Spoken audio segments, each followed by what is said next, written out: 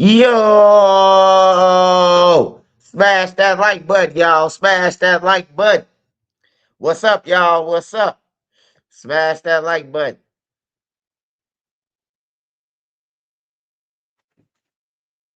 All right.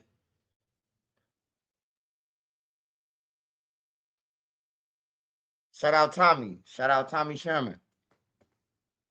Shout out Monty. Happy birthday, Monty. I know your birthday tomorrow, but shout out to you, man. You outlived a lot of people, man. Shout out to you. Shout out to Tommy S. Tommy S, man. We got Monty McCary. Happy birthday. Happy early birthday, brother. Shout out to Monique Moore. Shout out to Monique Moore. 1431 OG Monique. Shout out to Monte McCurry again. Shout out Messenger. Messenger, I appreciate your support, brother. I be seeing you, man. I don't know your name, but shout out to you, man. Shout out Messenger again. The swiper. Shout out Matthew Liggins. Shout out Matthew Liggins, man. Appreciate your support, brother. Shout out Soretti, 720. Slim Jones, Jeezy, 1. Appreciate you, brother. Shout out Bone Yak. Shout out Savage Black, Bone Yak, the whole DMV, Baltimore, everywhere. Along the White House and around that joint. That John, like the Philly people say. Shout out to Philly, man. New York, LA, Atlanta, Dallas, Kentucky, Detroit. Shout out to all y'all, man. Hood fella. Shout out Hood fella. Hey, make sure you go and get life insurance, y'all, too, man. It's very important. Life insurance is very important. You might think it's a game, man, but a person could go tomorrow and then don't nobody got no money. Hey, it look bad, man. I'm telling you, it just look bad when a person killing and talking about money and all that, and then they people got to go fund me, man. It just look bad, bro. It ain't bad because everybody need help sometimes, but it look bad, you know when you see the kids wearing Amiri and shit like that, you better go and sell some of that Amiri in his closet and get some casket money. Shit. Hey, Sparks Visual, shout out to Sparks. Shout out to Hood Fella again, man. Shout out to SD Martinique. Shout out to Sparks. Shout out to Damian Phillips. Damian Phillips. Shout out to Damian Phillips. That's Hood Fella. Damian Phillips. Shout out to Stream Elements. Stream Elements in the building. Shout out my boy Trock. Trock, the youngest. Shout out Eddie Brown. Eddie Brown. Shout out Shaky Shack. Shout out Signora Taylor. Signora Taylor. Shout out to you. Shout out to Eddie Brown, man. 3737 South Cottage Grove. Oh, that's right by Doolittle then. Said 3737. No, that's at the end. That's going toward, yeah, that's damn near Doolittle. Doolittle stretch from 37 to 38. Fun and Amos. Shout out to Fun and Amos. Shout out to Lil Mamas. Nook Taliban. Shout out Nook Taliban, the whole Detroit. Shout out the whole Detroit. Say the Taliban, man. I'm glad I got the Taliban on my page on my side. Shit, I want to see them. Chummy Win Bush, 442. Shout out Orange Stevo, man. Make sure y'all check out Orange Stevo music, man. Orange Stevo is hot on the music. Make sure y'all go and check him out, man.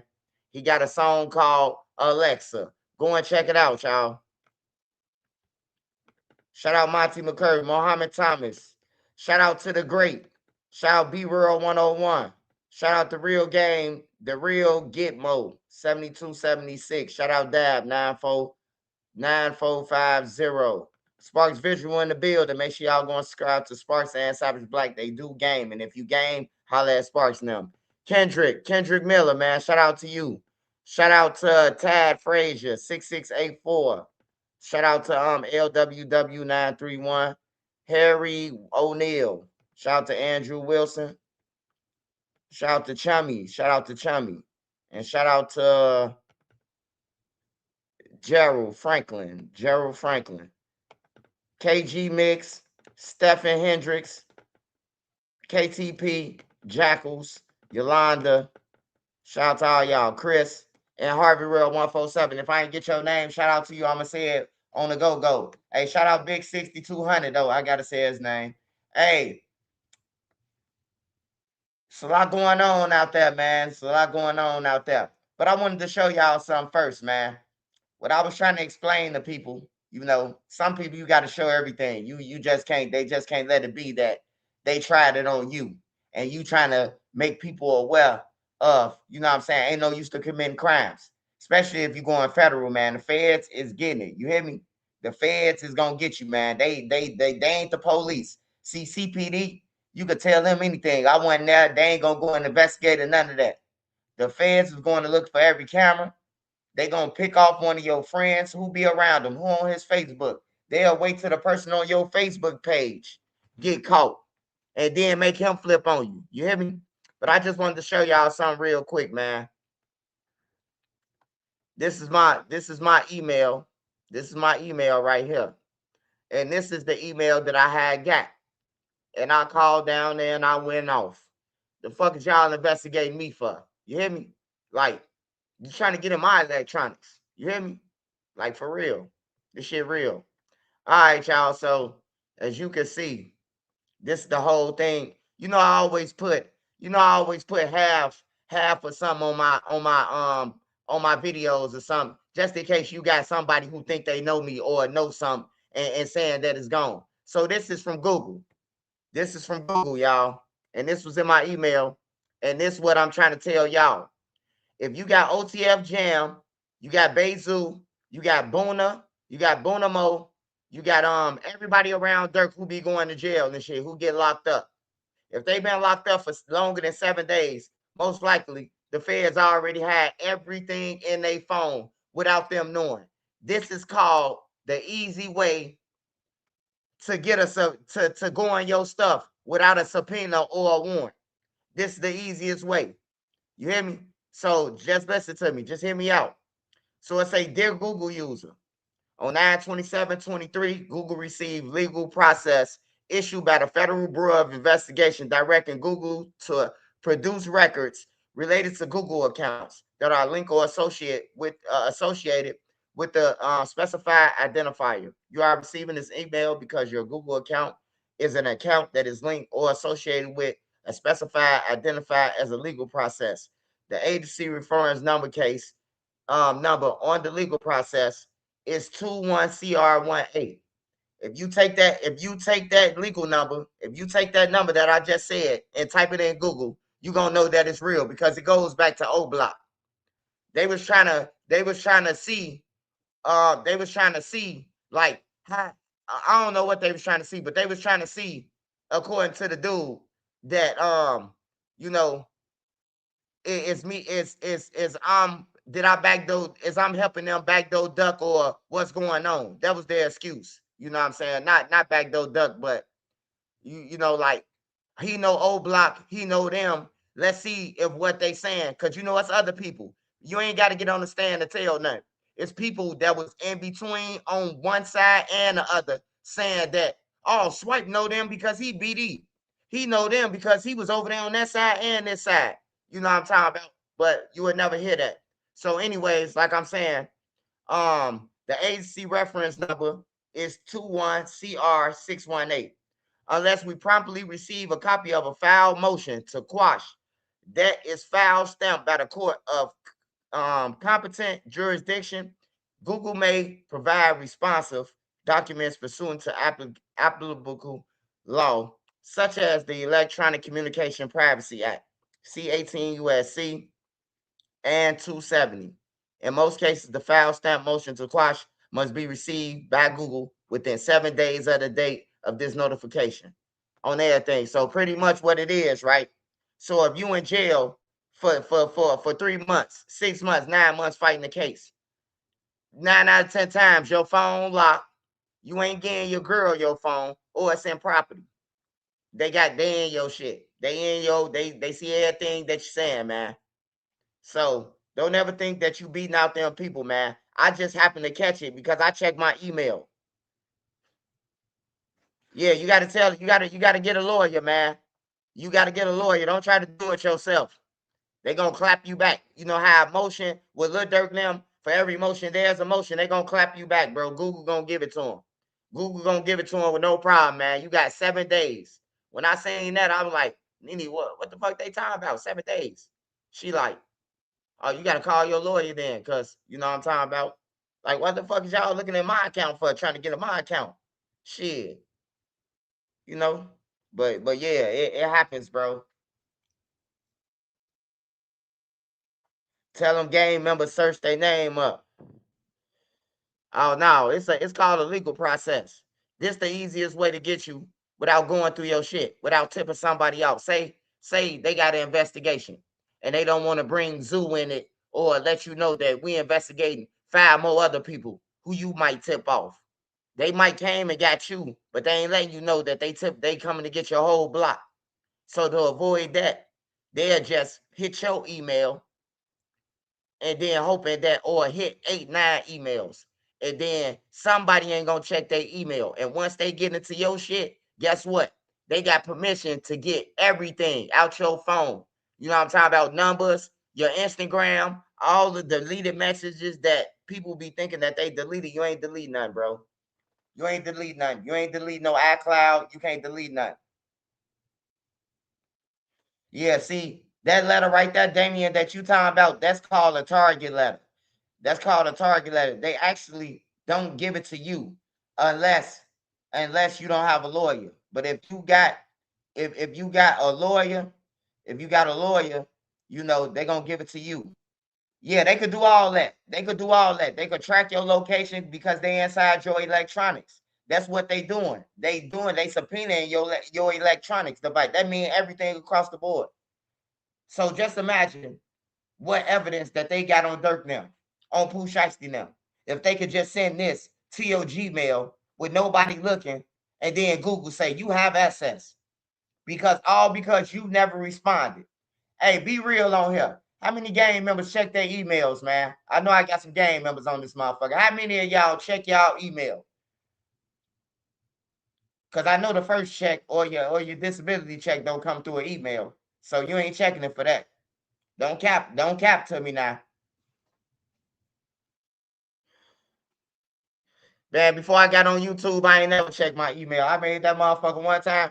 Only time I checked my email was when it told me I needed to go to my email to reset my password. That's the only time that I seen the email in the streets.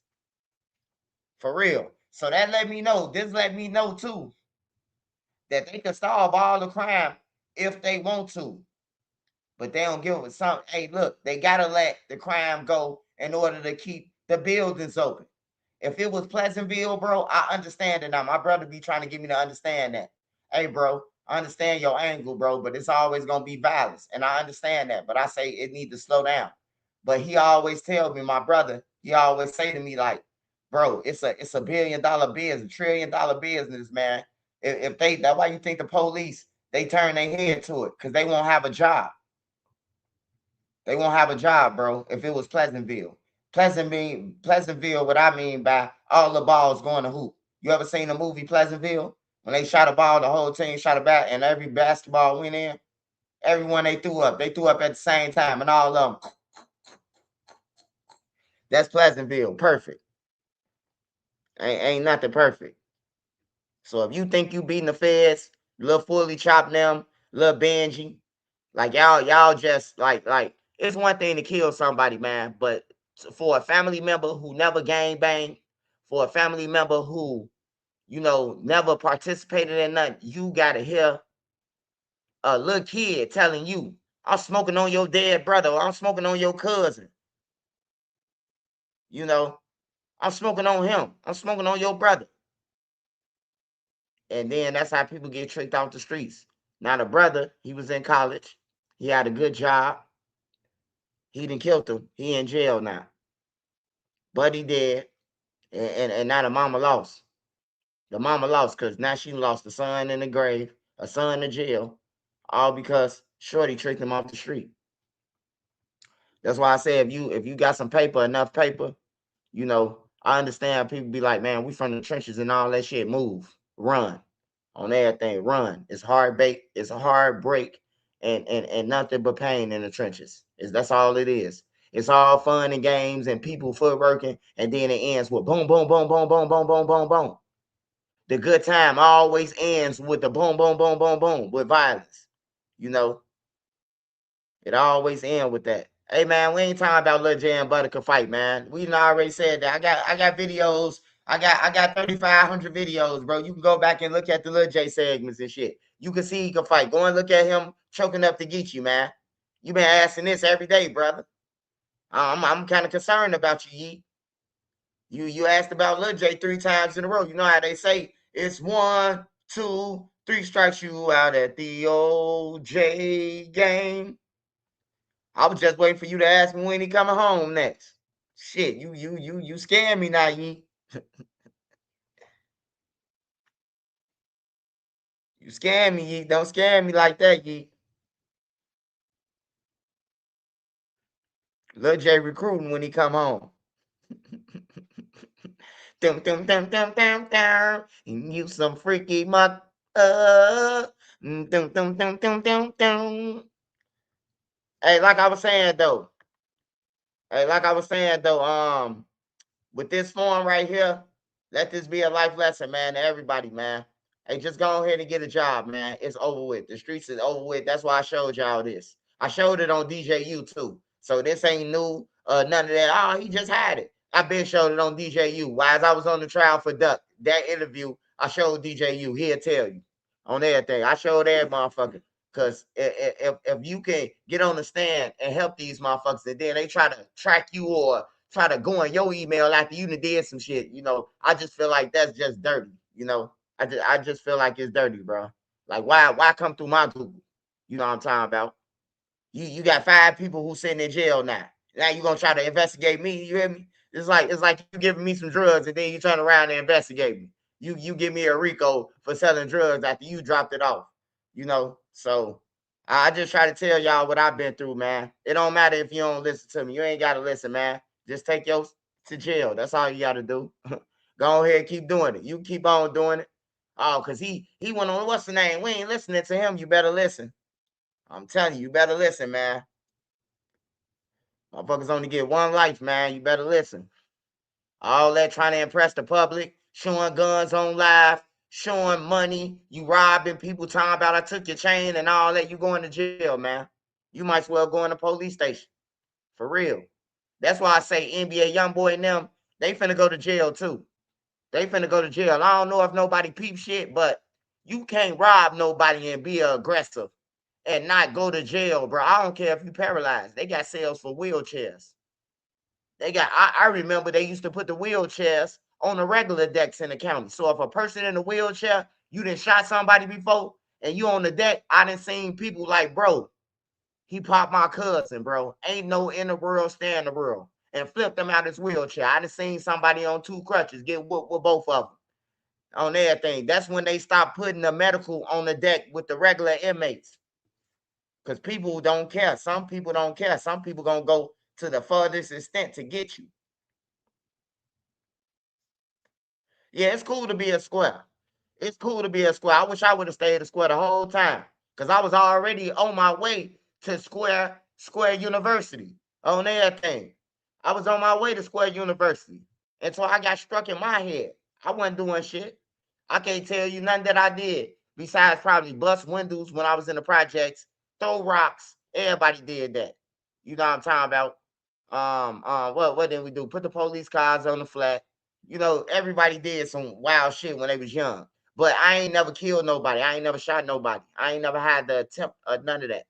I'm damn near ain't even had to fight besides in the projects because it wasn't normal in the suburbs just to be punching on people and getting into it with people about shit.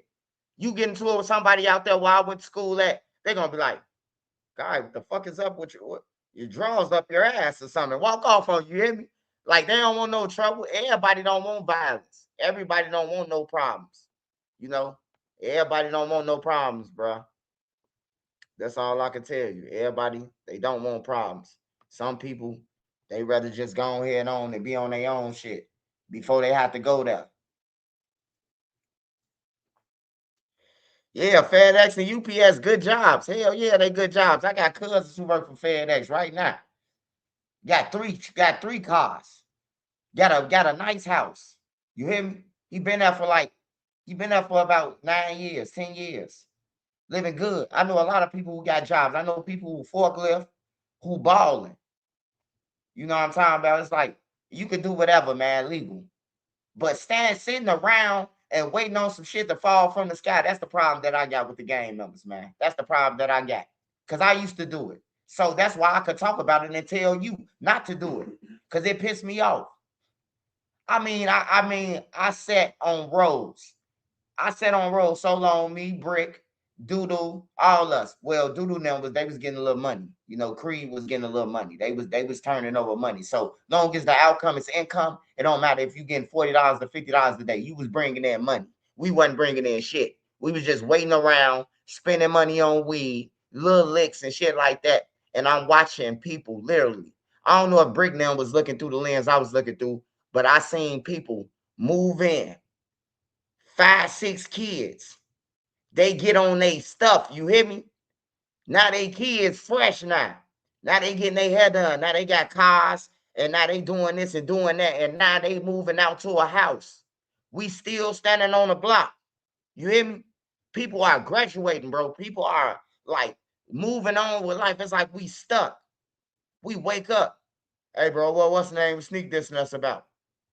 Yeah, I seen the ops try to come through. These the stories every day on the block. The same fucking stories. These the stories on the block every day.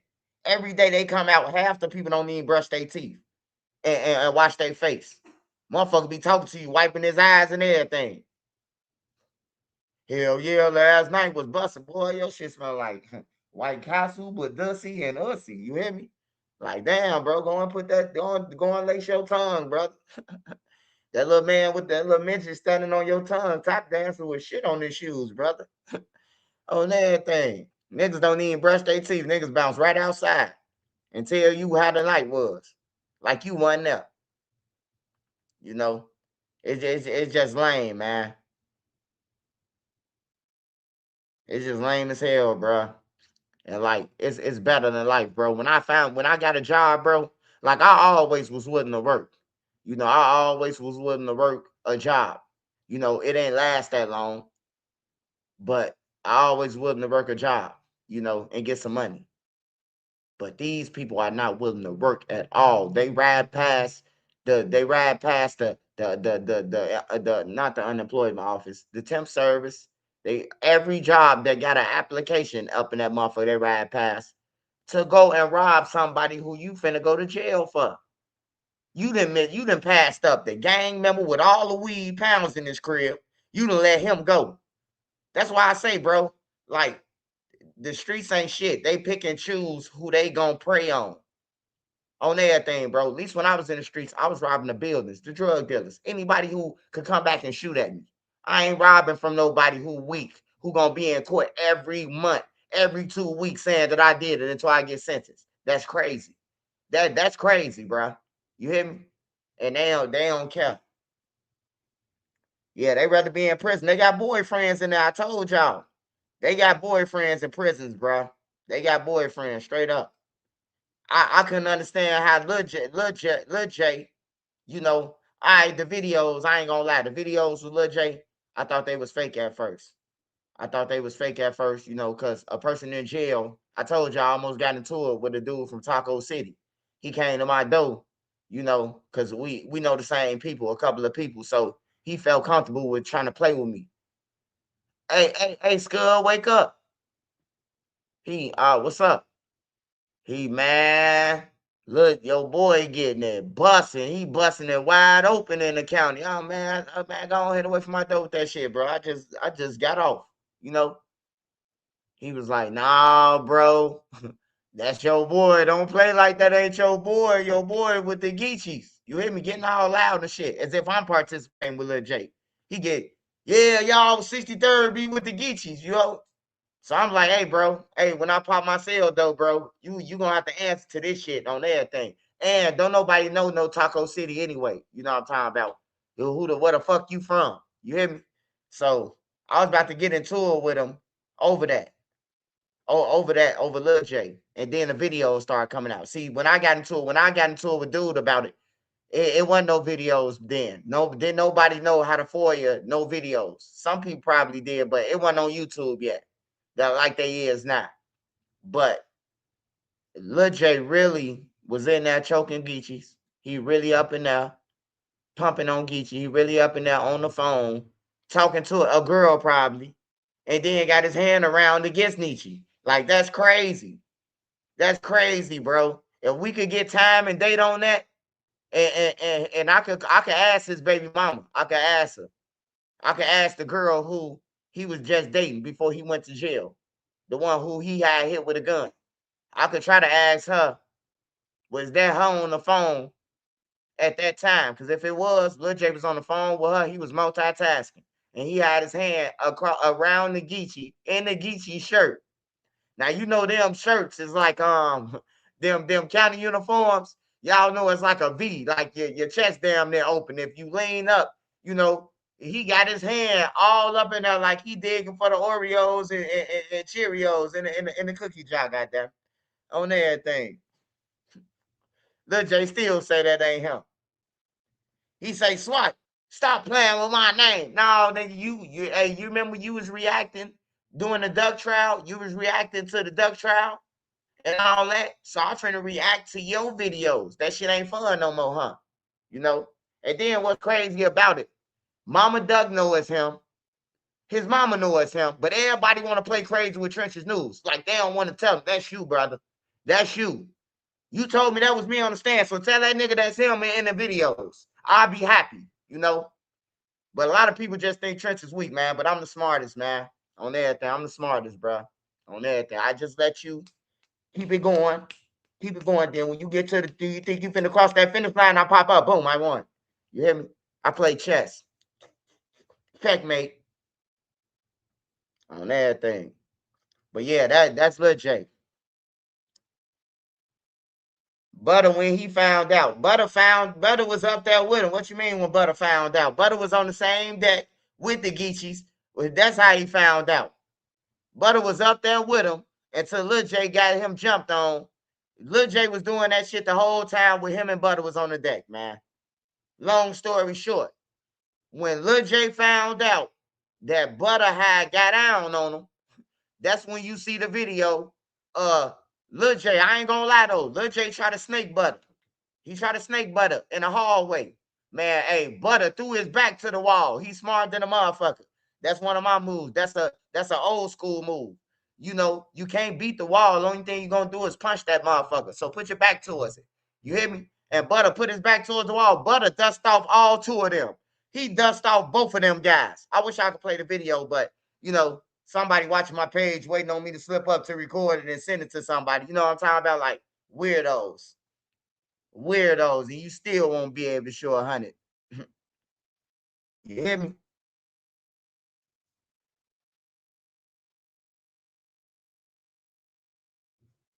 I knew it was Lil J when I seen that headline. I say, hey, I knew that motherfucking I knew that Professor X headlining shit Wolverine since motherfucking he was 10. That's him. Just like I know in that picture. That's Jam. That's Jam at that gas station, goddammit. I'm 100% sure that's him. I know how Jam a body, how he is. I didn't seen him shoot before, goddammit. I know how he point on everything. That's the same stance from when I seen him 20 years ago, nigga. Oh, there. Hey, Jam, handle your business though. Get down on him if you got to, brother. Cause in reality, Jam, everybody can say what they want to about you. But if they go in that cage with you, it's gonna be like fighting with Sparky. You hear me? On everything, cause Jam headbutt motherfuckers. He got a big head too. I ain't gonna lie, I'm just gonna have to take him out and just, you know what I'm talking about? The knife. What they call them in New York, the Hawks. I'm gonna have to hawk him, son. On everything, man, using his head, banging his head on metal things in the jail. The guards telling him he can't get no phone call. Jam hitting his head on the door. Boom, boom, boom, boom with his head. Hey, that type of shit right there, you got to get the hawk, son. What they say in Cali, we got to squabble. Nah, we ain't doing no squabbling. If you will hit your head on one of them metal bunks, goddamn it, because you upset about a phone call, we ain't doing no squabbling. It's over with. Your head is beyond the universe, brother. I brought a gun for a chick while I was stationed in Virginia. 6 years later, She married to someone else. I'm living life, and the feds called me. Damn, man. Hood fella, man. Don't tell me you about to get indicted, brother. That's all right, hood fella, man. Hey, look, I got your back, brother. You always got my back. I got your back, brother. I'm going to call up to there every day and tell them to leave you the alone. Get Vonnie. Y'all know he did it. They're going to be like, Vonnie, he did it. Excuse me, sir? Vonnie did it? Who is Vonnie? I got the wrong phone number. Click. What up, Swipe? It's Keith from Belvedere. Dirk Cook. Hey, shout out Belvedere, man. Shout out Belvedere. Belvedere, Illinois by Rockford.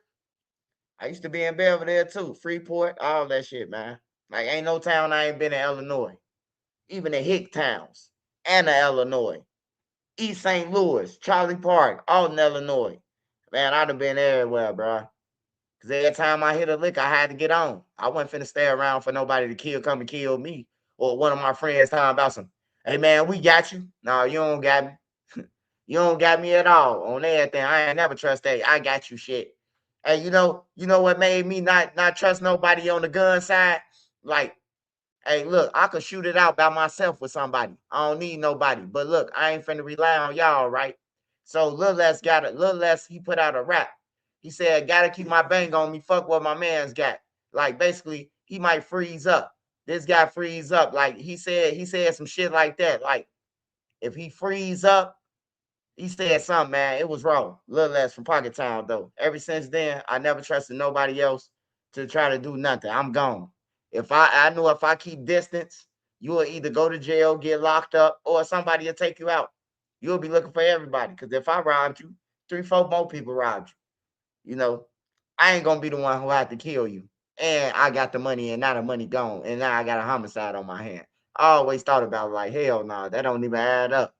I done killed the motherfucker, the money gone, and now I'm on a run. Like, nah. Fuck no. You know. Delete my comments. We won't comment session to be in the Rico for being, and I don't know what you're talking about, brother.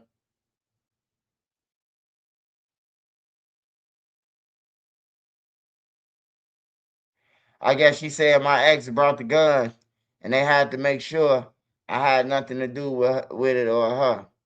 Oh yeah, man, they try to get you like Memo600, man. Let me see if you qualify for the Memo600 package real quick, hood fella. Hold on. Let me pull up the video from yesterday, and I can listen to it. Sound. I'm just fucking with you, hood fella. Hood fella, like, man, quit playing, swipe. Hood fella, man. We ain't gonna see you part of the pipe lords, huh? That'd be crazy if Hood fella part of the pipe lords. No more guessing, no more His stress. name is Hood Just tell us fella, what and he you be love, on and we'll Trenches craft News. the perfect itinerary. This is From Chuck Galley, adrenaline-pumping tours to reporting serene live from escapes, we WGN take News. care of everything, so I'm you out. can simply enjoy. This is your moment. New here at 6 o'clock, Smash that like button, y'all. team Smash has that like learned button. that Send me a cash app. Let's gun do it. pipeline between Georgia and Chicago has been shut down by federal authorities. Unfortunately, not before an arsenal of illicit guns have made it to the streets and been used in violent crimes for years. Our investigative reporter, Chuck Gowdy, is joining us now with how these guns were smuggled north. Chuck? Stephen Ellis and 5 men tied to Chicago street gangs appeared in a music video with machine guns hoisted over their heads. Guns they referred to by the code word pipe and themselves as the pipe lords, according to U.S. investigators. The men tonight facing federal charges accused of making legal gun buys in Georgia, then supplying the arsenal to their gang brothers in Chicago. This man accused of being at the top of the Chicago gang gun trafficking pyramid, 28-year-old Anthony Edmonds, seen here holding a Glock pistol that authorities say had been converted into a fully automatic machine gun. The beginning of the gun pipeline here in Athens, Georgia, where beginning in the year 2020, authorities say Edmond fed a 785-mile pipeline to Chicago, where gang leaders were stockpiling weapons. According to newly filed federal charges in Georgia, Edmond purchased guns from 5 different retail stores, falsifying paperwork and circumventing federal law. In custody now are 28-year-old Rafael Ralphie Enriquez, a Chicago gang operative with a violent criminal history stretching back more than a decade. And in custody, this Chicago man, 34-year-old Melvin Griffin, whose first gun arrest was 12 years ago. You be with them steppers, huh? 50 shot Glock tote. Would it be back broke? Nigga, they flat broke. You be with them steppers, huh? Steve Drive. Where you from, Memo? Steve Drive. No, he ain't from Steve Drive. Who said that? No, he ain't from Steve Drive. Now he got the feds on him. Hell no. Steve Drive. Hey, Memo slick than a motherfucker, though. Y'all ain't peep what I said yesterday. Memo knew the feds was on the feds. The feds sent that motherfucker target letter. He went over there with Ruger and them, see what he can pick off from the ops. I ain't telling on my guys, but I give you Ruger and them. Go. This music video, recorded in Georgia, is cited by federal prosecutors in their grand jury indictment, in which authorities say several of the accused Chicago gangbangers are seen brandishing Glock pistols that resemble those illegally bought for the pipeline. Investigators say the video, entitled Switchy, is a tribute to the illegal switches that turn regular pistols into fully automatic weapons. The alleged producer of the gun video is this man, 29-year-old accused Chicago gang member Elijah Lucina. He's a fugitive.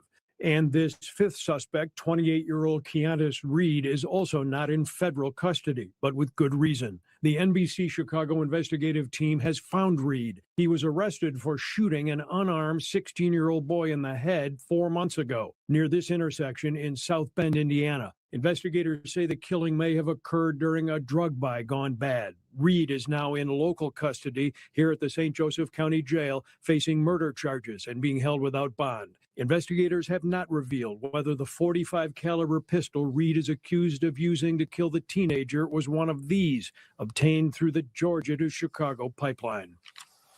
ATF is the primary agency on the gun pipeline case. Agents from U.S. Alcohol, Tobacco, and Firearms tonight have pieced together a remarkable timeline of guns from Georgia and violent crimes in Chicago, beginning with gun shipments by car and even via checked luggage on commercial flights coming into O'Hare. The guns later used in murders, carjackings, armed robberies, or just for personal protection, which you may need if you're in that line of work. But hopefully by shutting this pipeline down, hopefully that means less violent crime in Chicago? You would hope so. All right.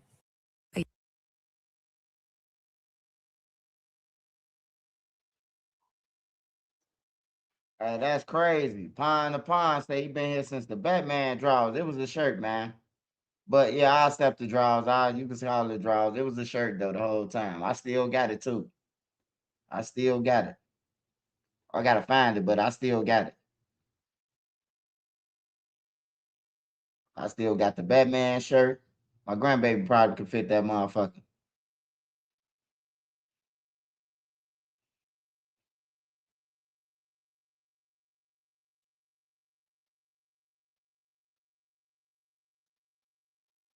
Yeah. Hey, look, the way Memo was moving, you know you're gonna get locked up. He's shooting guns in the air, man. The people know you ain't got no lights to carry, bruh. Like, I thought Memo was lights to carry the way he was showing guns on the internet. Shit. You know, some of them guys be lights to carry. Some of them guys, you thinking that they be just having guns on them, they lights to carry, man. I know a couple of them from the hood that's lights to carry. Hey, who said DQ did a video on 63rd? I ain't see it yet. He must then put it up. Because he don't want, if he want to stay in O Block, if he want to be able to hang in O Block, he don't want to put that up. Because I'm calling the owner of O Block, not the person who running it. I'm calling the owner. Hey, look, to avoid the violence, hey, these guys got to stop coming in there. This period. They got to stop being in there. They online woofing at people. And it's hey, look, O Block might look like everybody with it, bro. But it's hundreds and hundreds and hundreds of people, innocent kids, bro, that a bullet can come through their window, bro, and kill them. All because you woofing on the internet. And then y'all hiding behind the gates, bro. Like y'all been doing. Y'all been hiding behind them gates shit since 2002. Since I came on King Drive, y'all been in them motherfuckers. The seniors of the old Blockians, the Wick City people. The people who claim Wick City was in the gates before that. Only one came out the gates was Lil Mark on everything. 112, T Roy, big brother. T Roy was little then. Only one came out the gates in their era was T Roy and them and J Money. The rest of them ain't come out the gates. I'll be like, man, walk up to 63rd with me, man, so I can get some weed. Oh man, we can't go up there. The GD's up there. May I mind you, the BDs, that's a BD block, King Drive, 63rd. It's like the foundation of the BDs, you know. And they won't even walk up there. They ain't never want to walk up there, bro. Every time I ask them to walk up there, walk to the Chinese restaurant. Chinese restaurant, cat a corner from the Chinese restaurant right there on 63rd when you get off the green line. So when you get off the green line steps and walk across, it's a Chinese restaurant next to the laundromat. They don't even want to walk there, bro. They don't want to walk to the currency. If they go to the currency exchange, bro, they got to walk up there 50 deep. I remember when I was in the currency exchange, Fat Trio, Fredo, Boss Top, all of them was in the currency exchange. Ball Out, all of them was in the currency, bro, on 63rd with their guns and shit. Like, what up, Swipe? Shit, what y'all on, man? That's when I first seen Fat Trail. I ain't know. I seen him on the thing with Keith on that video with Keith, but I ain't never seen him in real life. But then when I seen Fat Trail on 63rd, I'm like, yeah, he from the trenches. He came to Chicago and he was walking outside the gates with them. But I ain't know if he knew that how the law swizzle around Chicago. Like, they hopping out on you. Hey, get against the car. Like, that's how they is in Chicago. They probably do it in DC too.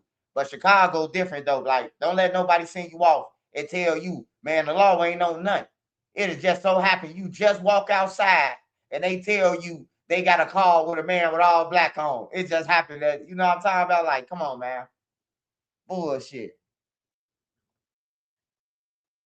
Durk started off with license to carry. Now Durk ain't never had no license to carry.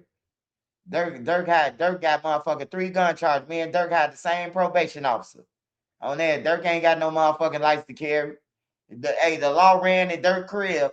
The law ran in Durk crib with Zoo and them and got 3 guns. They put 2 guns on Zoo and 1 gun on Durk. Durk was in a joint. Once you go to Illinois Department of Correction, you a felon on everything. So Durk ain't no license to carry. Now Durk thought he was slick by wiping his record. Oh, I get a second chance. My record clean. After he done killed everybody. Hey, that nigga Durk crazy, man. I ain't gonna lie, man. Hey, Smirk, hey, if you want to go down, if you want to say he go down as one of the top gangsters of Chicago, that's what he gonna go down there. But that's lame to me. That's lame to me. You know. That's lame to me, man. You want to go down as being Al Capone them or one of them, like, that's lame to me, bro, because you still trying to be like somebody else, you know. But he going down as Larry Hoover status for Chicago, bro. Like, they finna make an example of him. They might fly his ass around the CS Tower like they did Larry Hoover and say, this your last helicopter ride. You finna go helicopter to ADX on our way from California to ADX. We're going to spin around Chicago and let you see the Sears Tower for the last time. For real. That's what Larry Hoover say they did to him, man. It's a video. Go and look at the documentary. It's your last time you see in Chicago. But Larry Hoover did see Chicago again because when they flew him back, they had to fly back through. So he ended up seeing the Sears Tower. By the grace of Trump on everything, bro. Because Obama wasn't trying to. Hey, a president ain't trying to let out nobody, no killer or none of that, no kingpin. They ain't trying to let your ass out unless it's for drugs. They ain't trying to let you out. Only reason why Trump let Larry Hoover out, because Trump knew that these suckers in Illinois, the governor, they ain't finna let him out. They ain't finna let him out. They ain't finna let him out of jail, you know, which would be a good thing if they let Larry out. If you ask Trench's News. Next time I get on the news, I will be telling the news that I will have on a free Larry Hoover shirt. They need to free him, bro. So Larry Hoover can at least talk to the youth, talk to everybody. I want to hear him say something because everybody been putting it on him and we never heard the man talk. So I really want to hear him talk. I want to hear him say something. You know what I'm talking about? And I know Larry Hoover ain't going to come out talking about some, yeah, we need to go against, nah, bro. Hey, look, your ass better put down them guns or you're going to be in jail. You're going to be in federal prison for the rest of your life on everything, you know? So I just think Larry Hoover should get a chance, man. At least be in a halfway house or something, bro. Like to talk to the youth. Like they should make stipulations where he gotta get on the internet and talk to the public, you know, about non-violent things, you know, and the shit that he been through, so you won't go through it. You know, seek information. I love seeking information for everybody old. You know, you watch people long enough, you will learn not to do what they did. That's how they got burnt. You know, you always learn from somebody else, man. And I know Larry Hoover, a lot of people say he can't stop nothing or nothing. Maybe he can't stop nothing. But I know damn well it's a lot of people who look up to him that's on BS, that's sending the little shorties off. If he could talk and say, no, man, it ain't cool sending the kids off, the people who look up to him might stop sending the kids off. You never know. Just because you ain't listening to him, that don't mean somebody else ain't listening to him. I'm wearing me a free Larry Hoover shirt on a hoodie on Vlad. I go on Vlad, I go on next platform I go on. I'm wearing a free Larry Hoover on that thing. They need to let Larry go, bro. And I ain't GD. I hate gangs. I don't care about no gangs. You know, it's just the principle, man. Like he could say something. You know, just to have him in jail and not saying nothing. That's weird. You know, that's weird. Just to have him sitting in jail and he can help. He can say something. Just say something, man. Like don't do it. It's millions of people who look up to Larry from different states.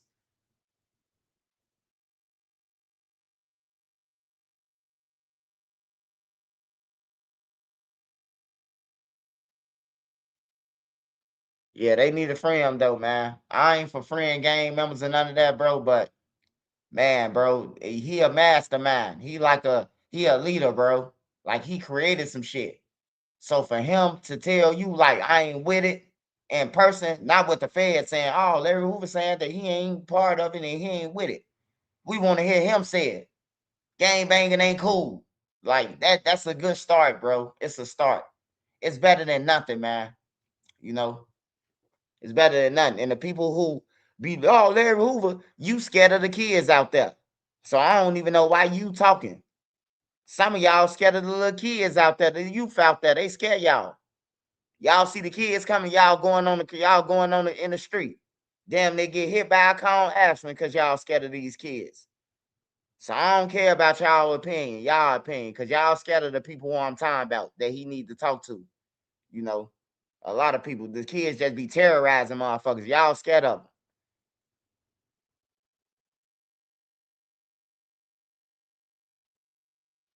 them. Do young ones like Larry seems like it is? Hey, look, this is what I'm saying, Kobe, Cobb. The young kids don't even know Larry. I don't know Larry Hoover. I'm 42 years old, man. I ain't never seen him, don't know him, or none of that. I don't know King David. I never put it on King David. I never said on King David. I don't even know him, bro. It was like always weird to me. You hear me? Like that shit was always weird to me that I'm hearing my guys say on King David. You know, and they ain't talking about the one in the Bible either. They talking about, you know, a person who dead that they don't know. I couldn't do it, man.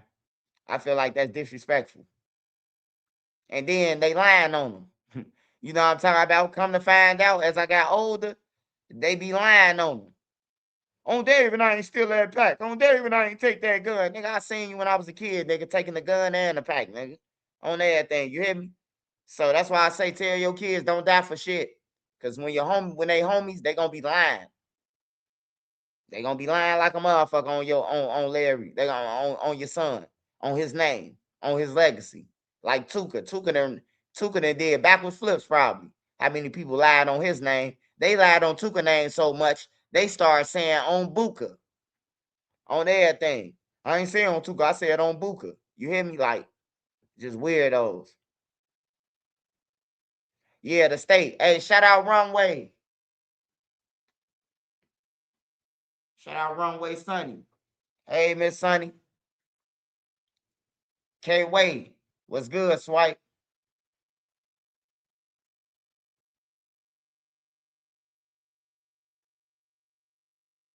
Yeah, on Puka and all that shit, bro. Like, that's foul, man.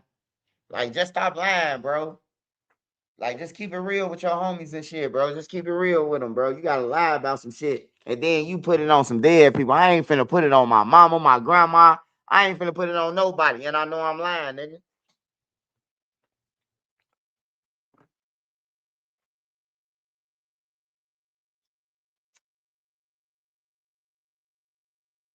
Hey, man, I was just talking about Larry Hoover, man, and what he could contribute to the rural right now. I ain't talking about no GDs and none of that, man. I'm talking about Larry Hoover himself.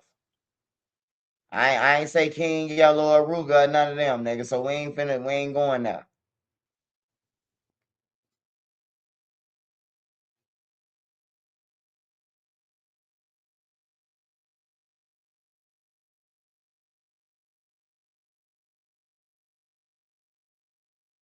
Hey, it's supposed to say it's hard to stop saying it. He been saying it since what's the name?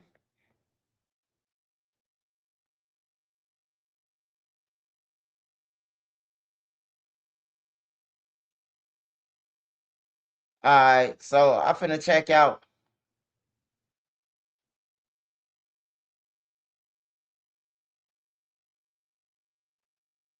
Let me check out. Two guys couldn't find Like, clothes that y'all. fit, so they built a multi-million-dollar brand for shorter men. Stephen and Eric were both under 5'8". Standard shirts were too long. Pants always needed hemming, and it clicked. No one was designing for their proportions. So they built Ash and Erie, a premium brand made exclusively for shorter men. Not shrunk down, completely redesigned. They took the idea. A deadly shooting outside of a Domino's Pizza in Normandy is under investigation. Police have not yet released details about the victim, but family members tell Fox 2's Kelly Hoskins he was a Domino's delivery driver and a father of two. We're right outside of the Domino's right here on Natural Bridge. Earlier today, someone dropped off these flowers in honor of the victim. We're told that a confrontation happened right here on the parking lot between the suspect and the delivery driver, claiming the life of one victim. The parking lot is empty now and the Domino's restaurant is closed for business. But we're told Wednesday night, employees were working inside when chaos erupted outside in the parking lot. Police rushed to the scene after a deadly shooting at the Domino's Pizza on Natural Bridge Road in Normandy. Investigators have not released details about the victim or what led up to the gunfire. However, family members identified the victim as 28-year-old Dominique Hoskins and shared these photos. They say he was a father of two and working as a delivery driver at the Domino's part-time during summer break and was a full-time educator. He was shot and killed while at work. A driver in their car, and it's just kind of scary. It happened so close to home. The shooting has left neighboring businesses shaken. Workers say delivery drivers already face risk on the job, and incidents like this one add to those concerns. It's a dangerous thing to do, and you're just trying to make a living. We have to have extra security around here because of incidences. The owner is kind of concerned about our safety here. Residents say they're heartbroken by the violence and want to see the community move in a different direction. All this violence needs to stop. We need to come back and get that community vibe back. And all this violence is just very disheartening. And I just wish it would end and we all just come together. Police continue to investigate exactly what happened and have not announced any arrest. We reached out to the Normandy Police Department and also Domino's for a comment and more information. However, we have yet to hear back. We're told that the investigation is ongoing. Reporting in Normandy, Kelly Hoskins. New here at 6 o'clock.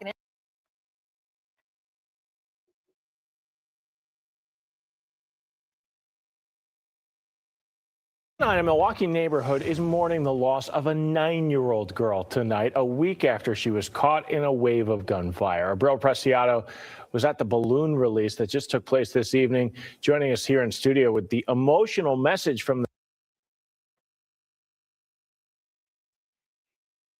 Man, I ain't gonna lie, man. You dudes out here some cowards, bruh. Like, y'all don't even want to box. Y'all scared to even throw a punch at somebody. Y'all get y'all ass, y'all killing somebody. Even if you don't even get beat up, you can get punched and just start shooting at somebody, man. Y'all always hit somebody who ain't got shit to do with it, man. I can't imagine losing one of my kids, bro, to somebody because they exchanging gunfight with each other in broad daylight in the public where everybody at, man.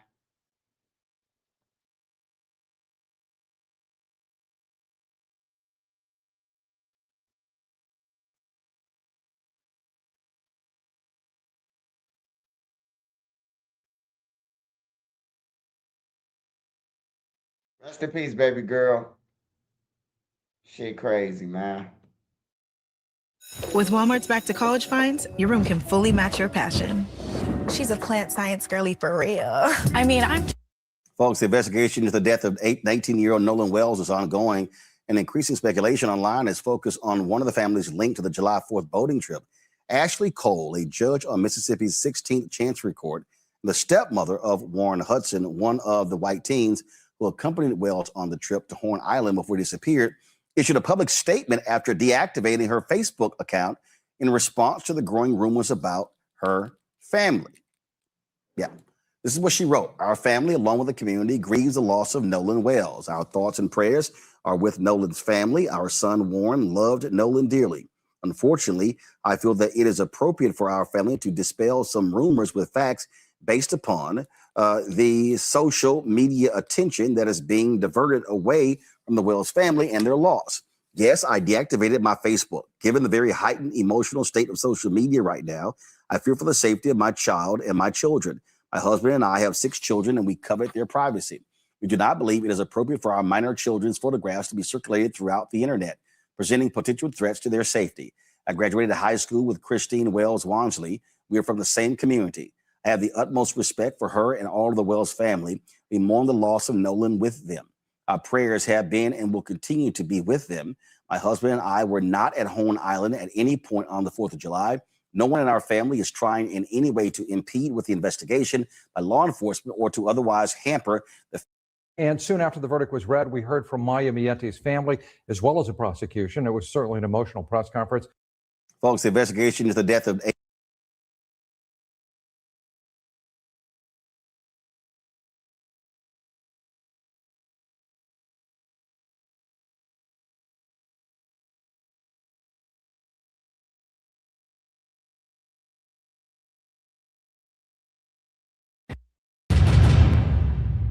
We're going to investigate every aspect of why Nolan Wells is not with us today.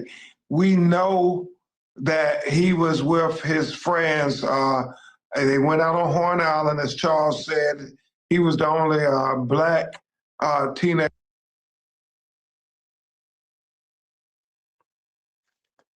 Yeah, I ain't gonna lie, man. Watching this Ryan Wells, Nolan Wells, man. I ain't gonna lie, bro. It's like sometimes, bro, you just gotta stay like you a kid though, so you ain't thinking nothing gonna happen, bro. But I don't know, man. It's sad though, bro. And it always happen down that way, bro. That's what be killing it though. In all them towns, man. I be seeing people on boats in Chicago. I don't never hear about this type of shit. Like I hear about people flipping off boats and people getting found in the water, but most likely they jumping in. Man, they hanging people from trees and shit, and then they say, "Oh, ain't no evidence. We ain't got nobody." Like somebody was hanging on a college campus, bro, from a tree, a black dude, bro. And they said that he hung himself, as if he got up there on the branch and the tree looked like the Timberland sign that he got found on. They said he hung himself, man. I couldn't believe that shit, man. They ruled it a suicide. It's natural for things to slow down in the bedroom, but why settle for natural? This has us jumping each other like we're 20 again. Rouge Ready is a discreet ED med that does 5 things most others can't. Social media posts led to the arrest of a wanted felon charged with the possession of a machine gun on Indy's northeast side. This happened this week. Fox 59's Jesse Wells talked to IMPD, who say the case reflects a public safety priority. At the time of the bust here at this apartment complex on Monday, the suspect was on probation after pleading guilty to a previous gun case as a juvenile, but that didn't stop the suspect from allegedly getting online and once again breaking the law. Posing on Instagram with an active warrant out for his arrest, IMPD claims Patrick Owens posted numerous videos with firearms on social media, which as a convicted felon, he is not legally allowed to carry. That investigation led to the 18-year-old being arrested at this apartment complex near 42nd and Meadows Drive. This is super important. It highlights the great work that we continue to do, getting repeat offenders, getting guns that are held unlawfully by these violent individuals off our streets, keeping Indianapolis safe. In this case, IMPD put Owens under surveillance on Monday and using a drone allegedly took multiple pictures of him carrying a gun. According to court records, when officers tried to arrest him, Owens ran away before being tracked down by a canine officer. During the bust, IMPD recovered this firearm equipped with a machine gun conversion device. Police claim Owens posted a picture with that exact gun on Instagram the day before their raid, and IMPD insists cases like this can help prevent violence. That's our ultimate goal, is to keep the community safe. Again, we have to hold these people accountable. In fact, just this week, IMPD reported the Indiana Crime Guns Task Force has seized 143 firearms and made 127 arrests so far this year, as that group also continues to target repeat violent offenders. We're out here every single day on the street, removing illegally possessed firearms from the hands of violent criminals. We're not coming after grandma's guns. We're not coming after grandpa's guns. IMPD hopes Owens' arrest sends that same message. If you do have these illegally possessed firearms, if you are a violent felon, we are going to find you and we are going to hold you accountable. Took multiple pictures of him. Just when you thought you got away, look at that's the drone picture, man. He ain't see the drone over his head. He thought that was somebody just flying the drone around over his head doing circles. These kids are slow, man. He got the chopstick on him. He got the chopstick on him, man.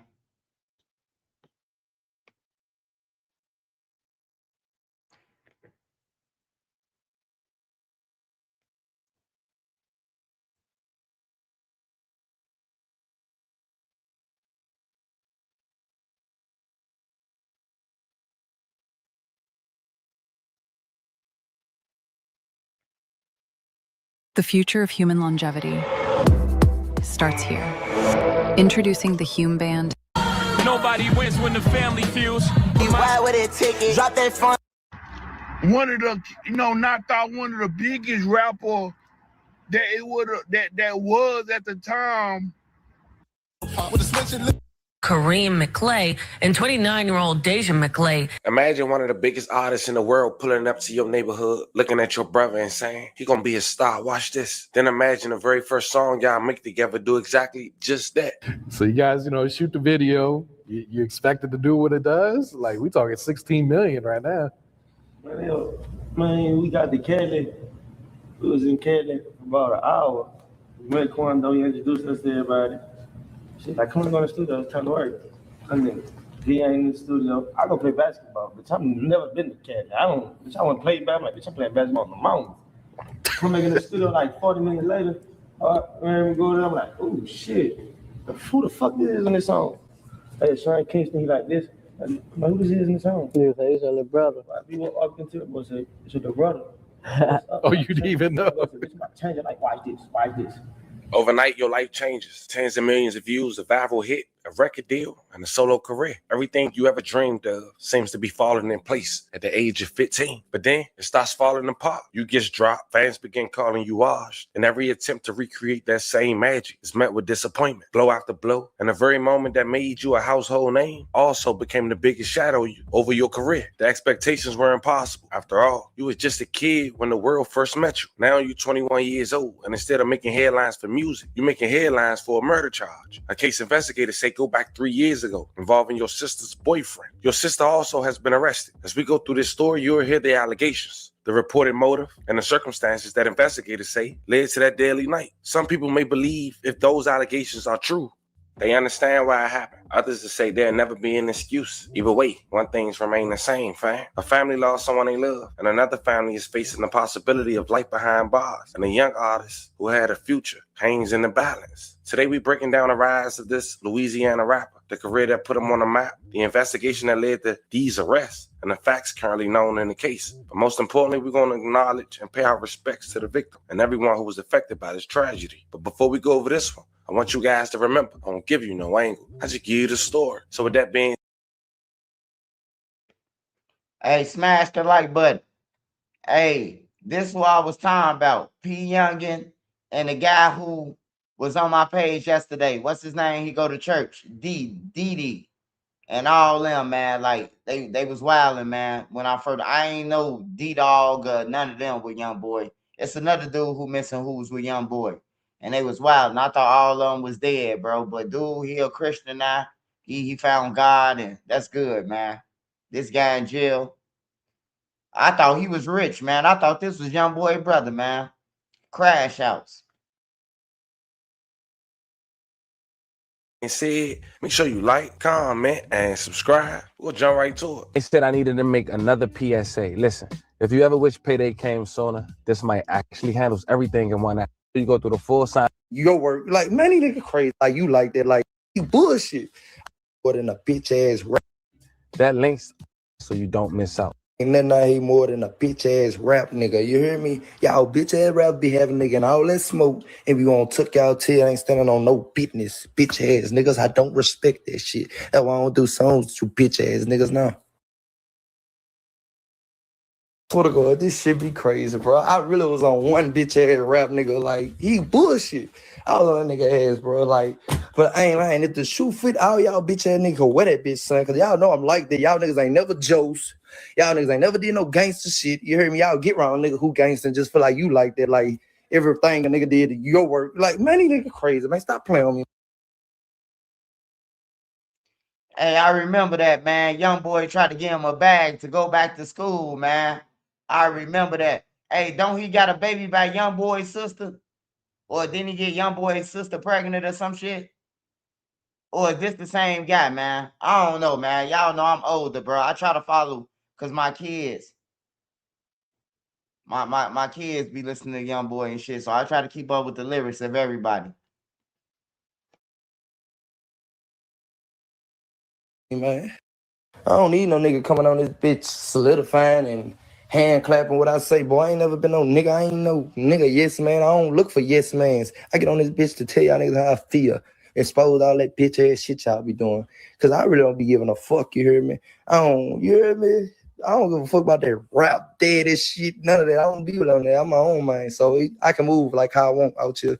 Fam, that clip was from a man identified as Jonah Christian Lee, also known as Jonah B. And 2 going on 3 years later, authorities were finally making arrests for his demise. He was gunned down back in March of 2024, which we'll later discuss. But the arrest wasn't just anyone. It was his girlfriend and an artist who was signed to NBA YoungBoy at the age of 15. But the crazy part about this, in that clip that you just heard, he was speaking on NBA YoungBoy at the very beginning. Which is kind of crazy because most would say at that point, NBA YoungBoy was one of the biggest artists even then. Why would he want to do music with him? But fam, you know how they talk on social media. But here's the thing. Also, you saw the clip of him speaking on Fredo Bang just moments later after looking at his story. And here's the thing. After this man died, Fredo Bang made a song and it was considered a diss. And most people believe that he was G Money Killer based on what he said. And people ran with it. If it's true, if it's not, only the good Lord knows. Because authority made an arrest. That person is now home. But as we stay on topic, Jonah B. last post on Instagram was a picture of P.Y. Youngin, a young man who we'll later discuss again, and also his brother, Rico. Now stay with me, fam. This man that's mentioned had these perpetrators in his last post on Instagram. They was together dissing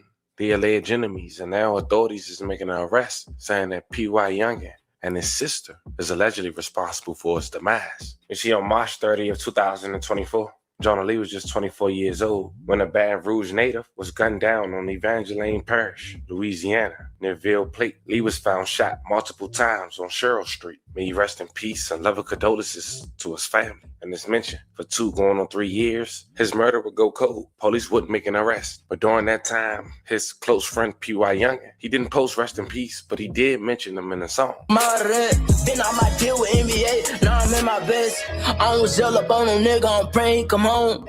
So we know where it come from when his partner gone. Shout out Jonah, he the reason that them niggas on. The DA after me, the face on me alone. The one thing about homie, especially knowing they was close, shouting Jonah out, well, they thought it was cool. But he also spoke on the feds watching him, and I wonder why, especially right after that bop. And also mentioned at the very beginning of that clip, he was released from NBA Youngboy's camp. And fans was wondering what's really going on with P.Y. Youngin. But here's where things get strange. Last year, it was a moment where people assumed P.Y. Youngin was dead and even made local reports, and somehow people ran with it. But a close friend of Jonah had reposted a reputable news outlet in the Louisiana area who reported that P. Youngin reportedly passed away. And instead of putting rest in peace, he put laughing emojis. And people wonder why, but he doubled down on the following post. Excuse they grammar, but they said effing. I'm laughing all week. Oh, yes. Brown bags. She want a brown bag. Yeah. Rico. This is like our 3rd, 4th time.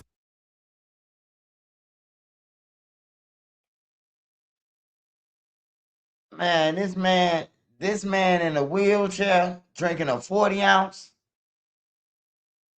Bro, these young motherfuckers are crackheads, man. Hey, nigga, this ain't California. They drinking beers out of baby bottle. What's wrong with him, man? He think he in Cali? What's wrong with him, Cali, man? He stealing y'all shit, man. That nigga too young to be drinking 40 ounces, man. Just say you can't buy no little beer, man. No 22 ounce, man. You need the 40 ounce, man. Oh, man. Yo, I say, what's up, baby? What's out? I had to start an interview like this, but it's all on the blogs. If you ask the internet, man, P. Youngin, you lost your little brother. P. Youngin is dead. All the blogs, they say he's dead. Like, rest in peace to P. Youngin, man. What's going on? To make a long story short, nigga got in some shit. Nigga gonna come with this shit, but shit, nigga ain't died. I don't know what nigga thought happened, but nigga ain't died. So where that come from? Like everybody, like all the biggest blogs there is, they was saying that he was dead. Like what are that? Like well, obviously it's a rumor if he's not dead. Where did that rumor come from? I don't know, cause when the shit happened, like I knew he was straight up. My little brother gang. Until I put the flag on and said like, bitch, stop playing. Don't down me. Come here. Green flag. You hear me? Still banging. Stop playing. And at this point, the fans that was left for P.Y. Youngin was looking at him crazy because he didn't post rest in peace to his homie, Jonah. He was in a last post. The close friend of Jonah is putting laughing emojis on reports that he passed away. And he basically saying F him. On top of that, you had people in comments and making videos last year, just months after Jonah passed away, before an arrest, saying the following.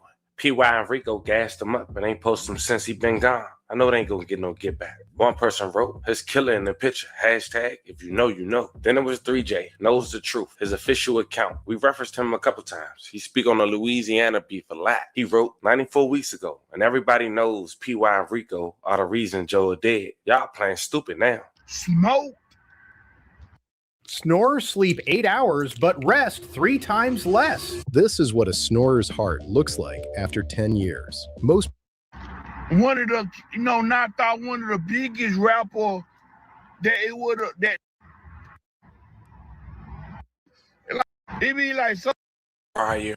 And then every time P.Y. Youngin older sister who prior and that video months prior to an arrest for Jonah. Fast forward to June 5th, 2026. P.Y. Youngin, real name, Cameron McClay, and 29-year-old Deja McClay, which is P.Y. Youngin older sister who even Fredo Bang claimed he slept with and teased P.Y. Youngin about sleeping with her. But I just was thinking, imagine not liking a nigga, and then every time you see him or picture him on Instagram or anything, every time you see this nigga, You gotta think about, damn, this nigga really stuck his dick on my sister. And that might be why Jonah B didn't like Fredo Bang as well, looking back at the context from the earlier clip of Jonah B going off on Fredo Bang after going off on NBA Youngboy. But police claim that same sister, Deja McClay, allegedly had hands put on her by Jonah. At least that's what she claims. And police believe that was the motive behind Jonah B's demise, even though they don't know exactly who pulled the trigger. They believe P.Y. Youngin, Cameron McClay, and Deja McClay was involved, but won't speak on exactly what involvement at the moment. So they was charged with principal to second-degree murder and currently held on a $150,000 bond. The sheriff's office in Evangeline Parish arrested these two in connection to the shooting of a man in Baton Rouge. That's 21-year-old Kareem McClay and 29-year-old Deja McClay. They both face principal to second-degree murder charges. Deputies found 24-year-old Jonah Lee laying in the middle of a road in Val Platte in 2024. He was taken to a hospital but did not survive. Detectives say more people could be taken into custody.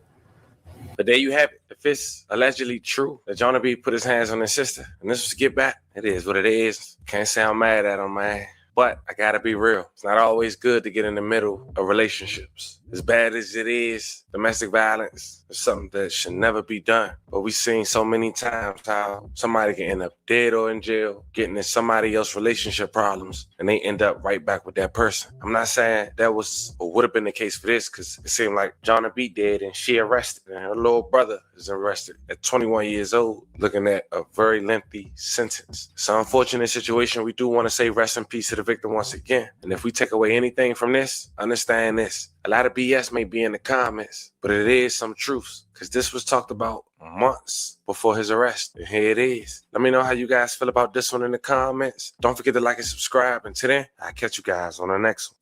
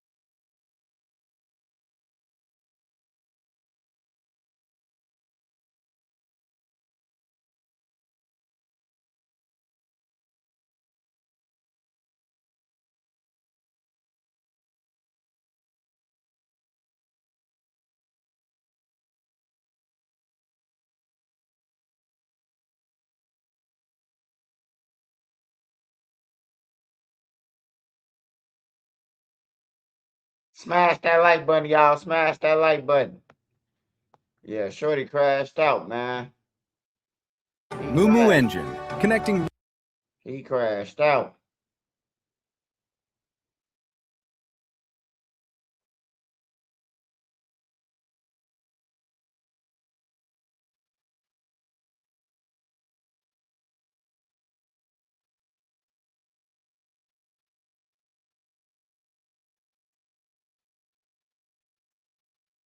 My boy Newski, that's my little shorty, man. Oh, little Newski, man.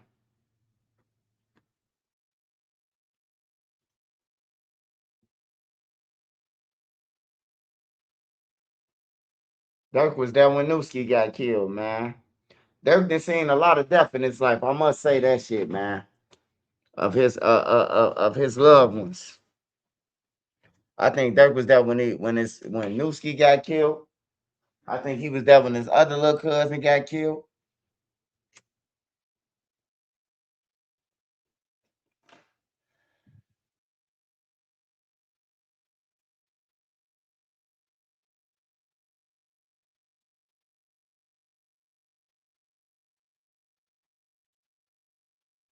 Hey, who is B Fizzle? Who is B Fizzle? Man, Gucci Man got some guys on his label. His motherfucking label, crazy than a motherfucker. Big Fizzle.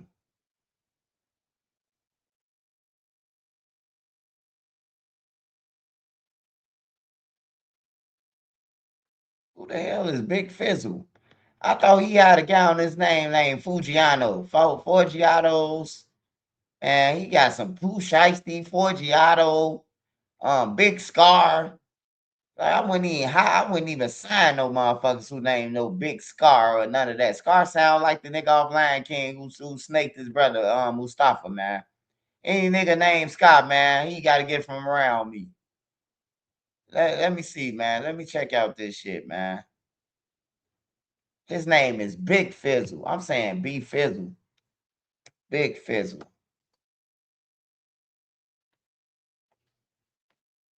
Hold on, y'all. Bear with me real quick.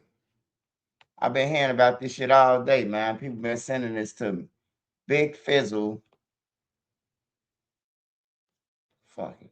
I'll go with him. Watch, a Blytheville rapper has been arrested in connection with a fatal Monday night shooting. Jeremiah Edric Northern, known as Big Fizzle, was booked into the Craighead County Detention Center at noon today on suspicion of first-degree murder.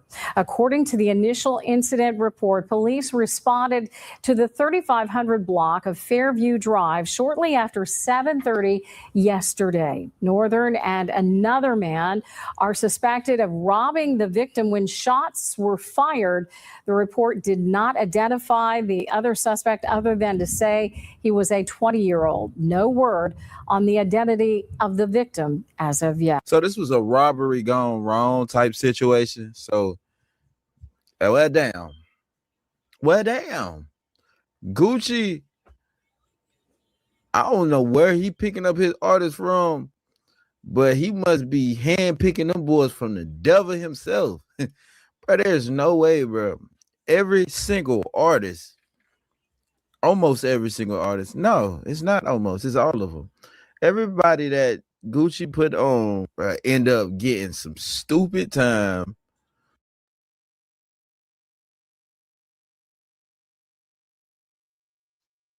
I ain't gonna lie.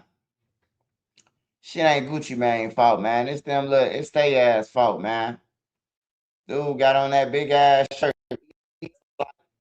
Dude dressed like he motherfucking in 19 fucking 90. He got on 3 shirts, man. He's scary.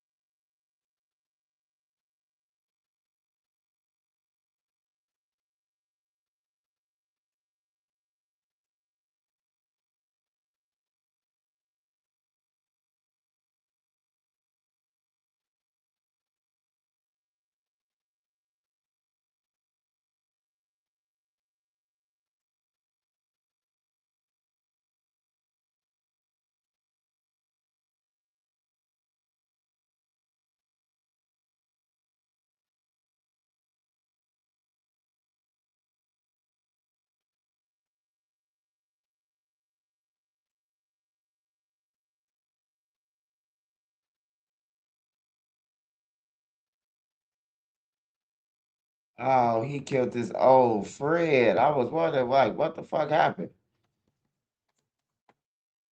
All right, I see, y'all. I see. Fuck my screen black for.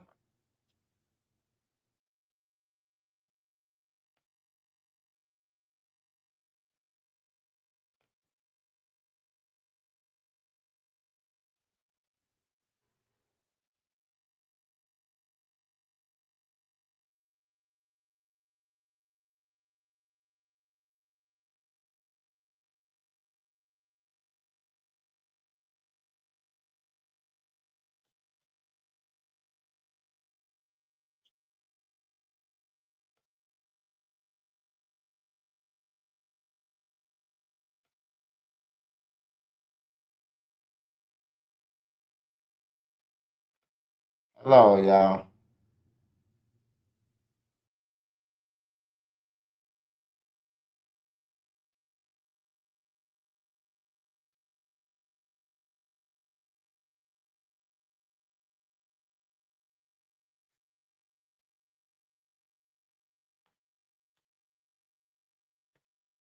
They gotta be going to court for YNW Melly. I ain't trying to hear that shit. That man been gone for.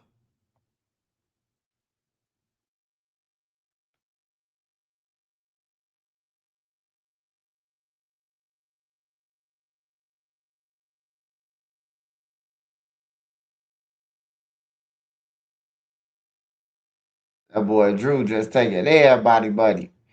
Drew ain't got no shame in his game. He just taking everybody, buddy.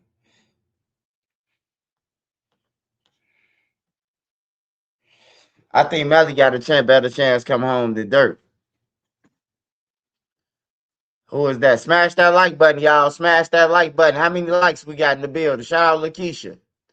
Shout out Miss Glover. Lakeisha Glover. Appreciate your support. I be seeing your comments on my regular videos too. Shout out to you, Lakeisha. Appreciate you. Trap God. The real phone Jones. What's up, the real phone Jones? Hey Trap, what you got for us tonight, man? What we looking at? Trap sent me a couple of shits. Trap be knowing what the shit at on YouTube. Trap be sending me so much shit. Hey Trap, hey, that Memo600, that was the best slam dunk you ever gave me, man. Yeah, I don't know how I missed that, but I'm glad that you covered for me, man. You had my back on that shit. You sent that shit to me. That was right up my alley, goddamn.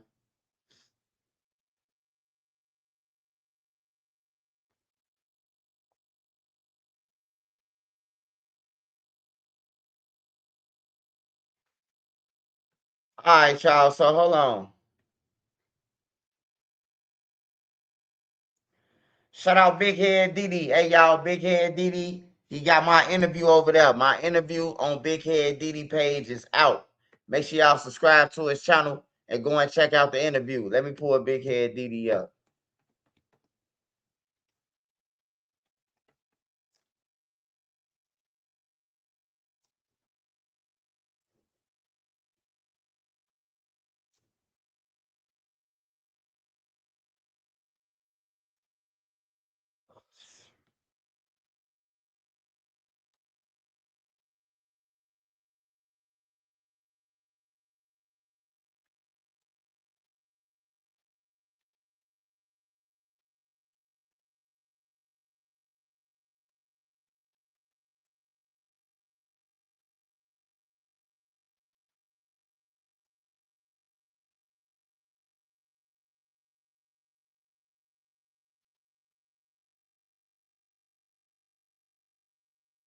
Subscribing to my channel, you a bitch. A big bitch.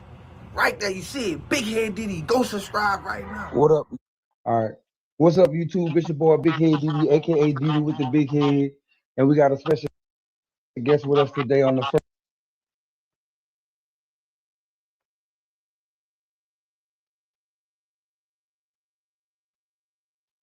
Hey, make sure y'all go and subscribe to Big Head Didi, man. My interview over there. He ain't dropped the whole thing. He dropping it in pieces. So make sure y'all go and check it out. Big Head Didi. This is his channel. Make sure y'all subscribe to his channel.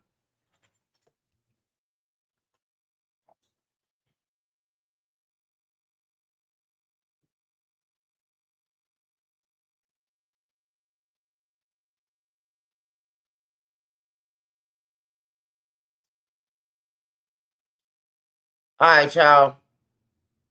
All right, so I want to talk about this real quick. It was a guy got killed yesterday from Trap City.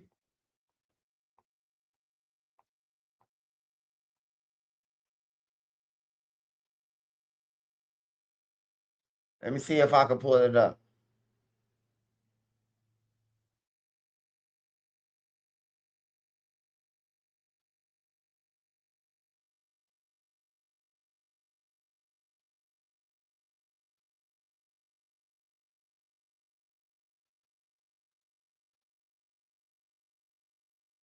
Hey, Big Head Didi.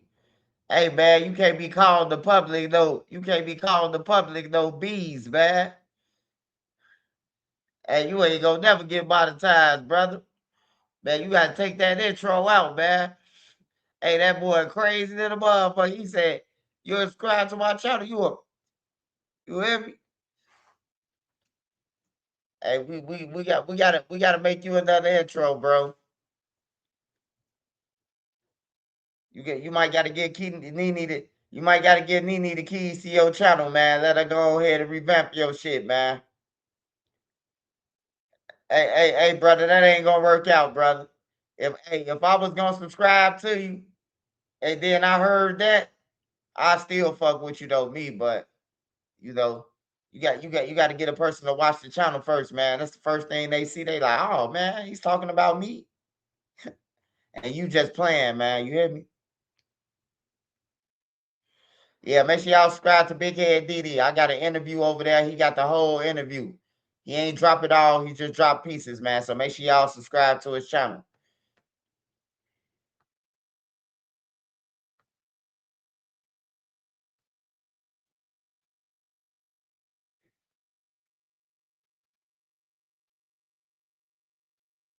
You say Toss Gang lost 2 back-to-back? Hey, they ain't get Vine yet, so it don't even matter to me. We need to get the person who's sending the shorties off, man. Gone up out of here. Once all them gone, it won't be no more. It won't be no more of that bullshit. And I can't believe it. In the trenches, usually they don't follow behind Arthur. You know, they look at Arthur, you got glasses on, tight jeans, you know, feminine ways, you a nerd. And hey, Vine off 1700 was the first revenge of the nerd, man. That got everybody following behind him, man. Like I ain't never seen no nerd, nobody in the trenches follow behind the nerd. He the first one came through. Revenge of the nerds. Revenge of the motherfucking nerds. Him. Then you got Big Ugger. It's Jilla. Jilla Big Ugger. Hold on, man.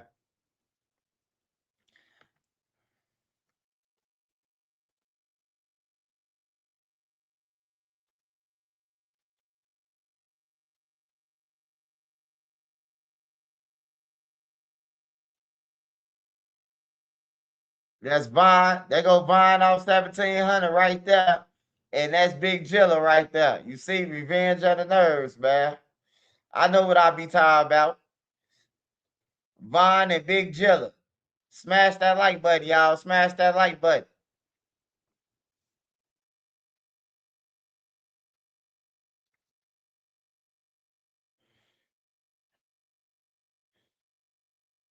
Vine off 1700 and Big Jilla. Hey, I love the Revenge of the Nerds. I swear to God, I used to watch that shit. Weekend at Bernie's. Yeah, Big Booger. Yeah, Big Booger. Oh, my mama, bro. Him and Vine, that's what they remind me of, the Revenge of the Nerds, man. They come through causing all the trouble when he got on.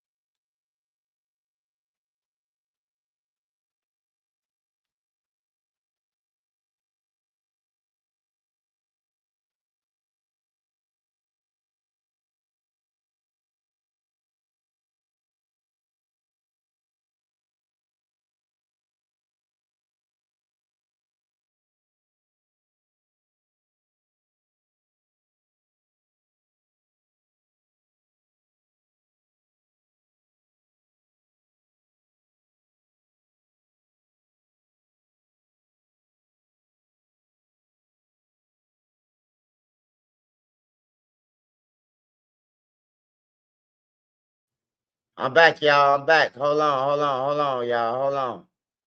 I'm back. What the fuck was I trying to do?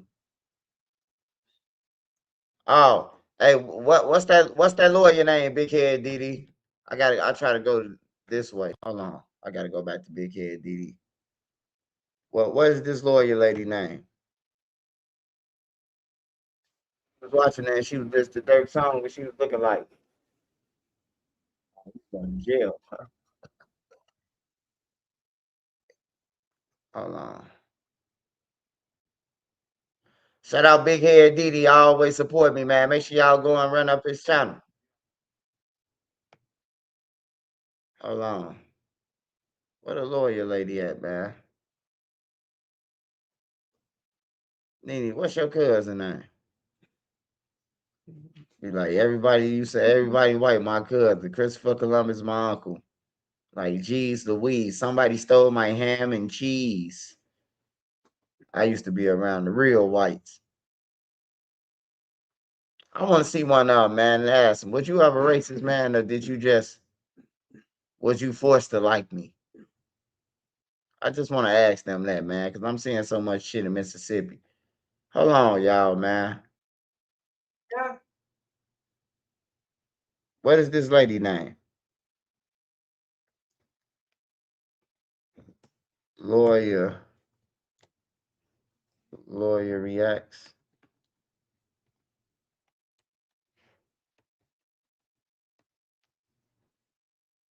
Smash that like button, y'all. Yeah, here she go. I like the other lady. Say 2 days ago. Or was that his video?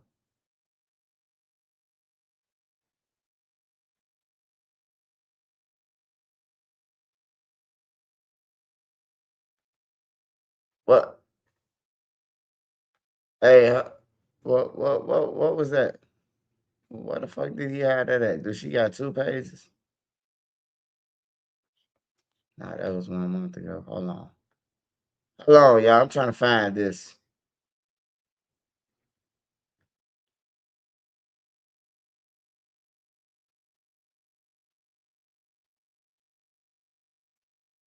Oh no, he was watching her react. I thought she had something new. That's my go-to lawyer though. I love that lawyer.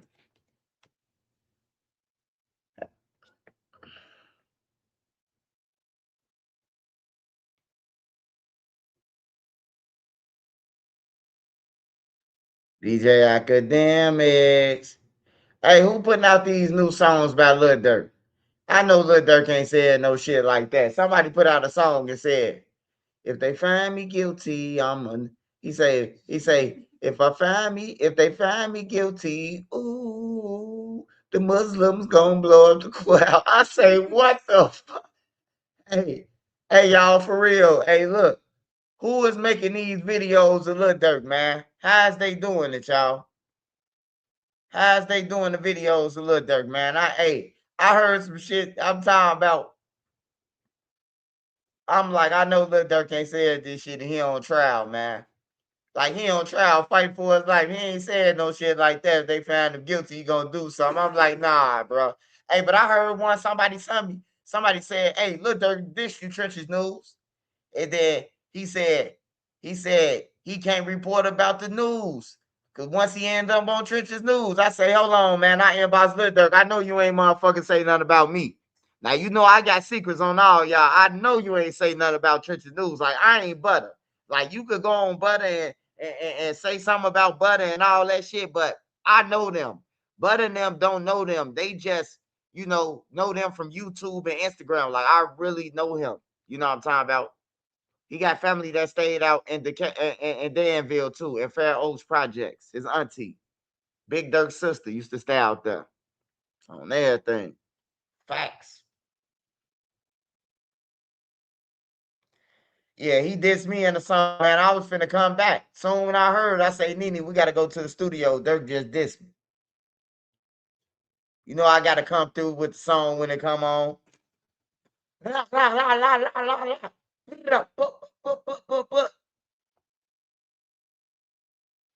Yeah, we got a hat.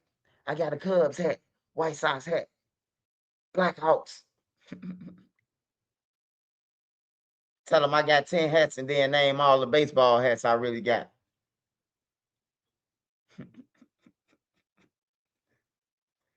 Now, Durk ain't been in Auntie's basement, but you know, a couple of his guys have. A couple of the guys who, you know, I'm talking about part of the bank's enterprise. You get what I'm saying? Durk ain't never been in there, but some of the bank's enterprise, some of the gyros. Well, I ain't gonna say gyro. I'm gonna say, yeah, gyros, EBT. Well, I ain't gonna say EBT. STL. Yeah. Them some of the biggest fruit balls. They J.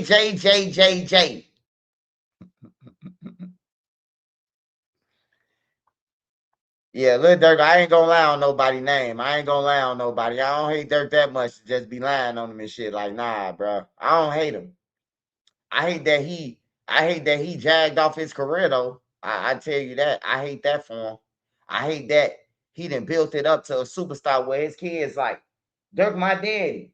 Now they like, damn, we might have to be working at goddamn it all just when we turn 17 now because of this dumb motherfucker. You hear me? Like that's what I feel bad for Durk at. I mean his kids at. You know, once you build up something, bro, and you secure it, we wearing Gucci, we wearing the Mary all the time, we wearing all this shit. Birthdays is the best days. You hear me? And only to go back to now, hey, tell him I can only get him a bag and a what's the name. You know, like, damn, you can't even give him the Chrome Heart, the whole kit no more. Like little baby them be doing now. You done fucked up, Durk. Hey, you know I don't like Boosie, man, because he sent off that little boy, man, Marlo Mike. You know, he was the person who was in charge over Marlo Mike, sort of like a guardian, and he had him killing people. So that's why I don't like Boosie. But hey, in this aspect of business, Boosie is one of the smartest people that I know. Everybody laughing, bro, but he got property. He building his own town. People don't understand what he doing. He building a community. He building a community. And watch, he gonna sell that shit for about 30 million and then move to somewhere else, his family somewhere else, and I already got that shit built. Hey, good Boosie smart, bro. And he don't get as much money as Lil Baby them, 21 Savage, and all them, bro. But he got shit to show for it. You hear me? They ain't got shit but cars and shit, riding in Maybachs, and probably they don't even own that shit though. We be thinking they own it, you know, and they don't be owning it. And we be thinking that they be paying for the jewelry and owning the jewelry until Johnny Dane come out and say he didn't pay. He owed $1 million. Be like, damn.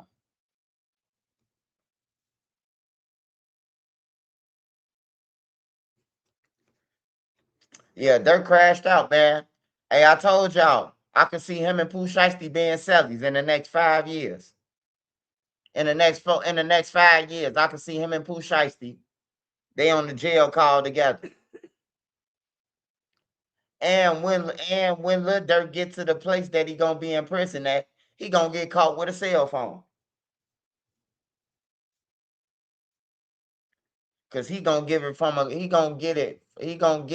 guard. It's gonna be the guard that he gave 10,000 to get the phone. That same guard gonna come and shake down his cell and ask him, do he want to give up $10,000 more, or do he want to go to the hole? And he gonna give him that money, then they gonna be extorting him, and then they gonna bust it. Shout out Miss Smith. Shout out Miss Smith. I don't want to say your whole name because there's some weirdos who be watching my channel and they be trying to look up people. You know what I'm talking about? Like the wrong turn. They look like the wrong turn too. Look like some people under the stairs type shit. You hear me? I appreciate you, Aisha, though. From the bottom. From the bottom. Hey man, I ain't gonna lie, bro. I ain't gonna lie, man. I love to say I'd rather be ported than in jail. Of course, that's any day. I'd rather be out here on the streets than in jail. But I don't ever want to be poor, man. I don't never want to feel a feeling of not having a meal, bro.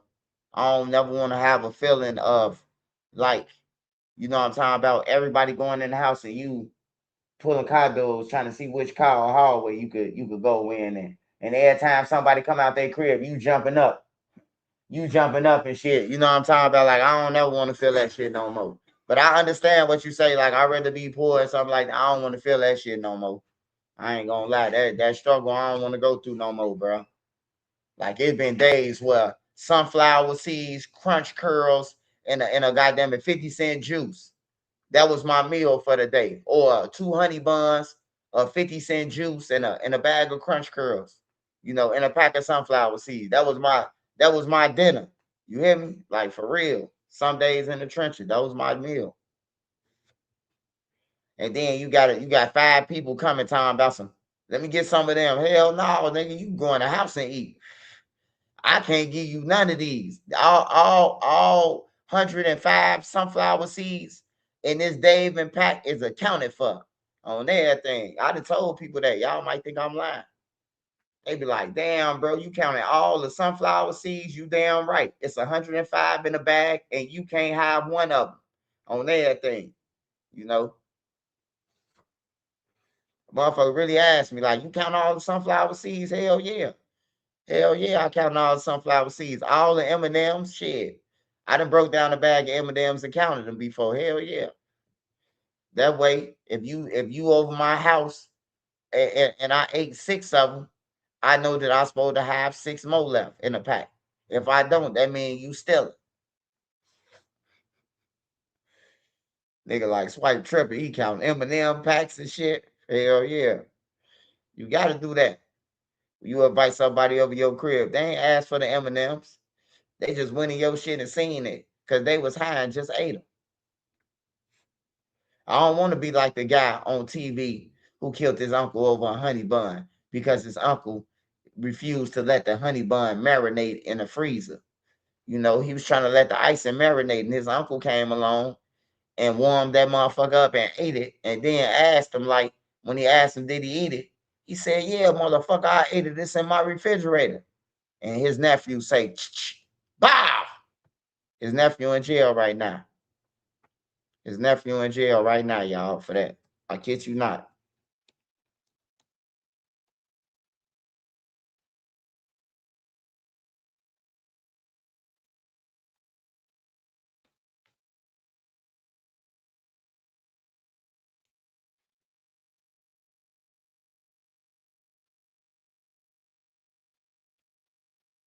Hey, y'all. Hey, y'all, this shit get real. This shit get real in the field around here. I know the people that's on my channel. Y'all already seen this, you know. But just for the people who ain't seen them, I gotta remind them how short life is. So if it ain't yours, don't you touch it. Cause it might be your last time touching something. If you ain't walked to the store for it, don't touch it. Have you ever wanted to see your home from space? With this free satellite Earth Maps tool, you can zoom right down to your exact address in just seconds. Imagine pulling. Right now, a 29-year-old man is behind bars accused of killing his uncle over a pastry. So this is the breaking news at 11 Alive, first brought to you last Thursday when DeKalb County Police swarmed a home on Loveless Drive in Ellenwood. Now, a new arrest report shows that Michael Crowley shot his uncle, 48-year-old Roderick Crowley, because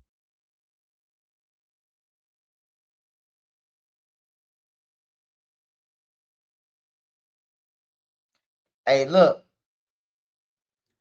I seen them eyes before. When C-Day shot at me, C-Day eyes was just like that. That's why he missed me. That's why he missed me and hit a height.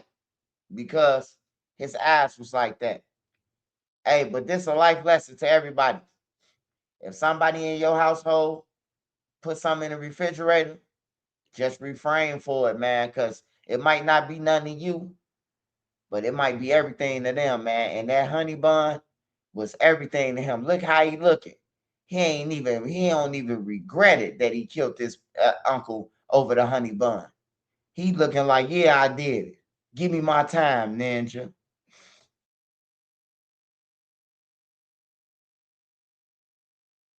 Now a 29-year-old man is behind bars accused of killing his uncle over a pastry. So this is the breaking news at 11 Alive, first brought to you last Thursday when DeKalb County Police swarmed a home on Loveless Drive in Ellenwood.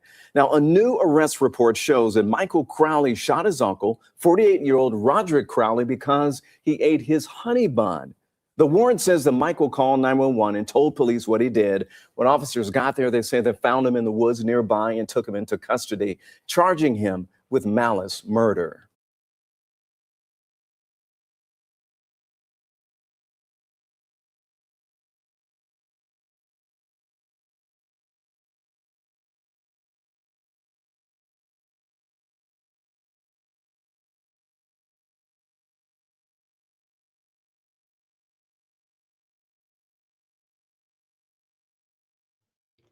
Hey, shout out Mook. Shout out Mook, man. What we see they do when he get out? Try to kill somebody else and go to jail again. I say they might as well keep C-Day now. Keep them. Upgrade them to the feds. Send them up. Put them in there with Lil Durk since they all want to be around gang. Put all them niggas in one jail.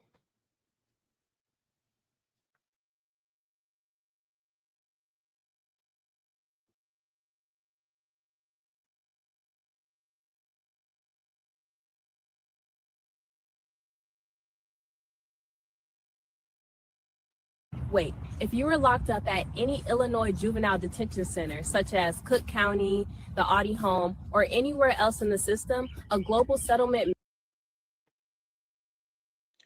Hey, why this girl always pop up on my page? Don't y'all notice that? Who be on my channel? I know y'all notice that. It be this same girl, bro. Ain't never been to jail or none of that. She ain't got no scratch or none of that on her. But she trying to convince somebody to call this number and lie to them people and say that they've been rushed. You hear me? Like, that's crazy, bro. I can't say too much, man. You know, they got sensitive ears around this.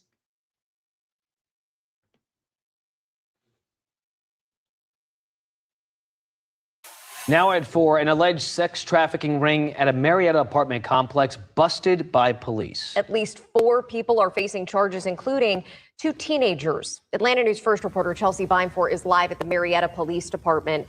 Chelsea, police say they are still searching for one of those suspects. Carly and Joe, police have already arrested 2 17-year-olds and a juvenile, but right now they are still looking for 18-year-old Jaden Mitchell. We do have a photo of him from Marietta police, and according to an arrest warrant, Mitchell is facing burglary and sex trafficking charges. Court documents say 2 juvenile females were being held inside an apartment on Franklin Gateway and being forced to have sex for money. That money was then given to the men allegedly harboring them. Marietta police say maintenance workers at the apartment complex discovered the men and the victims inside an abandoned unit and initially thought they were a group of squatters. But when investigators dug in, they realized what was going on. In this particular case, what we're dealing with is young men taking advantage of underage females. The question that the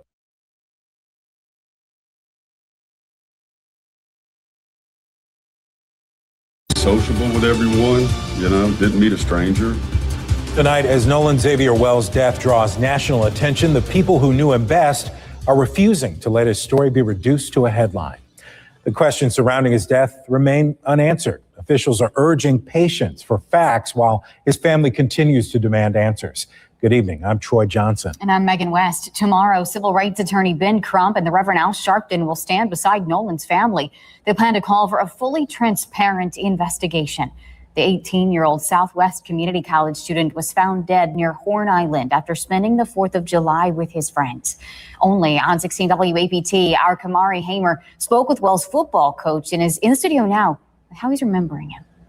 Well, Megan, the coach tells me that Nolan was the type of player that any coach would want on their team.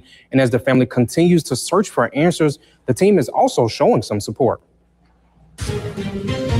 Nolan Wells was getting ready for another football season, another chance to chase his dream of playing at the next level. He was supposed to report back to Southwest Mississippi Community College. Instead, his team is preparing to say goodbye.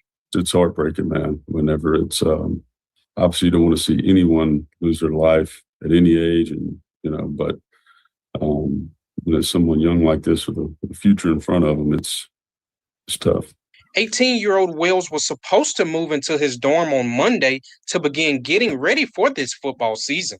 The teenager was found dead on Horn Island Monday morning. There's a mixture of feelings, with these guys. Some guys want to talk about it, and some, kind of want to have time to themselves, and some are angry and, crying. Wells played wide receiver at Southwest. George says it's the impact that he made off the field that will be missed the most. I can't speak enough about the type of teammate that he was. These players here, man, it's really, there's guys that are, all the guys are heartbroken that were here last year. At his position meetings, the wide receivers, nobody will sit in his chair. George describes the student athlete as a person full of life and always willing to put others first. He was a guy that never had a bad day, never. Very, very sociable with everyone, didn't meet a stranger.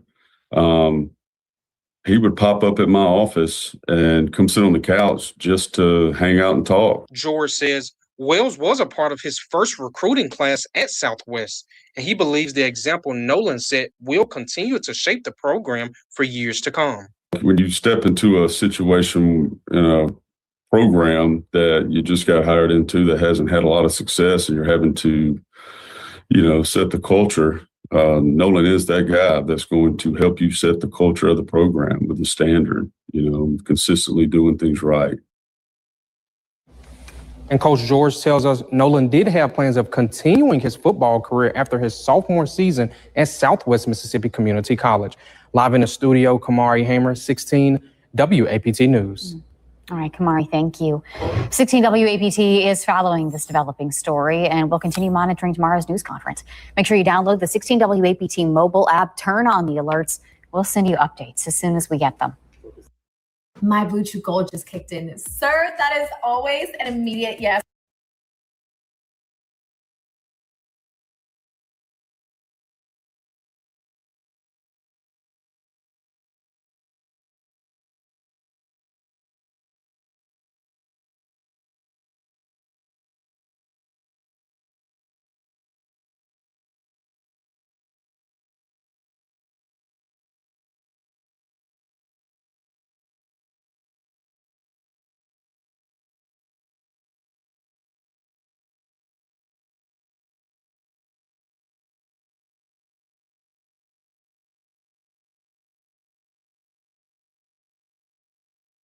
Smash that like button, y'all. Smash that like button. Hey, shout out to Benji Money, man. Appreciate you, Benji. I mean, Beijing money. Beijing money. Beijing. Wang. Ching ching wang wang wang. Ding dang ding. Ting tong tong. I hope you know what I said, man. I just said thank you, man, from Trenches News. Ting ching ching wang. Said I appreciate you, brother.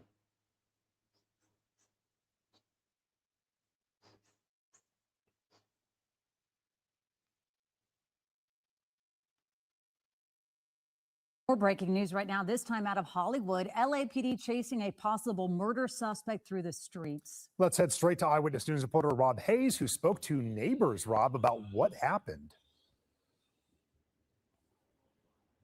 Yeah, pretty wild ending to that pursuit. The suspect's car slammed into a laundry van there at the intersection of North Cherokee and Fountain. Then the car careened down this street, lost control, and rolled over, ending up on its side. The driver, police say, wanted in connection to a murder in Chicago.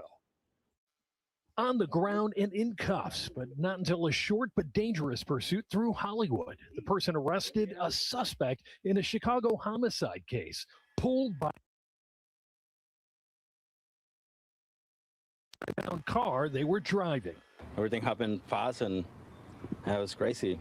Construction worker Avias Alcantara was on lunch break in his truck when the pursuit surprised him. The suspect's car followed by a long line of LAPD units. And right in front of him, at the corner of Fountain and Cherokee, the suspect's car slammed into this laundry truck. The car hit the small van, and then, and then it started going on the street and then hit the fence on the house and roll over.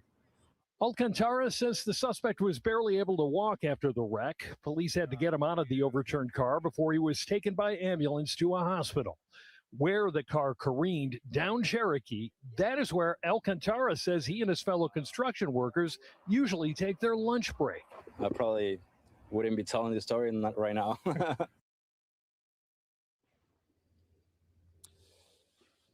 LAPD has not released any information about the homicide case that suspect is connected to. He was taken to a local hospital. His condition is unknown.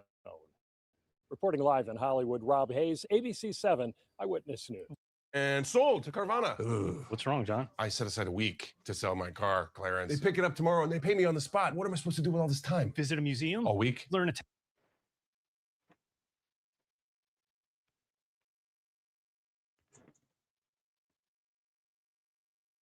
Hey, I don't know why the people from Chicago go down to California, bro, the most congested city ever.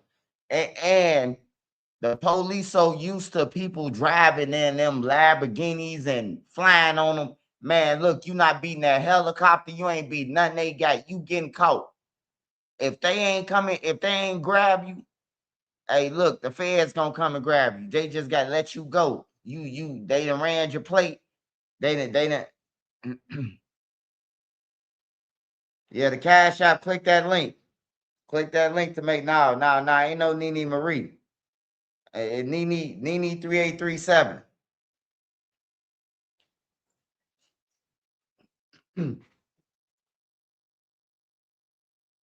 Yeah, I don't know why they go to California though, man. To try to hide or anything. I'm not going to California, be the last place I go. If I'm on a run. Like how long you think you finna be in Hollywood before you get pulled over with some dreads? Like that's crazy, bro. I guess you gotta go somewhere. If you got enough money to hide in California, you might as well get a nice little apartment in a little small town where the police don't mess with you unless you doing jumping jacks and just live your life, man.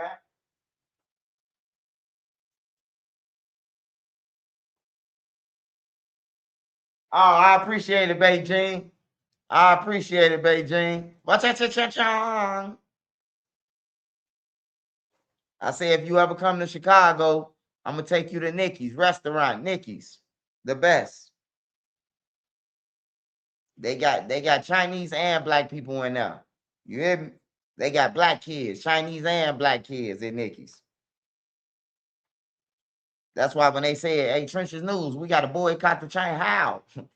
Shit, Nikki and them got kids that's black. They black and Chinese, and they give back to the community. We got to boycott everybody because Ching Lee had did that to the black dude. No. We just need to go and get Ching Lee and them up out of here. Ching Lee and them need to go. You know, for killing somebody over a water bottle that probably cost 10 cents.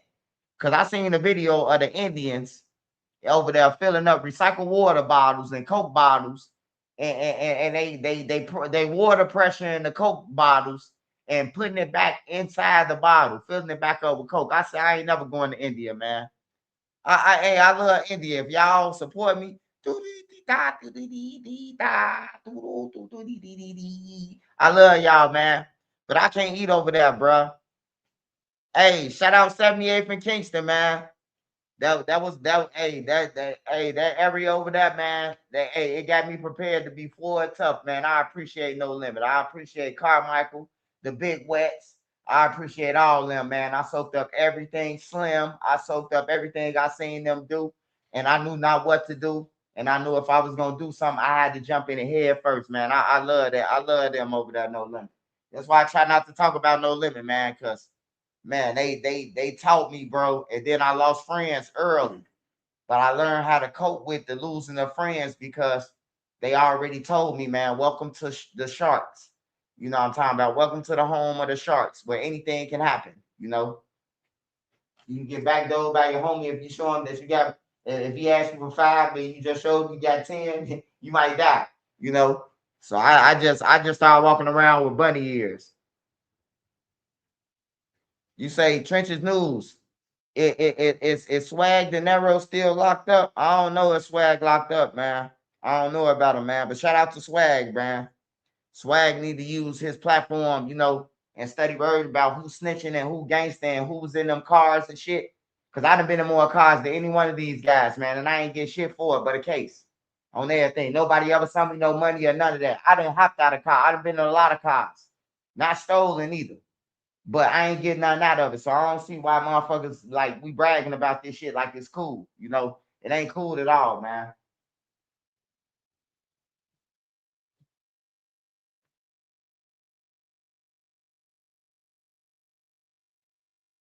Oh, that's how I know you. Red, Wild Butt, Ant, Rock, Skull. He used to keep that skull in his back pocket. Rest in peace. I love him. Yeah. Phil Cole, all them, man. Rest in peace to Corky. Randy, them brother Corky. Rest in peace to all them, man. Rest in peace to Carmichael. They told me, man, that it was snakes in this world, man. I thought everybody coming from the suburbs and shit. I'm thinking like everybody loved each other, and they like, nah, bro. Hey, look, hey, you might as well stop that lovey shit. I know you in college and shit, but hey, look, stop all that, bro, because you ain't gonna survive over here. You're gonna be picked on, a weakling, you know. Like you forced to be terrorized in the trenches, bro. Like people will push you to that shit. People push killers to be killers. On everything, bro. Like Lil B. Lil B. They punching on Lil B, choking on him and shit like that. Look what happened. He done killed 8, 9 people before he left this earth. You hear me? Like for real, bro. Shit be crazy. Boss Trail, a good kid. Boss Trail, smart. Like he's smart. Boss Trail, he's smarter than a motherfucker. That's who was sending all the stuff to the record labels. Everything from the record labels that we need to get to the record labels, Def Jam, Interscope, Atlantic, anything we were sending, Boss Trail. We call Boss Trail over there. Come over the roads with us. We need you. Boss Trail knew how to work this computer that nobody didn't know how to work. And he knew how to work it. You know, he taking things apart and put it back together. He was smart. Rodney, rest in peace, man. He was smart, man. Terry Berry, a genius, man. Just if you be around the trenches, man, you will turn into a monster, bro. Like Terry Berry had white people coming over there. I thought they was the feds or something. I'm like, damn, who is them white people? Be like, nah, man, this is my mentor. You know, that's how smart he was, bro. That's how smart Terry Berry was, man. They was coming over there, checking on him, taking them to karate classes and all type of shit, man. I remember that man put his leg up against somebody's neck and was like, put my weed back. And I'm like, this nigga put a karate move. He put his feet all the way up to somebody's neck and had them against the wall with his feet on their neck and telling them to put back his pack, bro. Like, I'm like, damn, bro, you know karate? For real, bro. Lost his life, bro. Like all the talent gone. TB supposed to be a doctor or something, bro. He ain't never supposed to been in that hood killing and all that shit, man. He was friends with Front Street and all them, bro.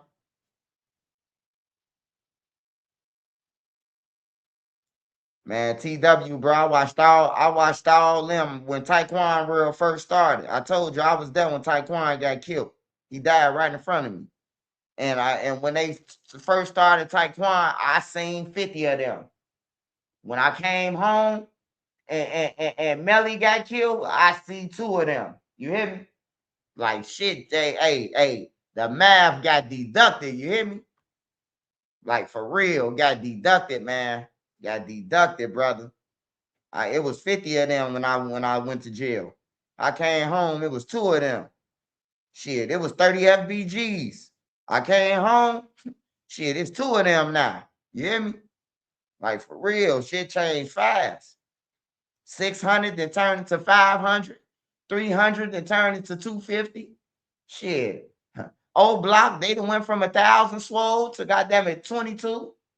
Like for real, everybody done lost, man. Ain't nobody won.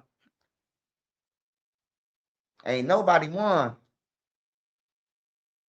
Man, I love Richie Jerk, man. He got killed on my birthday, man. I just inboxed him and told him, man, I don't want to hear that. Oh, man, I'm about to die and all that. I want to come up there with you. This was my birthday when I told him. Billionaire know I love Jerk and Billionaire. I know they dead in them. The Billionaire them from the low end, man. Hey, when y'all ask me how I know everybody, we all from the low end. Billionaire them from the low end. The same buildings my family from, 4101, 4022, that's where Billionaire originally from. Ask him. He ain't originally from Welch Rural. Ask him. He'll tell you where he originally from. Same buildings my 10 cousins, my auntie with the 10 kids, where they from, Billionaire from. I knew all of them since they was kids, bro. Like most of these guys, people be talking about them doing, I know them since they was kids, bro. That's why I could go everywhere. What up, Swipe? What you doing over here? Shit, I'm finna walk over there. I'll run to LA. I come from Duckside, running to LA, running to a motherfucking Trey 5. They all from the low end. Is it hard to believe? If I'm on Cottage Grove over there with Boss Smooth now, you know, all them off Cottage damn near from the low end. So I come from them. I walk down here. Now it's Duck them block. Boss Trail them, all them. Sheena them, all them from the low end. Then I walk to Gyro.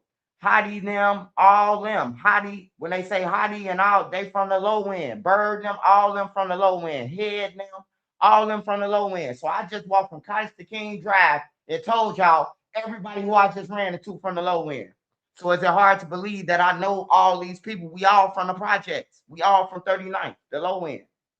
On everything, bro. People be pissing me off. How you know all them? Like, damn, I just told you I know they mama and dad. If I know they mama and daddy, if they mama and daddy raised me, of course I'm gonna know them, right?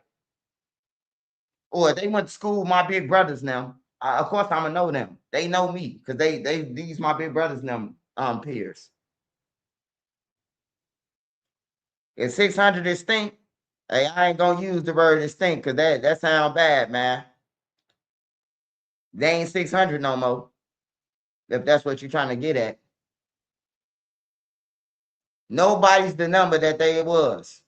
When 300 started, they was literally 300 deep. On everything, bro. They was literally 300 deep. They used to walk to Oak Block from Lemron, bro, so fucking deep. You could see them coming down the block. You knew it was Reese them, though. You could see all the way from King Drive. They walking from Michigan from Michigan way, and they walking deep. Lil Reese them used to walk everywhere. They used to march everywhere, 300 deep. All with guns on them and everything, bro. Like I got stories. I ain't even hear half my stories. I ain't hear the eighth of my stories yet. People be talking about some Durk. No. You got it wrong.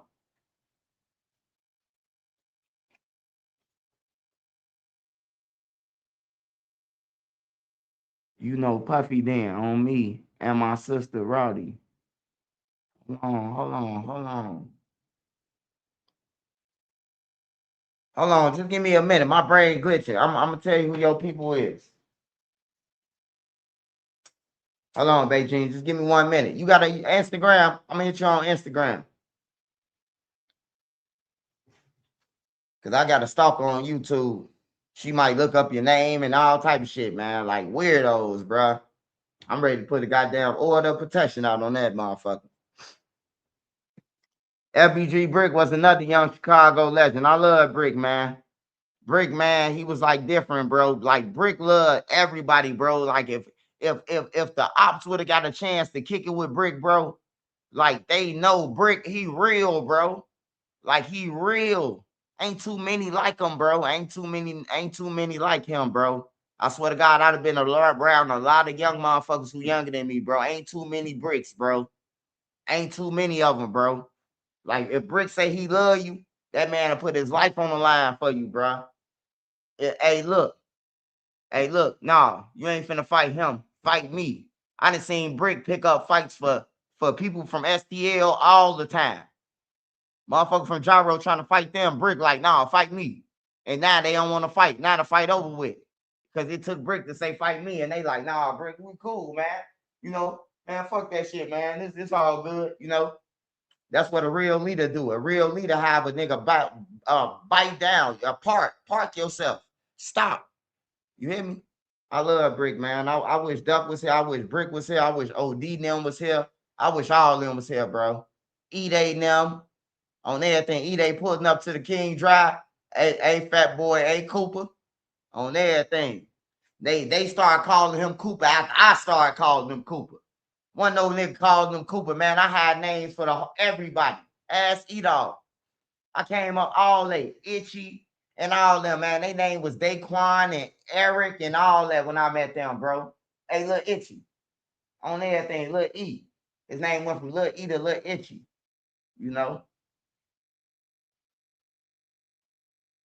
We was calling Troy. His name was just Troy. Then they put the T Roy, but we was calling him Odd Job. You know, he started carrying around this little gun, and he was like a midget.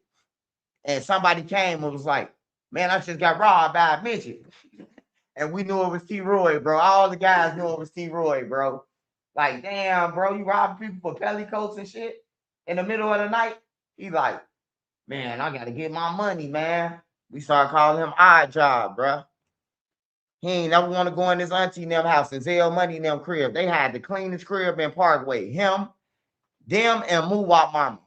Had the cleanest crib, bro. I ain't gonna lie. Everybody else, this is the song that does it in. Yes, it goes on and on, my friend. I'm talking about the roaches, bed bugs is deep.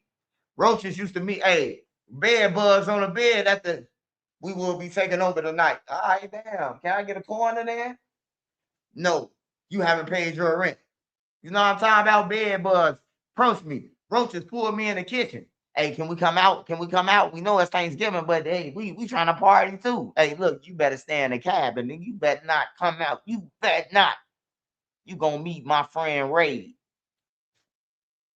You gotta holler at the roaches in O Block. You gotta tell them, not today. I finally got the girl that I wanted to come up, not today.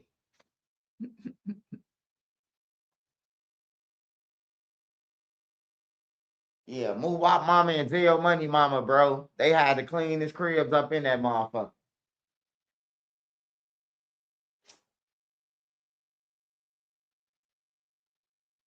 Everybody else crib, roaches, including the road crib I was in. Oh, there they. Some was worse though. I ain't gonna lie. Some was worse. Some cribs was worse though. Cause I done woke up and had the insect Olympics got done right in front of me. You got them lifting weights. They running the full court over here. They playing softball. You got the wrestling, the California Rays and singing on top of the cereal boxes and shit. I done seen it all in O Block. I ain't gonna lie, I done seen it all. I never want to live nowhere for $13. Anybody tell what you paying for your rent? I only pay $13. Hey, I'm gone. Bust a Yui. I'm married now. I'm talking about back then though. Back then, man, you know, you only pay $13 shorty. Y'all, we in this joint.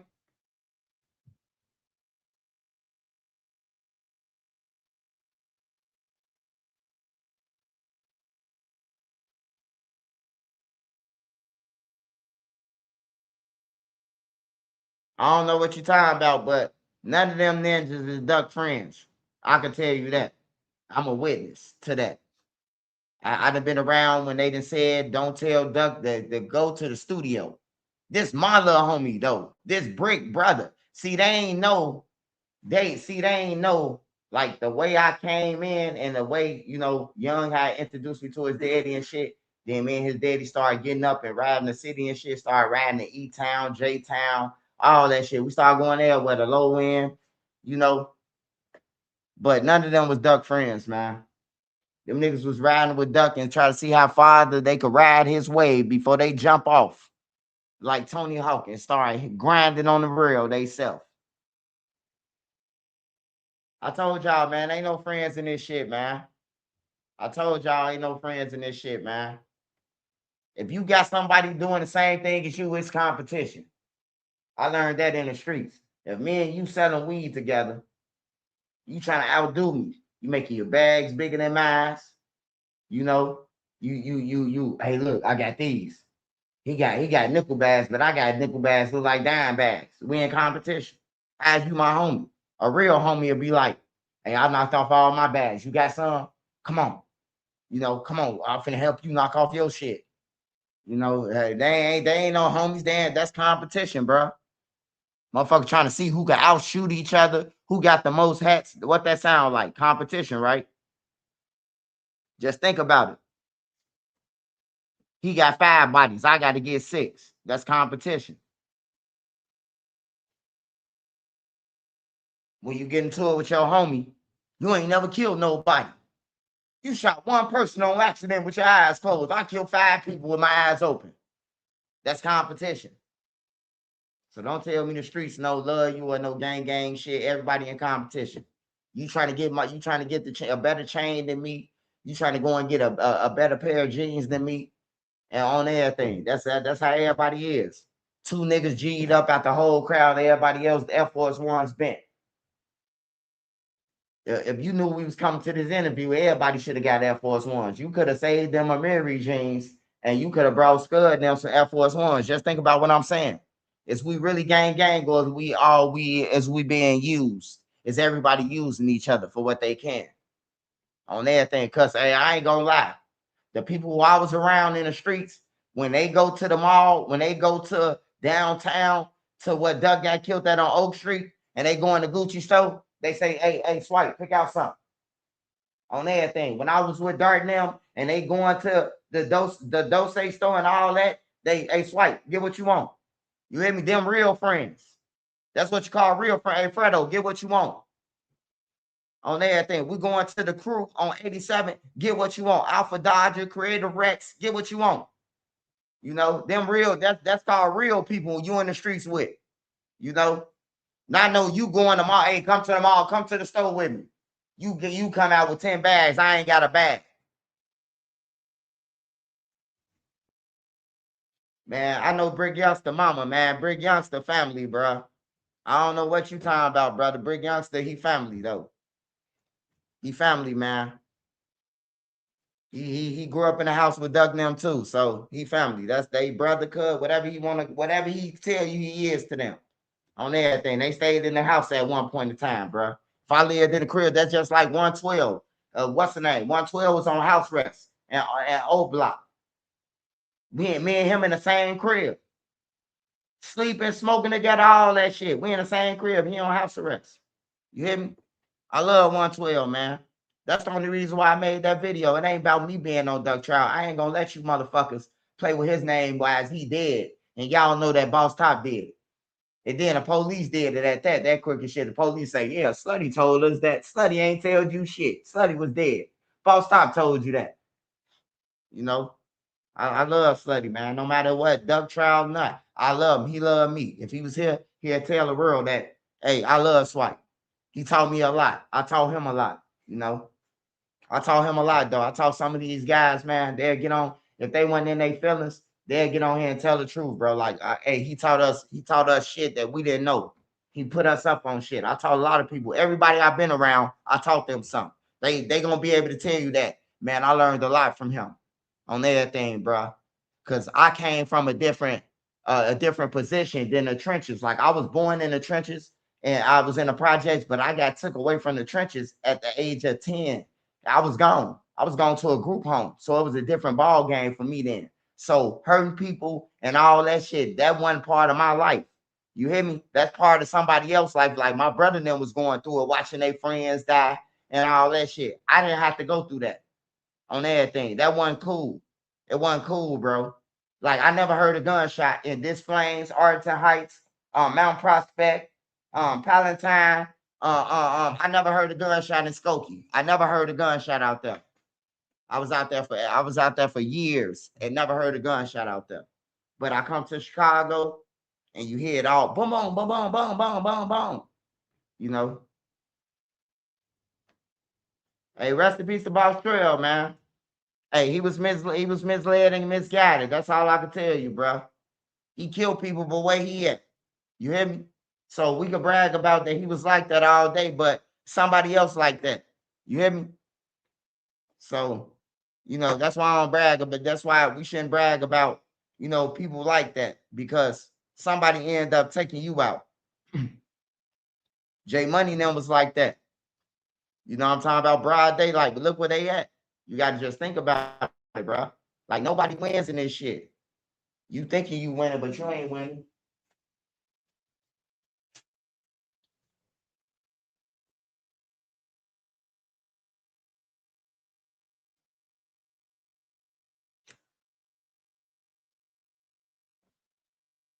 Yeah, people be thinking that shit ain't cool, man.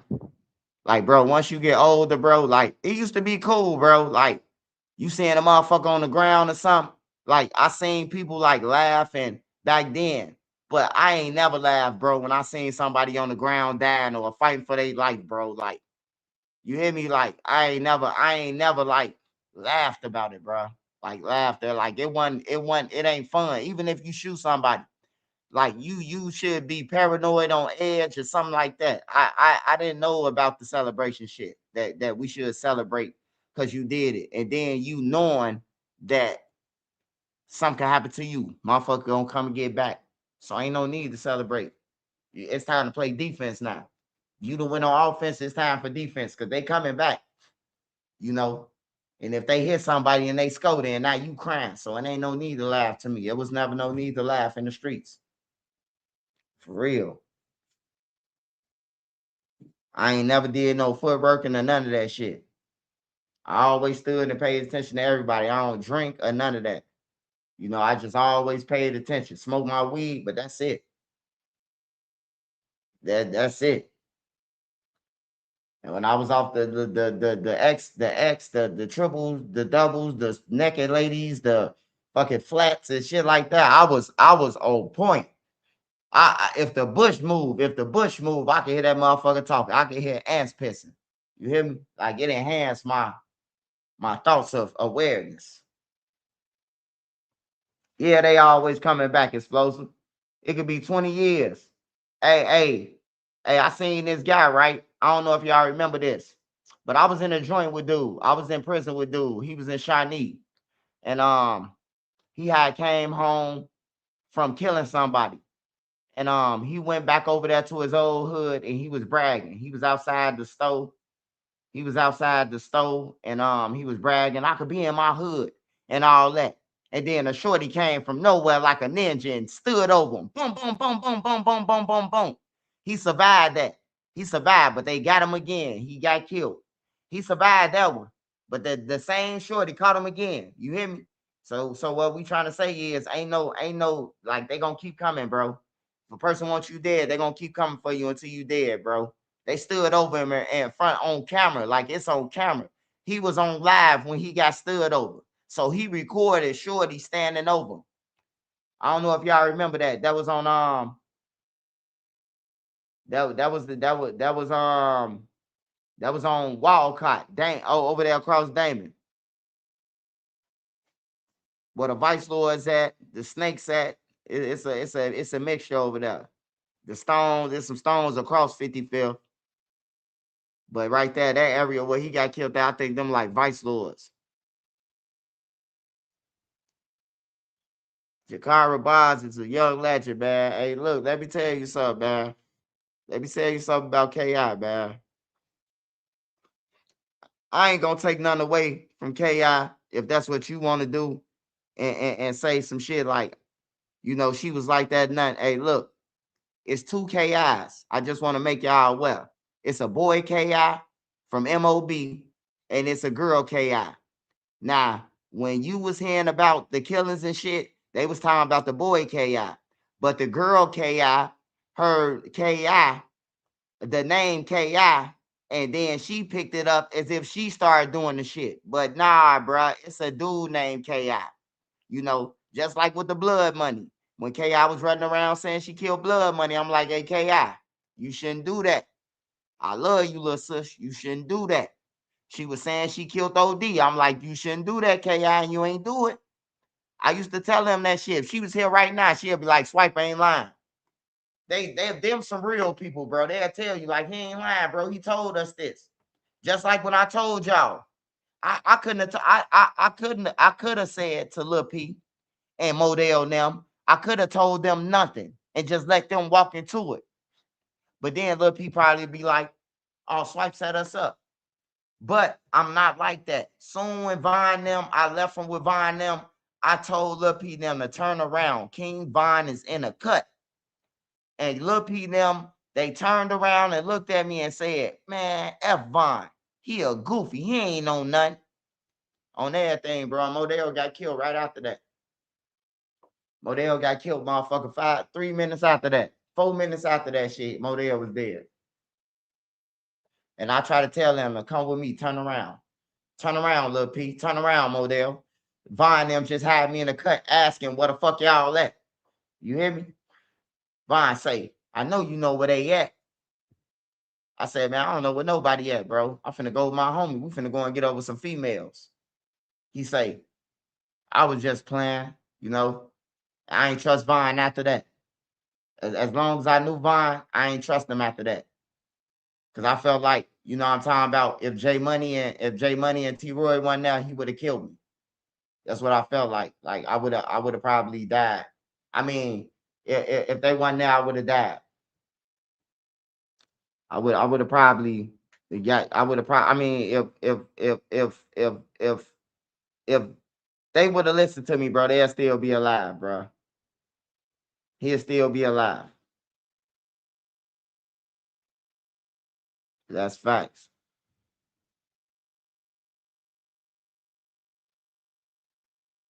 I told Lil P, I say, turn around, bro. Vine in the cut, him and T Roy. That man said, F me, bro. Lil P alive? Ask Lil P. Lil P alive, man. Lil P be on Instagram and shit. He be on YouTube. Ask him. Ask him if you think I'm lying. Did Swipe tell y'all turn around when Vine was in the cut? They said they was going to a party, bro. They ain't believe me, bro. I was hurt behind that. That shit took a toll on my life. Seeing K out on the ground. Me telling her that it's gonna be okay, knowing that I'm lying, that took a toll on my life. I still see K out on the ground, man, with smoke coming out of neck, bro. On everything. I still see that shit. I still dream about her on that ground, bro. That's the last place I seen her. The police wasn't trying to help her. The ambulance took forever to come. Like, bro, it was crazy that day. They grabbed Duck and put him in handcuffs. Me and Joe Jackson, we arguing with the police and trying to help K.I. You know, like it was crazy, man. It was crazy as hell, man. I was bent right over her, man. And she could say nothing. She could say who did it, nothing. She couldn't talk. She was fighting for her life, man. All cussing bullshit though. She could have avoided. Like she saying, I did it. Everything that the dude doing, and they saying that, hey, the killer did it. I did it. But she picking it up, and on 63rd, they thinking they time about that I that's doing the killing. And that's how she got killed, bro. She mixed herself in with some shit she wasn't doing. Like O Block, like the hit with O Block. Everybody knows she ain't did that shit. Everybody know. But they just ran along with the lie. And until King Von them came and got her. They just ran along with the lie. K.I. and Butter did it. I'm like, bro, I was there when Scrap walked up to him, bro. He damn near killed them. I came out of Boss Trail house. I was up there with Boss Trail mama, and she was trying to get me to take a shot. She say, Swipe, you don't never drink. Take this shot. I say, I ain't drinking that 5 o'clock, Taffa. I ain't drinking it. On everything, bro. Whoever was with Taffa, he was smoking. He smoked.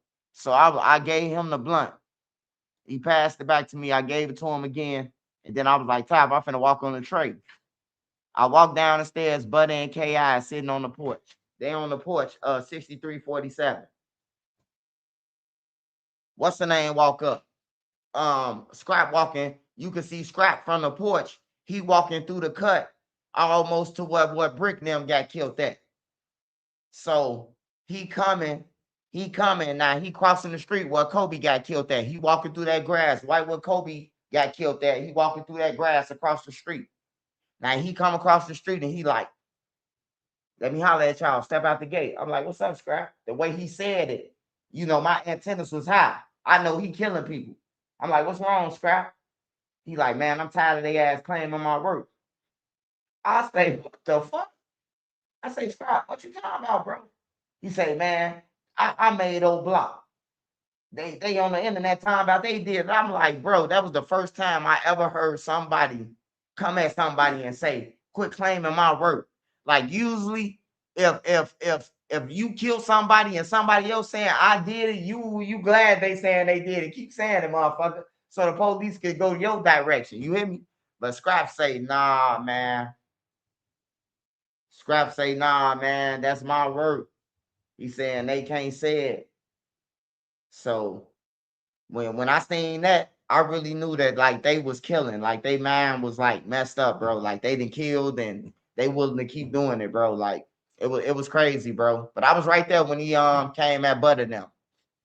Like I was right there when the tweet came out. Butter them came on the porch and Duck was telling Butter like, hey, Scrap on y'all ass on everything, bro. When he tweeted it out too. You know. Rest in peace to Real, man. It's my little cousin, man. Rest in peace to him, brother. Real, since he was a baby, man. You know what I'm talking about? I asked Real. I say, Real, what is you doing over there at Young Money gas station, bro? He say, that's our shit. I say, bro. I say, look, man. I've been on 63rd since I was 15. I've been going from Hayes Park, 63rd Street Beach, messing with the Jamaicans, all the way to No Limit and Paxtown and Surfcon, all through that what they say KTS not a pocket, all through that. You hear me? And I know what blocks is what blocks, and what blocks gonna continue and always be those blocks. Like O Block could flip. O Block could become a fucking MC block. I seen people up in there saying FOD, cracking trades and everything. So it could become anything. But certain blocks ain't gonna change, bro. And when I seen them over there, I say they waiting to die, man. They waiting to die, man. Ain't nowhere in the hell. Gyro City, Mikey. You sitting over here on 63rd and Drexel. Are you serious? Even though Mikey grew up on Cottage. So Mikey know Young Money. Because Mikey grew up on Cottage. But for FBG Young and all the rest of them niggas just hanging around over there, bro, like y'all waiting to die. Like that's common sense. And I asked Real that, and Real, he said what he said. He said that's his shit and all that. And he was dead, bro. Like 3 weeks later, he got killed.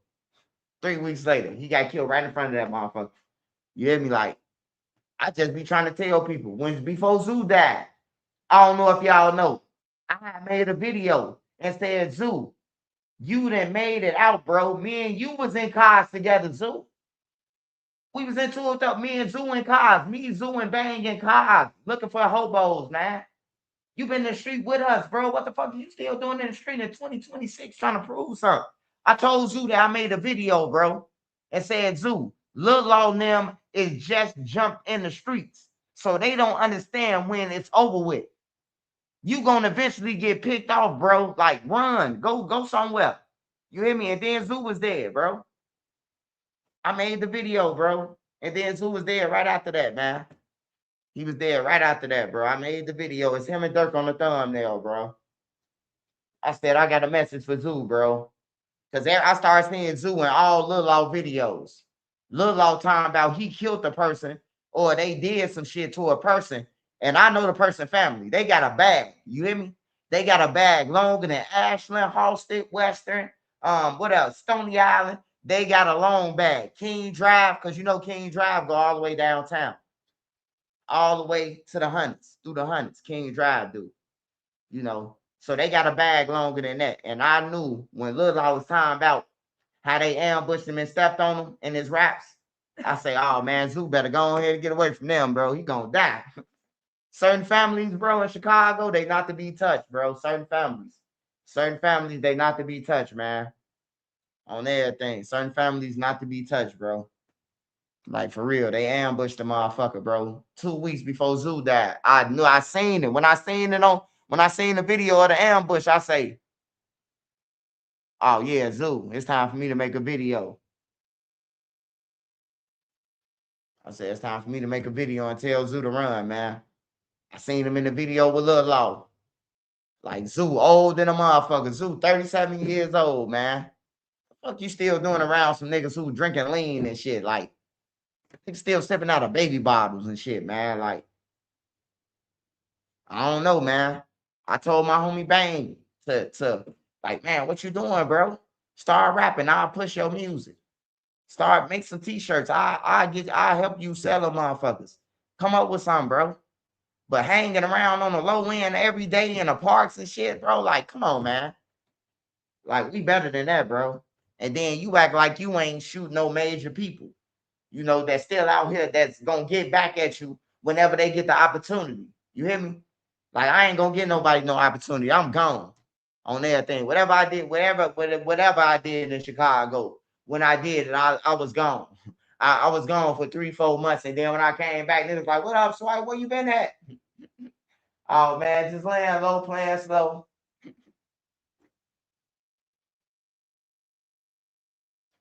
You say FBG, Lil Jeff? Have I ever met him? Man, I went out to Hammond, Indiana. My sister stayed out there, and my sister stayed right behind the radio station, Power 92. And I went out there with Lil Jeff now. Man, them niggas had so many guns, man. I dropped me off at the crib, man. Drop me off at the crib, man. On everything. Rest in peace to Lil Jeff. I went out to Hammond, Indiana with them boys, man. I said, drop me off at the crib, man. All them, man, they had 2-3 guns on them. Everybody. I'm like, nah, I don't like that shit, bro. Just because you around guns and shit, everybody got them, that don't mean you safe. Because there usually be somebody in this crowd who's shooting somewhere else and accidentally hit you in your head. You know, so I don't like being in crowds and none of that. Rest in peace to Lil Jeff. Hell yeah, I know Lil Jeff. Yep. We need that OTF Newski story. Oh yeah, I'm gonna do a story on Newski soon, man. I did a little something, man, but I really went into it, man. But Newski was that Newski. I know him better than Durk now because Newski was outside. Like Newski was out there. Like every time, bro, you come up hosted by the Burger King, you either gonna run into Lil Pooh or Newski. Then y'all probably don't know who Pooh is. Pooh Dilla. He the original rapper. He the original. Before Keith now, we used to listen to Pooh on everything. BD Lil Pooh. We used to listen to him. He just kept going to jail and shit. That's why he ain't. I don't think he rapping no more. I don't know, but yeah, we used to listen to Pooh from Halsted. He was the rapper for the BDs. He was like Chief Keef to us back then. Lil Pooh come on the drive rapping, and Prince Easy. Prince Easy too. Prince Easy, the one who brought the cameras in O Block before Keith Nem. Keith Nem was behind the scene. Prince Easy was the first person that brought the cameras in O Block. He brought Urban 101 grind. He brought Urban 101 in there grind mode. They did the Teach Me How to Whoop up in there. What J Mane, when I played the video, J Mane started saying whoop, but that was a song back then. You know, I'm talking about when the BDs shoot, they shoot at somebody or shoot, and the clip empty, you say whoop, you know, like shit like that. Or a nigga running past you with a gun after you hear gunshots, and they be like, whoa, we just whoop something. You hear me? You know, they the ones that just unloaded. So that we used to say whoop. I played the video on my live, and then J Mane went from J Mane to whoop, to the whoop master. You know, they ain't gonna never give me my credit, man, but I'm a genius, man. I throw ideas out there, million ideas to people all the time, man. It's up to you to accept it. Because I know what I got for me and God got for me. So I don't mind giving people ideas.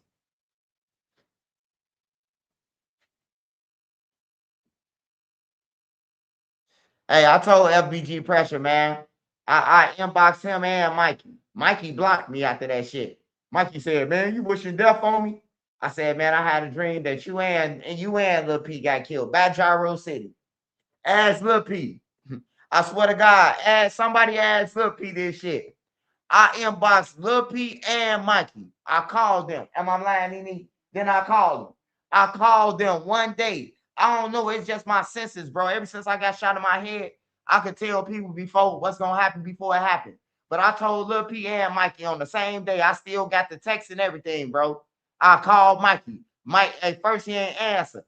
I said, yo, bitch ass. So he called back. Why I got to be a bitch? He answered the phone. I say, man, bro. Like, man, I had a dream that you and Lil P got killed together. I called Lil P right behind that. And Lil P said, man, I had the same dream, big bro. I said, man, for real, I had a dream that somebody from Gyro and them shot you in the back of your head, bro, on some snake shit, bro. Like, for real. I told Lil P that. Lil P will tell you, man. Mikey ain't here to tell you that.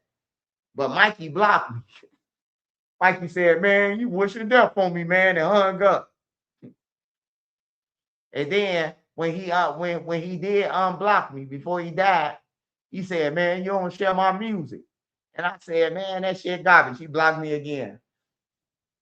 He blocked me again, man. I said, that shit garbage. He said, man, you don't share my music. You say you fuck with me. You knew me since I was a kid. You on top of YouTube. I said, man, I can't say that shit. That shit garbage. He blocked me again, man. If he was here, he'd tell you. I blocked his ass. He said my shit was garbage. I ain't scared of these gang members. I watched these motherfuckers grow up from Pampers. When I was the swiper, they wasn't shit. They was nerds, man. Revenge of the nerds, man. So why would I be scared of them, man? It's like a parent being scared of something that you made, bro. I ain't scared of them, bro. Like, you gonna have to show me. You know, I done watched Jerry Maguire many years. I'm from the show me state. Show me the money. You hear me? Long live Jerry Maguire. I mean, I know Tom Cruise still alive, but I'm saying Jerry Maguire is the real person. Show me the money. You're gonna have to show me. Like on Dave Chappelle, when the stick-up man came, he said, you gonna have to show me that gun, Merc. You want this bankroll? And dude was like, okay, bow. He said, Nah, I ain't doing that though. Nigga, cock back a gun, huh? You had this, huh? I got 20 in my sock too. You know, anything to still stay alive, man, because you can replace money. You can't replace your life.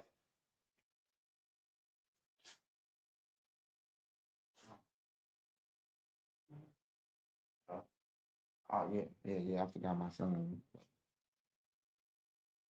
Smash that like button, y'all. Smash that like button.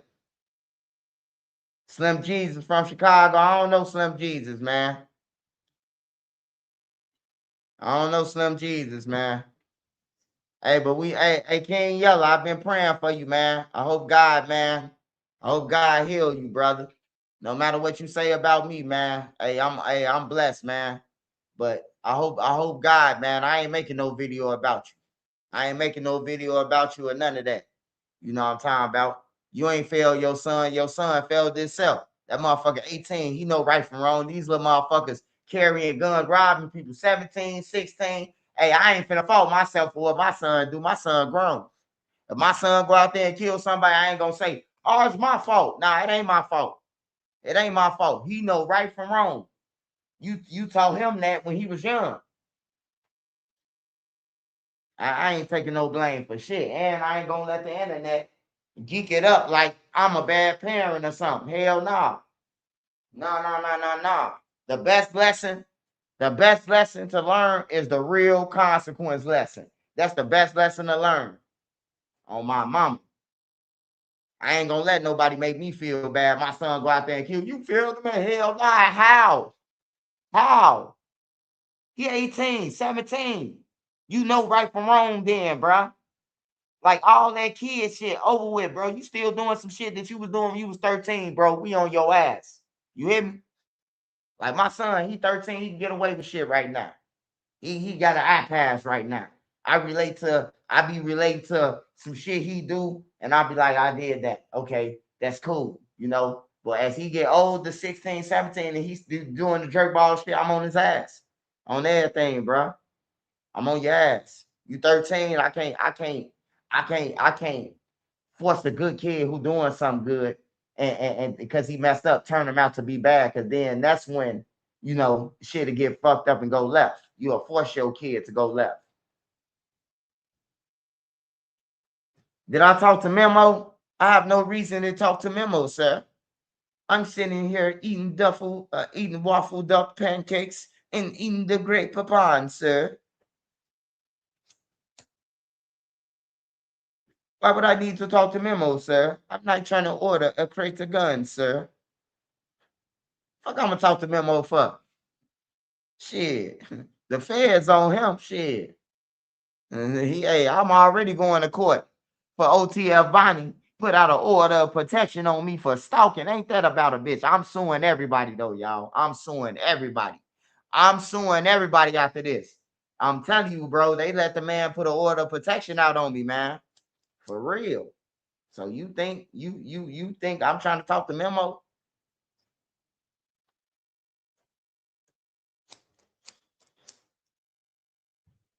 I'm dead motherfucker serious. Oh, that thing that I already cashed out the lawyer already. I'm dead serious. That nigga put an order of protection out on me from jail for the feds, live from the feds. Yeah, I don't think I play it. Send Diddy a cash out, smash that like button. Diddy said she ain't seen nothing. She ain't heard nothing. I ain't heard no ting. Ting, ting, ting. Let's go.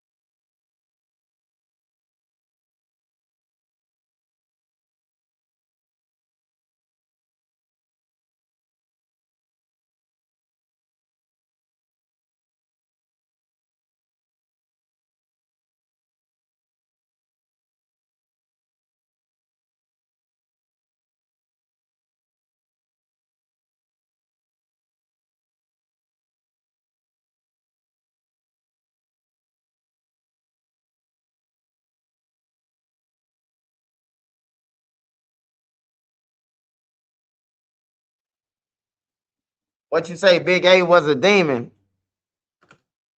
Big A was a demon. Man, Big A just like FBG Young, man. Stop it. Stop that, man. Hey, we ain't gonna get on here doing that. Rest in peace to them guys, man. Big A like FBG Young, man. Stop playing, brother. Stop playing. I seen who killed KI and shot Butter. It was King Von on everything. He unloaded on KI and then started chasing Butter after that. I seen it. It's my story. Let me tell it, goddammit. I was there.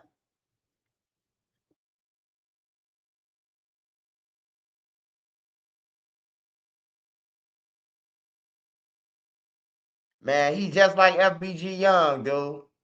I ain't being disrespectful. He just like Young. Fuck you gonna tell me, nigga? I knew him since they called him Antron. He just like Young, man. Him and Young in the same category, man. I don't know what you talking about. He ain't no Lil B. He ain't no King Von. He ain't none of that. He just like Young.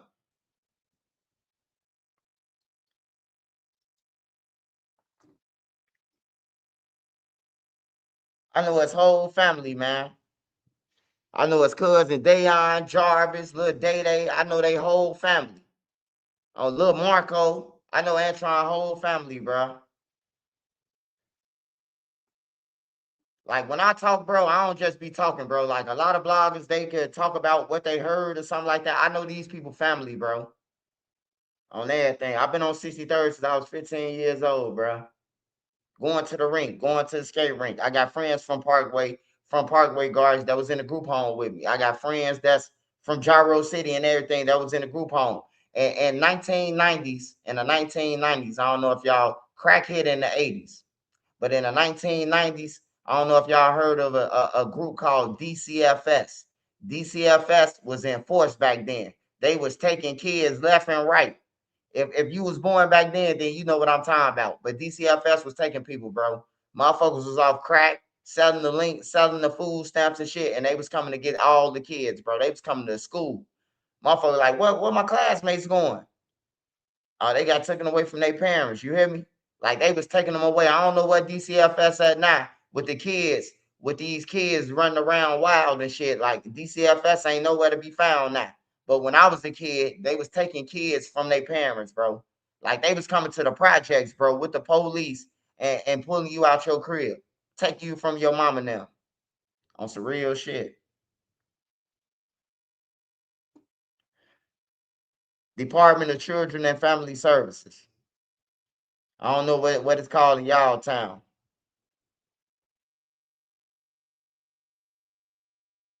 Oh man, Dutchy the realest dude from Tuckerville, man. Trenches News said it. Get that on the record. Dutchy the realest over there, him and Wooski and Cole. All the rest of them some suckers on everything. Long Live, Boss Trail, Lil B, and all them. Because them the ones who's carrying the neighborhoods on their back, if you want to ask me. You know, everybody else was just witnesses. Running around and taunting the ops for shit. Lil B and them, they was about that. Boss Trail and them, they was going over there. Like they was playing Call of Duty or some shit. You know. Hey, look, I love Rodney, man. I love Boss Trail, man. But some people gotta go, bro, in order for life to get better, bro. Some people gotta go, bro. Like King Von, you know, he had to go, bro. Lil Jeff, they gotta go. People like that. If you could get on the internet and say, "Woof, I killed 2 people, I blacked out." You hear me? You need to go, bro. You don't need to be on it. You got to get taken out. You hear me? Unfortunately, we hired a guy named Trap City Rob. You know. Didn't nobody want to take the demon on, but Trap City Rob. We call him Dennis Rodman. Not Rodman, Rodman. You know what I'm talking about? The defensive player of the year. I gave him that name, Dennis Rodman. He stopped the ghost, like the Ghostbusters. You know, it ain't no disrespect to Lil Jeff family or none of that, but he was running around this motherfucker like a mad dog going wild, sniffing pills. And, you know, you just can't hide that, man, for the kids in Chicago, bro. Like, everybody don't want to die, bro. Some people want to live, man. And then you killing people over fake watches and shit. Like, nah, bro, you got to go, bro. Have I ever met Platoon? I know Platoon whole family, bro. Platoon is Money Duke cousin. I know Money Duke mama, his stepdaddy, his daddy, on everything, bro. Hey, Money Duke, some kin to one of the STL affiliates, but I can't say, I ain't gonna say that. I ain't gonna tell y'all that. Just if it ever come out, y'all say Trenches News, he knows something, you know. I don't even want to break the internet, but Dutchy is cousins with somebody from Old Block. One of them his cousins on everything. That's how deep history I know. Like Moda and Lil Varney is cousins. Moda, Wook, Lil Varney, all them cousins. Jaro City Moda. Lil Varney is his cousin. A lot of people don't know that shit. Like for real. Lil J and LA is cousins. Lil J and LA Capone, cousins. On everything. You just gotta go down the timeline, bro. LA mama is some kin to the McGraws. Lil J is a McGraw. So if LA mama is some kin to the McGraws, right? What that mean? LA is some kin to the McGraws, right? So that'll make them family. You know. A lot of people don't be knowing that shit, bro. Like some of these guys cousins and shit, like real blood, and they be at each other's neck. My cousin, nah. It look weird to me. That's why I ain't never trust nobody in the streets, especially the drill scene. Like if you would kill your cousin, it was always in my mind. I'm watching this nigga. He said he'll kill his cousin. Like they been saying that before Lil Zay. They were saying they gonna kill their cousin in 2010, 2011. I catch my cousin over there, I'm killing them. Like, yeah, I got to stay away from you. You just like Bishop. If you would kill your cousin, I have no chance. If you would kill your brother, I have no chance, man. I have no chance. I have no chance of survival with you, you know? Because if you would kill your cousin, your brother, you would kill me because I ain't nothing to you, you know? So I wouldn't even hang with people like that. Like O-Dog from Goonie Gang. Y'all heard about O-Dog? Ain't no rumors on Newski death. Ain't no rumors. Ain't no rumors on Newski death, man. There's no rumors. Everybody in the streets know who killed Newski, and you do too. Hey, we ain't gonna talk about that though. Hey, but I'm gonna do a story on Newski for you, bro. You ain't gotta ask about Newski no more. I'm gonna do one on Newski soon, man. Cause I'm finna come with him. You know.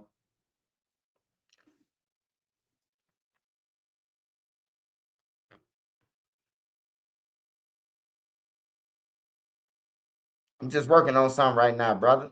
Just let me cook, man. Just let me cook.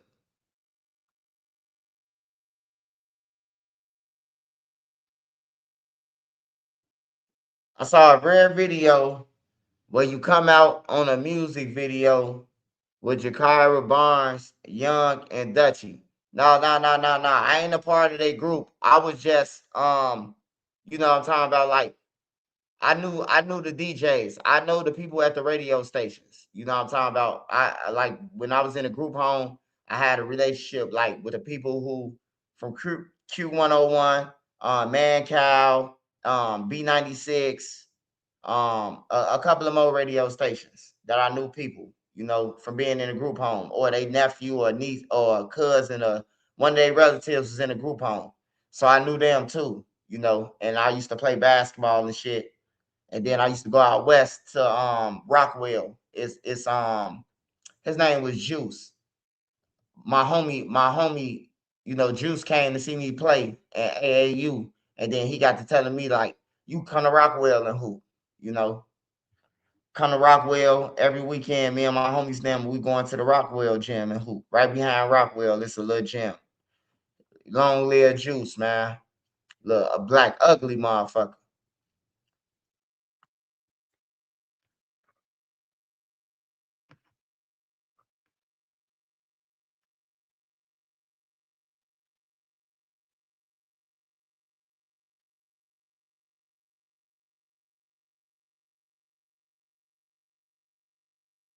Little mister, you should know that I know most of these answers, and I'm from South Central.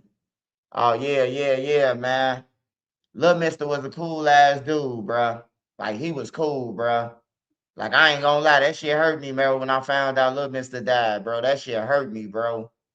Like, that shit hurt, bro, because, like, Little Mister, y'all know he made No Lacking. He made the No Lacking shit, right? So, you know, they kicked it off with me. I play with Duck. And you know, me and Duck throw shit on each other when Duck go to sleep. I get Duck. You know, I mix a bomb of mayonnaise and baby powder and oil and all type of shit. You know, and we get Duck. We might put it in his shoes, the sole of his shoe, and wipe it down. And then when Duck get up, he step in it, and he be like, "On Tuka, I got y'all."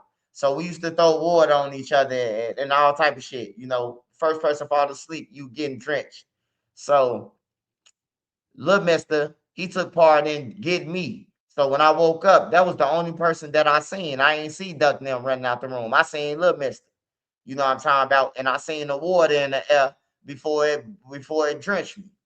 So Little Mister came over Creed and them crib one day, and he was high off the lean. And he fell asleep. So Duck in a room with some girls, and he fell asleep. So when he fall asleep, I get him. Man, that man chased me from 53rd and Union all the way to famous Dex Block, 55th and Emerald, 56 and Emerald. He chased me to Dex Block. Little Mister. On everything. I fucked him up and ran out the crib. I thought I got away. Hey man, I look up, a tall nigga chasing me through Motown, man. On feet. I take off. Run through the little park. It's a park on Famous Dex. It's like a little basketball court on 56 and Emerald. Then you hit the alley. It's like a stove. I hit that corner like a squirrel. Disappeared on his ass. On everything, bro. But yeah, man, I miss them guys, bro. Just meeting them, bro. Like JoJo. JoJo act like he was gonna shoot me. Shit. He act like he was gonna shoot me. You know, I was finna get JoJo. And JoJo, he was like fake like he was asleep. But he had his gun in his lap.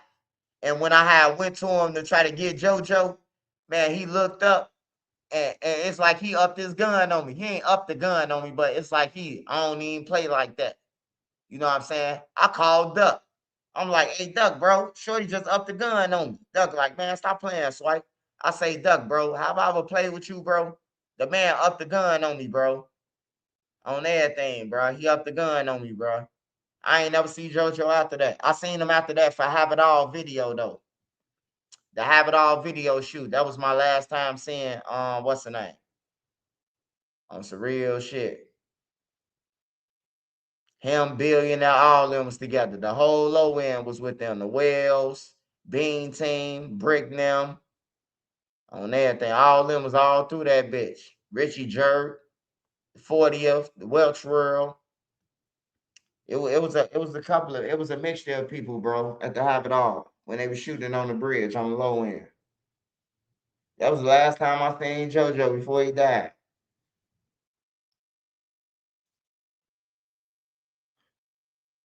Hey man, hey, look, I ain't answering no more of your questions, bro. Send me a cash app, Eduardo.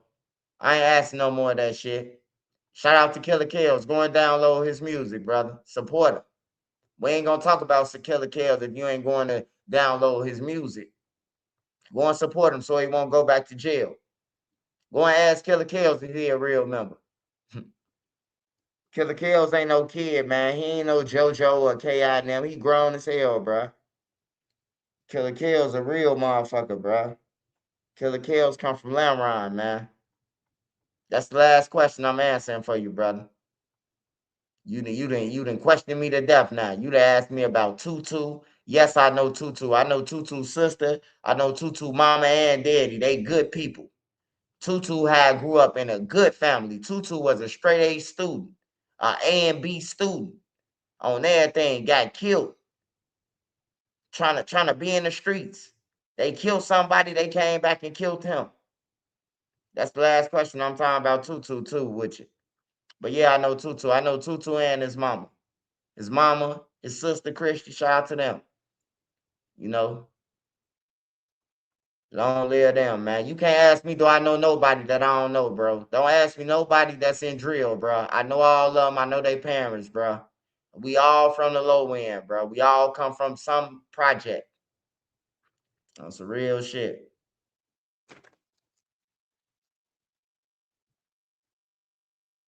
You gotta go and ask. You gotta go and ask the other bloggers from out of town. Do they know them, man? I know them. From Duck to Von to Reese to Lil Durk to Chief Keef, like I know them in real life, in real time, in real life. I know they mama. You know, I know Keith mama, Lolo. They kicked it with Lolo in Old Block. Then smoked weed with Lolo. You hear me? Like, yeah, I know them.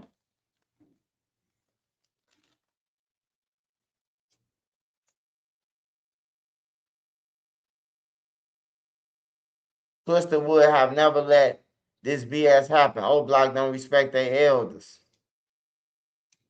Man, hey, man, whoever said that Twister better than Kanye, hey, say it again so my mods can block you off my channel.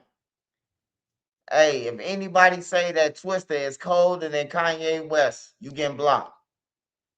Now, Twister a legend, don't get me wrong, but he ain't Kanye West.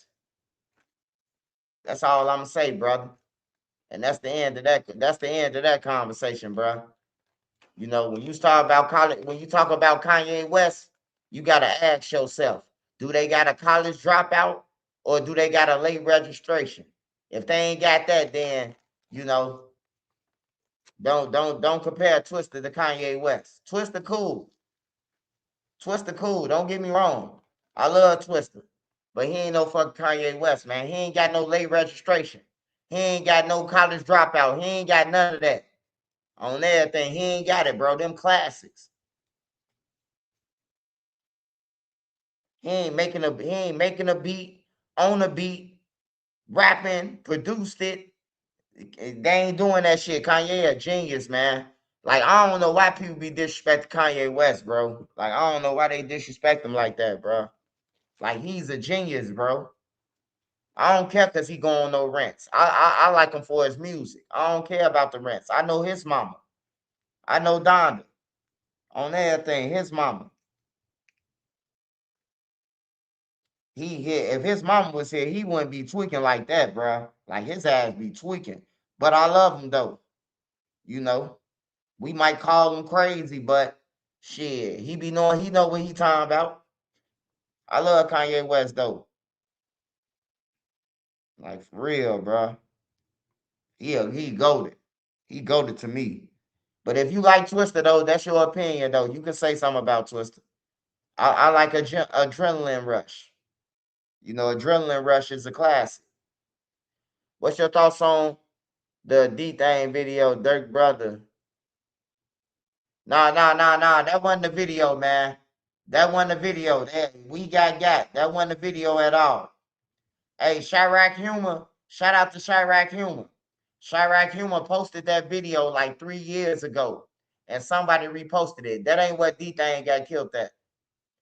But I appreciate you though. Hey, I definitely appreciate you though, brother. But yeah, that wasn't the video. I just didn't delete it because everything else in that video is real. So I ain't deleting it. And then I done got a million stories right. To get one wrong and you think that you right about something, like hell no, I ain't deleting that. I made a mistake. I put it in the comments though. I put it in the comments that no, that's not the video. I never put the video in my video though. I never put it in there. But yeah, that wasn't the D Thing shoot.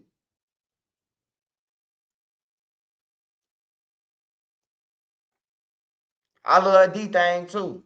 Even though he backed the old duck, bro. Like I met D Thing in 2006 with my homie Bang on everything. He used to come and we used to drive on over there to D Thing, them block on Green. That's why I used to see Newski at. We used to be out there. My homie them car, they'll give us the Range Rover, or they'll give us the 300C or the Infinity. And me and my homie Bang, we riding the whole city with that motherfucker. Guns on us and everything, man. Pulling up on all the BD blocks. Trying to see who outside. You know, so I love D-Thing, man. Like, for real. If he has some type of lick, he making sure a motherfucker get fresh on everything. Hey, I got this lick for y'all, bro. On everything, bro. Like, it's some good people, man, but he backed the old duck, man. Like, it fucked me up, man. He backdoored him, brother. He made that call. He green lighted up.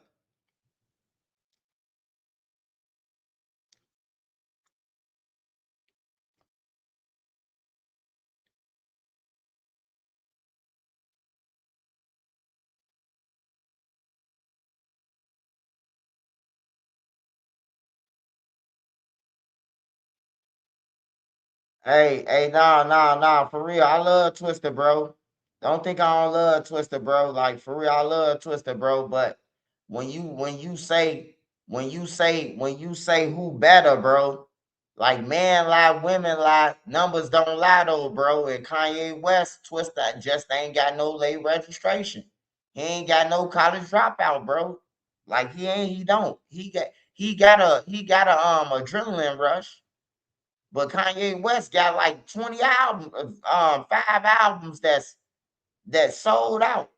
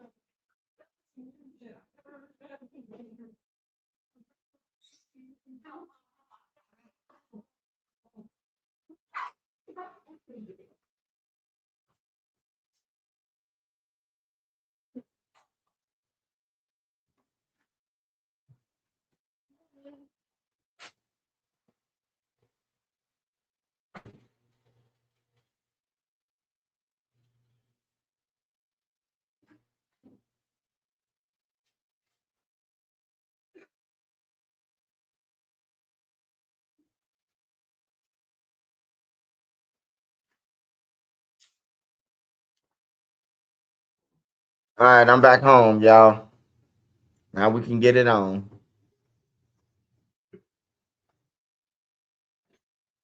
Oh, damn. It's sold a flat. It's sold. What's all in here? Who did this? This Dr. Pepper? She wouldn't let me get It tastes like Dr. Water. I don't taste no pepper in it. It's just water. Nene, did you fill this up with all ice and then just... Yes, she did. No, yeah, you definitely did. Nene, it's more ice than water in that junk. It's the peanut butter and jelly. Yeah, I don't like that peanut butter and jelly. Yeah, I don't like pops, bro. I prefer water all the time, but and cranberry juice. But every now and then, I be having a taste for a pop.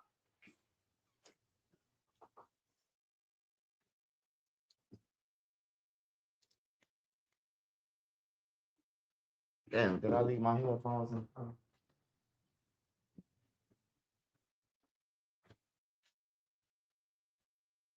Hold on, y'all.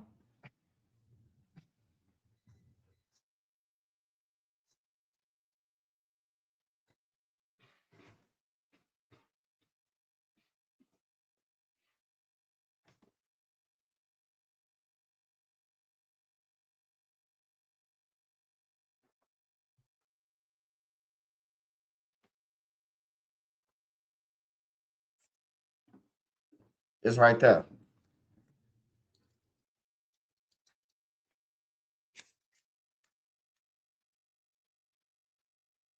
Hey, EMT, you know it's a BP on Stony Island. What you trying to get at, man? First you just asked something about Big A, and now you talking about a gas station, a BP. Hey, don't be slick, man. Don't be slick on here now. I just told you, brother, don't be slick. You trying to ease more questions in on the slick side. Is there a BP on Stony Island? You know it's a damn BP on Stony. It's a damn BP on every corner, my boy. You know that. You trying to get at this zoo kill Big A. I know where you coming from, brother. Send me a cash out, nigga. You bullshit. You know damn well it's a BP on Stony. It's 3 BPs on Stony. Why you playing like that, brother? Yeah, he trying to be slick. Is there a BP on Stony? Did Big A get killed right there? Did Zoo come out the cut? Like, get the fuck out of here, bro. Get out of here with that, man. I don't know if Zoo did nothing to Big A, man. Her brother told the police that Zoo did it to Big A. Not Trenches News, her brother. Her brother from 051. Drilling them never say nothing to that guy, though. They act like they never seen that paperwork. You hear me? That's why when they say shit to Trenches News, I just be like, wow. Wow. Then your homie tell the police that he'll call his mama to get Bezoo number. Like, damn. Nigga told 12, I'll call my mama. I'll call my mama. My mama got Zoo number. How the fuck your mama get Zoo number? That had me thinking too. Like, these might be Zoo stepkids.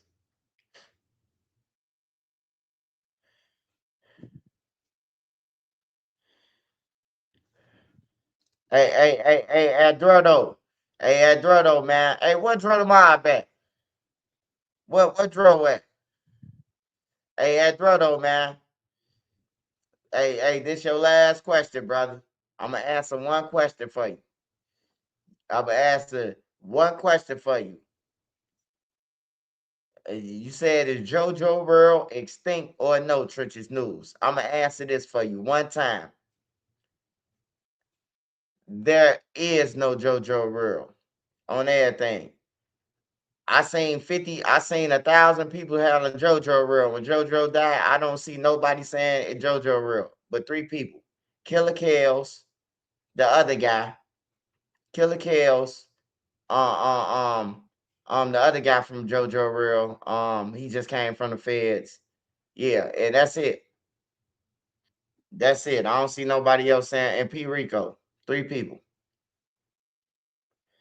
Where the other 100 go, the 1,000 people go, I don't know. Rest in peace to Lil Don, though. That's about it.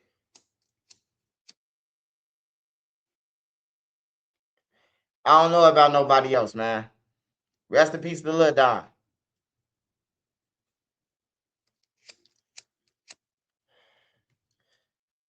You motherfuckers making me feel like I'm in 2012 asking all these motherfucking questions. Is he like that? Is she like that? Hey, look, they had to be like that, man, because they dead now, man.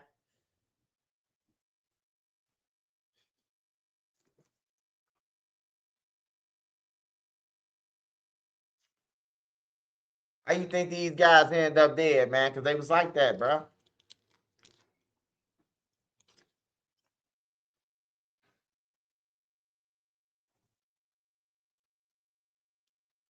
Shout out Beijing.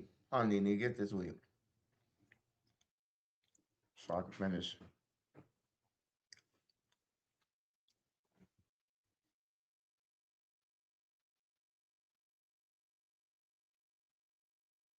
Check this out. I'm going to show you how I afforded this car. All right, so let me go over this one more time. Okay, you ready? All right, $118 Jordo for and car the rest of insurance. y'all asking That's how much I was paying. Stop. Okay, Now, I man. picked up the car a few months ago and watched. Our colleagues in Los Angeles alerting us to a police chase there that ended up with a person who was attempting to elude police being found to be wanted here for a homicide that nobody is confirming any information on. And it was a short but violent chase this morning in Hollywood, California.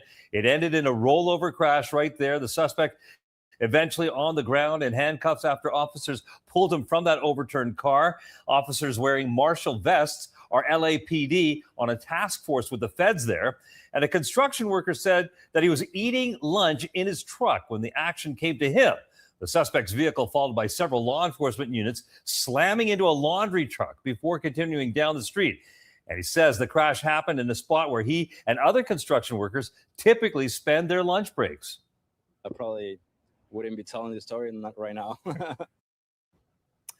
And while that suspect is now under police guard in the hospital, police have not released any information on the homicide that he's wanted on back here. And we have reached out to Chicago and LA police, and we'll share information on this case when we get it.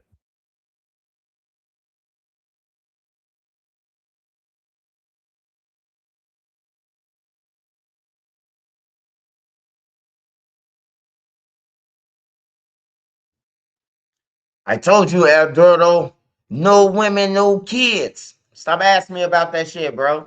I told you, bro. This ain't the page for that, man. Go to somebody else and ask them that shit, man. I told you get one more time, and then you took advantage of my kindness, bro. We don't care who like that or who block extinct. We care about the kids getting the blocks back, man, and be able to play and jump rope, motherfucker. Get off my page, brother. I done told you that 3 times, bro. Like, I engaged with you, but if you ain't hear me when I said stop asking me, then, you know,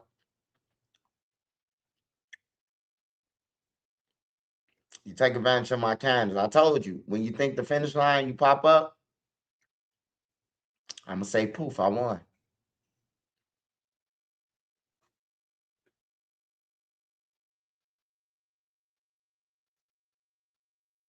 And I'm tired of these shootings and the police shot a teen in the back and all that shit, bro. Like, why is you running? Hey, look, kids. Don't run from the police.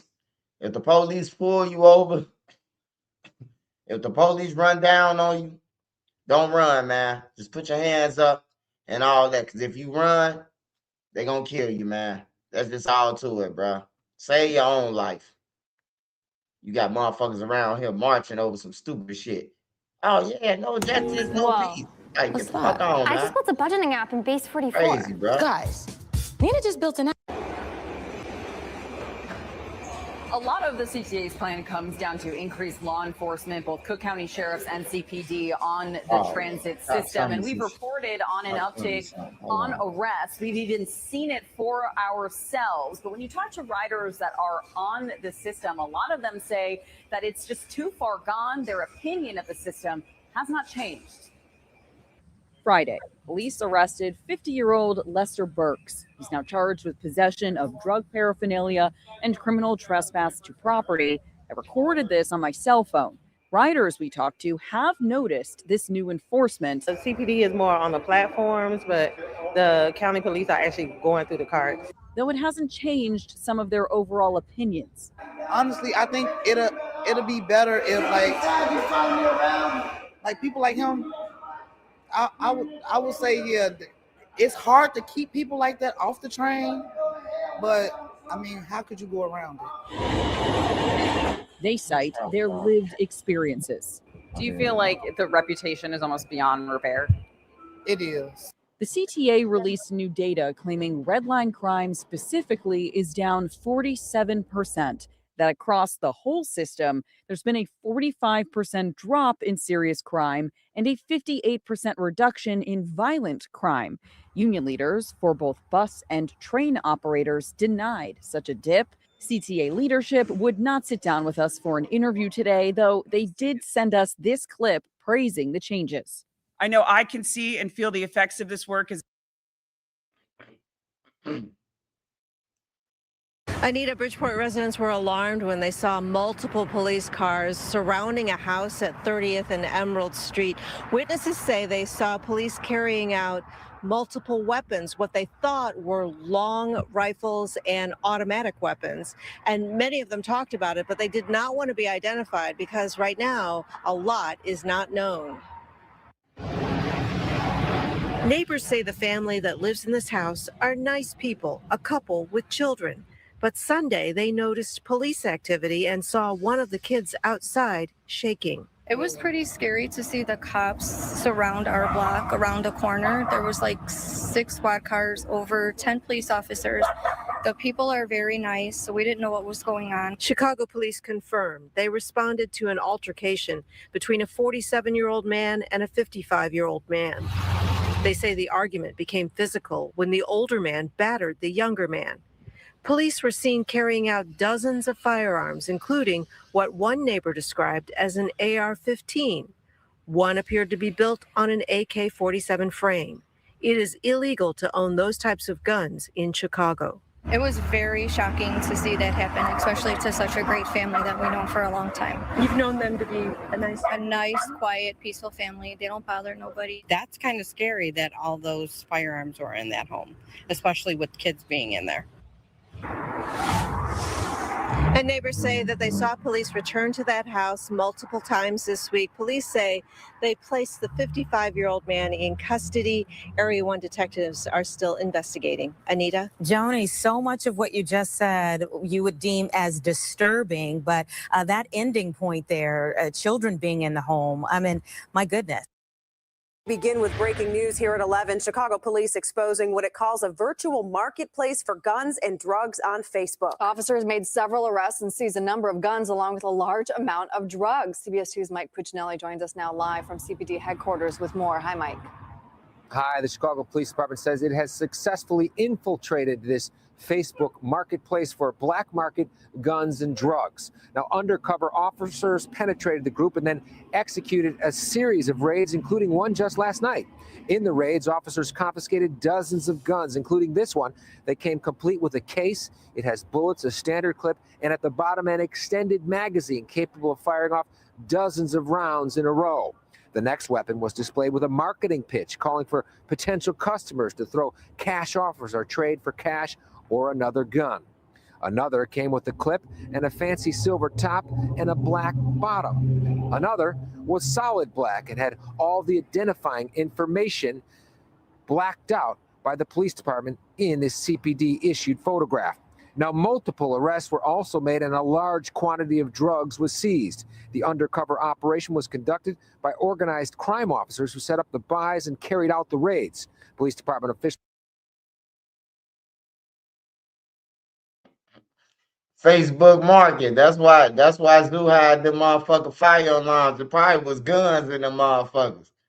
Hey, y'all remember when Zoo had a pallet? We thought them was what's the names, and Zoo was like, "Hey, quit playing with me, nigga, with the mask on call. You don't know what you talking about. Them ain't no for smoke alarms." So now that we know that they've been trafficking guns, what if that whole pallet was full with firearms? Damn. Hey, I just thought about it because Zoo did say that. Zoo was like, "Why is you all in my business? Them ain't no what's the names." And then they said that they was trafficking firearms. Like, damn.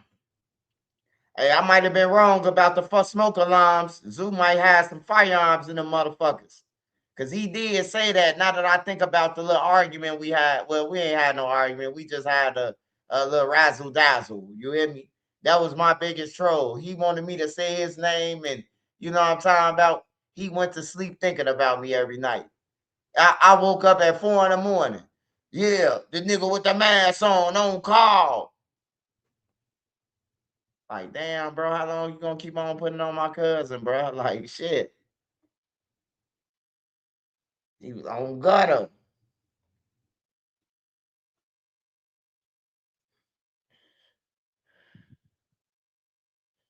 Shit, Memo the pipe lord. I ain't trying to argue with nobody. Memo the pipe. The news said Memo is the pipe lord. Oh, there thing. Memo got the guns, man. If you want your gun, go to 59th Street, make a right, OK Drive, go down to Wabash, make a left, and you go see Memo and them out there. Him and Lil T.U. Swizzle, and a guy who killed T Grizzly Auntie. 600 Woo. You gonna see them out there, man. Tell them Trisha News sent you, man. Memo is the pipe lord. Hey, Memo started playing with Money Duke now. Memo had to find a gun connect. He knew they was on his ass. He knew they was gonna get him. That boy Memo600, huh? Shit. I thought Memo was lying when he said, you be with them steppers on. And it whack shit, splash shit. You be with them steppers on. I thought Memo was lying, man.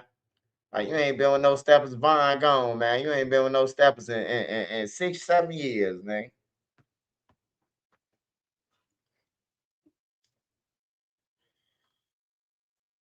He said, I would not be going over there. I'm good, bro. Hey, no, I was lying anyway. They ain't over there. 600 Woo in jail. 600 Woo in jail for T Grizzly Auntie, I think. Or did he get out? Yeah, I think he's still in there. He locked up for 600 Woo Auntie, I think.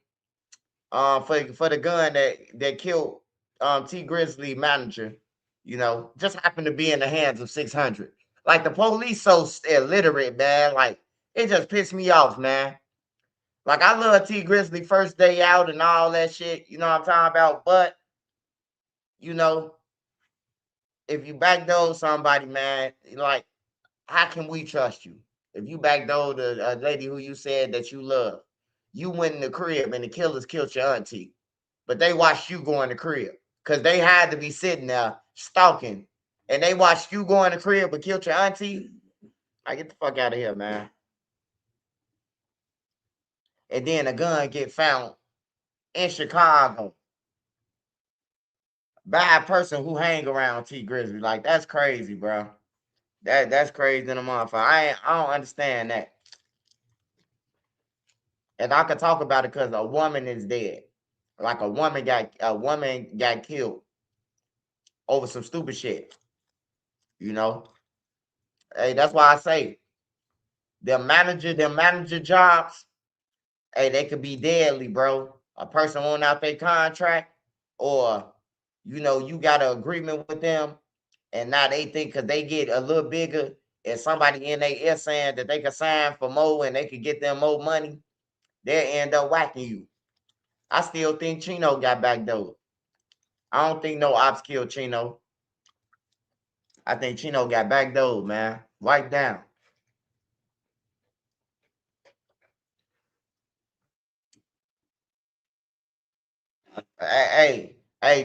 Look, this why I say Chino got wiped down, right?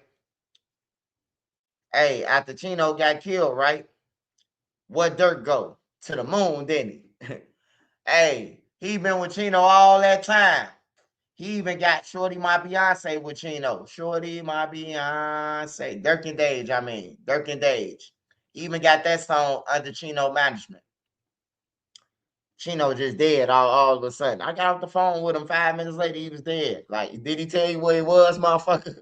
Like, hey, I don't be trusting nobody in the streets, bro. Like, for real, bro. I still think Chino got backdoored. I don't care until they come out and say that they know for sure this dude did it, man. I think that Chino got backdoored, bro. And I'm going to keep on saying it. I'm going to keep on saying that shit. I think THF Chino, OTF Chino, whatever y'all want to call him, he got backdoored. He got backdoored for his management slot.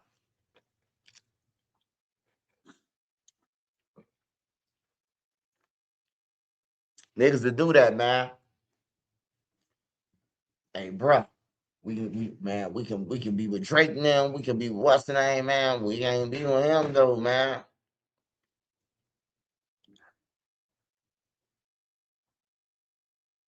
One day, hopefully, the killer would tell the whole world that T Grizzly paid him to do it. Yeah, that shit crazy with T Grizzly. And I talked to the kids. I talked to what's her name? Shit. Sasha. Sequasha. I forgot her name, man. Hey, but I talked to her kids, man, and you know, they hurt like a motherfucker, man. I told her son, man, I'm gonna check on her son tomorrow, matter of fact. I'm gonna check on her son tomorrow, man. I ain't checked on him in a minute. I ain't talked to him in a minute since the court shit. But I'm gonna talk to him though. Make sure he's straight. But yeah, that's crazy though. A motherfucker got caught with the same weapon that killed him. And these your homies though. Like you be around Book and them. So how did Book and them get the gun? Like that, I mean, how did not Booker get the gun? Let me take that back. Booker ain't had a gun. How did Booker homie from 600 end up with the murder weapon that killed T Grizzly auntie? T Grizzly say he walked in the crib, and soon when he shut the door, the gunshots went off. So if that mean the killers was there, they would have killed T Grizzly, bro. If it wasn't paid, if it wasn't no paid hit on that lady, they would have killed T Grizzly.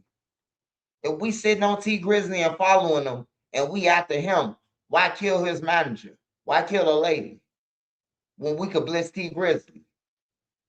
Like, it just don't make sense, man.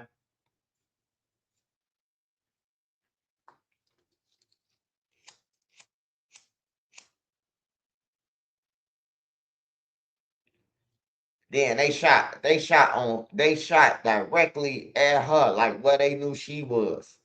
You hear me? Like, it don't make sense, bro. Like I said, the police stupid. I can say that 100 times, man. Like, it's common sense, bro. Like, it's common sense that he set up his auntie, bro. Like, I don't care what nobody say. Like, it's common sense. All you gotta do is link the gun and the individual who got the gun with him. That's all you gotta do. Link that together and you will have your puzzle solved. Yeah, that it was crazy to me, bro. I talked to her son though, bro. I told him to keep his head up and shit. If he needed something, hit me up. You know,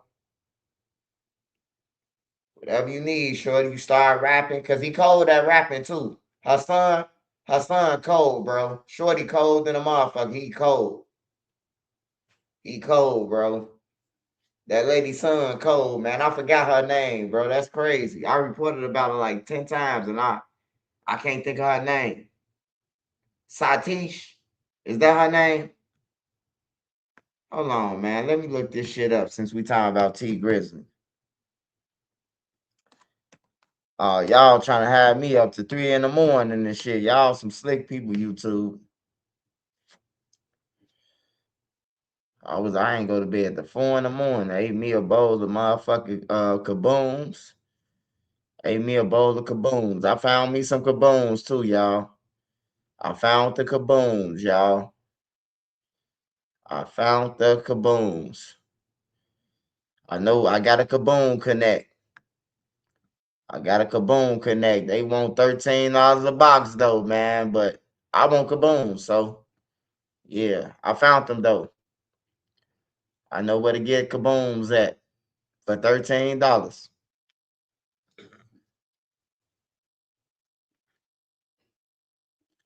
Hell yeah.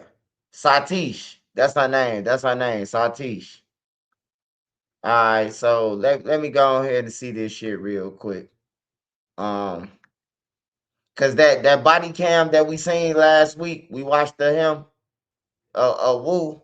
That's when he got caught with the gun for T Grizzly auntie. That day when the cops pulled that gun off him, that was the day he got caught with the gun that killed her. All right, T Grizzly. All right.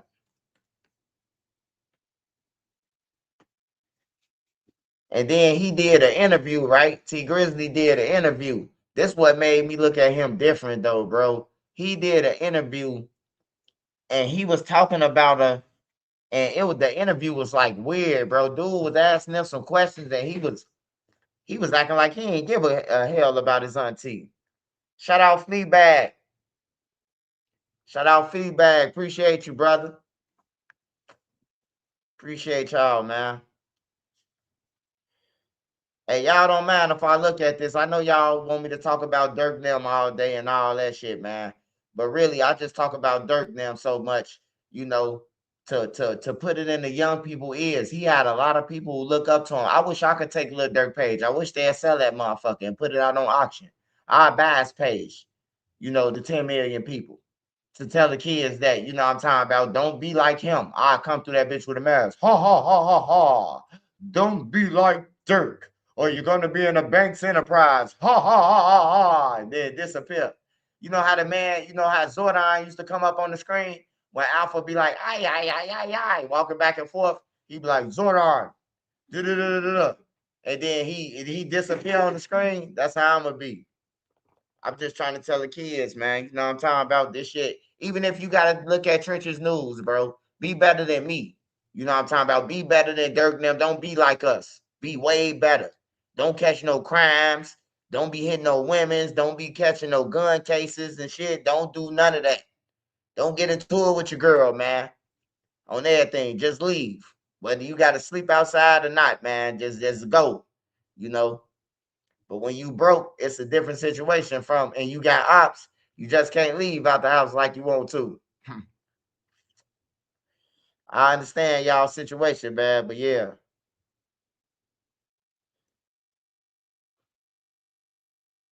All right, so I'm gonna play this T Grizzly shit because we do gotta bring this situation back up, man. It just died out and I'm talking about it. I ain't worried about him getting me attacked in jail and none of that shit. I got family in Detroit too. I'm talking about. I ain't got to let you know my secret weapons, but you ain't going to do shit to me because I'm reporting. I'm a news reporter. I'm a blogger, journalist, whatever you want to call me. This is my pay. And I got and for the ones that don't know. Yes. I can go to the mayor's meetings now. I could put my mic on the newsstand with the Channel 7 News, man. Thanks to my wife, Nene.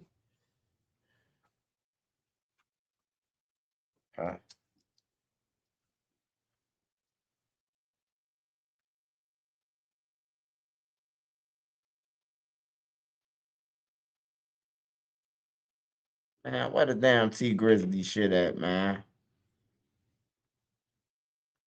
All right, hold on. Let me kick it off with this. I gotta go. Hey, what's up? It's your girl Neek, and you're tuned in to Neek at Night. And tonight we're going to be talking about the rapper T Grizzly, who has unfortunately. No, we're not. You ain't gonna be doing no talking, baby girl. I'm sorry. Appreciate you though. All right, T Grizzly unkill. Yeah, we're gonna bring this shit back up, man. This shit do need to be brought up, man, because it just disappeared, bro. And I don't like that. It's a woman dead, and then this little alien looking motherfucker get caught with the gun. You know what I'm saying? He looked like he did. Him, people who look like him, look like they take people's lives because they look like cavemans and shit, little Smurfs and elves and shit, you know, without the blue hat on. Like you gotta go to jail, brother. Most ED treatments do one thing, if anything at all. Finally, I found one that does 5. Shout I out switched to to Lamar. Get Ready because I was done planning my sex life around a pill schedule. 5 benefits, Guys keep 1 on asking me sublingual about dose. murders. Harder They erections. ask me, Works they in ask 15 me minutes. questions. Kimberly, tonight we know the Detroit I need rapper you to was wipe one they of 3 nose, people brother. inside that car when the shots went off. Now, when they're in that shooting, the rapper's aunt died, but he was not injured. Detroit police responded to the area of 3 Mile Drive just off Mack Tuesday night on the city's east side. They were out to collect evidence of multiple bullet casings regarding the deadly shooting here. It turns out someone opened fire on a black Chrysler with 3 people inside. Among those inside the vehicle, Detroit rapper T Grizzly. We made it out of Lansing after all that happened. After Michigan State, after Hoover, when our man's told him. T Grizzly rose to fame when he released his first single, First Day Out. He was nominated for an MTV and BET Awards for the single. The bands they took from us, Joy Road. Police don't know if the rapper was the intended target or not, but what's clear, his aunt, who worked as his manager, along with another young man, were all in the vehicle Tuesday night. That's when someone intentionally shot the vehicle, killing the 41-year-old manager. We don't know if anything was stolen or if this was an attempted robbery, but police say the rapper and friends were in the area to visit someone. The investigation shows when the man stepped out of their vehicle, the first of several shots filled the air. We don't know if the rapper was still inside the car when the shots went off or not.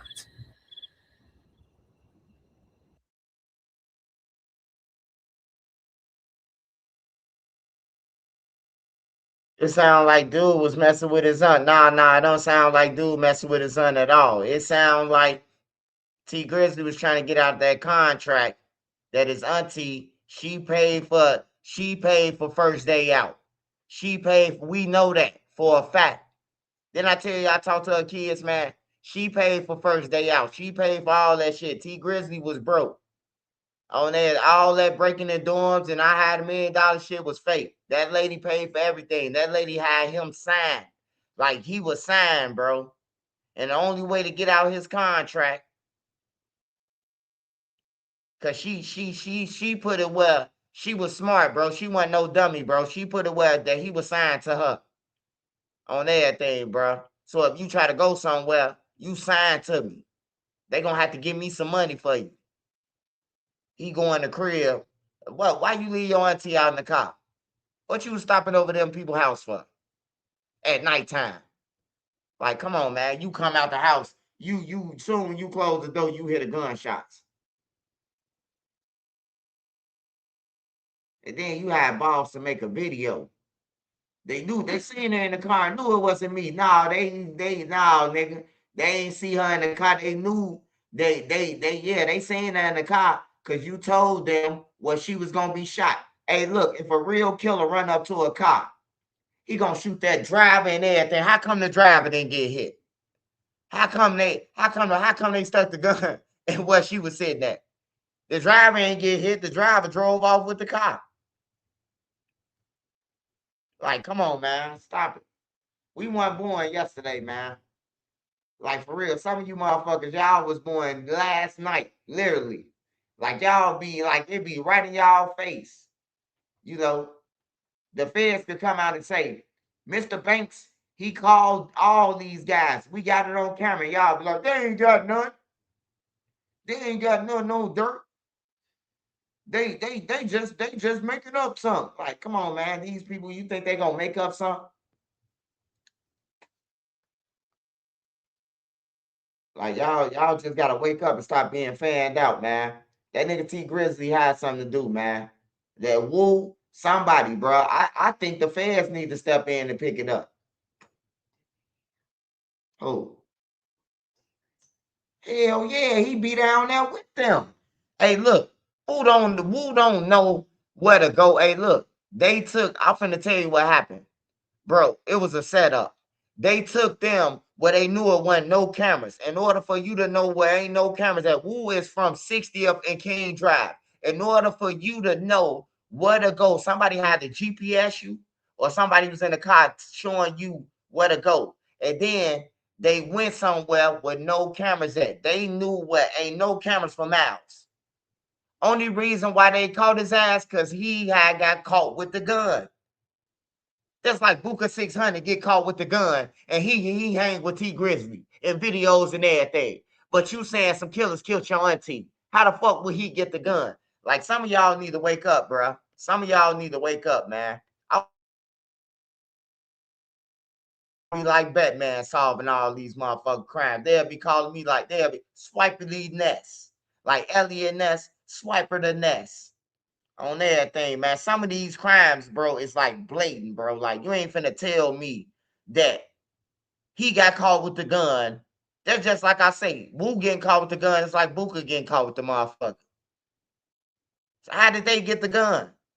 That's all I'm saying. How would they be able to get the gun, bro? I know people swap out guns and everything, but look, what's your chance? What's your chance of the killer coming to kill T Grizzly, right? Supposedly, quote unquote, but they killed his auntie, right? But then Wu get caught with the gun. So was Wu trying to kill you? Was 600 into it with T Grizzly now? Let us know something. You gotta let us know something, bro. It's either that or you backdoor TT. That's all to it, bro.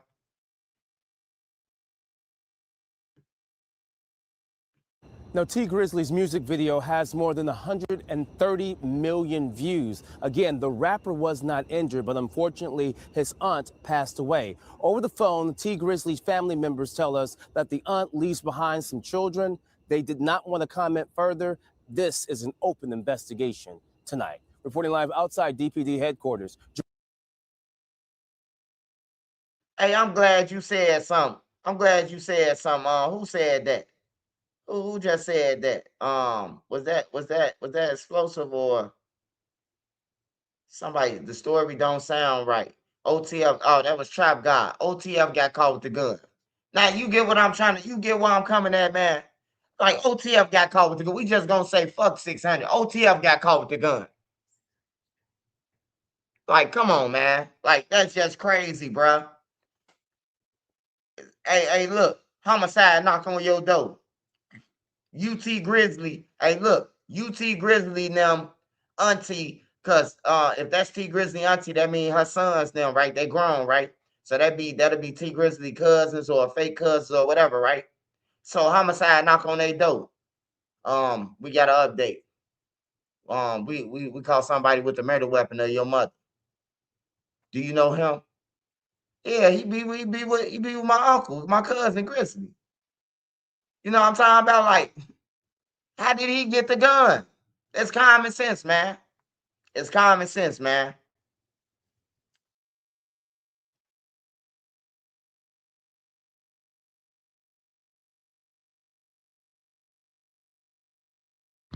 LifeLock monitors hundreds of millions of data points per second and quickly alerts you to identity threats you could miss. Well, she managed T Grizzly, one of Detroit's most popular rappers, but earlier this week, Jonah Brown was shot and killed on the city's east side. Tonight, we're hearing from a local radio show host who worked with Brown. 7 Action News reporter Anu Prakash joins us live from the scene to tell us how Brown is being remembered and what police are saying. Anu. Well, Glenda, Detroit police tell me that homicide investigators are still working on this case, still trying to figure out what led up to the shooting here on 3 Mile Road just off of Mack. Meanwhile, those who knew Brown say she was kind-hearted and a hard worker. She was a sweetheart. She was a good person. She was the type of person that would look out for you, do whatever, she could to help you. Bushman, host of the Bushman Show on 97.9 WJLB, first got to know Jonah Brown 3 years ago. He called her JB. She was the manager and aunt of Detroit rapper T Grizzly. She also managed Detroit rapper Sada Baby. Sources say on Tuesday night around 9:30, the 41-year-old was sitting in a Chrysler 300 with 2 other men here on 3 Mile just off of Mack. Police say as one of the men got out of the car, she was shot and killed. JB, I love you. All right, man, we gonna freeze it right there. 2 men in a car with JB. None of the men get shot, but JB get killed. So that means they never aimed at the guy who was driving. Hey, you let me know if it's a setup or not. Do it sound like a fucking setup or not? A person step out the car, the driver ain't shot, But why they ain't blitz the person if they knew the driver, if they knew another person who they came for? Like if you sitting on somebody and they get out of the car, you gonna blitz them.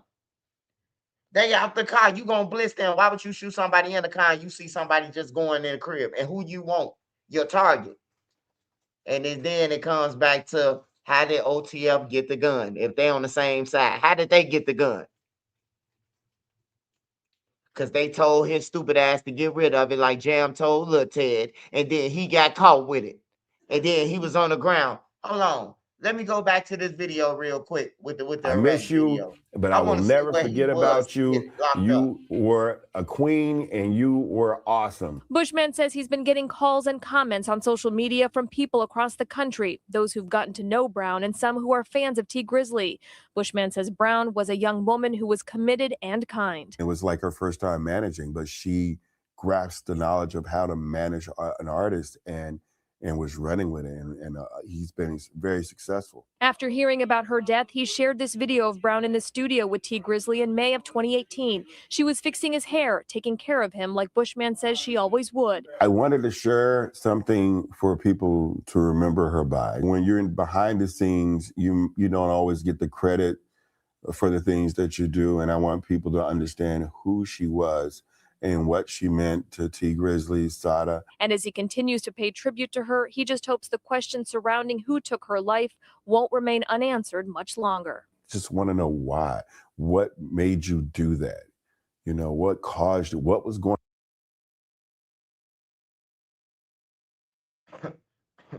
Hey, that little ugly motherfucker got paid. That's bottom line, sir. I can answer that for you. 600 woo, he got paid.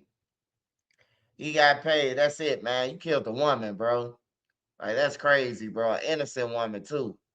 Like, but people won't speak up about it until a motherfucker kill their mama. Then they'll be like, hey, Church News, man, you report about this, man. They just wipe my mama nose. You hear me? Then that's when they concerned. But they ain't concerned about T Grizzly auntie. Or not, they ain't even his auntie, man. You know, I got to stop saying that because that's disrespectful, bro. Because if I was her family, I would want to know the biggest question.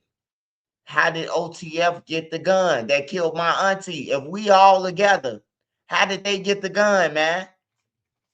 They're just easy. Woo gonna have to tell us. How did you get the gun, man? All the way from Detroit, and you from Chicago. How did you get it? You gonna have to tell us who gave it to you. Because this our auntie, right?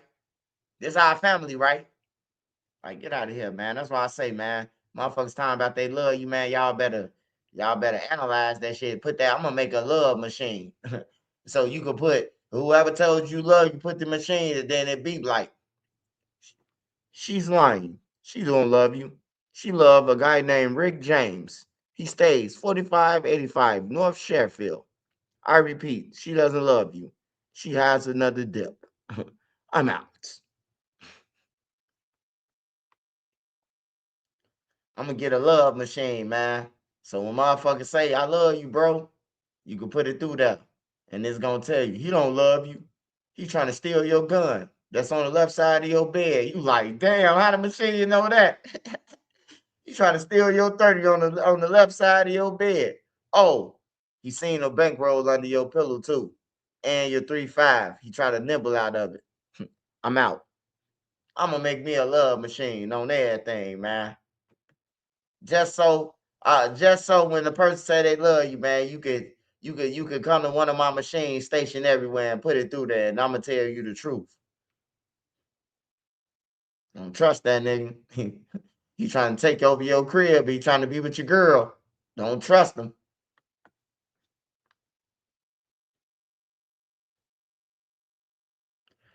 Hey, Swipe. Man, my homie told me to go outside, man, with my gun, man. Some niggas was out there in the Don't go outside, sir. He knows the police out there.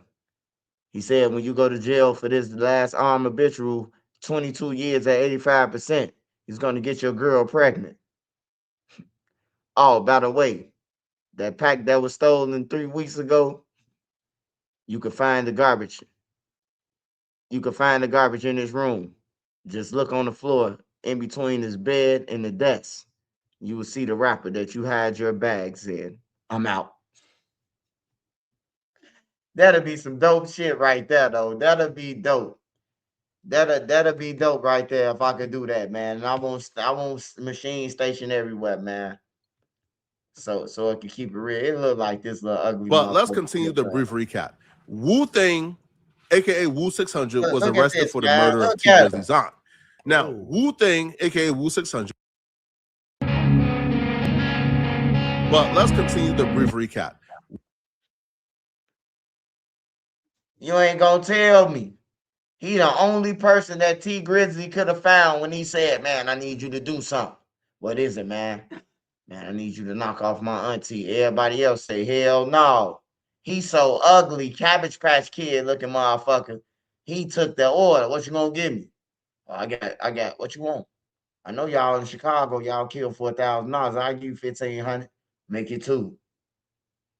Little ugly baby kid looking motherfucker, man. I hope he go to jail, bro. And I hope her family catch him in jail and beat him down, man. I ain't gonna lie to you, brother. On everything. How did you get caught with this gun, man? Booker be with T Grizzly more than he be with Lil Durk. So how did his homie get caught with this gun? And I ain't trying to hear nothing from none of the gang members. Because if it was your auntie, if it was your mama, nigga, you wouldn't be saying nothing. You wouldn't be saying nothing. Yeah, he a little Cabbage Patch Kid looking motherfucker. Little knock joke on everything, bro. Like I'm just mad though, bro. Cause I talked to her son, bro, and her son is like, he like swipe what you said, bro. That's all I've been asking. How did they get caught with the gun, bro? Like, how did you get caught with a murder weapon? If the killers is at you, that mean that 600 was trying to kill you, or Lil Durk never was trying to kill you. Cause Lil Durk did was put money on Money Duke now and Richo now. So Richo, he better have on 3 masses. All right, let's carry on though.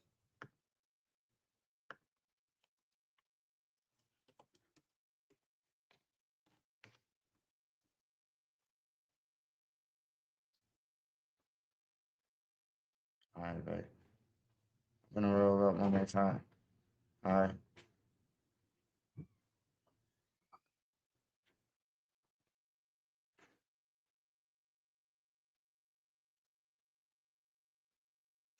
Yeah, it pissed me off, man. And I'll go all out for any one of y'all family members, bro. If y'all call me hurt and y'all say, man, Swipe, somebody just did something to my little sister or my cousin and shit, bro, I'm gonna try to put my ear to the streets for y'all. You hear me? I don't want y'all to crash out, bro. I'm 42 years old. I don't give a fuck. I don't want you to have to crash out, bro, and be in jail for the shit, bro. Let me go ahead and work my magic. I'm gonna put the spotlight on his ass. All I gotta do is drop a video on everything. All I gotta do is drop a video about it, and the spotlight is on everything. Just give it some time to marinate. He probably be in jail 9 out of 10 times, or somebody gonna take him out this shit. I don't want nobody to crash out. I feel like people who was in the streets or who got out the streets, they shouldn't have to crash out, man, because a motherfucker killed one of their people, bro. Like now you gotta take it back there and all that shit because a nigga did something to you. Like nah, bro. I just don't believe in that.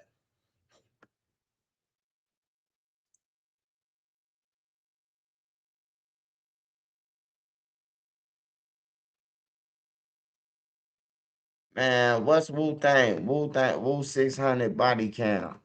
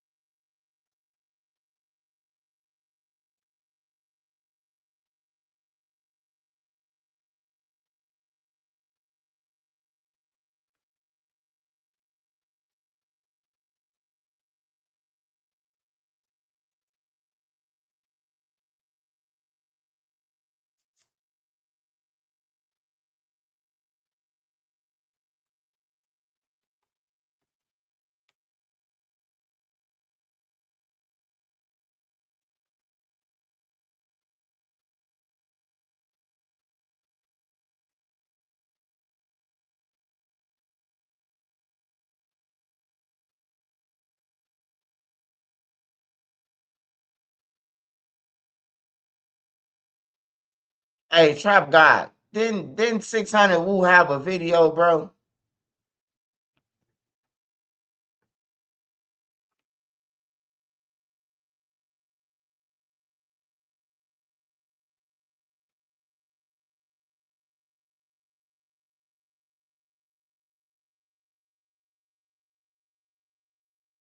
Hold on.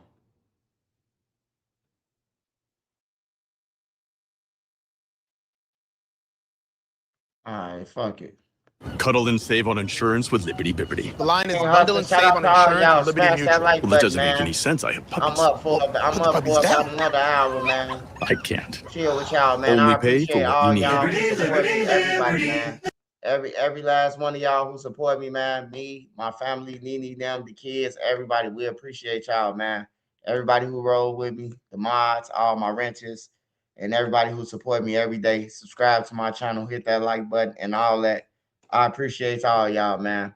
Hey, but right now, we watching the T Grizzly shit. We finna bring it back to the light, cause we trying to figure it out now, man. It's some backdoor shit. Y'all know Trenches News. That's the last thing that we gonna tolerate with anybody who laughing about that they backdoor somebody or they gonna backdoor somebody. Cause if they willing to backdoor anybody, then you don't have a chance in life of being around them. Cause they are willing to backdoor you if they laughing about it. I slime out people. You know, we don't respect people like that, whether you in the streets or not. You know, them people right there definitely not to be trusted. If you a slime somebody out, you're homies now. And that's what I think that happened to the auntie, Satish. I think she got backdoored. She was his manager. And yeah. And 600 got caught with the gun. The guy Woo.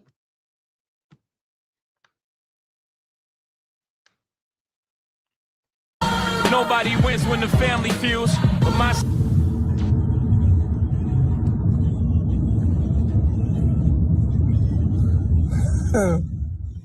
Grizzly, one of Detroit's most popular rappers, but earlier this week, Jonah Brown was shot and killed on the city's east side. face and think I'm playing AJB. I wish I was sitting outside with you and I was in that back with you. You know your favorite rapper when the never. Was she alive when did she die on the scene or the hospital? I don't even. I think that no. She died at the hospital. She was still alive. She was still breathing and everything. She called me. She called you while she was shot. She called me. What'd she say? I was trying to talk to her. I didn't hear what she was saying.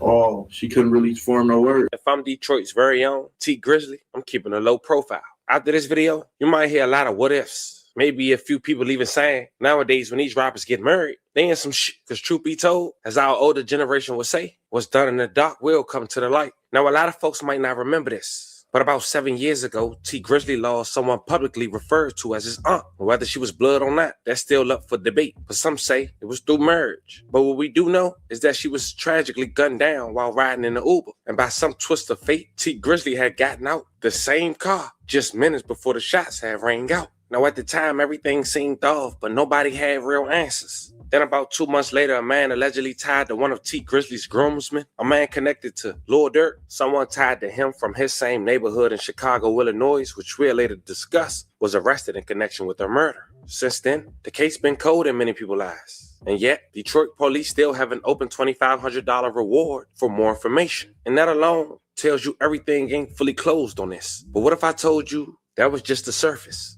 Because what I found out while digging into this court transcripts and trial updates and federal paperwork, found me get deeper, way deeper than what people may expect. Pause. Now, there, as of now, has been whispers that she might have been pregnant, allegedly, by T Grizzly. And that wasn't even his blood aunt. But all that is he say, she say to this point. Because still, Grizzly called her his aunt.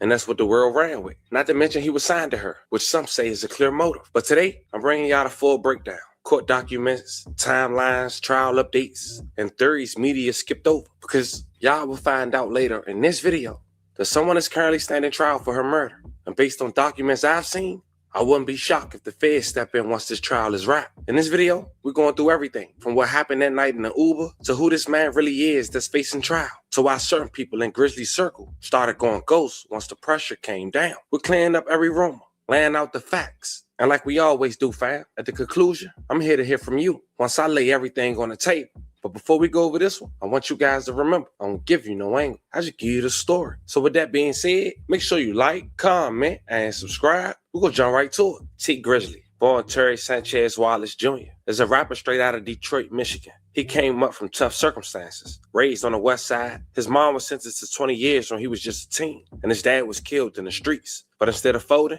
Grizzly took to music. He gained national attention in 2016 with his breakout single, First Day Out. All and fuck for your life.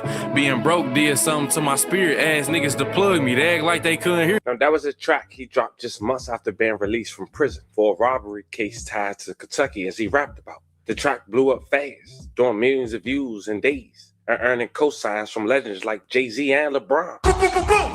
Hit the Rolling Stone with the rollie on. Tag portfolio. From there, the momentum only grew. He dropped mixtapes, albums, and landed features with stars like Lil Durk and Meek Mill. But like most rappers with street ties, fame didn't come without a cost. The night he almost lost his life, or did he? Instead, his quote-unquote aunt did. In August of 2019, everything changed for T Grizzly. He was riding through Detroit in a black Chrysler 300. A little after 9 p.m. on the 3600 block, a 3-mile drive on Tuesday, when the driver exited the vehicle, shots were fired from an unknown location. That driver was allegedly T Grizzly going to his other aunt house at the location of the 3600 block of the 3-mile drive. A woman who took the stand today, almost 7 years later, which we'll later talk about. The bullet stuck Jobina Brown. May she rest in peace, and love and condolences to her family. Grizzly, one of Detroit's most popular rappers, but earlier this week, Jobina Brown was shot and killed on the city's east side. Tonight, we're hearing from a local radio show host who worked with Brown. 7 Action News reporter Anu Prakash joins us live from the scene to tell us how Brown is being remembered and what police are saying. Anu. Well, Glenda, Detroit police tell me that homicide investigators are still working on this case, still trying to figure out what led up to the shooting here on 3 Mile Road just off of Mack. Meanwhile, those who knew Brown say she was kind-hearted and a hard worker. She was a sweetheart. She was a good person.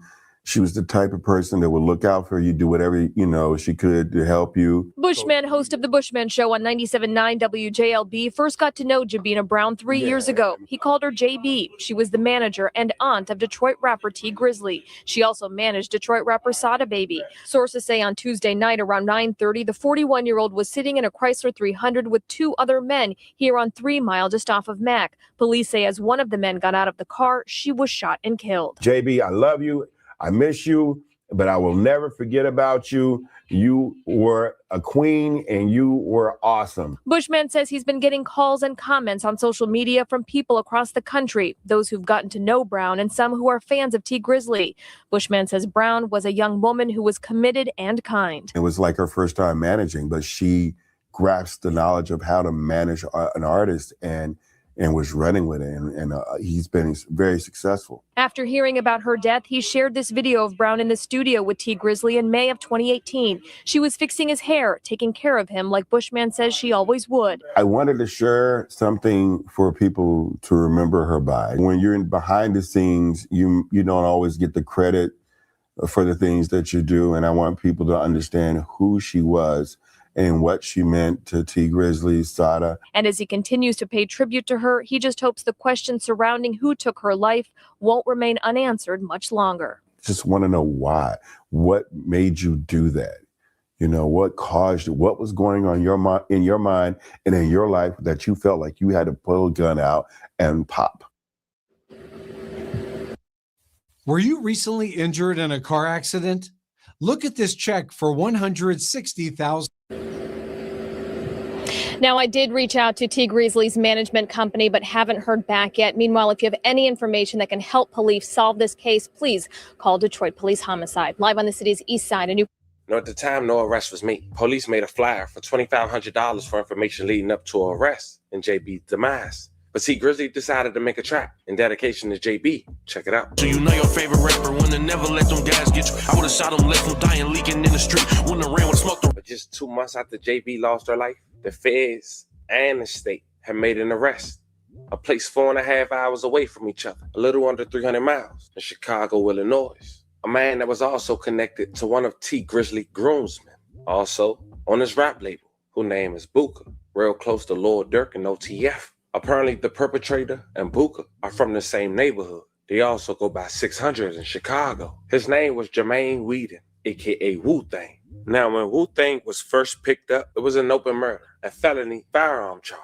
But what a lot of people don't know is that Wu-Tang already had a serious criminal background. This wasn't no first-time offender. In fact, back on May 12, 2016, he had a felony conviction for aggravated unlawful use of a weapon in a vehicle in Cook County. He was sentenced to 1 year imprisonment. And second, on March 15, 2018, just 2 years later after that, he had a felony conviction again for unlawful possession of a weapon by a felon in Cook County, in which he was sentenced to 42 months in prison, which lets us know that Wu-Tang not supposed to be around firearms. Now, I wanted to make all that clear because he was later caught with a firearm that was illegal in Chicago, which we'll later discuss. And the feds got that case. And what they did is they dropped it for the moment because he did get found with a firearm that has did another crime across state lines. And they let him deal with the state for now. And we just wonder why. But they also did something that I want you guys to pay attention to as well. In the state case, gave this habitual offender a reasonable bond for murder. As mentioned, we wonder why. But at this point, we know this is no ordinary case, and some folks believe he was let out on purpose,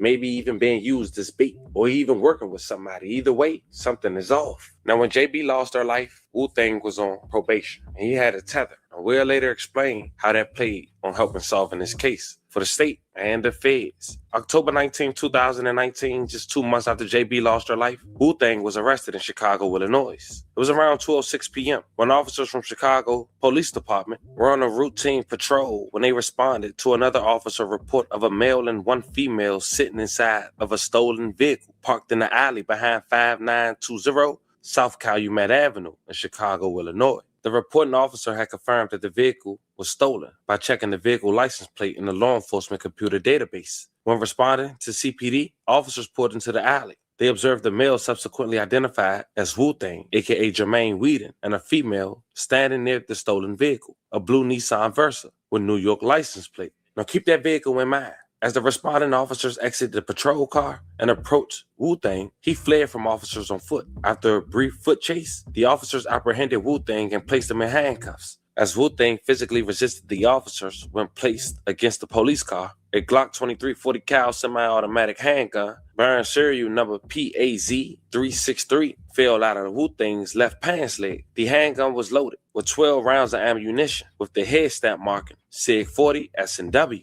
During the subsequent search of the stolen blue Nissan, CPD officers recovered an extended magazine from the passenger side door. Now, fam, would you believe this man had the same firearm and same stolen vehicle during the night that JB lost her life? Well, it's true. When it came to the rental, the car was a Hertz rental car that had been set to be returned.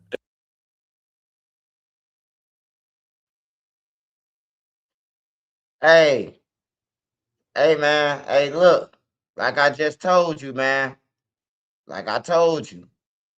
When Wheaton was arrested by Chicago police on October 19th, 2019, described in further detail, he was in possession of a stolen car, a blue Nissan Versa bearing New York plates. The car was a Hertz rental car that had been due to rental in August. Hertz filed a stolen vehicle report with the Lombard, Illinois police. So they saying that he got caught with the same car and gun that killed T Grizzly auntie.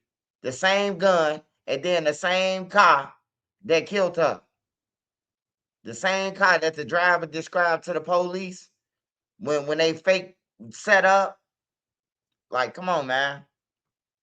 Ain't nobody done, man. We know when it's a setup, especially the black community. They good. They know we could spot a setup from a mile away. The Hertz on August 24th, 2019. Hertz filed a stolen police report in September of 2019. The following year, February of 2020, DPD received notification from the MSP lab where they test the firearms, the ballistics. They confirmed that firearm that Wu-Tang was caught with in Chicago was the same firearm used to take the life of JB. May she rest in peace.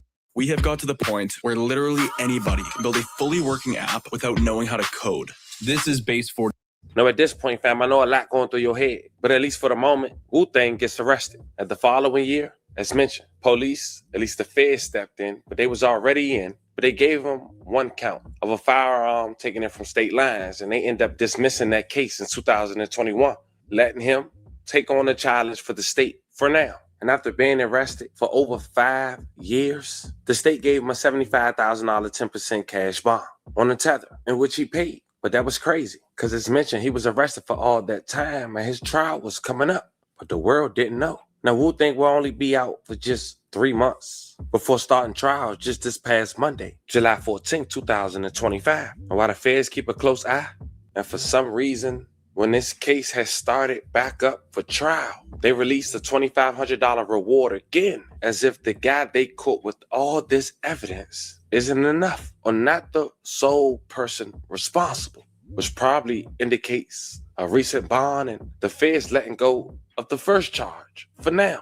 And the Family TV will hopefully start filming from now on this trial on Twitch and YouTube, on the second channel, and many more. But I was able to catch it today, although the audio wasn't allowed for screen recording while looking. You can only screen record if the audio picks up from another device. And I didn't know that today. But I took some key notes. And the house that T Grizzly allegedly stopped at the day JB lost her life to go inside. Remember we said that was his aunt's house, another aunt? But she took the stand today. And to sum up 8 hours for you guys in 60 seconds, I say this. That rumor that's floating around that T Grizzly got his alleged aunt pregnant, the state believes that. Not the Family TV, not Reddit, the state. And there was one damaging answer from the aunt on the stand. And it seemed like it was bigger than the alleged defendant. The question was asked by the state, does she remember the aunt mentioning that when T Grizzly heard the shots inside the home, he ran to the window to see what was going on? The aunt responded, no, she didn't say that. Can I say they must be tearing him up right now? Yeah. All good, man. So the night everything happened, man. Can you kind of go over that night with us? I know y'all was at the studio. I seen you on your Instagram. Yeah, so we was at the studio with Guapo and Jay Swan or whatever.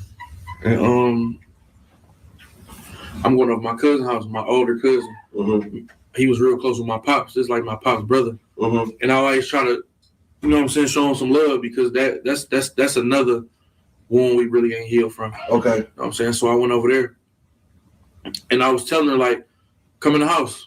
And she like, no, I don't want to go in. I'm begging her to come in the house. Mm-hmm. You know what I'm saying? Like, certain areas, you just got to move right. Right. You know what I'm saying? It ain't about where you at. I could go anywhere I want to. Right. But I got to move right. Right. You know what I'm saying? So if I'm moving right, can't nothing happen to me. So I'm telling her to come in the house. She like, no. Because JB was kind of like funny acting about dirty houses. Okay. And stuff like that.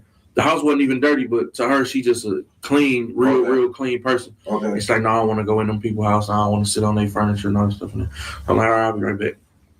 So I'm knocking on the door. My people's taking so long to come to the door. You know what I'm saying? Mm-hmm. And they finally come to the door. As soon as I see her, as soon as I see my auntie, mm-hmm. she about to open the door. I hear a whole bunch of shots going off. You know what I'm saying? Behind me, I hear a whole bunch of shots going off. So I get down because I'm thinking they about to come to the side and start, you know what I'm saying, shooting at me, and I ain't got nothing on me at the time. Mm-hmm. My cousin ran out with a gun. I'm like, perfect. So we ran out on the street. When we ran out, my driver was gone with no cars out there. I'm like, She was in the. So what was the vehicle? She was in the car. Like, yeah, she was in the car. She was in the car. Okay. She was in the car on the street. So my cousin ran out with the gun or whatever, and we ran out in the front to see what's going on, and to, if somebody up on us, we gonna get them off us. So once we got outside, once we got in the front where they was at, my driver gone. There's no cars out here. Mm-hmm. Okay, well, let me ask you. So, was you had to enter through the back door or something? Yeah, I walked side door. Okay, I get you. Okay, but basically, I don't even know what's going on at this point. Okay, so we in the front, we looking. I look in the street. I don't see no glass in the street, so I'm like, oh, they straight. You know what I'm saying? It's probably some. I didn't even think this had nothing to do with us. Okay, you feel me? Right. But my cousin still came out there with a gun though, so I was cool with going out there. I'm like, I ain't see no glass in the street. I'm thinking they heard some shots and pulled off. Okay. So now I'm mad now.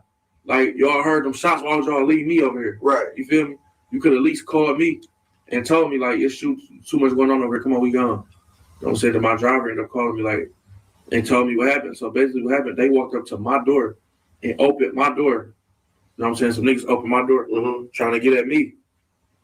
And sold to Carvana.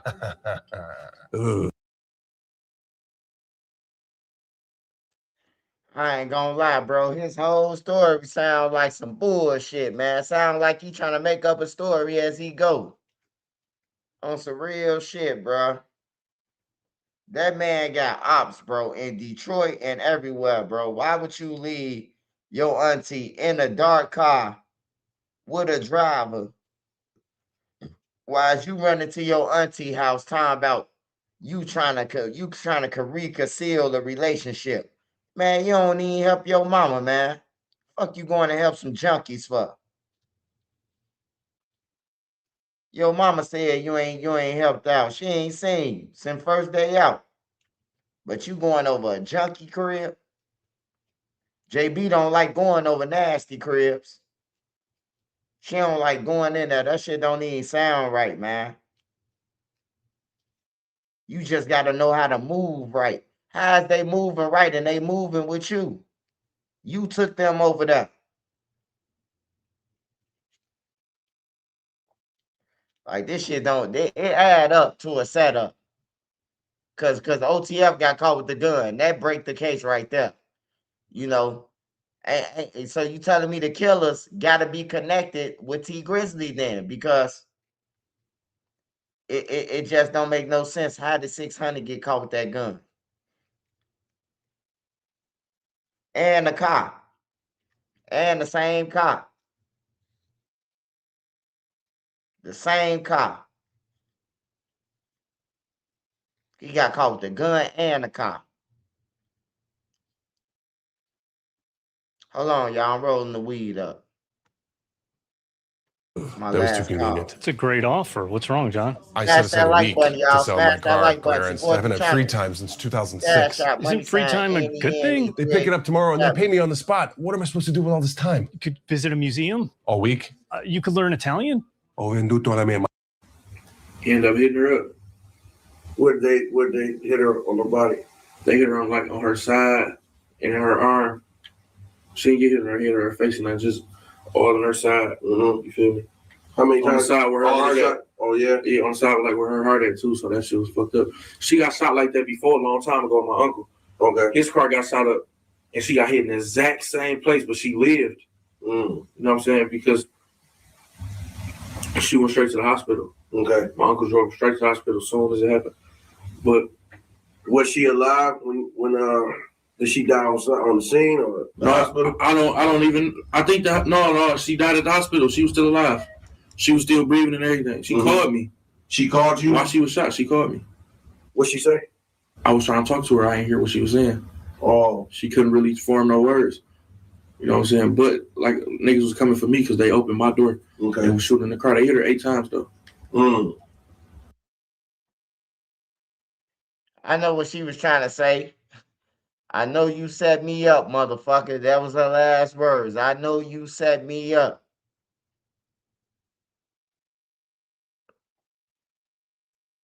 I know you set me up. That's what she was saying.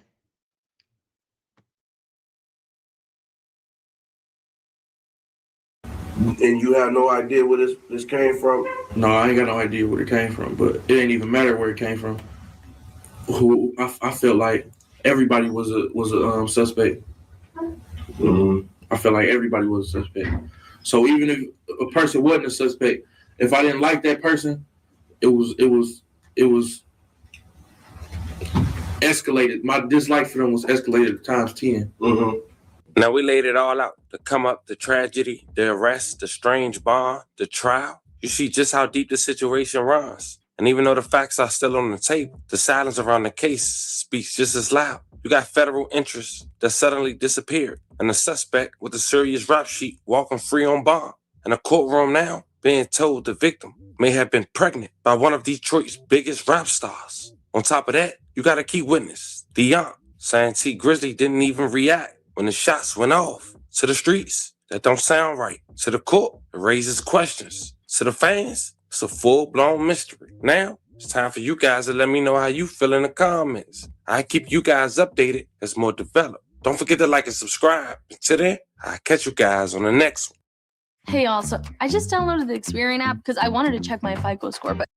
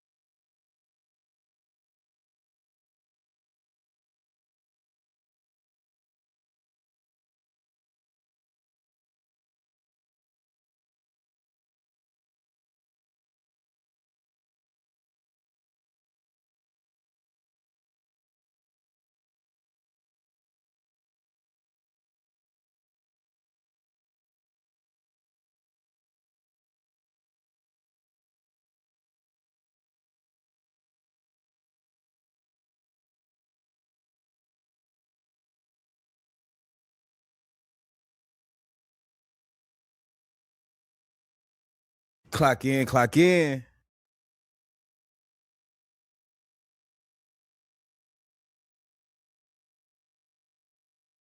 For them to have a hung jury.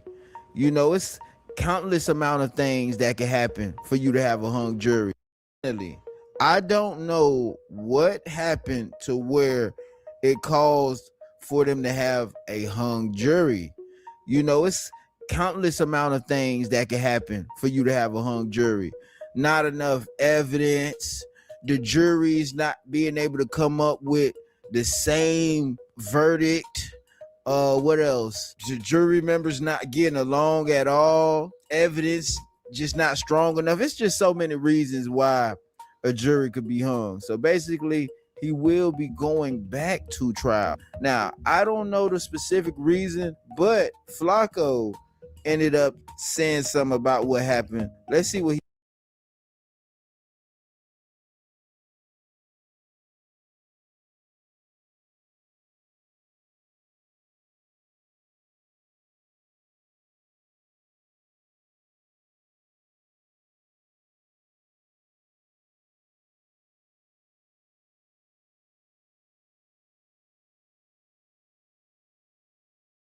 I'm 52 years old. Last month, I caught my wife crying in the bathroom because I couldn't get hard in bed.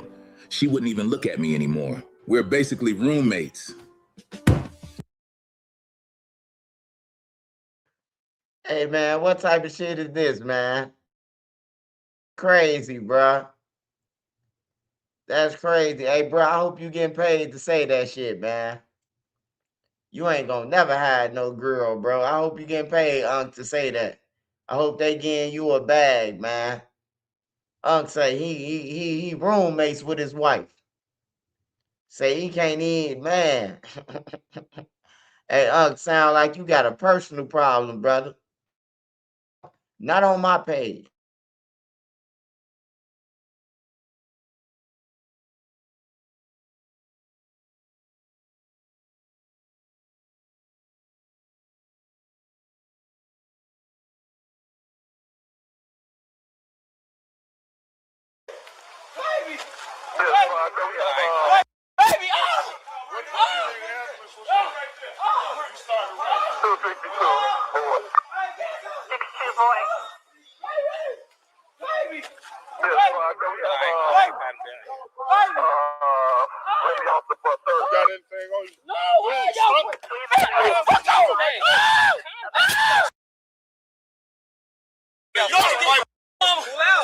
I'm gonna get.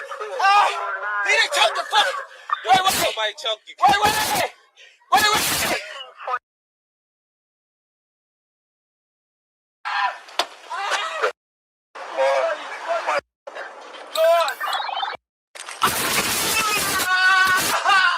You please give me an ambulance, please. I'm trying to get up. Can I get up? Please give me an ambulance. Come on, help me, please.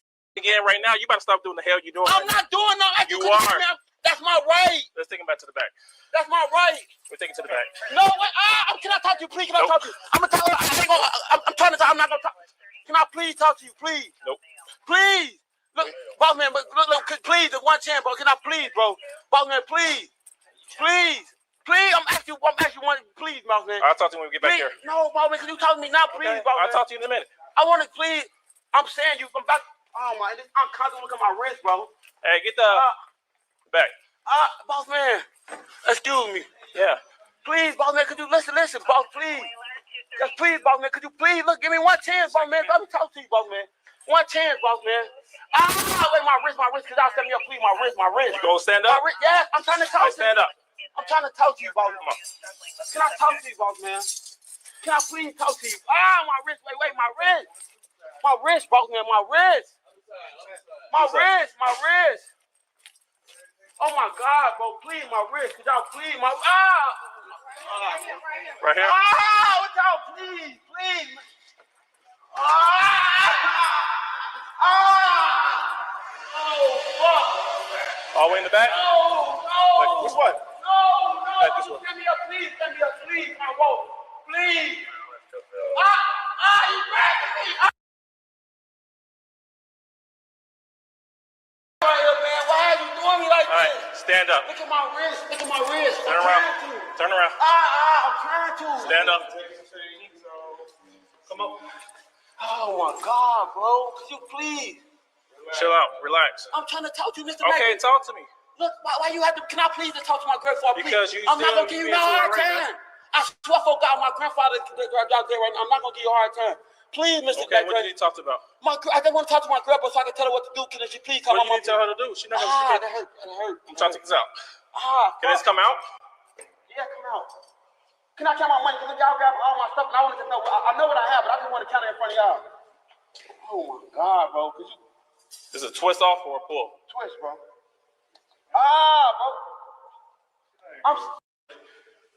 Please, bro, let's not say the thing back. Please. I know you got to do the paperwork, Mr. Okay.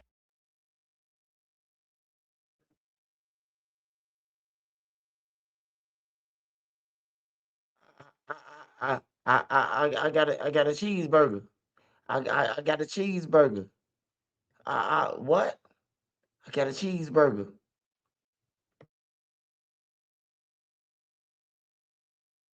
Yeah, Please. hold up. Please, boss man. I'll stand up against the wall. Just wait. I'm gonna search you. We gonna search you thoroughly this time. Lord, please, man. That's crazy, man. Please, boss man, what y'all do, sir? Can y'all see me on the bench, bro? Please. You need the bag. What's your name again, boss man? Up behind me. What's your name? Awesome McCraney. I'm talking about him right here. Wait, man. Hold on. I'm trying to get to see your ring. I You know him? You know him? Yeah, man. It was all missing. A long time, what I'm saying. And I please, boss man, please, could you please just give me a chance? Please, boss man. Please, I know I just gave you a hard time. I'm sorry, Mr. Crane. What's your name, Crane or Crane? Crane. Awesome McCraney. Twist it back together. Crane, please. I'm gonna talk to you, man. Give me 1 second. Stand up. I'll stand you up. 1, 2.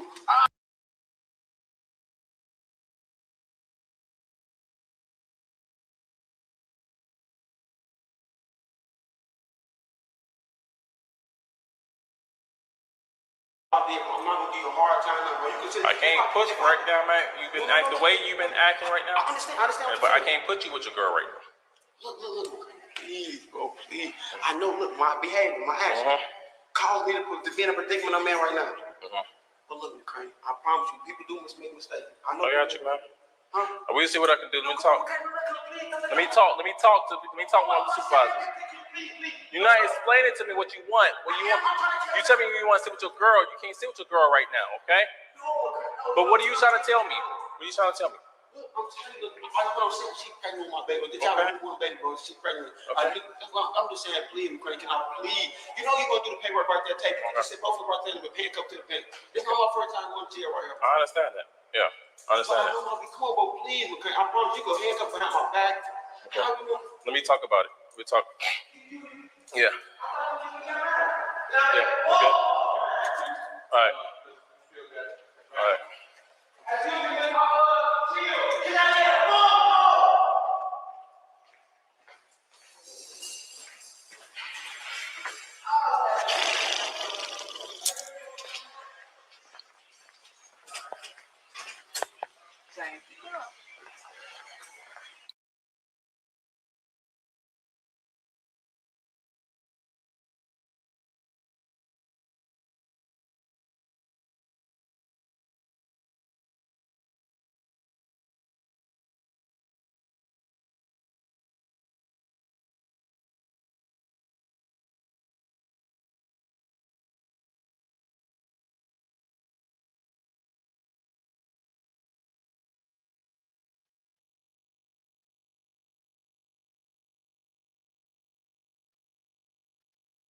Yeah, he ain't want to go to jail.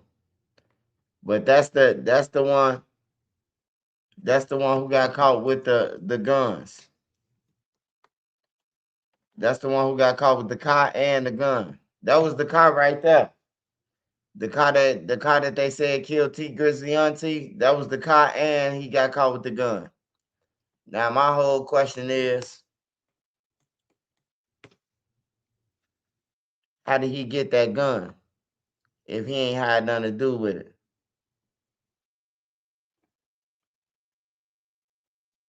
Hey, real tone, there's some real money in the room. OG person. Okay. What's up, Real Tune? What you want? Most recently in the news, T Grizzly has gone viral a few times.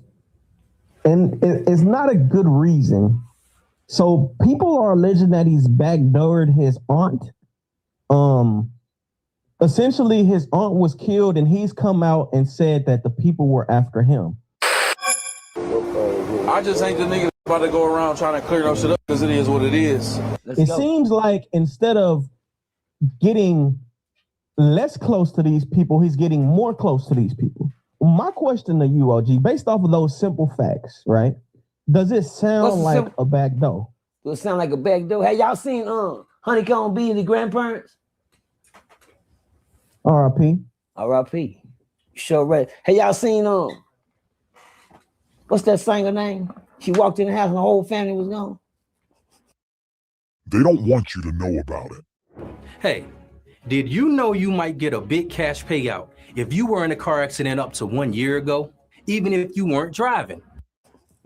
Yeah. Damn. Yeah. Oh, she's a star now. Let me tell y'all something. Y'all gotta quit looking over the shit that happened. Have y'all seen Michael Jordan daddy? Have y'all seen Kanye with it? These people are not just disappearing. Have y'all seen Malcolm Jamal Warner? I gotta just bring, I'm just, it's just on my tongue so much tune. I just gotta talk. It's too good right now. Yeah, he gonna backdoor his ain't it?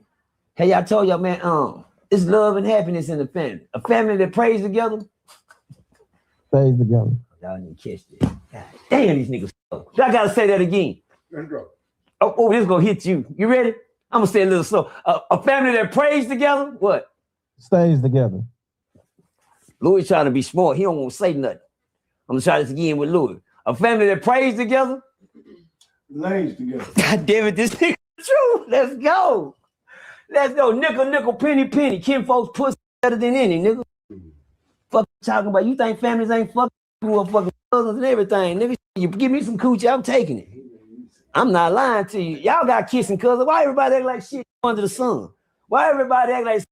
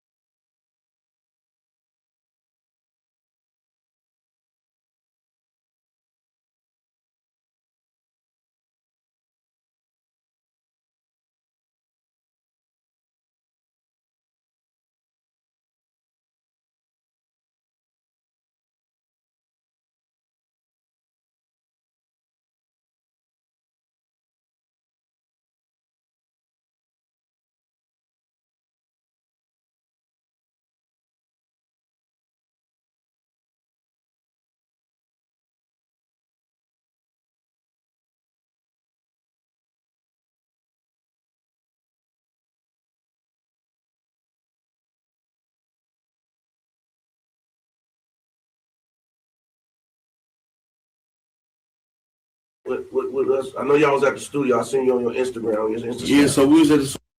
I had asked a lot of people in my family for a chance because this is what I was really trying to do.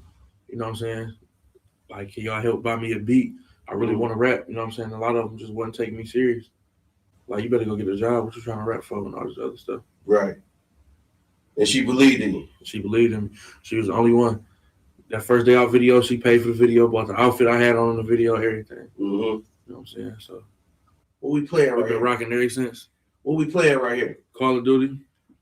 On the killing spree. Modern Warfare. Definitely on the killing spree. You nice with it? Watch this. Hold on, watch this. Just shot his ass. So let me see. Let him see.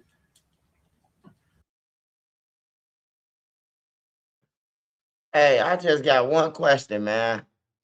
If a motherfucker talking about their auntie, right, and how she got killed, you gonna be playing Call of Duty or a game, period? You lost your auntie. Motherfucker was trying to kill you, allegedly. Like, it's crazy, man. Big 6200, what's up? He say, my partner just killed me this weekend. Watch me capture that shit right quick. I'm capturing 8 rounds. Okay, boom. That's a capture. I'm about to kill. This shit keep you up all night? Yeah, hell yeah. Is this like some therapy for you? It is though. It keep your mind. It keep my mind at ease. Okay. You was over in London for a while. Was that where you were? Yeah. What was happening over there? Was that just to get away? Were you working over there? A little bit of both? Yeah, a little bit of both for real. Okay. A little bit of both. I was over there working. I was over there working, and that's where my manager, my new manager, that's where he's from. Oh, yeah. You know what I'm saying? So we opening up a studio over there in the clothing stuff. Oh, okay. You know what I'm saying? So, yeah, we were just over there. I'm really just trying to get seasoned. You know what I'm saying? I still ain't really did nothing since I've been off parole. You feel me? I could barely leave out the city. Okay. So now I got my passport. I just be trying to go see new stuff. I know you've been to Dubai. Yeah. Where else? Dubai, Sweden, Paris, London, Turkey. Me and you was talking on the phone and you was telling me, you was like, yo, man, ain't no place like home because, man, we don't know how good we got it. Yeah, bro. Home. Yeah, bro. We got it way better over there. I had went to Spain too. Mm-hmm. Yeah, but when you say we got it good, tell them what you talking about. So in Dubai, you can't kiss your girl, you can't kiss your girl in public. Period. Mm-hmm. You can't even hug her the wrong way. Your own girl. Unless y'all married, y'all can't have sex. Period. In Dubai, you feel me? In Singapore, you can't chew gum. You know what I'm saying? And in a lot of these places, none of the food is good. Mm-hmm. It's good to them because it's what they're used to. It's their culture. Right. You know what I'm saying? Our food probably wouldn't be good if they came over here. No, probably not. We got too much salt, nigga. Season yeah, salt. Exactly. But they food wasn't good to me though. Okay. All right. So let's JB, man. So again, so she was the one that believed in you. She took her money and put it into your career. And she quit her job to start managing me. Yeah. Did you when she said she wanted to do that, did you try to talk her out of it? No, hell no, I ain't trying to talk her out of it.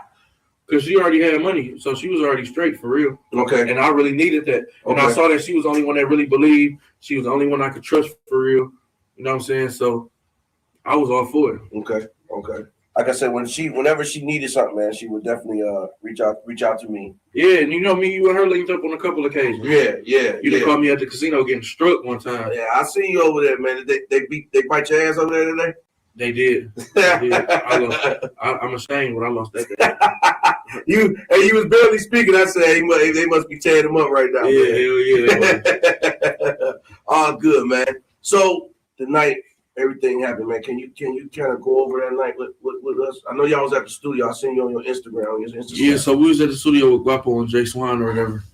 And I'm going over my cousin's house, my older cousin. Mm-hmm. He was real close with my pops. It's like my pops' brother. Mm-hmm. And I always try to, you know what I'm saying, show him some love because that's another wound we really ain't healed from. Okay. You know what I'm saying? So I went over there and I was telling her, like, come in the house.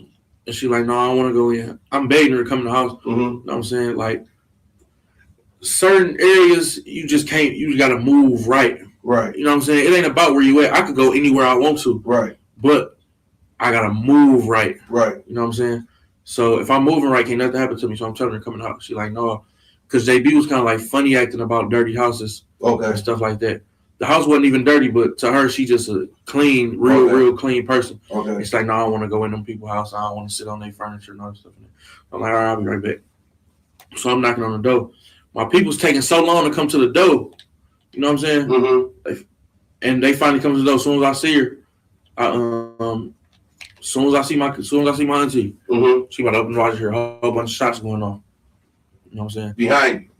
Behind me, I hear a whole bunch of shots going on. So I get down because I'm thinking they about to come to the side and start, you know what I'm saying, shooting at me, and I ain't got nothing on me at the time.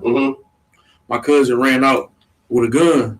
I'm like, perfect. So we ran out on the street. When we ran out, my driver was gone with no cars out there. I'm like, She was in the. So what was the vehicle? She was in the car. Like yeah, she was in the car. She was in the car. Okay. She was in the car on the street. So my cousin ran out with the gun or whatever, and we ran out in the front to see what's going on and to if somebody up on us, we gonna get them off us. So once we got outside, once we got in the front where they was at, my driver gone. There's no cars out here. Okay, well, let me ask you. So was you had to enter to the back door or something? Yeah, I went side door. Okay, I get you.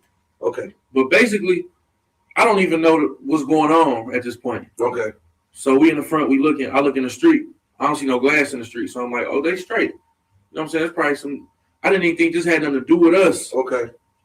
You feel me? Right. But my cousin still came out there with the gun though. So I was cool with going out there. I'm like, I ain't see no glass in the street. I'm thinking they heard some shots and pulled off. Okay. So now I'm mad now. Like, y'all heard them shots. Why would y'all leave me over here? Right. You feel me? You could at least call me and told me, like, it's too much going on over here. Come on, we gone. You know what I'm saying? That my driver ended up calling me, like, and told me what happened. So basically what happened, they walked up to my door and opened my door. You know what I'm saying? Some niggas opened my door trying to get at me. Ended up hitting her up. Where did they hit her on the body? They hit her on her side and in her arm. She didn't get hit in her head or her face, and just all on her side. You feel me? How many on times? the side where her heart at? Oh yeah. Yeah, on the side like where her heart at too. So that shit was fucked up. She got shot like that before a long time ago. My uncle.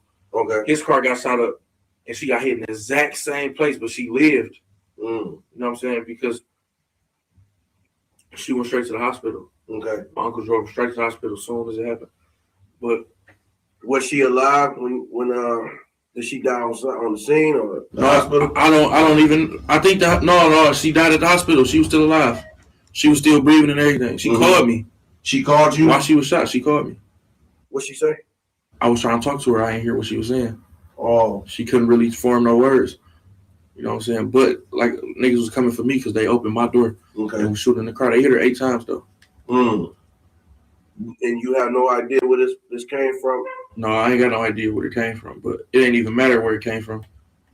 Who I felt like everybody was a suspect. I felt like everybody was a suspect. So even if a person wasn't a suspect, if I didn't like that person, it was escalated. My dislike for them was escalated times 10. So yeah, everybody was guilty around that time. Man. So after this happened, I didn't see you on the ground for a while. What was in your head? Was revenge? Was you trying to figure out who did this? Of course, revenge was in my head. My people was telling me like that'll be emotional.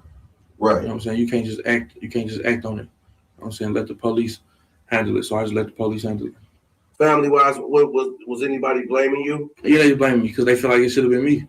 And it should have been because it was for me. You feel me? So I ain't mad at them for blaming me. If my little brother was in the car with somebody or somebody who I really love and my little brother get killed behind somebody else's shit, I'm gonna feel like you guilty. So I'm gonna feel like you did it. Right. It's your fault. So is it beef? Do you having a lot of beef out here? I ain't got no beef out here. Niggas just don't like me. Why you think? Why would they? Why you think? I mean, what you haven't done anything? Is it your success? Is it something from your past? So don't nobody really know me personally. I don't know none of these niggas personally. So you can't have no personal problem with me. You feel me? So what other reason is it to not like me besides what I got going on? That's just the way I feel about it. You feel me? Well, man, look, you Like you see how we kicking it right now? Yeah. Most of the people that don't like me, we ain't even had this. You see what I'm saying? And I'm gonna tell you, and if we did have this type of relationship where I was kicking it with them and they don't like me, it's because they did some whole shit and I don't fuck with them no more. And for me to not fuck with you no more, that mean a lot because you're not gonna find another nigga like me. You will never find it again. 5,000 years ago by, there'll never be another person like me. And I ain't even talking about just what I got. I'm just talking about like my heart. The type of person you are. You feel me? Like I've heard things, people, of course, when people know you from your past, they want to bring that up. Yeah. And what you heard about my past? Just the things that you've done, you know what I mean? Yeah. And so, everybody got a past. Yeah. So when you start making the people going to say like, well, I remember this nigga was this, he was doing that, or he ain't doing for his family and whatnot. Yeah. And when I tell them, I say, well, you know what, man, the conversation when people get to talking about this family shit, you got to understand what I believe in. Okay. See what I'm saying? Like a lot of my family members, like I was locked up for 3 years and some change. Okay. A lot of my family members, I forgot how their voices sound because they wasn't fucking with me. Mm-hmm. You know what I'm saying? And they knew exactly where I was at. And I was 10 minutes away from the city, so they could have came and saw me. A stamp cost 20 cents. You know what I'm saying? Motherfucker get high, all this other type of shit. Left me for dead. And then when I came home, I was even willing to forgive them when I came home. I'm on some shit like, all right, bet. Just help me, you know what I'm saying, take off with this rap shit. They ain't even believe in me. They want to fuck with me on that. I'm like, all right, bet. I mean, how many chances you got to give a grown motherfucker? How your mom doing? My mom doing great. I got a video visit with her tomorrow. Mm-hmm. You feel me? And there's some family members that still did a lot of whole shit that I still fuck with just off the strength. Mm-hmm. Like I just can't turn my back on some people. Mm-hmm. You know what I'm saying? Was your mom cool with JB? They was all right. Okay. They was all right because that was my uncle's wife. Okay. Which was your mom's brother? Yeah. Okay. My sister ain't gonna be the best of friends with my wife. Right. At the end of the day, she only there for you. Right. And if y'all stop fucking with each other, she ain't gonna be around no more. Gotcha. So that's. Well, how did y'all stay cool? You and JB? Because JB always had a house in the burbs and shit. Okay. You know what I'm saying? And I had spent the night over there one time. And it was just a different world for me coming from where I come from. So I always wanted to be over there. Okay. So she always let me spend the night. I'll be babysitting my little cousin and shit. Okay. And this, like, the weekend turned into months turned into years. And then I just started living over there. Okay. And just going back to my hood on the weekends. Gotcha. I'm on this bitch going crazy. What's next, man? What we got next for you? What can we expect? I don't even know, man. You know what I'm saying? I got a new belief in life, bro. Okay. I'm going to do this shit like chess. So life is my opponent in chess. And your opponents in chess, you don't know what move they're going to make. Right. So you can't pre-plan no game. You know what I'm saying? So I just act on events as they unfold. So I don't know what's next. But whatever happens next, I'm going to make sure I'm prepared for it. It's been rough for you, man. Your mom in jail, your dad gone, not JB. How's your belief, like your faith, and where you at right now? I feel like I went through a lot of shit when I was younger to prep me for this. Mm-hmm. I come from a real abusive household. Mm-hmm. A lot of crackheads, a lot of alcoholics. You know what I'm saying? I was selling drugs and doing shit in elementary school, mm-hmm. and that was normal to me. You feel me? Mm-hmm. So a lot of shit that was around me in my upbringing, mm-hmm. I feel like it just prepped me for this. Mm-hmm. You know what I'm saying? Shit still hurt though. I ain't gonna say it don't hurt at all. Mm-hmm. You feel me? Because when JB first died, I was in a real dark place. Mm-hmm. I can imagine. You know what I'm saying? And once my pops got killed, I feel like that was the worst thing that could possibly happen to me. Mm-hmm. You know what I'm saying? So basically, it's just like shit still hurt, but I was already built for it. Damn. Before I even knew I was built for it. Real shit. T Grizzly in the building, chopping it with the dog. We got any so the new single that you dropped, mm-hmm. was that therapy for you? Yeah, that was therapy for me for sure. Mm-hmm. That was therapy for me for sure. And you know the type of artist I am. I'm the artist that tell my story, that paint pictures. Mm-hmm. You feel me? I think that's what they love about you too. Yeah, for sure. You know what I mean?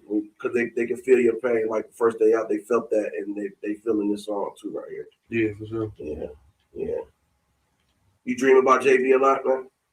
I only had one dream about her. I only had one dream about her. I really don't even want to have no dreams about her though. Right. That ain't no healthy dream for me. I don't want to wake up thinking about that. Right.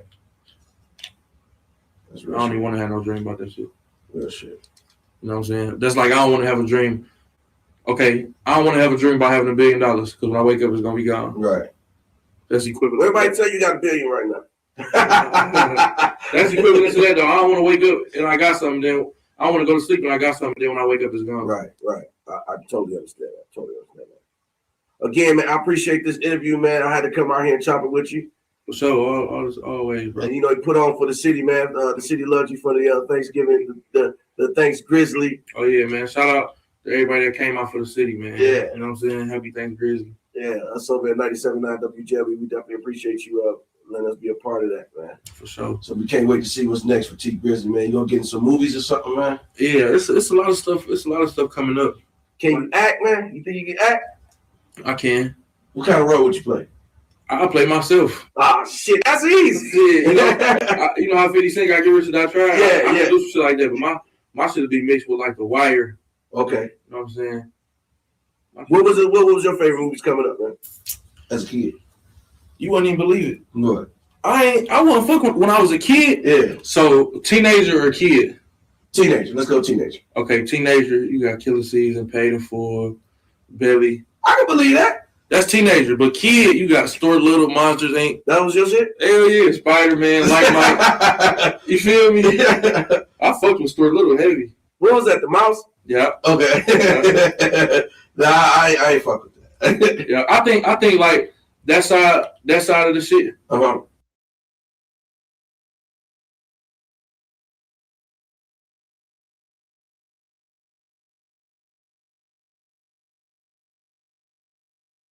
This is the #1 car insurance hack your parents never taught you. I found this site that shows you cheaper car insurance in seconds.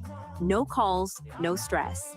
You just drop in your zip code and your age and some basic information about your car. A 16-year-old is now charged in a 2024 mass shooting in the West Chatham neighborhood. This happened in February of 2024 at a home on Vincennes and 80th. Chicago police say the teen was just 13 years old when he participated in the murders of 3 people, including that of a 14-year-old boy. The suspect is charged with 3 counts of first-degree murder. He's the second person to be arrested. Prosecutors previously charged Antonio Velasco with those murders as well. Court documents say all of them were at home smoking marijuana. Then hours later, someone opened fire.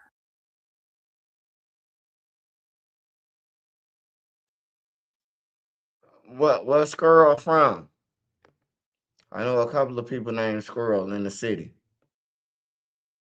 I know a Squirrel on 63rd, a Squirrel from the low end, and a Squirrel in the hundreds.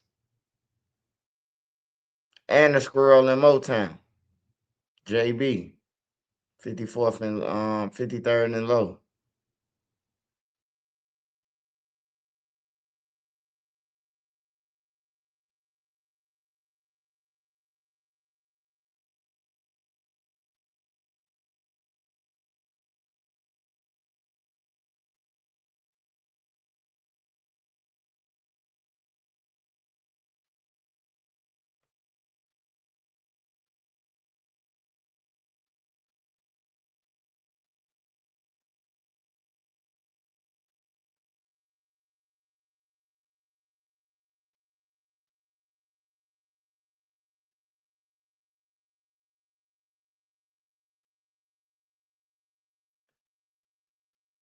Leave those people alone, man.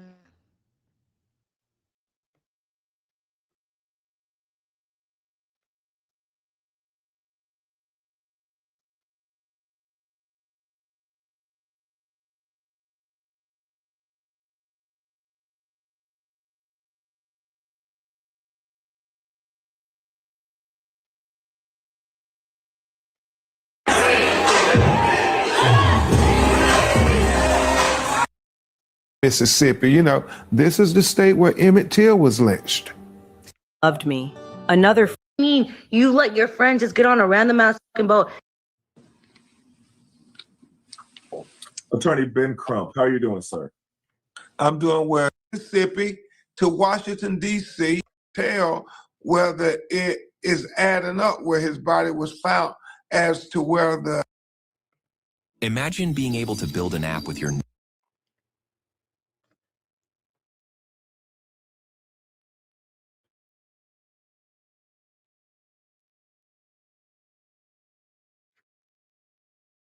name on it just by thinking about it. Meet Base 44. Family of a Mississippi teen is searching for answers after the 18-year-old's body was recovered Monday, days after he vanished during a 4th of July boat trip with friends to an island off the Gulf Coast. Skylar Henry reports from Atlanta. After an intensive days-long search, police say they found 18-year-old Nolan Wells' body Monday near Horn Island, roughly 10 miles off of Mississippi's Gulf Coast. The Jackson County Sheriff's Office says he was last seen on the island around 3 p.m. on July 4th after taking a boat trip there with friends, but he did not return with the group. His mother reported him missing that night. 2 days later, he was found dead on the island's northwest corner. There was guys that looked like Bleak just got me in my feelings. I need all 656 of y'all. Drop some hearts for Bang, man. Drop them hearts for Bang, bro. Long live Bang. Drop them hearts from him. Drop them hearts for Bang. I need y'all to drop them hearts for Bang. I ain't gonna continue, man. I'm in my feelings now, man. Long live Bang, man. Long live my boy GQ, man.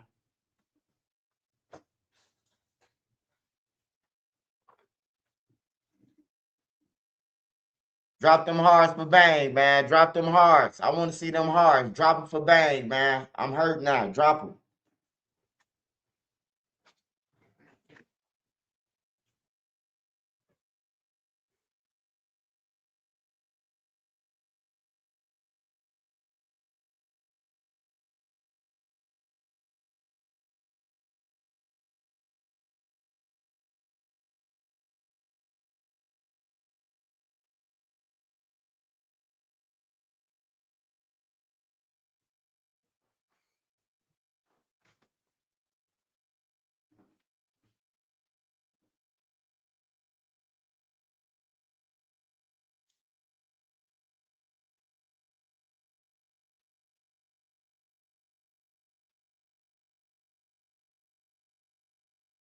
Gonna be a whole lot of them for you, Bang. Don't worry. We're gonna love you. We're gonna keep your name alive. We're gonna make some movies. We're gonna make some shit about you. We're gonna make sure your name stay alive, little brother. I love you, man. I hate that you went out in this situation, man.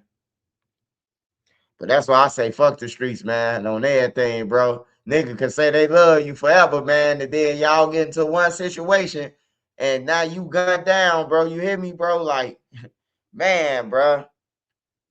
Like, it's a hard situation, man. It's a hard pill to swallow, bro. For real, it's a hard pill to swallow.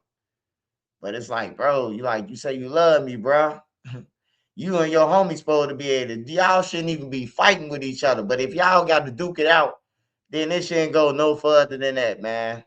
If it go any further than that shit, man, like, they ain't never love you, bro. Like, when the time arrives, you gonna be a victim to them too, bro.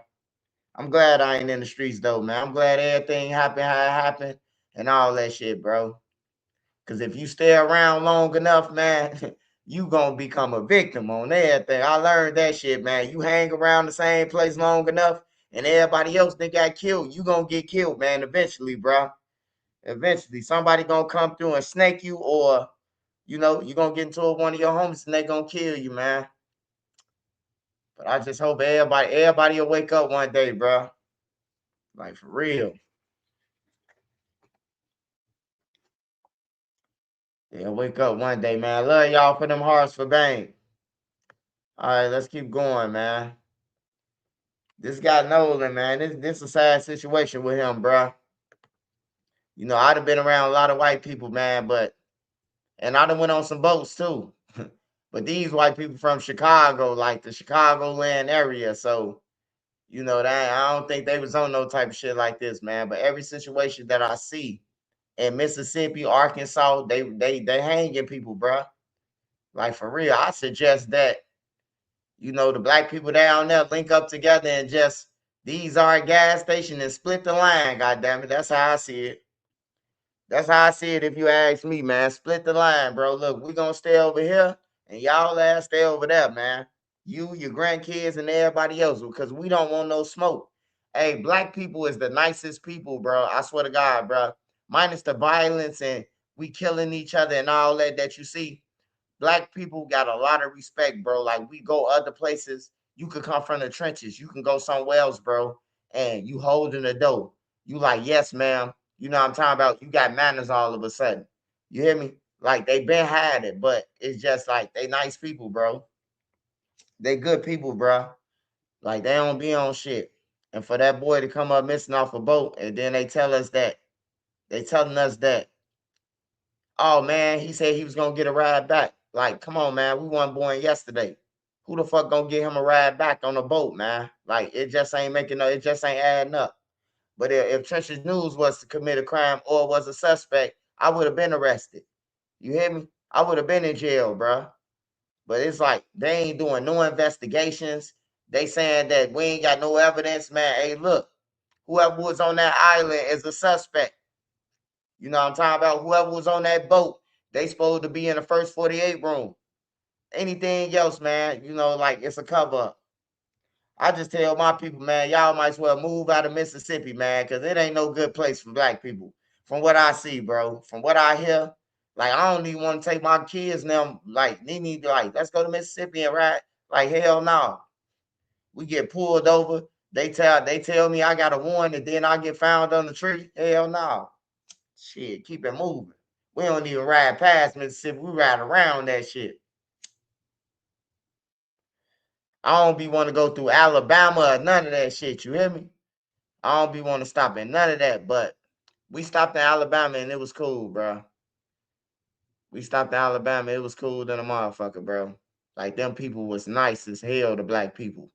They was nice, man. I ain't never seen that, bro. Black people pulled up to us. We chilling in the parking lot, needing them in the restaurant. I'm chilling, smoking. They pulled up on me like 3 cars, bro. You good, brother? We just making sure you good. Man, I ain't never heard that in Chicago, man. Nigga pull up, they roll down their window. Either they know you, or they finna shoot you, or they finna chase you. You know, them 3 options. Once you see that window roll down, them people was trying to make sure I was good down south. You know, so I was blessed for that. And they stood on like, hey, brother, you good? You sure you good? I'm like, hell yeah, I'm good, bro. I'm good. They're like, no, bro, we take care of ours down here. I'm like, man, I appreciate that shit, man. That was love, man. That's what made me know, like, it do be some propaganda with that shit, because I thought everybody, like Alabama, certain places, like, you don't even go, you know? Because that's where they always getting lynched at. The people, the black people, our peers, getting lynched, hung from trees and shit, with no answers. If we was all at a party, or we was all in a van, and somebody got killed in that van, and homicide knew that we was all in that van, everybody getting taken in for questioning, man. What's the difference between this fucking boat and a van? I bet you if it was the opposite around, I ain't saying there's no racist shit. But I'm just saying, man, if it was some black kids on the boat, man, and the white kid came up missing, man, the black kids would be in jail right now. We just gonna keep it real, man. If Trench's News was with 3 white boys and they came up missing and they ain't come back off the boat, I'm gonna be in jail. They gonna make sure I stay in jail. They gonna put some shit on me. I got a warrant that I assaulted the police. They gonna put something on me, bro, on there, and probably kill me in the jail. Probably say I was resisting, turn off the camera and kill me. You hear me? That's type of shit that I seen all my life in Mississippi and Arkansas growing up on the news. Alabama, you know, just straight racist shit, bro. You would think that, man, we should be past that shit. You know what I'm talking about? Y'all done already threw rocks at Martin Luther King. He done already got hit in his head. You know what I'm talking about? Backdoored by Jesse. You know, we all know that Jesse Jackson, he backdoored him, man. Rest in peace, Jesse. But we know you know who threw that rock and that shot, motherfucker. Hey, if nobody don't say it, I'm gonna be the one who said it. We know you back though. We know you back though, motherfucking Martin Luther King, man. We know that's why you ain't have on no tie. They had to make sure they can see you from long distance with no town, so they know who to hit.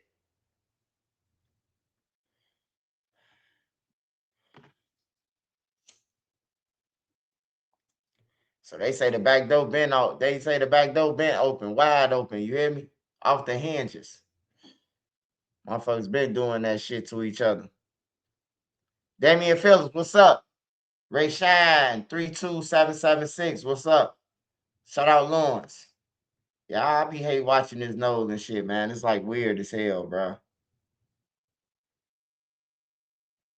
Like you trust the motherfucker to go on the boat and then you don't come back, man. Hey, if everywhere that I went with somebody, bro, like if we went, like I done been to every project and all that shit, bro. Like anybody I went with, we all came back. If we went to a DJ Limo, everybody came back, bro. Like we all leave together, we coming back together, bro. And ain't no, oh man, he said he was gonna get ride back from the island on a different boat. Like motherfuckers would have been like, nah, Scud, you came with us, you gotta come back with us. A motherfucker ain't gonna be like, nah, bro, you gonna get a ride from who? Who you gonna get a ride from? Let's be real.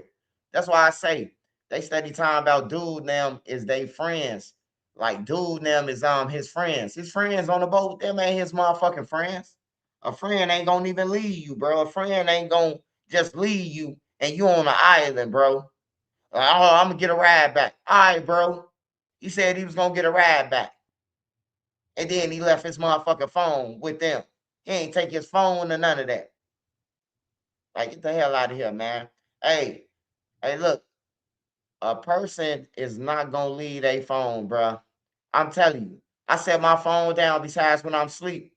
I probably set my phone down for about 10 minutes, bro. No longer than 10 minutes before I'm picking that motherfucker right back up.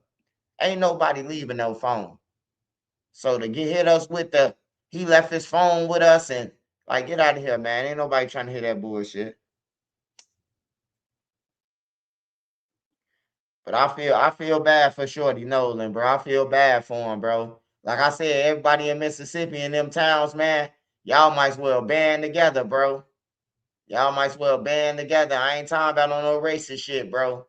But it's time to like use y'all militia powers down there. Everybody who likes to carry and everything, y'all gotta guard y'all own neighborhoods.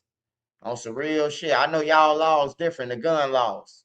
You know, motherfucker gotta stand out there on post. The town, the town gotta pay for the security, man. The neighborhoods pay for the security. Y'all about 3-5s allowed and 7s allowed and all that shit. Y'all about liquor. Shit. Get everybody who likes to carry in town and hire them sitting out there with them rifles on everything. The police know they likes to carry that they can stand their ground. You hear me? It's time, bro. That's all I can tell y'all, bro. A motherfucker keep on getting picked off 1 by 1, 2 by 2. Motherfuckers going and, you know, jumping in cars with people and then they coming up missing. Like the 2 boys. Remember the 2 boys? They say they killed they say they killed themselves. Remember the fireman took a picture of them, they dead body and uploaded it. Like they ain't kill themselves, man. Motherfucker 2 boys ain't kill themselves, man. Motherfucker spotted them and told them, hey, yeah. You want to see something cool? And then kill both of the twins, bro. Them twins ain't kill themselves, man. A motherfucking a person hanging from a tree in a college, hanging from the tree. You wake up and somebody hanging from a tree in college. They saying that ain't nobody. Now the cameras don't work at the college. Like, come on, man. It's 2026, bro. You gonna tell me ain't no cameras at that college work? Now all of a sudden the cameras was malfunctioning that day when the black person got hung, bro. Like, I'm just tired of it, bro. I'm fed up with that shit, man. And it ain't gonna stop. You know why people do that? People could do that, man, when they see you killing each other. They could do that shit. Oh, they killing each other. We could kill them and shit. They won't care about it. They don't care about each other. You know? Ain't nobody gonna give a fuck about our race, man. We don't care about each other, bro. We slugging each other, standing over each other. It's videos going around, man. 5 shorties, probably 14 years old. They hopped out on one kid and gunned them down. He was on a scooter. Gunned them down, man. You hear me? Took 5 people to stood over him. And then the killer dropped his phone. The killer dropped his phone and left his phone at the scene.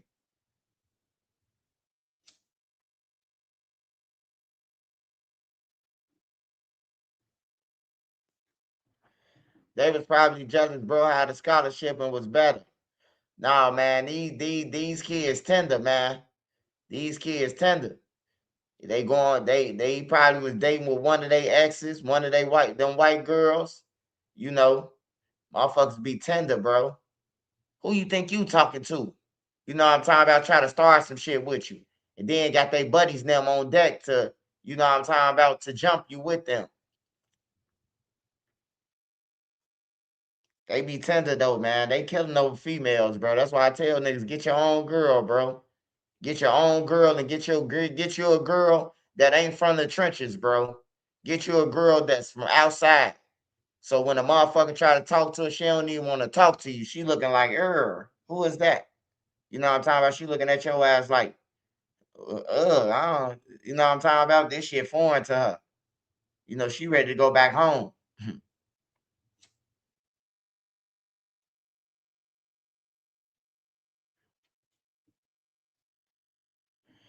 But yeah, they did Shorty dirty. Yeah. I know it, man. I went to a white high school, bro. I know how they get. I know how it get, bro. Like I ain't gonna say my high school was racist, but I done been to some racist high school. You know what I'm talking about, to play games like Palatine High School. They was racist. Rolling Metals was racist. Skokie was racist. You hear me? Like for real, Skokie was racist. That's the first time that I ever got chased. Now I got chased in Des Plaines too by some white people on the truck, on the back of the truck. And they was saying, nigger, nigger, nigger. Come here, me and my friends now. This one we had the mongoose and the BMX bikes and shit, you know. We flying down hills and shit and we escaped them. My white friends was with me. They was chasing them too. You know, that was the first time I ever got chased on some racist shit. You know what I'm talking about, out there.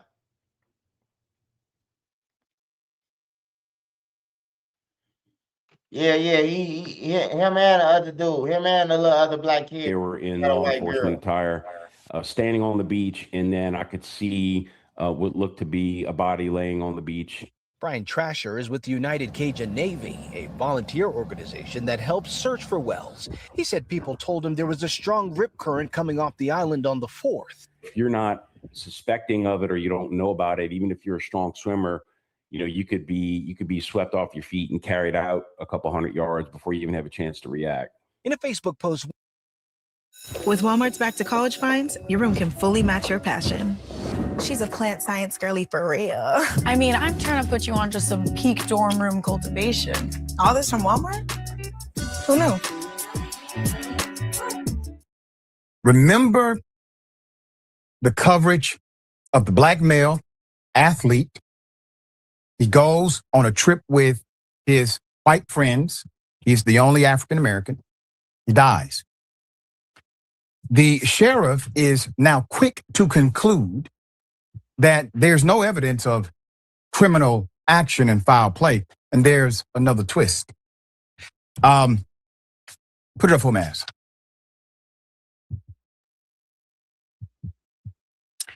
You're looking at the Mississippi sheriff overseeing the investigation. His name is John Ledbetter. He was in our initial reporting. He has now told TMZ that everything investigators have gathered so far indicates no crime has taken place, even after interviewing the friends Nolan was last seen with. Before I continue, cause and effect is in proximity to each other, simply meaning you don't have time, Sheriff, to conclude an exhaustive investigation. when somebody drowns, typically the conclusion of cause of death, or if there's foul play, comes from the medical examiner, because the evidence that would have been, well, preserved is no longer preserved on the epidermis of a body, because water destroys evidence of foul play. And so you find cause of death by way of medical examination. They have not done that in the sheriff's department. There's more. ABC reports that authorities said they believe Wells drowned, and they already conclude they do not expect foul play. But the sheriff's office stressed Wednesday that investigators are, quote, working diligently to determine exactly what occurred, end quote. But what about the deleted messages on Nolan's phone? We're going to get into that. Now, the sheriff wants us to believe that even though he has concluded, along with his investigators, there's no crime, he wants us to believe that they are still going to investigate it, obviously, as if there's a crime. There's more. Attorney Ben Crump, our dear brother and friend, is on the case. Family of Mississippi teen Nolan Xavier Wells will conduct an independent autopsy. We talked about this when we first covered it. It's important. This will be in Washington, D.C., following the 18-year-old's mysterious death. According to Attorney Ben Crump, who revealed new details about what he says unfolded on the day Wells vanished, the friends left Horn Island and went back without Nolan. Jackson County Sheriff John Ledbetter said, quote, from what we understand, he chose to stay there. Who told you that, Sheriff? The people who would be suspects if there's a murder? There's more. Crump said investigators continue to tell the family that, quote, we don't see any evidence of any foul play, even though you have students who recorded an altercation while they were on the boats. Crump described the altercation as, quote, Nolan and somebody yelling at one another on the boat. Attorney Ben Crump is not an investigator. He's not a sheriff. He does not have the apparatus of law enforcement and the investigative tools available to him. But he's able to talk to witnesses, and witnesses are willing to talk. There's more. This video is going around, has not been confirmed by the sheriff's office, but has gained a lot of attention. Nolan arguing with friends on top of that possible altercation. And listen, we have to go into these what if scenarios and circumstantial evidence, because that's actually what an investigation would do. We have to do that here with you because the sheriff's office has refused to do so. And Crump has to do so as well. And the family has to do so while grieving and putting their own child 6 feet underground. Wells' friends told police he wanted to stay on the island. Once again, the sheriff is relying on hearsay from the same individuals who would be the primary suspects in the disappearance of Nolan if there was foul play. I just want to make sure we clarify that. If, where he was last seen with a girl, but they took his cell phone. Crump told ABC News, quote, that's not adding up to them. The fact that then when the family gets the cell phone back, they're saying they are trying to understand why there are deleted messages. And so it's very concerning to them. The woman who he was last seen speaking with around 3 p.m. Saturday has said that after they talked, Nolan, quote, Nolan said he was going back to the boat, end quote, according to Crump. Another quote. And then the boys on the boat said, no. Nolan told them he was going to stay with her. end quote. And so they are conflicting. Well, somebody's lying. Somebody has a credibility issue. It seems as if the sheriff has decided to arbitrarily take the opinion or the commentary and take opinion from that commentary that there's no foul play. And these guys obviously did nothing wrong. It's not a conflict as much as it's one person is lying or one party is lying and another party is telling the truth. And that's it. Very clear cut. So which is it, he asks. Crump also said Wells' father described the 18-year-old college football player as an elite athlete. He's 18, a college football player, elite athlete, wide receiver in football. He said that his son could swim. And so they're just not accepting that Nolan drowned accidentally. Crump said another problematic angle of this case comes from a local Mississippi judge. A local Mississippi judge whose son was on Horn Island with Nolan. It's so easy to become a podcaster with Riverside. First, go to Riverside and open the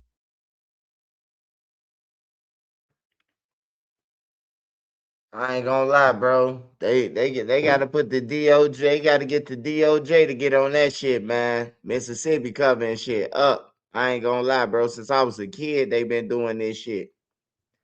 If they do catch somebody, they gonna get them 50 years later when they 70 years old and say they did it. On some real shit, man. When you're ready to record, just hit. Here it is. Judge Ashley Cole, who is the mother of one of the boys who was last seen with Nolan Xavier Wells, has officially put out a statement. And she's essentially saying in this statement that the reason that she deleted her Facebook account was because she has other young children and she didn't want their pictures circulating the internet, and that she needed to protect her child and all of her children. She also says that she went to high school with Nolan's mother and that they grew up in the same community, and that her son loved Nolan dearly, and that the last time that her son saw Nolan was at 3 p.m. and the boat took off at about 4:30 because they were having some issues with water getting on the boat or something like that. She also shares that her son was under the impression that Nolan was getting on a boat to go back to mainland with some other friends. But again, the math is not mathing. It's not mathing at all. The sheriff would like you to think he simply has drawn a different conclusion than you, and that's reasonable. You're not a trained investigator. You don't have access to the same information and measuring material as the sheriff. Without utilizing the full weight of that investigative capacity, which includes interrogating potential witnesses and also suspects, the sheriff has come to a conclusion that allows plausible deniability because there has been no exhaustive investigation, which means he doesn't have the evidence that would scream foul play. But evidence is seemingly mounting. Questions for sure. Put up the GoFundMe. We want to help the family. They want answers. Doesn't make sense. An able-bodied 18-year-old star athlete goes to an island, conflicting reports about what the official narrative is as to why they left him. He drowns somehow accidentally. And the sheriff has already concluded the investigation. If you can donate, there's a lot more work to be done. Utilize that QR code. We will keep you updated on this story as always. This is how you can uncover all the secrets of your family that no one ever told you. There is a platform where you... A black man found dead in the woods during a trip with his friends. Put it up full mass. I'm taking you to Michigan. So the Michigan State Police, they said a 28-year-old Gerard Jackson of Illinois was reported missing on June 29th. after attending the Electric Forest Festival with a group of friends in Rothbury, Michigan. His body was later found in a wooded area near his parked rental vehicle. His family disputes investigators' preliminary findings. We're going to get into that. Here's your scenario. Earlier that morning, troopers responded to Jackson's campsite after he reported an alleged criminal incident involving a friend. After interviewing those involved, these investigators concluded no criminal incident had occurred, and Jackson reportedly left the venue shortly afterward. Authorities said Jackson left behind his cell phone and other personal belongings. His rental vehicle was later located in the Rothbury area with his wallet and keys inside before officers discovered his body in nearby woods.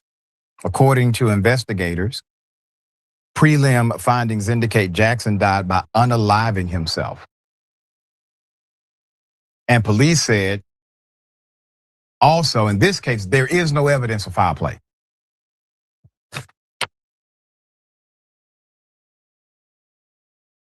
There's more to the story, okay? But police literally came there because the report went out. There's criminal activity here. What was that criminal activity alleged? And why did you not conclude a crime had taken place? There's more. Jackson's family, they have publicly challenged this whole narrative. The conclusion he died by unaliving himself, according to a Facebook post shared by Jackson's aunt, which has been reshared by Atlanta Black Star. Jackson traveled to the Electric. Man, this shit getting spooky, man. This shit getting spooky. I might have to go everywhere on vacation with a motherfucking Uzi, man. Back the fuck up on everything. Oh, there. I'm walking around with a motherfucking motherfucker, back your ass up. Please stay 100 feet if you don't want to die. Stay 100 feet away from me. If you don't want to die, just stay away from me on everything, bro. It's getting crazy. Everybody come back to Illinois except him, huh? So how they get back if his car was found? How did the people that he drove get back? You got to make it make sense. You got to make that make sense, man. They said he rented a car and drove the people there. They said the people made it back to Illinois from Michigan without him. How did they get back? How did the people who was in the car with him get back?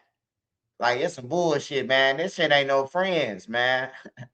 Hey, if we go out of town and we came with our homie who driving and he come up missing, man, we finna tear the town up looking for him. Hey, bro, hey, woo, we looking at people's cars and every motherfucking thing. Like, these ain't no friends these days, man. These some snakes. Everybody came home except him, bro. This shit crazy.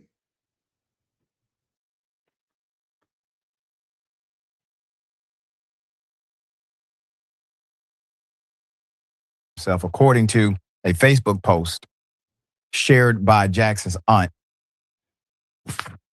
which has been reshared by Atlanta Black Star. Jackson traveled to the Electric Forest Festival with a group of friends after renting a truck and driving.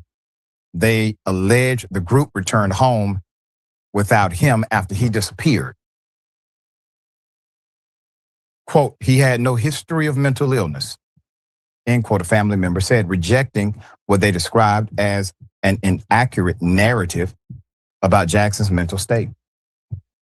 The relative also said Jackson was the only Black person in this group and questioned what happened between his disappearance and the discovery of his body.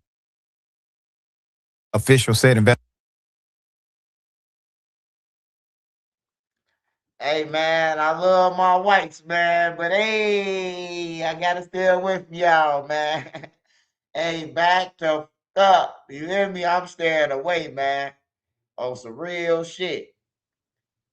On everything. Police officers don't approach me if you ain't no lieutenant or higher on everything. Or it's gonna be Grand Theft Auto. I'm gonna grow 5 stars, man. I'm telling you, bruh. Like I ain't finna. Hey, look, send a captain to my crib. You finna subpoena me, man. I'm gonna think you a fake cop on everything.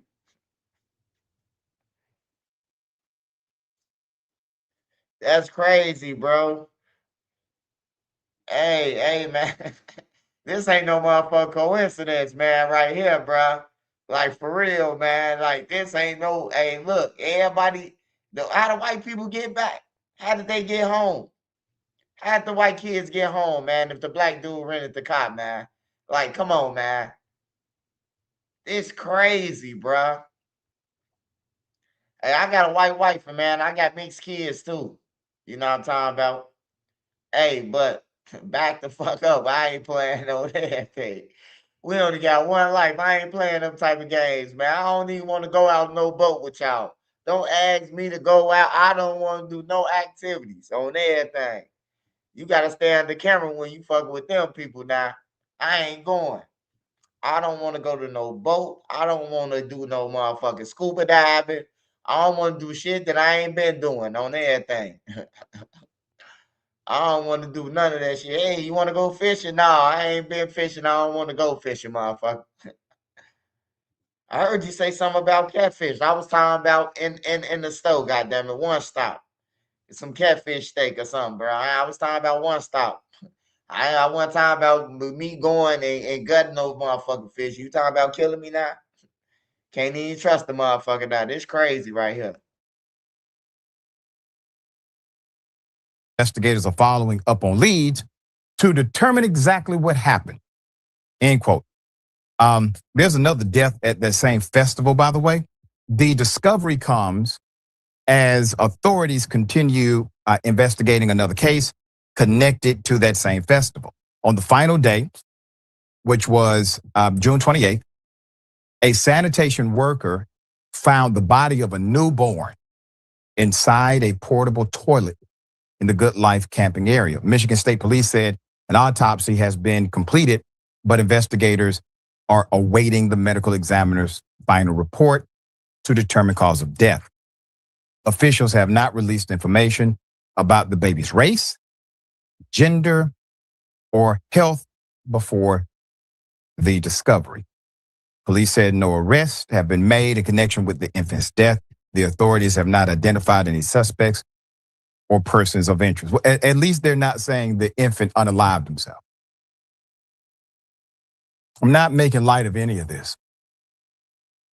It's an insanity for anyone to believe that these investigators have actually done due diligence to come to these conclusions. And if you look at the narrative between the first report in reference to the young Mr. Nolan at an island, and this report, you will see the investigators utilize the same damn language. Look at it. We have no evidence of. We can find no evidence of foul play. So what evidence of unaliving himself did you find?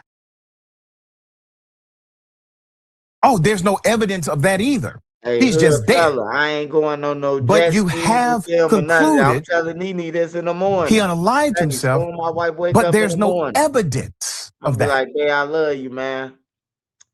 We've been together for a All right. long time, man. So We've we're been going to stay on together top of it. As a matter of since fact, high school. we're going to probably do a Love little you, more. baby. Hey, This but I is ain't going on no insane, boat trip. extreme, and I ain't going obviously on none of that with you, not my on baby. our watch will it become a You and trend. your people, All y'all right, doing we'll bring updates as they entertaining come. family reunion. That's for you and your people. That's your family reunion. danger. On everything. That's your family reunion, baby, not mine. I ain't going fishing with a motherfucker on everything after this shit. Like this shit get wicked. I gotta see about. I gotta wait till at least about 3 more people it happen to before I'm talking about we could calm because the Fed's gonna get on it, man. But other than that, bro, nah, bro. Niggas going on boats and coming up missing. Like, nah, bro. Hey, I done been a lot of places with my homies now, bro. We done been on the ops block and ain't nothing happened to us, bro. Like, what the fuck, man? I can't go on no boat without coming up missing. I'm taking my pole everywhere I go now. On some real shit. I'm taking my gun everywhere I go. You just gonna have to pull me over and catch me with that motherfucker. I'm taking it everywhere. Police can't save you. Shit, it seems like the police, they ain't never around for nothing. It's a festival going on, but ain't no police around that motherfucker. Like, come on, man. It's a festival in the woods. Like, and then the black dude, he rented the car, but the car's still in the parking lot, and the white boy's gone, bro. Like, what the hell? How the white boys, how they get back? That's all I'm saying, man. How they get back, bro? How did the dudes get back? If he rented the car and 5 people rode with him from Michigan, how did they get back, bro? It's common sense. How did they come? How did they get back? He came up missing. We couldn't find him. Did somebody come and get y'all? Like, you could easily strangle somebody, bro, and then put them down as if they killed themselves. On everything, bro. It ain't hard, bro. Like, I done seen people in jail do it all the time. The guards do it in prison, in IDOC. The guards kill you and then say that you committed suicide. I seen that happen a whole bunch of times, especially when I went to Mount Sterling for a parole violation. It was like 4 inmates died. They had to bring the feds in there. When I got there, the feds was there. The feds was running a joint in Mount Sterling. They was under investigation. All the guards and everything in Mount Sterling, bro. They was killing the inmates, man. The guards. You hear motherfuckers say, mama. When a person say mama, that means it's over with. That means it's over with, man. When a person call their mama, that's the person who birthed you, man. That's how you know he finna go up. He finna go upstairs. On my mama, bro, they ain't killed a lot of people since I've been in jail, bro. Motherfucker done got into it with the guard. We like, damn, what's good at? Then next thing you know, 3 weeks later, we found out he dead in the back. You hear me? He died. They talking about he died, he killed himself. Like, come on, man. I done seen this shit in jail, bro. I done seen that shit in IDOC a couple times, bro. They done killed the guards, then killed the inmate, and then they don't even alert the family, bro. Like somebody, like one of us gotta call their sisters or something and be like, your brother dead. Tell your mama to call down here and get on them. Like they don't even alert the family. That's how bogus they is, bro. In jail. That's why I say I don't play with the guards, bro. I don't do none of that shit, bro. I don't even talk to them none of that. When it's time to go in your cell, they gotta alert. 5 minutes to lock up. You know what I'm saying? Like you ain't gotta talk to me. I ain't trying to talk to you or none of that, cause they'll kill you, bro. And the young motherfuckers, the ones who be playing with them. Oh, knock your ass out. Like, nah, bro. Hey, look, if you in Shawnee, if you look at all the guards' last name, they hold everybody except for like 2 guards. They all last name is Ashmore. That means they whole family in this motherfucker. Lieutenant, the warden, and everything, bro. Like they done killed a couple of people, bro, from the city. They like one day they disrespected this lady. Man, all of them came on the deck. One of the dudes, I think he was from like East St. Louis or something, or he was from somewhere down south. And they killed him on everything, bro. They killed him. The lady said he grabbed her, he had grabbed her butt when she walked past or some shit and disrespected her, called her a bitch or whatever. And he was dead, bro. He was dead. They took him to the back and we ain't never seen him no more, man. And we found out he was dead.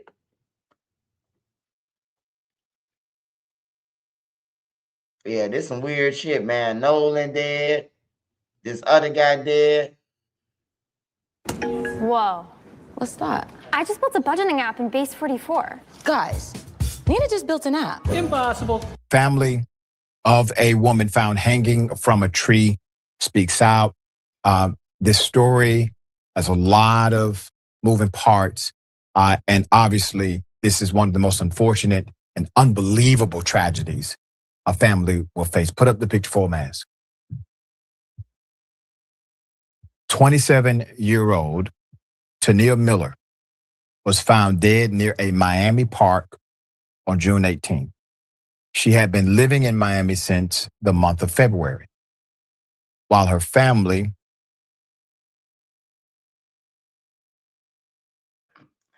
Hey, man. Hey, brother, if you kicking it with the whites for now, take you a water bottle with you. So when they think they give you a drink, yeah, come on, drink, bro.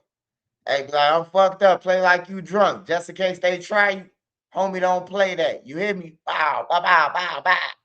They think you drunk the whole time. You got to play like Lennox with them. You know how Lennox was on Belly? He was back and forth like he was drunk. Well, he was high. But you got to do a Lennox to him. Like you stumbling, like you playing with him. On everything, bro. That's why I don't drink. I only drink cranberry juice and water, bro. That's exactly why I don't drink, bro, because motherfucker take advantage of you, bro. Put some in your drink, all type of shit, man. And then it impairs you to pay attention to what's really going on, bro. That's why I don't drink, bro. Like I'd have been around some of my homies, they drink, but I got the gun. I ain't drinking. Like I just can't, I ain't going out like that. It's a difference between liquor and pills. Pills enhance it enhance you. It make you focus.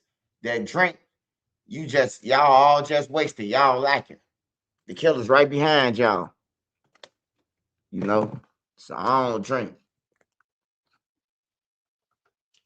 Yeah, this shit crazy, bro. This crazy right here, man. Hey, I'm gonna start reporting on this too, bro. I'm gonna stretch out my channel, bro. Like we need to bring it to awareness. Now I ain't trying to bring we ain't gonna bring no racist stuff to this shit, but you know, it gotta stop because we all know good people. You know, like I said, it's some good Chinese people, it's some good white people, it's some good black people. You know, everybody ain't killers, everybody ain't bad people, but there's some evil people too, you know. There's some evil ones too. And them the motherfuckers that need to be out the way. But like I said, bro, long as we kill each other and do shit to each other, a person can infiltrate. Like, look, it could be somebody else going around doing all the mass shootings right now. Because the gang members on the internet woofing at each other. So we really thinking they did it. And when they ops get shot, they be like, oh yeah, we did it. Whole time a white dude with a mask on like black riding around you hear me? And getting off. I'm gonna show y'all this video. I'm gonna stay on for about another hour because I don't be giving y'all the time that I should be on because I be have to do shit. Thanks to y'all, you know. Like Saturday, I'm feeding the homeless gym burgers, French fries, cake. Nene making something else for them too. Yeah, gym burgers and fries. Let them get about 3 burgers a piece, cheeseburger, double cheeseburgers, whatever they want. Give it to them, man. And some money with it. Couple of dollars with it too. You know, give them something to eat and, you know, away. Yeah, this shit crazy. was relocated or located, excuse me, in Michigan. They were located in Michigan. She was in Miami. Family members tell us that she was found without her phone, although Miami-Dade Sheriff's Office claimed she was found with all of her personal property. Shortly after finding her body, her family says that her death was ruled, that it was ruled that she unalived herself by the Miami-Dade Police Department. They've confirmed it with our team. So the Miami-Dade Sheriff's Office responded on June 18th, 2026.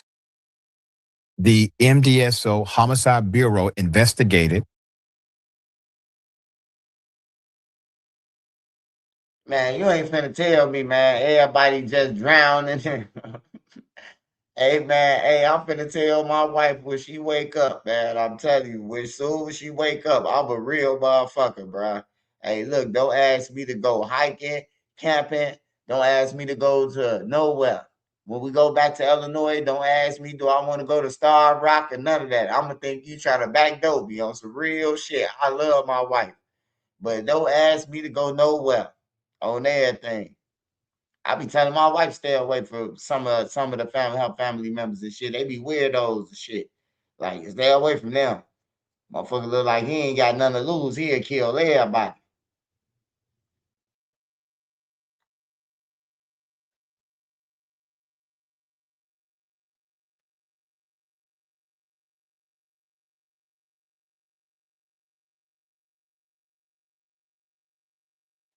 Oh, what I was finna play? What the fuck I was finna play, bro? Damn, I forgot what I was finna play. I was finna play something. Hey, what did I just say I was finna play?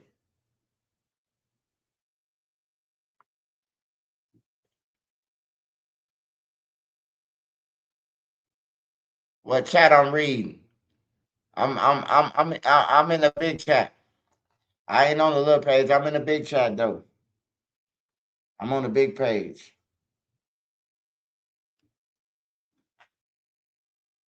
My wife had to get some sleep.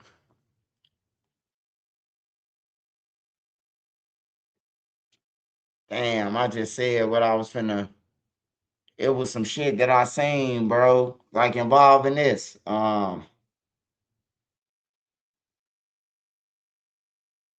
was something with not the black dude hanging from a tree. It was something.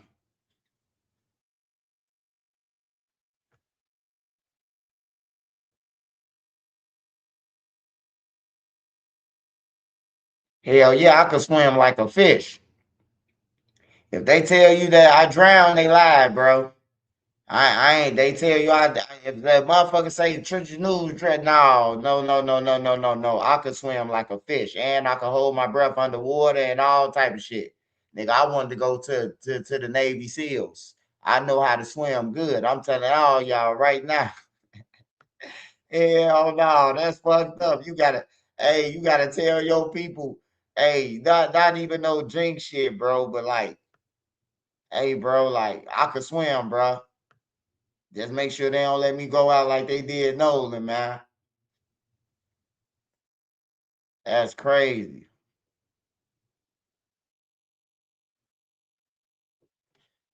Oh yeah, hold on.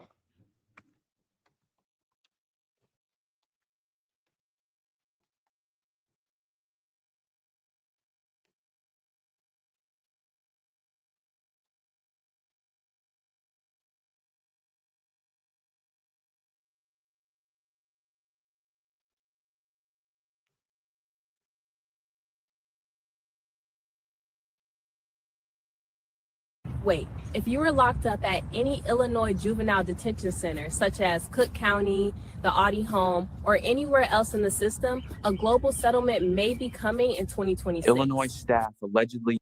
We have new details tonight in the case that sparked outrage across the country. The arrest now of a white father and son in the shooting and killing of a black man who was unarmed and just jogging in his neighborhood in Georgia.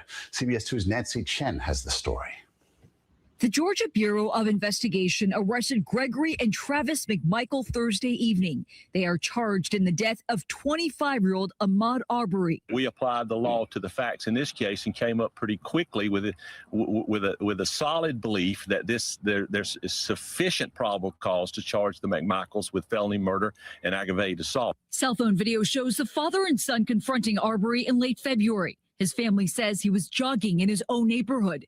In the video, Arbery and Travis McMichael are seen wrestling with a shotgun before shots are fired. Police say the McMichaels told them they took their guns and went after Arbery because he resembled a suspect in a series of break-ins. CBS News confirms the video was filmed by local resident William Bryan. Authorities say Bryan and the McMichaels were following Arbery. Bryan is also now under investigation. If, in fact, the facts take them to make another arrest in this case, then they will do that. Arbery's father says his son was not a criminal. He was a good, well-mannered, respectful young man, athletic. No justice. Outside the Glenn County Courthouse, several hundred supporters.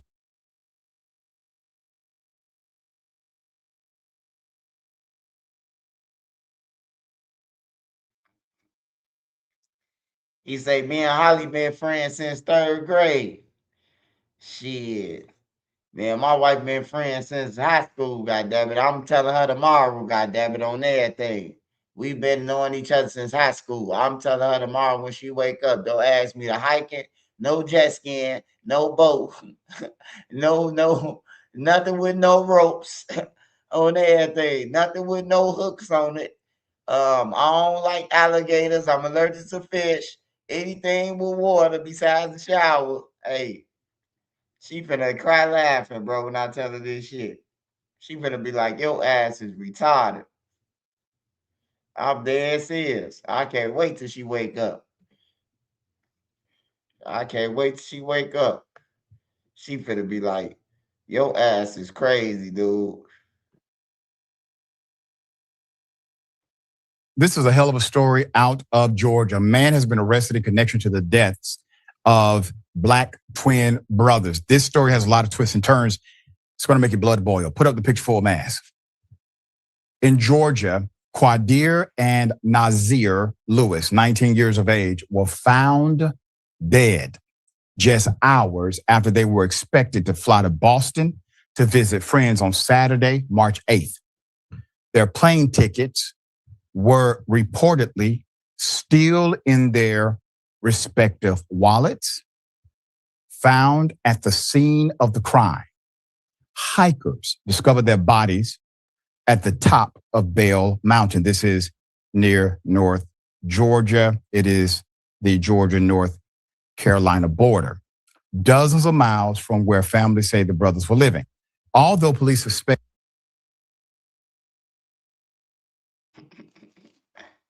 Yeah, man. Hey, look, to all my fellow Americans.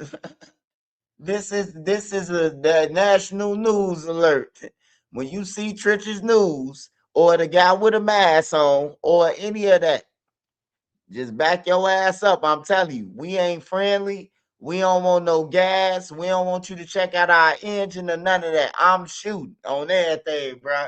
Like y'all is doing shit to people, bro. You're evil. Yeah, man. Yeah, this don't sit right with me. This story. I could see one of the twins if he want to commit suicide. So you telling me both of the twins woke up and say, we about to die today. Like, get the fuck out of here. I'm about to go with you too, brother. Like, nah, bro. It don't even happen like that.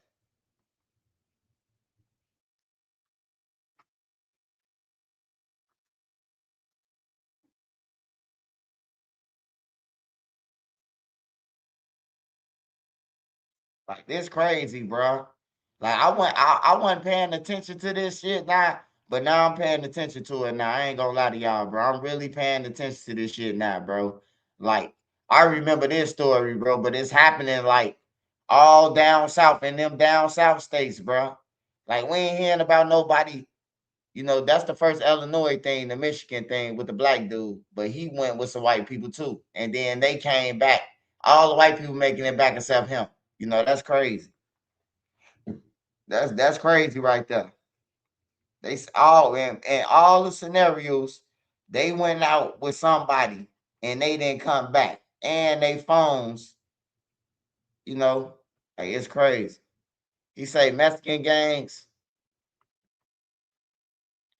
Oh yeah. I know about the Mexicans already. They got MS-13s, Minnesota, MS-13s, wherever they at, bro. The MS-13s, bro. They willing to chop you up to be part of the MS-13s, bro. Like I watched them too.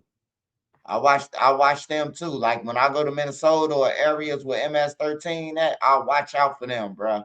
Like I ain't playing with none of them either. I don't speak English. I don't speak Spanish. So there's no need for me to even talk to you. You hear me? There's no need for us to have a conversation. So if you come up to me, I'm gonna automatically think you're on some bullshit because I don't speak your language, you know. But MS-13 be on some bullshit, bro. They be doing initiation, chopping off motherfucking heads and shit. Run up on you with one of them axes, them big old hacks, and try to chop your head off, bro, in broad daylight, just for a spot of MS-13, bro. I done been around some states where MS-13, they killing them. They burying motherfuckers on everything. The brothers died in a murder-suicide by gunshot wound. The Georgia Bureau of Investigation has confirmed the arrest of former Towns County volunteer firefighter Scott Curlin, 42 years of age, in connection to the case. It gets even more interesting. According to the reports, the firefighter was fired on March 14th after he allegedly violated department protocol. Towns County Commissioner Cliff Bradshaw told 11 Alive. Curlin has not been charged directly in the deaths of the brothers, but he was hit with misdemeanor obstruction for allegedly snapping photos of the twins' dead bodies and then leaking those photos to the public, according to the GBI. The GBI's medical examiner has not shared the complete autopsy reports to the public yet. According to a spokesperson, additional forensic tests are still pending. The family, however, continues to dispute the murder-suicide ruling, saying the twins would never hurt each other. Their aunt, Yasmin Bronner, said, quote, "They wouldn't do anything like this. To say they did this to each other? No. Something happened in those mountains and we want answers," end quote.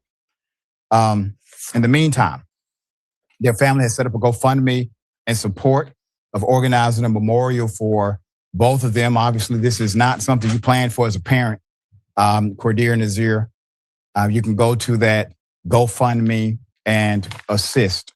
There are a lot of dynamics to this story. And we've been following this story in the state of Georgia. So one thing that stuck out to many is that they were in an area that normally they would not have been. And no one has been able to give an explanation as to why they were in those mountains and why did they miss their flight.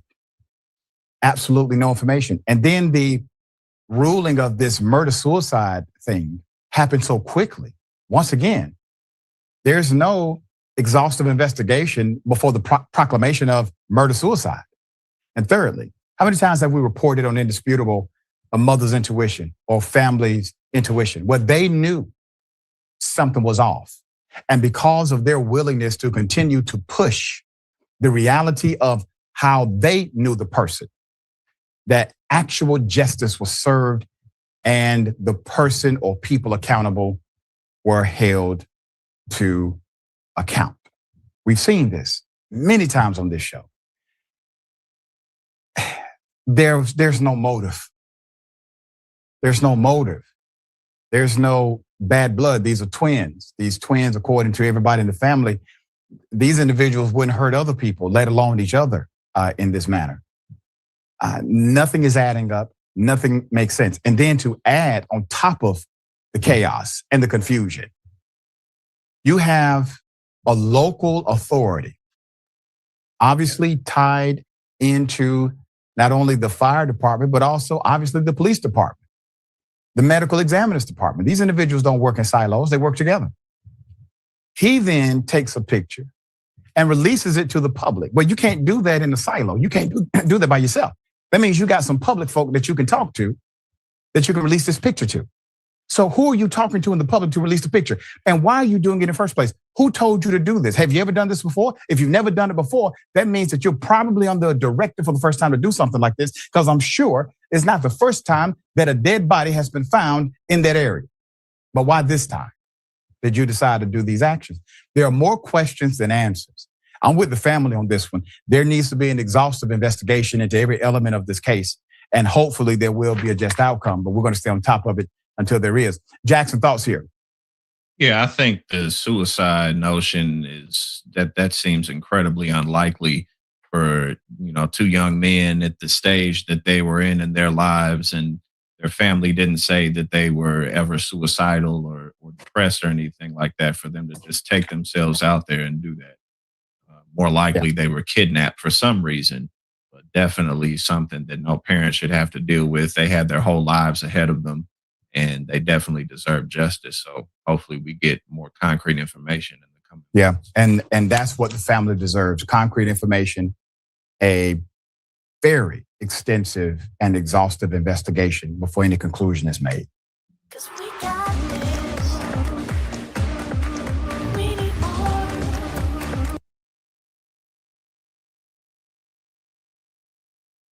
We have an update to a story that we brought you. It is a sad update. Black male attacked by police K9 is found dead in a jail cell. Here's the report. We have the update. It's in Tennessee.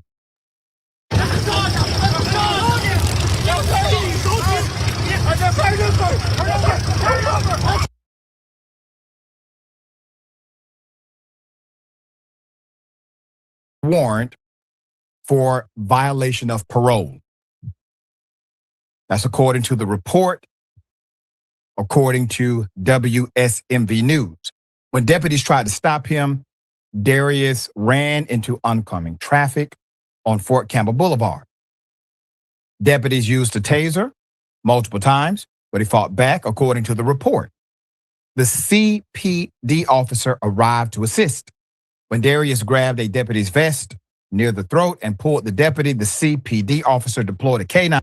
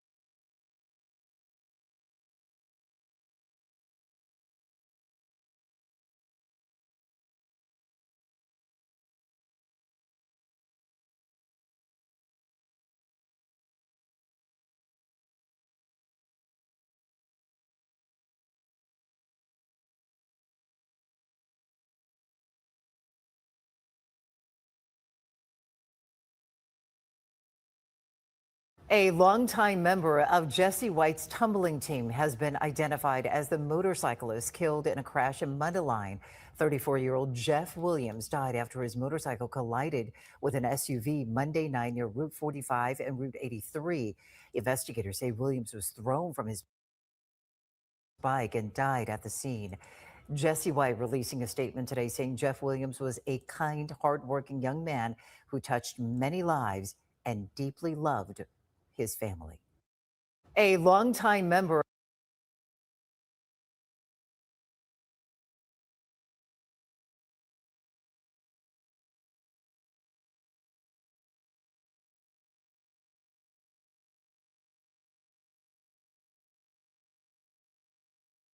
Looking for an easier way to get that LLC next to your business name? Say hello to Taylor Brands. Just go to their site, enter your LLC state, choose your business name, answer a few questions, and that's it. Now your business has tax flexibility and personal asset protection. Plus, it's approved by the state. And it took you what, 3 minutes? As business owners, we can't waste any time. That's the advantage of using Taylor Brands. They get you your time back. Taylor Brands handles everything from forming an LLC, your EIN, opening a business bank account, taxes, and book. Back to that shooting in Arlington Heights. Police are there searching for clues. Sabrina Franza joins us live. And as you were explaining, a longtime member of Jesse White's tumbling team has been identified. Tonight, we are learning more about a young Domino's pizza delivery worker shot and killed on the job in Normandy. It happened last night on Natural Bridge Road near Lucas and Hunt Road in North St. Louis County. Only on 5 Inner tonight, Robert Townsend talks to the victim's family and a community activist concerned about the ongoing gun violence. Family members say 28-year-old Dominique Hoskins had a heart for people. Everyone, he stood firm in his beliefs. He did everything that he could for anyone. They say especially for his 2-year-old son and 8-year-old daughter. He lived for his kids, even kids that weren't his. He was everyone's superhero. But now, stuff just happens in the blink of an eye. Family and friends cannot believe the man so many admired is gone. Police say shortly before 9 Wednesday night, gunshots rang out outside this Domino's Pizza. Dominique Hoskins' loved ones rushed to the scene after learning on social media the delivery driver had been shot multiple times in the parking lot and killed. I've known him over 10 years. It goes back far. He didn't deserve that. The family says Hoskins worked part-time this summer at Domino's. He had worked as a special education teacher at Hamilton Elementary in St. Louis, and next month was looking forward to starting a new job in the Hazelwood School District. He was also in school, you know, so he wants to get his degrees to further the education, take it further. Family members tell me Hoskins really liked working at this Domino's, and he had only been at this business for less than a month. He and Willis were also expecting their second child. The senseless, my baby will never know. I want to know why. We're tired of the violence. We want it to stop. Another outcry from a community activist who's thinking about Hoskins' family as police search for his killer. We're going to keep fighting for these criminals to stop it so everyone can live a better life in the community. Robert Townsend, 5 on your side. Today, 5 on your side, press Normandy Police for information on the shooting investigation. We are still waiting to hear back. If you know anything about this shooting.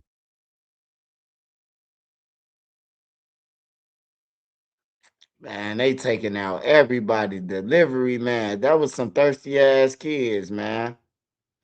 Looking for a come up. Hey, man, I'm going to tell this to the people, too. If you working for a motherfucking company or some delivery shit, get that shit up. Give it up. That ain't your money. That's theirs. Tell them you got robbed. Shit.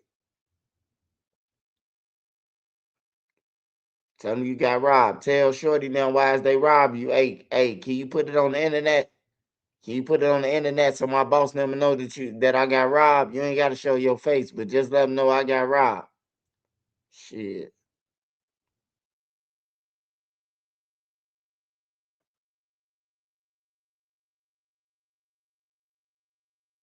Coin Poker hosts monthly poker tournaments open to the community. No account verification required.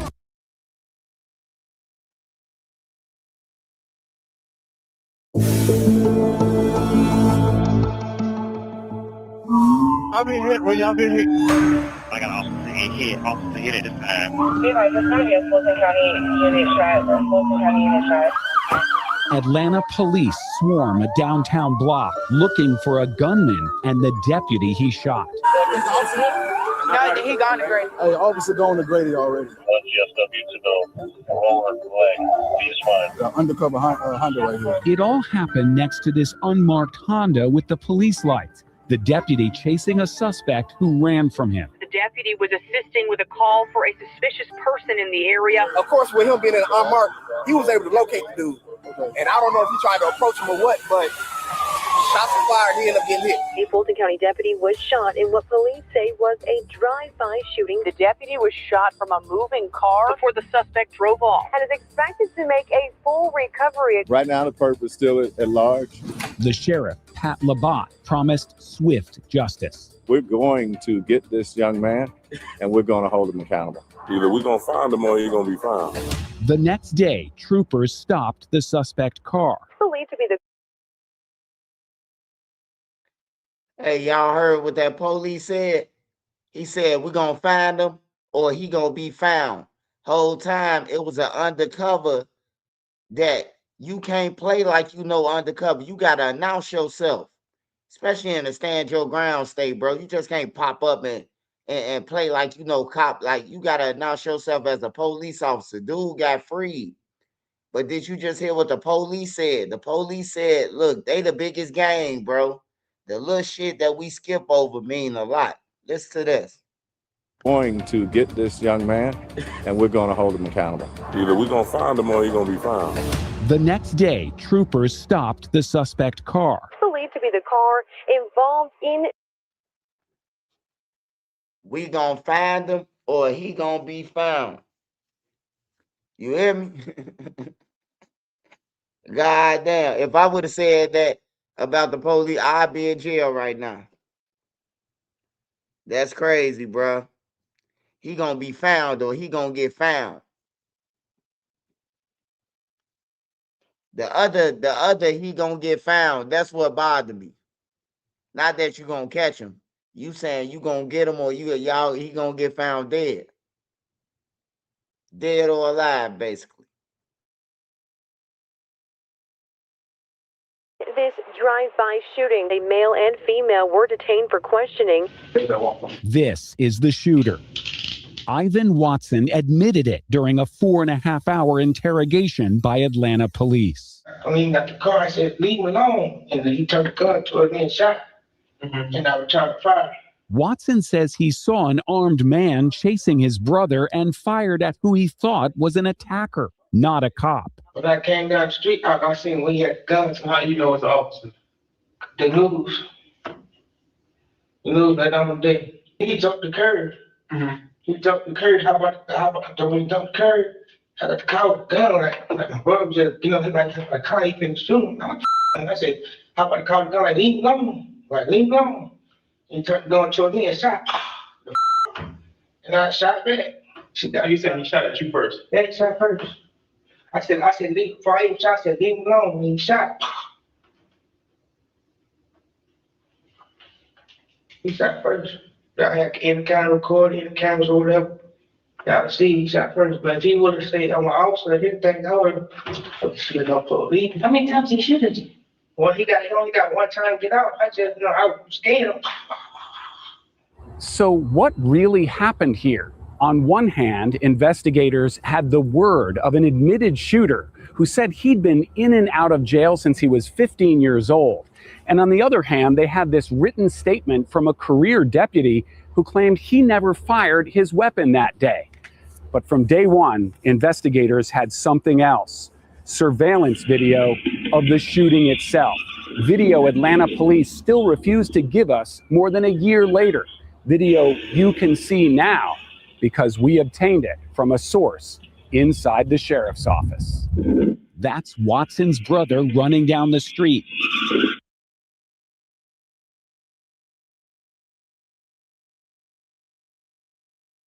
Yeah, that's self-defense all day on my mama. Hey, that's the unmarked police. Look what type of car he had. Look what he doing. You just can't chase nobody without telling you no police. He ain't in no police car. That's crazy. Let me see, because I ain't trying to.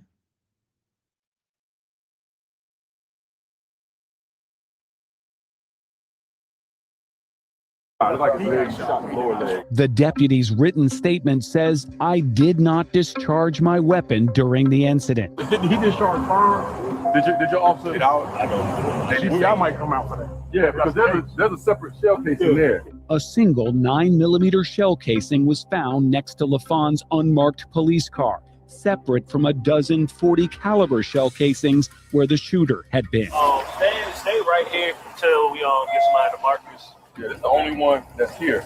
The Atlanta police incident report shows LaFawn fired his weapon. Before backup arrived, someone turned on LaFawn's siren. Atlanta police determined, quote, the footage also shows Sheriff Officer LaFawn getting help from a bystander putting on his police equipment before additional police arrived on the scene. At this time, and I'm sorry, let me put on you. Okay. Boy, y'all seen that? Y'all ain't never seen that. They ain't never finna pull a train today, man. You hear me? Boss Bug, shout out Boss Bug, man. Make sure y'all be looking out for my interview with Boss Bug too, man. Hey, Boss Bug, tell them what your thing is on Instagram. Your interview thing, your podcast. Hey, y'all seen that? That's crazy. That's crazy.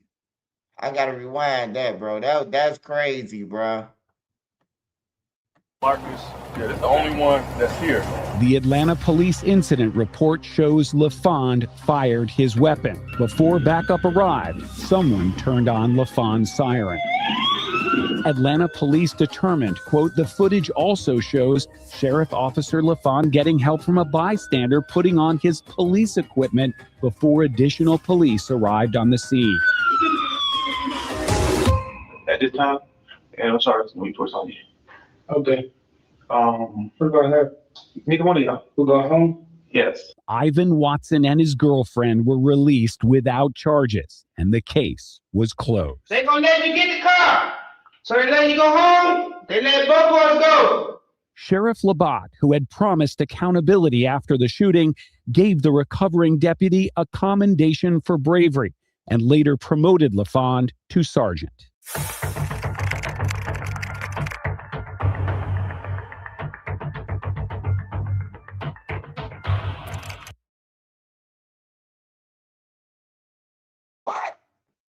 No, you gotta be playing, man. Hold on, man. I gotta run that back, man. Hold on, bro. Hold on, man.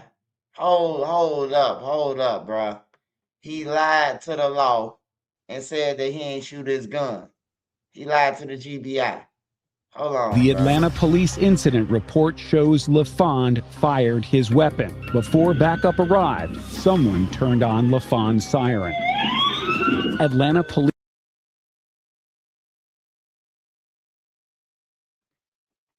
He got a civilian, what looked like a civilian, helping him put on his vest.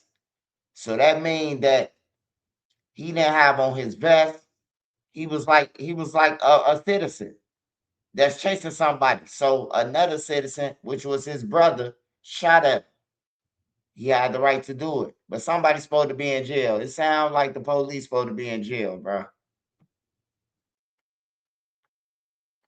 Police determined, quote, the footage also shows Sheriff Officer LaFond getting help from a bystander putting on his police equipment before additional police arrived on the scene. At this time, and I'm sorry, we put on you. Okay. We're going to have neither one of y'all. We're going home? Yes. Ivan Watson and his girlfriend were released without charges, and the case was closed. They gonna let you get the car. So they let you go home. They let both of us go. Sheriff Labatt, who had promised accountability after the shooting, gave the recovering deputy a commendation for bravery and later promoted LaFond to sergeant.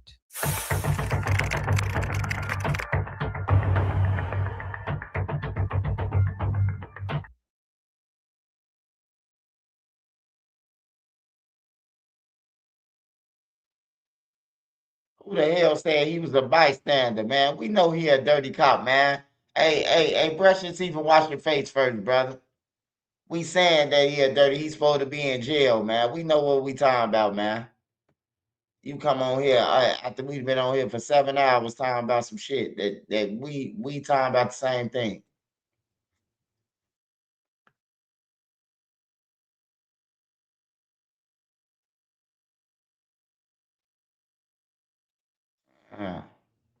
Imagine being able to build anything just by thinking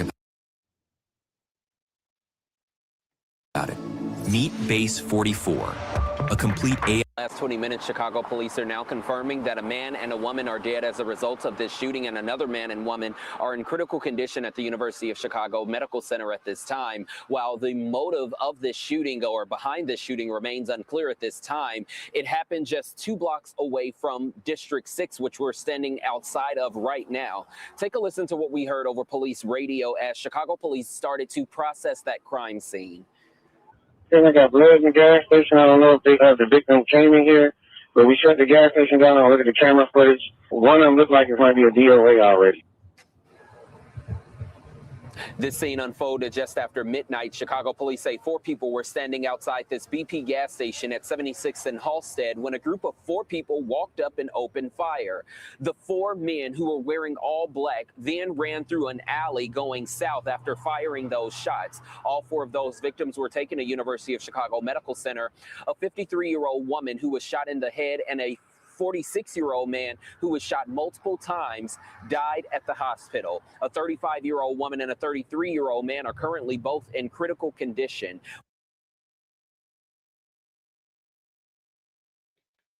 Yeah, it's safe to say, man. Hey, it's deadly than a motherfucker, man. In Chicago, hey, that's crazy. They pulling up to the hospital to finish the jobs and all. Oh yeah. I know about that already. I reported about a story in Milwaukee. Dude came to the hospital to kill dude. He went through the metal detectors and everything, man, and killed dude on his in the waiting room. Dude was in a wheelchair. Finished him off.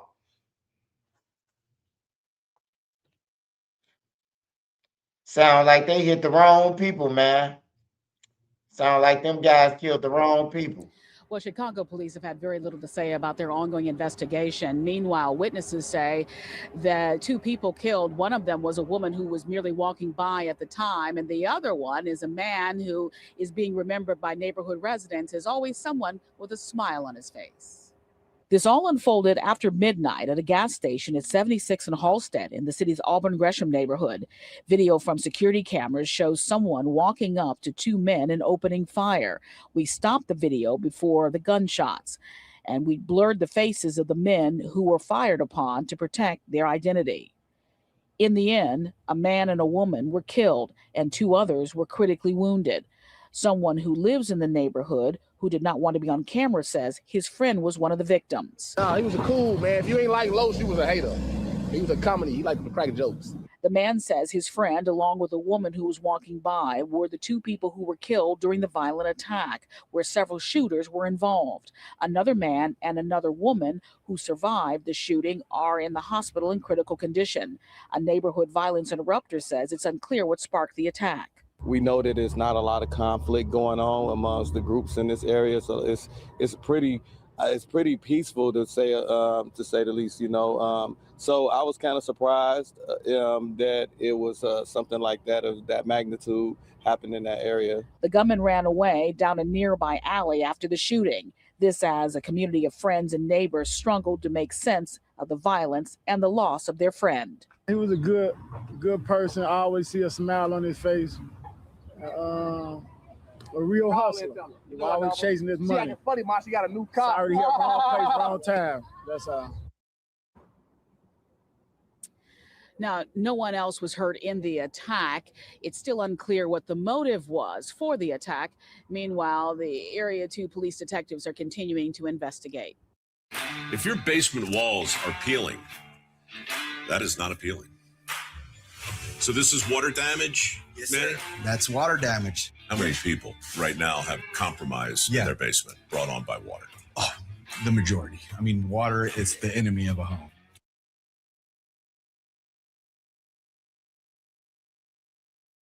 Three men in masks with high-powered rifles and murder on their minds roll into a Pleasant Grove strip center June 9th and kill an innocent man who was running from their gunfire. I'm Clarice Tinsley.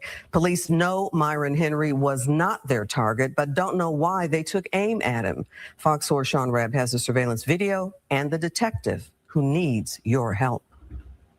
We are outside the Bruton Food Mart. We're at Masters and Bruton, 2015 North Masters. Detective Casey Shelton, Dallas homicide, where Myron Henry, innocent man, lost his life June 9th. What happened here, sir? So on June 9th, in the evening time, about 6:30, 6:45, Mr. Henry was sitting along the glass next to the food mart, minding his own business, living life, doing his own thing. Just a good person. And then about 6:20, an individual that we found on video that's unmasked. He's just wearing white shirt, dark shorts, sneakers, and it looks like he has his mask on his head. He jumps the fence over here about the concrete in the fence. Yes, sir. Walks right past Mr. Henry. Doesn't even pay attention to him. Comes over here, looks, leaves. 20 minutes later, the suspect vehicle, which is a Jeep Grand Cherokee, comes down the alley on this side of the concrete wall and stops just around the corner. Two of the evil men that were in that vehicle get out, run around the corner with masks on,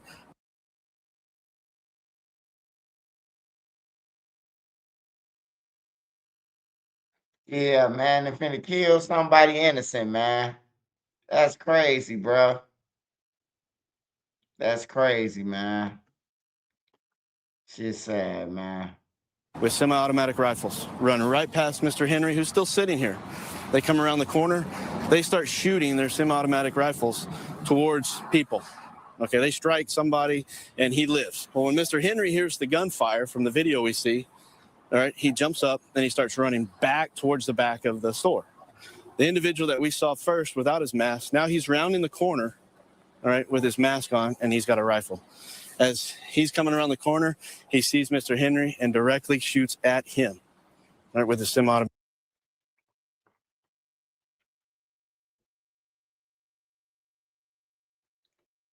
Hey, this is why I say, man, ain't no need to commit no crimes.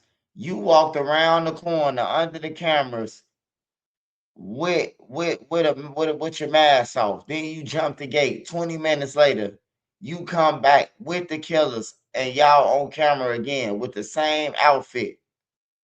Like, man, y'all just throwing y'all life away. Y'all some clowns, bro. Like this generation, bro, some straight suckers, bro. Not all y'all, because it's some good some of y'all, you know. But it's a lot of suckers in y'all bunch, man, on some real shit, bro. Like I ain't never seen nobody throw their life away. And when you kill people, you supposed the goal is to get away, man. Like the goal is to get away. You come back with the same outfit on, same shoes and everything. And now you gonna go to trial saying you ain't doing nothing. Like that's crazy, bro.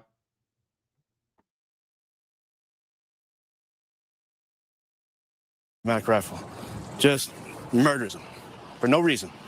Mr. Henry falls between two vehicles. About the time he falls, these two evil men come as they're running back. They see what transpired, and one of them turns his rifle and shoots at Mr. Henry. There are three men, but one of them we see clearly with no mask on. That's correct. Look, let me ask you, is it clear enough, the video clear enough in your opinion, Detective Shelton, that if you know him, you'll know him? It's pretty clear. Somebody knows who this is, and they're going to recognize him from the video. How can folks get at you, Detective Casey Shelton? They can reach me directly at 214-283. Hey, you know the crazy thing about it? The crazy thing about that? I guarantee y'all, we gonna look into this. How long ago was that? That was 1 day ago, so they still looking for him. I guarantee. Now, remember, it's two guys that had on masks on. They look like Star Wars characters. They gonna be in jail too, because he gonna tell on them. He already caught. So when they catch him, he caught. He finna tell on the other two. The other two masked up. We know they masked up. We don't know who they is. They had on masks. They look like professionals. Except they killed somebody innocent. Probably killed dude over a dime bag or something. He owed us $20. You know, we don't know. But it's crazy. The man came back with the same outfit on and hopped out the car to kill somebody. That's crazy.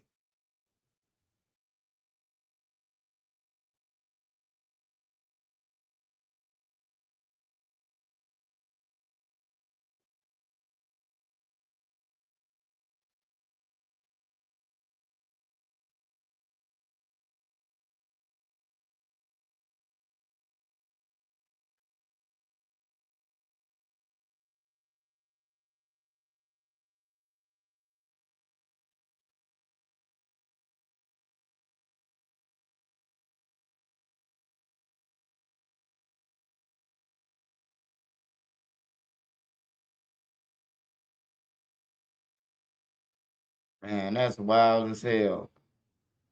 That's wild, bro.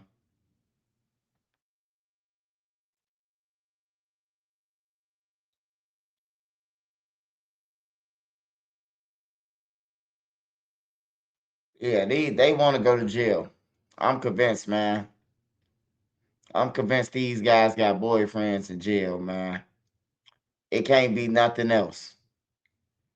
Like, who the hell trying to prove that they gangster, they so gangster this much, bro, where you finna go and do the rest of your life with some males, man. Ain't nothing but males in there. Nothing but males.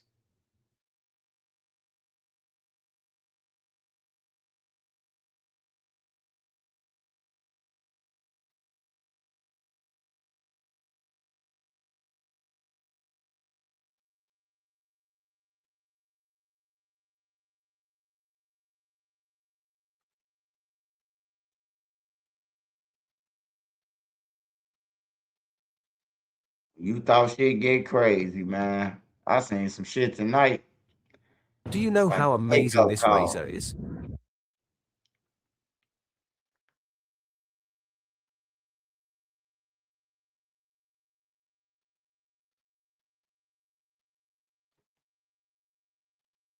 Our hearts are certainly with the victims of this senseless violence. 12 shootings, 4 people injured, 4 stolen cars. Montgomery police continue to investigate a quadruple shooting that happened over the Father's Day weekend. This includes a Saturday evening shooting in Montgomery that left 2 people.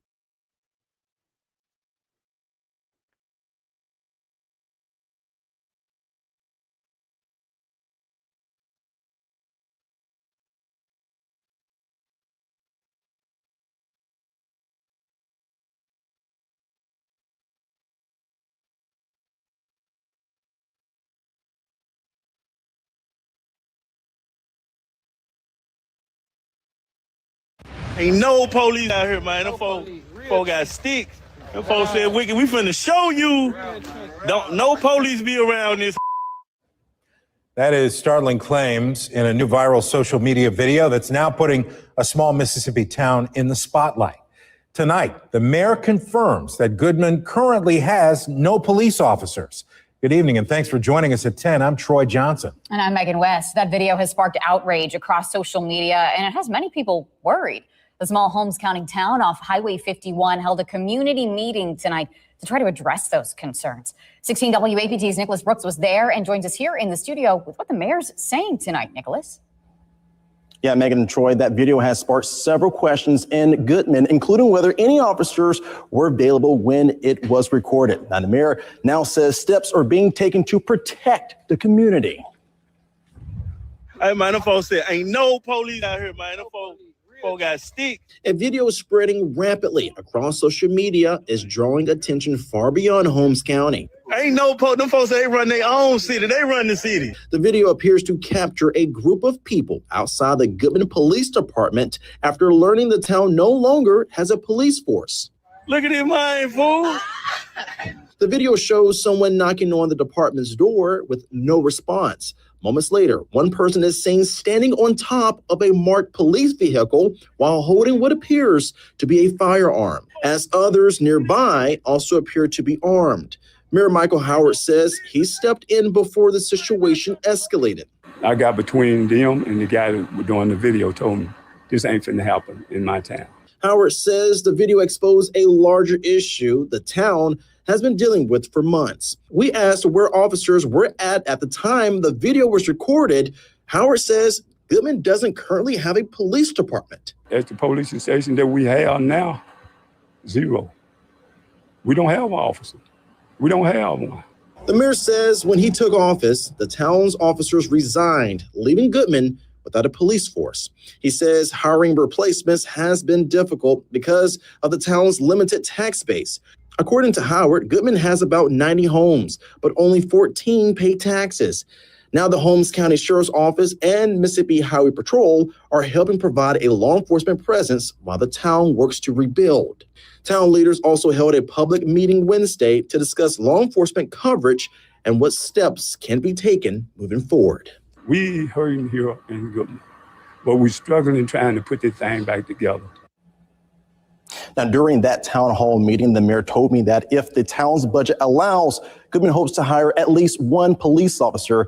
He also says that the town welcomes assistance from outside law enforcement agencies while it works to rebuild its police department. Why do you need an LLC? Even if it's your first business, you don't want to link the business with your personal life and properties. But how do we do it without wasting weeks on paperwork?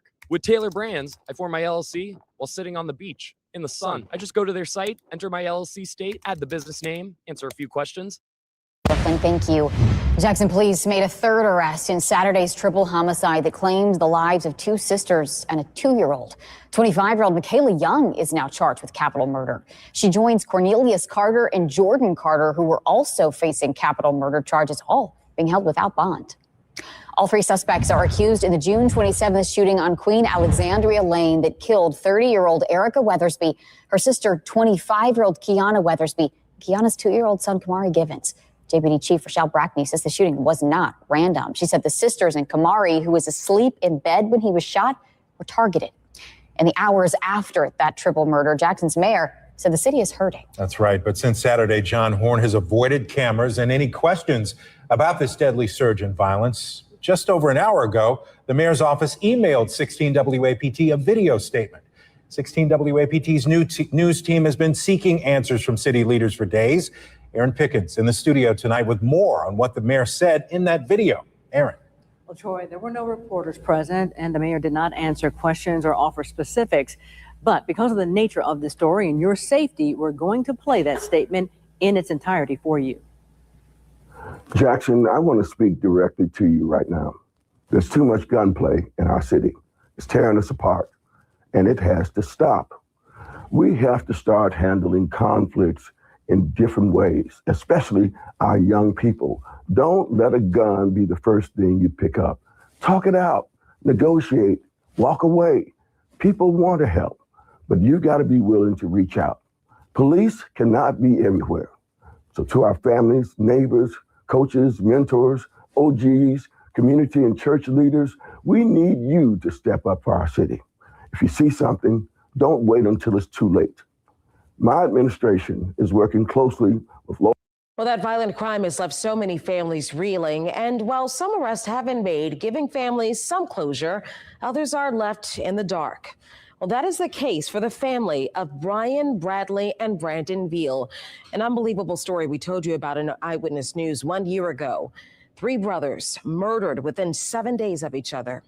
Now, from the time of their murders in February of last year until today, the Metropolitan Crime Commission recorded nearly 300 more homicides, leaving the Veal brothers' father to wonder if he'll ever get justice in his son's brutal murders.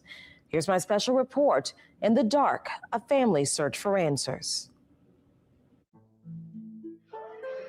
Small yet priceless moments. We really got a baby now, man. We got a baby. 3 generations together. This your big daddy. You're gonna know who this is, man, regardless. Yeah. You're gonna know who this is. You have to. I see you, Paul. This is who you're gonna rely on if something ever happened to me, man. Oh, wow. We ask that you would be with us in this service, Lord, that you would strengthen this family, Lord, my family. That you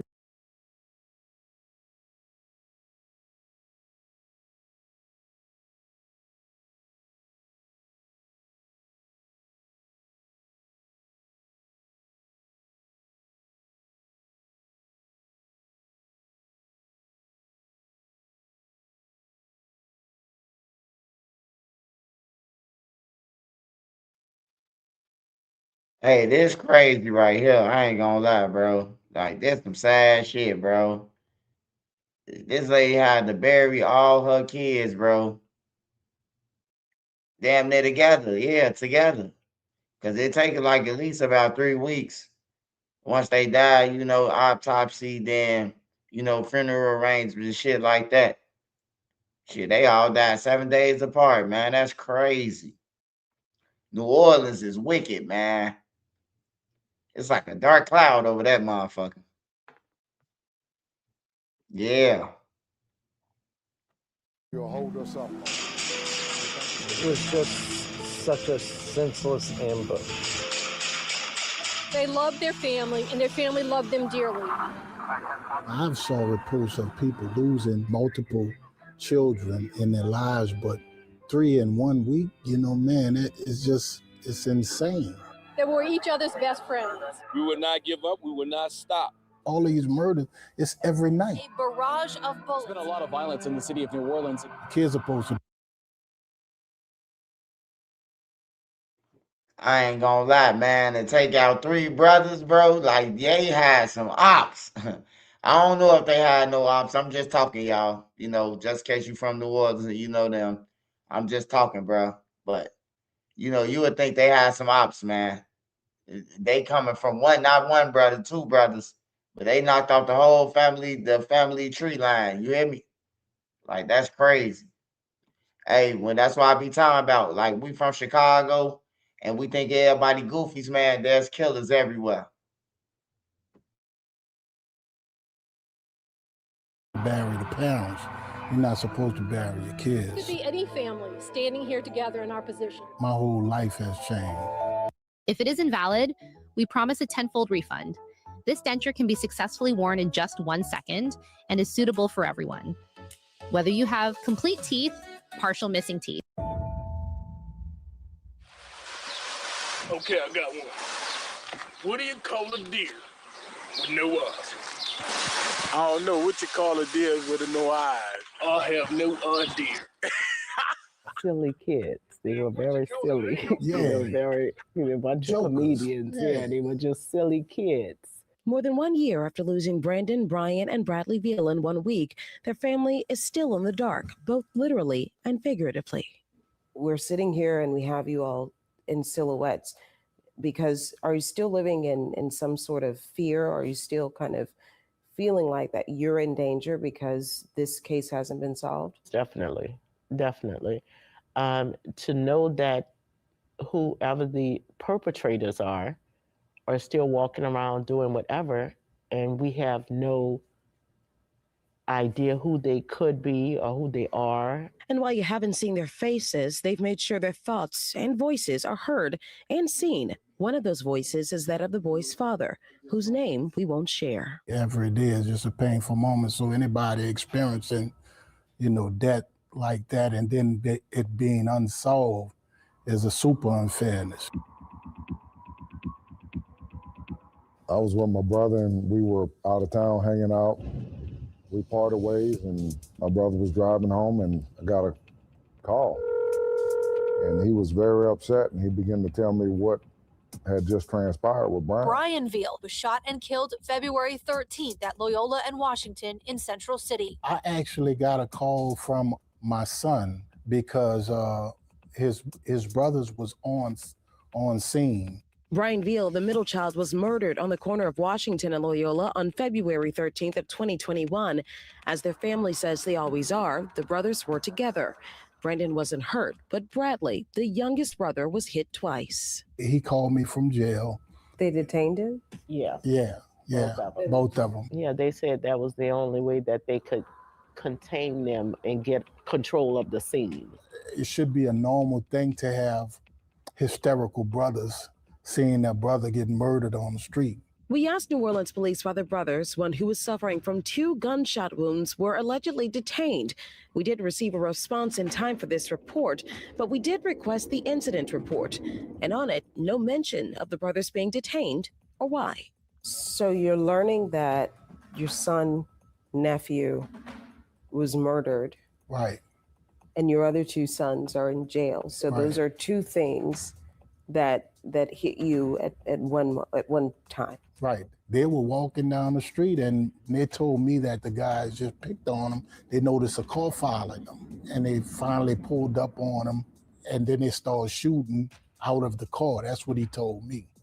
And when I talked with the detectives, that's the same thing. They said they had surveillance of the car pulling up and just shooting at them. The surveillance video is likely from a camera close to the corner of Washington and Loyola, where an NOPD crime camera is placed. Was that surveillance ever revealed? Not to me. I haven't seen nothing. This family joined the ranks of so many families across New Orleans, devastated and confused. A bond between the Veal brothers broken, with Brian's life ripped from them in front of their very eyes. But Brian's murder was only the beginning of what would turn into a heartbreaking week for the family. You lose one of your sons and a week later. Can you kind of take us back to that particular day? Earlier that day, my brother had gone up there to talk to his other 2 sons and the mother about getting everything finalized to bury Brian. And I had just sent them some money for them to eat that afternoon. My last words that I heard from him was, "We love you, Dad. Thank you. Thank you, Dad. We love you, man. I'm sorry, man. I'm sorry." Their father says the two brothers walked to the bank after speaking with their dad and later to a local McDonald's to get food. And on their way back home to feed their mom and themselves, they were murdered. They were ambushed. The father tells me detectives say a camera was also at the scene of that murder. Still, it wasn't captured. If it had happened a couple of seconds sooner, they could have gotten it off of the street camera. And I'm like, are you serious? These cameras don't work like they're supposed to every second. These boys were gentle giants. I just want to debunk the whole idea about, African-American men not taking care of their kids. And those boys were loved. They were not street kids. They were not castaways. They were not in that realm. And it's just like every other murder in the city. You think that they did somebody wrong. That's why they were murdered. And that's the perception that people have, when that's not the case here. And you're looking at 3 unarmed black men. Unarmed. If they were into something, right, especially if my brother was gunned down one week and I'm coming out, I'm not coming out without being armed. If I ain't gonna lie, man. Like, if a car just pulled up and just unloaded on y'all, ain't no walking around in no McDonald's, ain't no walking around no more, period. Ain't no, hey, look, we on point. We gotta figure out who the fuck shooting at us. So we ain't even going outside or doing no walking. You just lost your brother. Like, I know people say, you don't know what you would have did, man. Look, I know what I would have did, man. If a car pulled up on us and we don't know who the fuck it is, we know we innocent. Ain't no walking around no more, bruh. They walk around while they brother in the morgue. They walking around the neighborhood, going to McDonald's and like, this shit crazy, man. And the car just pulled up on y'all that y'all don't know. Like, sometimes you can save your own life, man. Sometimes you can save your own life. I know if somebody pulled up on the side of me and my brothers and shot. Hey, look, if we ain't trying to move, we finna move around like ghosts. We taking gangways, alleys, and everything. You ain't gonna never catch us on the front street. if I'm into anything, these kids were unarmed. How do I say goodbye? Today, knowing exactly what we knew back then, nothing.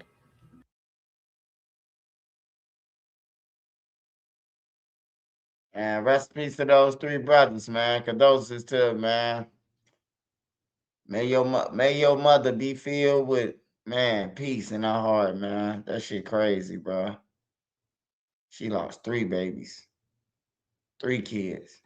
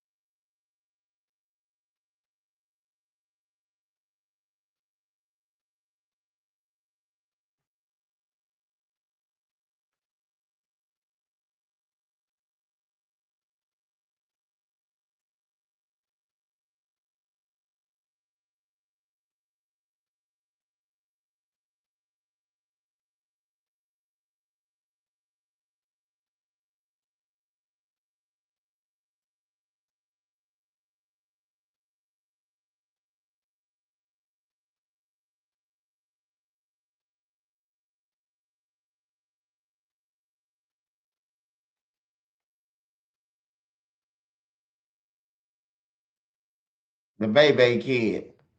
We have got to the point where literally anybody can build a fully working app without knowing I how to feel like, code. but y'all, This for is this Base video to get 44. around. This is the More first than look at the everybody current in industry-leading 2023. AI app builder. They You wouldn't believe the kind of apps that people are creating. And he in the Smart nutrition building. apps, inventory trackers, onboarding tools, you name it. And if the only thing stopping me from making the app is the idea, then why not build an app that gives me endless app ideas? So let's make it. Pro tip, I draft the full. There's a killer on the loose in Milwaukee, and the victim's family says the man wanted for pulling the trigger should have been locked up at the time. Fox 6 investigator Brian Polson shows you why one of Wisconsin's most wanted criminals keeps getting caught, then released, and the one factor that makes this case different from the Waukesha parade attack. It doesn't take a sophisticated assessment tool to see this person is dangerous. Complete menace to the city. The trick is measuring that danger in dollars. Money, ultimately, at the end of the day, does not equate to. Hey, man, that's what I'm saying. They want to go to jail, bruh. They recording it. Why would you record him doing a drive-by? Like, these young motherfuckers, they crazy, bruh. The cameraman need to be gone, too, man. The person who recording this shit, man, he definitely need to be in jail, too. Safety. And that explains why Kenneth Twyman is a wanted man. Again. It makes no sense whatsoever to me. This woman, we'll call Mary, is worried. We don't know Kenny's next move. And that's a fear for us. That's a great fear. That's why you're talking to me in the dark here. Yes, exactly. Last month outside the Quick Mart near Fond du Lac and Locust, someone shot and killed her nephew, 24-year-old Tavon Luckett. What happened?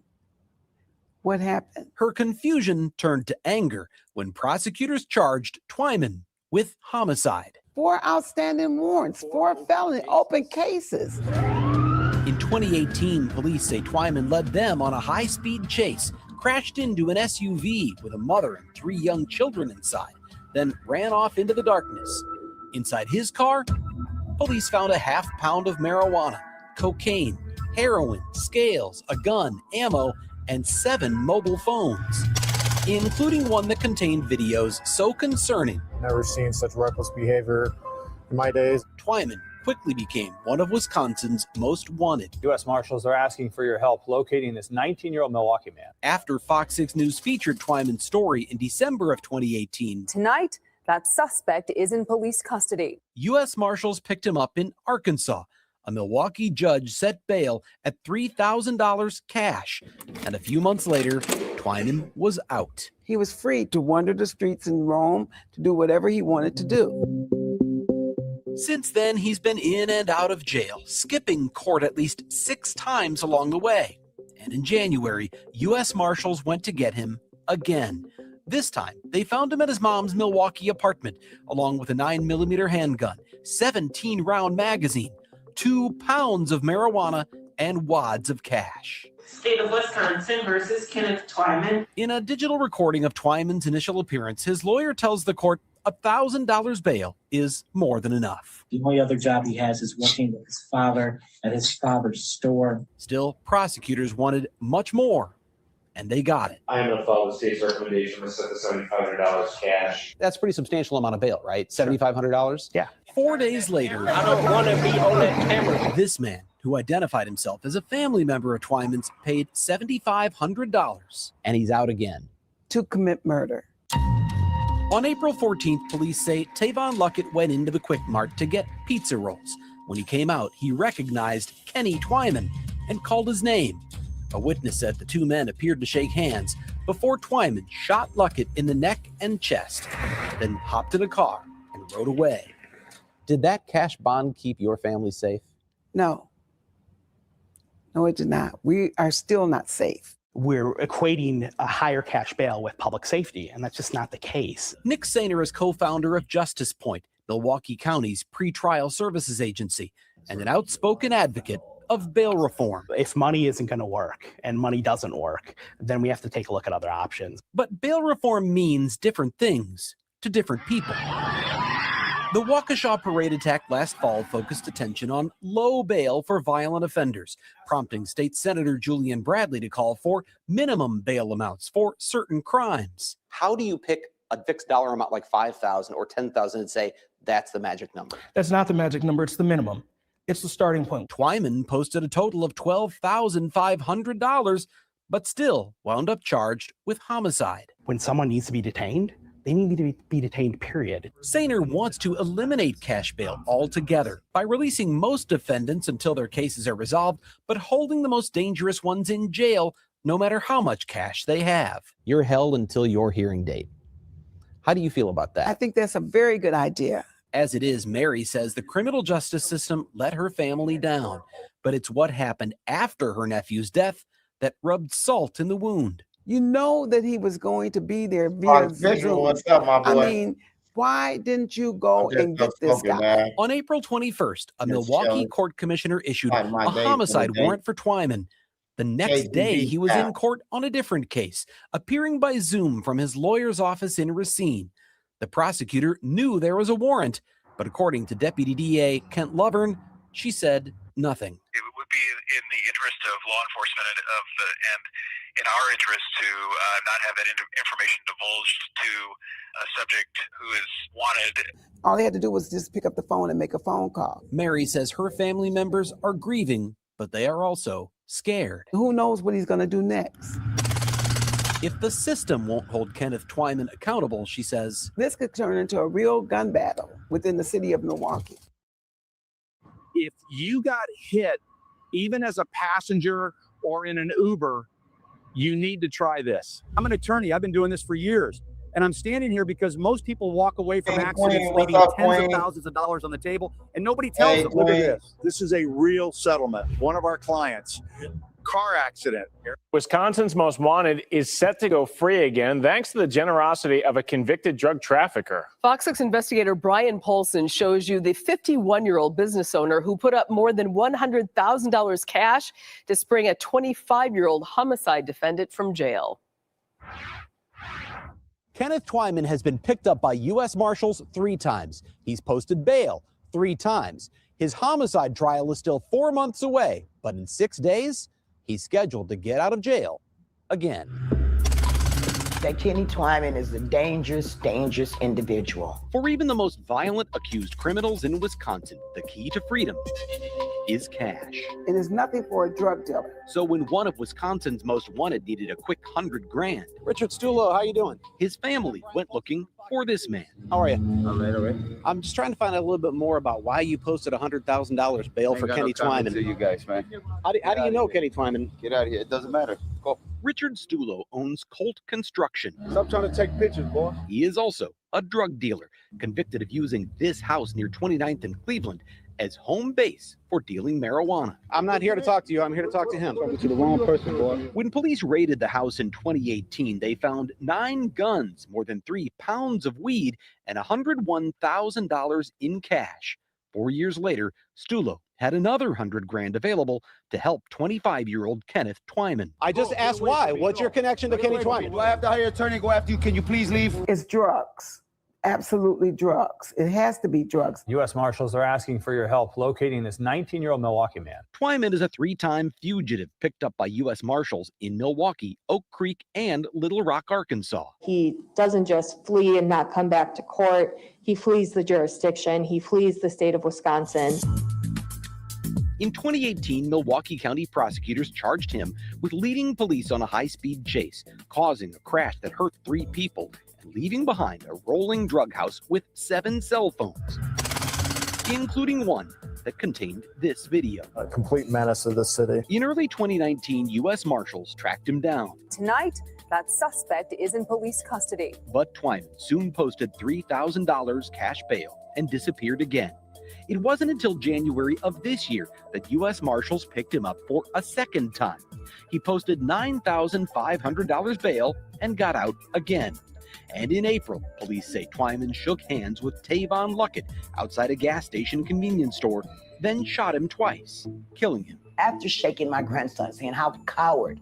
This would have never happened because he wouldn't have been out. He shouldn't have been out of jail.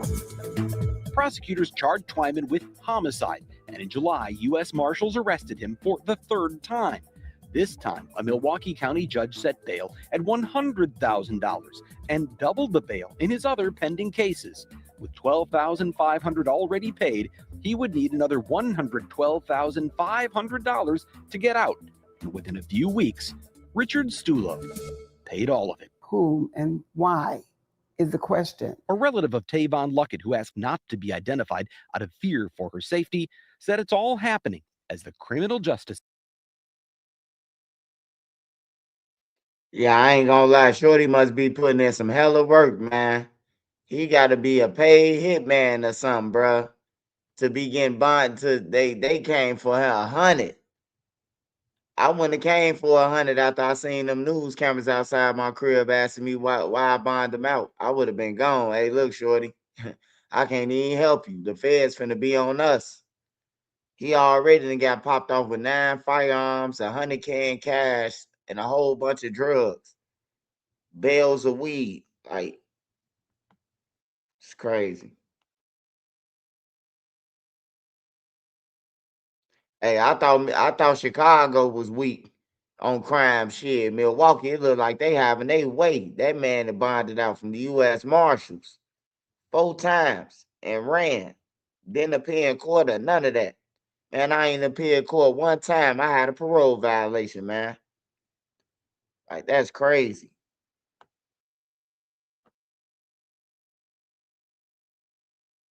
System watches. I think the Department of Corrections should answer some questions for us.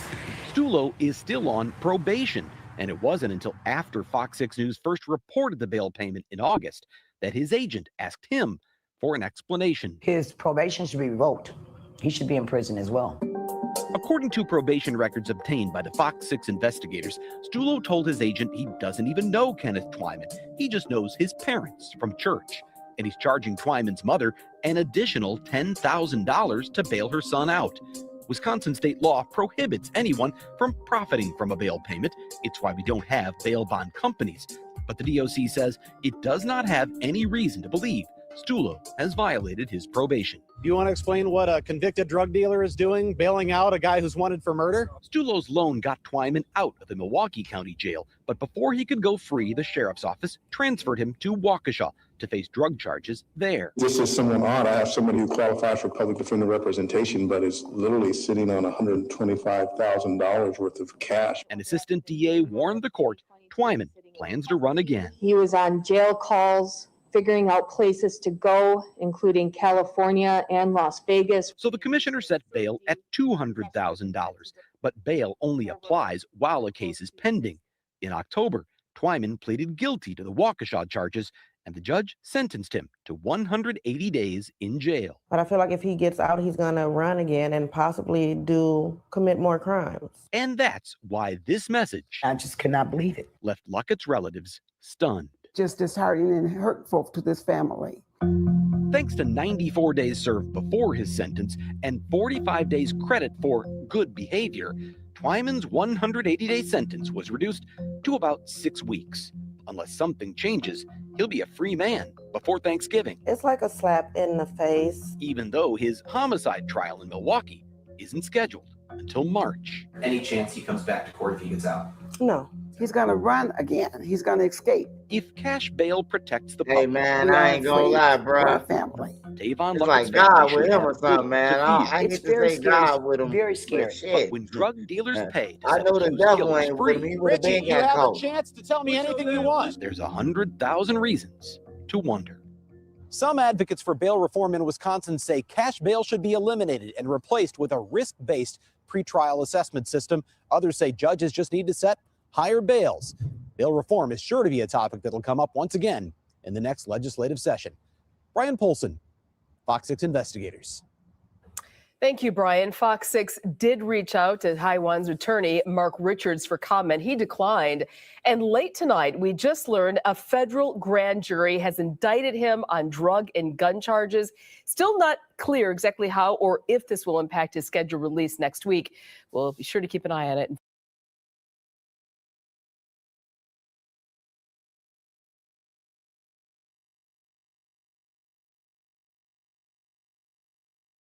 Hey, the feds came and got his ass. Hey, I say, hey, look, When you keep on doing shit, man, and they letting you go, the feds gotta be on you, man. You gotta know that shit, bro. That man put up 100,000, 110,000 for Shorty to walk. And Shorty around this bitch committing crimes. Oh, he sentenced. Here you go, y'all. Were you recently Here injured you in go. a Here go car the accident? update on him. Look at this check for $160,000. Our big story, a man the U.S. Marshals called a menace to the city will spend 35 years in prison. But Kenneth Twyman's legal troubles are not over yet. Our Bill Miston was in court today for the sentencing. He joins us live now. Twyman shot and killed Tavon Luckett a little more than a year ago, and today, Luckett's family had a lot to say. He is a coward with a gun. A gun he shouldn't have had. Intention to create that persona for yourself of being a threat. This man has been the devil agent here in our community. And I would like to ask the family to accept my apology, and I'm sorry. 26-year-old Kenneth Twyman will spend the next 35 years in prison. A jury convicted him of the April 2022 homicide in March. Twyman said it was self-defense. There is an old saying that it takes two to tango. The jury and the judge didn't buy it. The pattern of lawlessness, multiple open cases, committing new crimes while out on bond. 24-year-old Luckett was shot at a store near Fond du Lac and Locust. Twyman took off. U.S. Marshals arrested him in Oak Creek months later. He was one of Wisconsin's most wanted, not once, not twice, but 3 times.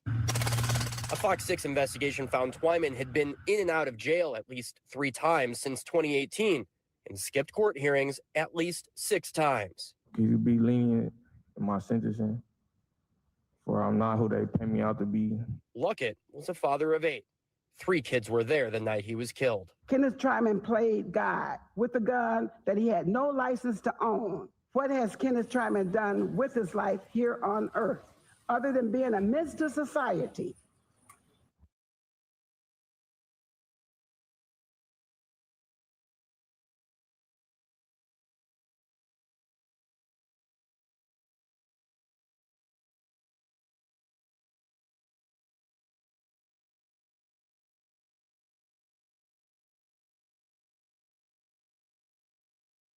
The family of a 19-year-old shot and killed late last month laid.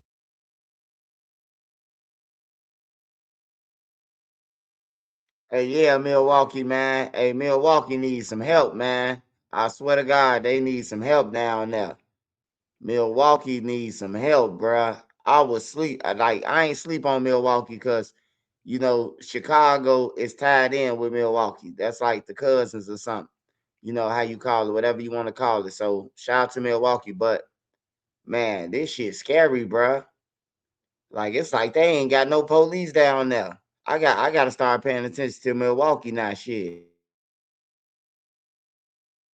That young woman to rest today. And one of the teens charged with killing her was out of custody at the time for allegedly killing another woman. 18-year-old shot and killed late last month laid that young woman to rest today. And one of the teens charged with killing her was out of custody at the time for allegedly killing another woman more than a year ago. Her family tells our Bill Miston the suspect shouldn't have been out in the first place, right, Bill?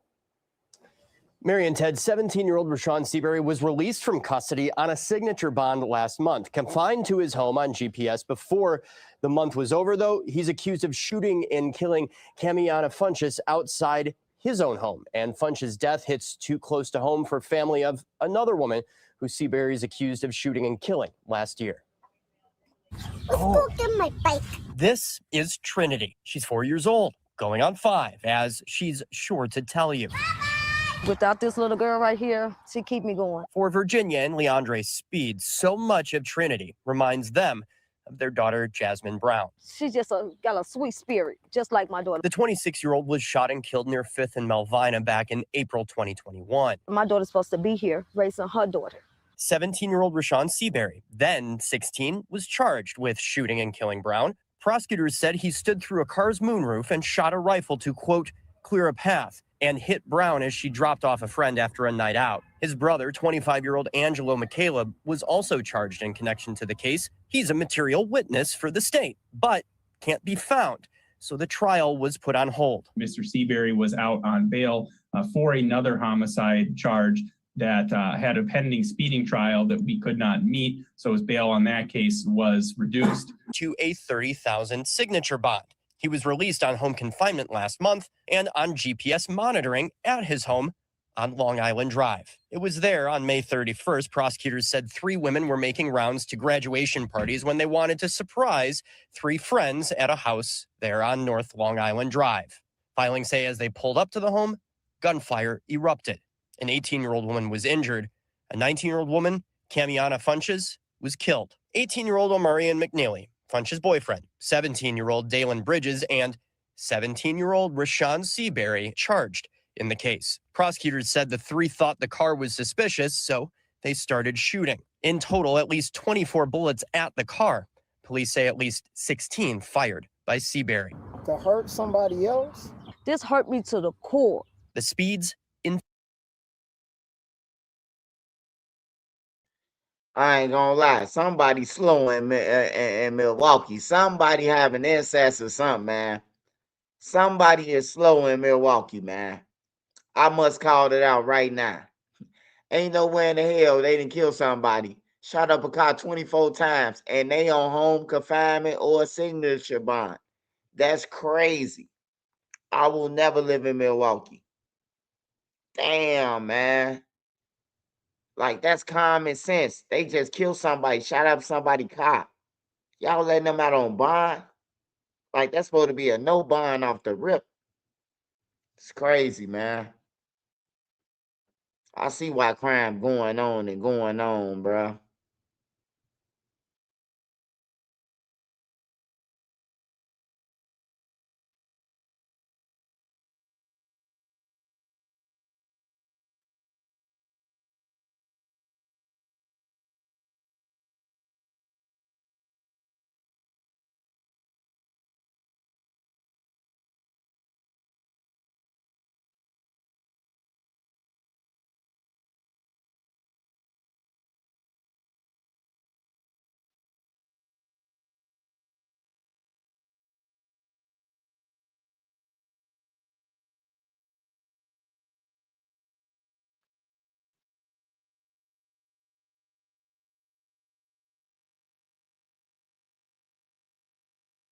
Have you ever seen a product that transforms any ordinary space into a dreamy underwater world in just 1 second? Meet the Kamau Immersive Ocean Projector, the mood light that's taking the market by storm. Over 100,000 sold. Tonight, a family is planning not 1, but 2 funerals for 2 siblings killed in what appears to be a targeted attack in Detroit. Thank you for joining us at 6. I'm Mike Duffy. And even more heartbreaking, a baby found alive at the scene will now have to grow up without his mother. We first brought you this double shooting on McKinney Street as breaking news last night at 6. Well, now, 24 hours later, 7 News Detroit reporter Darren Cunningham is following up with the victim's family and learning why it may have been a case of wrong place, wrong time. The victims gunned down here on McKinley Street in broad daylight have been identified by family as Ray and Takoria Rita Johnson. For their cousin, Tonia Brown, the loss is immeasurable. That girl was like my sister. We were together every day. Like, you see her face, you see mine. She was a good spirit. She'd help anybody. She'd get her clothes off her back. Tonia Brown says she was headed to meet her cousin, 27-year-old Rita Johnson, on Wednesday afternoon when her grandmother called, asking about rumors of a shooting. Moments later, she saw footage of Rita's car on the news. I didn't know what to think. Like, I was just on the phone with her and telling her I was just about to come meet her in like 10 to 15 minutes to get ready for a ride out that we were having today. In a cruel twist of fate, Rita and her brother, 33-year-old Ray Johnson, were preparing to gather the very next day for a balloon release, marking nearly 4 years since a friend died in a car crash. Now they are being mourned. Police believe the shooting was targeted. The siblings were in separate vehicles outside of a relative's home on McKinney Street, and the suspect was on foot. That's all investigators are saying at this point. Brown believes the incident stemmed from a public feud online, a feud that Rita had no part of. What was this about? I'm not really for sure. I just know that it was some media stuff going on. And Social media? Yeah. I hope this is a lesson to everybody in the world. Would you say Rita was caught in the middle? Yes, definitely was.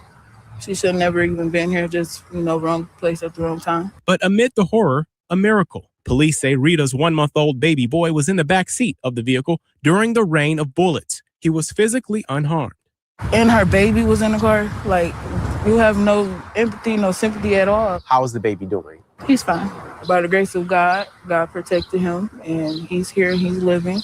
Now we have to raise this child and let him know that his mother was a wonderful woman. Investigators do not have a suspect description yet, but they are scouring neighborhood surveillance cameras for leads as the hunt continues for Ray and Rita's killer. What is your message to the person who did this? Justice will be brought, and I hope you think about what you did.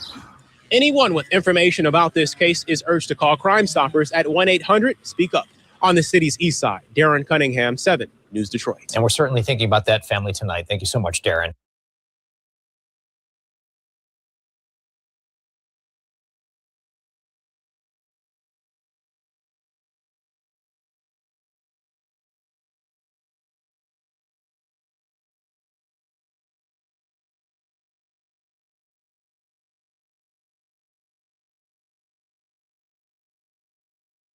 What if I told you that the moment your book is published, there could be a giant billboard featuring you and your book in Times Square? And in addition, a video trailer that tells your book's story, a paid advertising campaign to promote your book on social media, a professional press release announcing the publication of your book, and a dedicated campaign manager who accompanies the entire marketing process. And not only that, your book would be distributed across dozens of distribution channels, including Amazon and Barnes & Noble in 2 languages, not just English. And it would be released at a high professional standard in collaboration with top industry professionals. All this without spending a fortune. Sounds good, right? Because it truly is. At Spine's, the fastest growing publishing house in the United States, we've built. And that breaking news is happening on Detroit's east side. 2 people were found dead inside a home. Police are on McKinney Street. 7 News Detroit starts with breaking news. And that breaking news comes.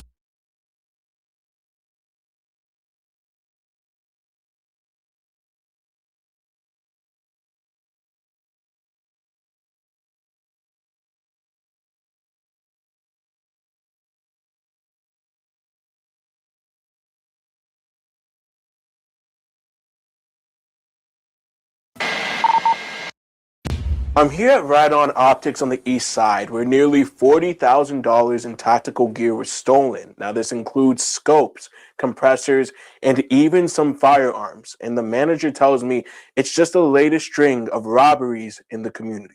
It all happened on the morning of June 21st, when 2 armed robbers wearing masks broke into Ride-On after trying to shoot out surveillance cameras around the store. They broke the store's front door open, grabbing anything they could get their hands on before driving off with thousands in stolen gear, including firearms and rifles.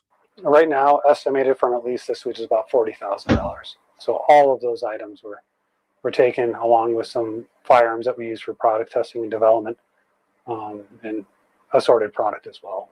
Ride-On Optics manager Chris Vardas and his team saw the robbery on camera and rushed to their store. Thousands of dollars in gear gone. They turned their footage over to the Tucson Police Department, who used it to arrest 46-year-old James Myers in connection to the robbery and charged him with burglary and prohibited possessor. Investigators are still looking for his accomplice. Taking a cash box is one thing, but if people are taking, tax records and things of that nature, that can completely set you back. It's extremely frustrating, especially since, it runs rampant here in Tucson. According to TPD, larceny is common in Tucson, making up nearly a quarter of crimes in the city. This is the latest in a string of burglaries that have happened to businesses in the neighborhood in recent years, including 3 years ago, where Myers was accused of another break-in in the same shopping center. Now, with Base 44, a simple sentence becomes your website. Page Smash after that like page. button, y'all. Rest in peace to Lil Ready Durk. for Rest in peace business. to all those guys, man. Plug in what you need. I don't know how you Connect got a mind. payments, Smash that like button, sync y'all. calendars, and voila. Smash that Watch like button. notifications. At 6 o'clock, an NBC5 investigative team has learned that a free-flowing gun pipeline between Georgia and Chicago has been shut down by federal authorities. Unfortunately, not before an arsenal of illicit guns have made it to the streets and been used in violent crimes for years. Our investigative reporter, Chuck Gowdy, is joining us now with how these guns were smuggled north. Chuck?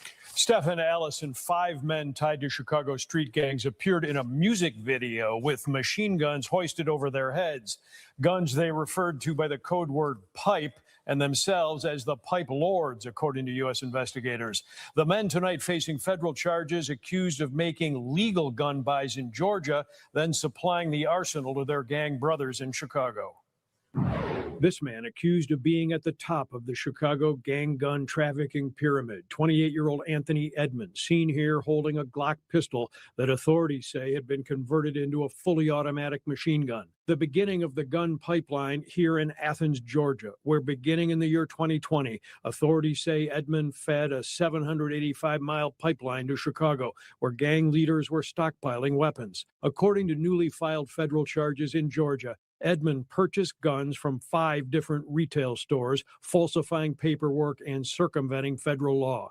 In custody now are 28-year-old Rafael Ralphie Enriquez, a Chicago gang operative with a violent criminal history stretching back more than a decade. And in custody, this Chicago. My boy Memo, man. I just had to play this because I can't believe. Where we from? Steve. Where we from? Steve. Hey, I can't believe Memo, man. The pipe lord, man. Memo talking about he pushing peace. He got all the guns running through Chicago, man. Memo, you a mother. God damn, Memo. You the reason why all the little kids got guns, Memo. Shit, the pipe lord. Call him the pipe lord, not the clout lord, the pipe lord. Lil J is the clout lord, and he's the pipe lord. You want a gun? Get it from Memo600 at 188-444-JACKASS.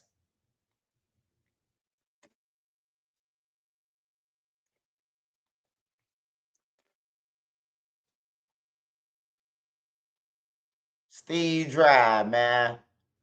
He been dissing all the dead people, man. He had to run a pipeline from Georgia to Chicago. He needed a gun everywhere he go because they was going to get him. Chicago man, 34-year-old Melvin Griffin, whose first gun arrest was 12 years ago. This music video, recorded in Georgia, is cited by federal prosecutors in their grand jury indictment, in which authorities say several of the accused Chicago gangbangers are seen brandishing Glock pistols that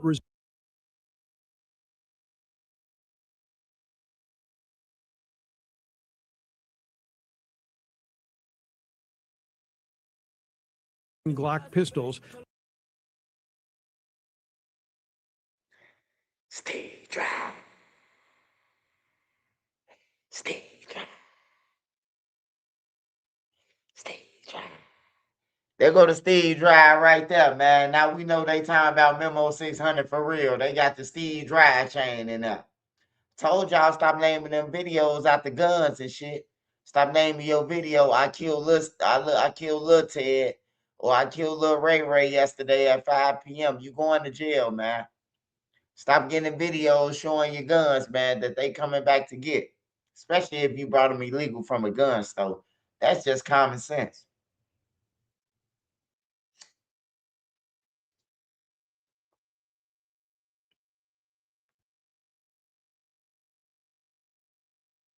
that resemble those illegally bought for the pipeline. Investigators say the video, entitled Switchy, is a tribute to the illegal switches that turn regular pistols into fully automatic weapons. The alleged producer of the gun video is this man, 29-year-old accused Chicago gang member Elijah Lucina. He's a fugitive. And this fifth suspect, 28-year-old Keontae Reed, is also not in federal custody, but with good reason. The NBC Chicago investigative team has found Reed. He was arrested for shooting an unarmed 16-year-old boy in the head 4 months ago near this intersection in South Bend, Indiana. Investigators say the killing may have occurred during a drug buy gone bad. Reed is now in local custody here at the St. Joseph County Jail, facing murder charges and being held without bond. Investigators have not revealed whether the .45 caliber pistol Reed is accused of using to kill the teenager was one of these obtained through the Georgia to Chicago pipeline.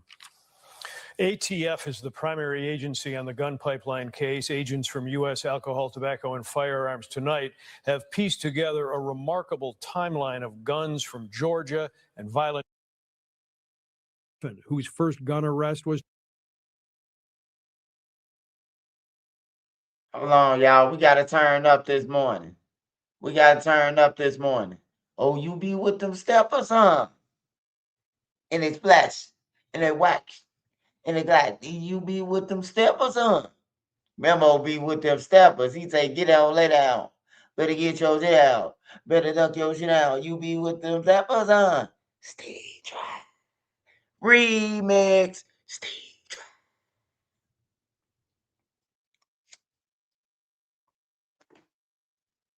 dry. Damn, my boy Memo. Smash that like button, y'all, so this video can get around. 7 hours. We going for 8. We going for 8, man. We going for 8, man. It's just my work ethic. We going for 8 hours. I'm going to make me some breakfast, eat me some breakfast, and then go to bed. Make me a cup of coffee, too.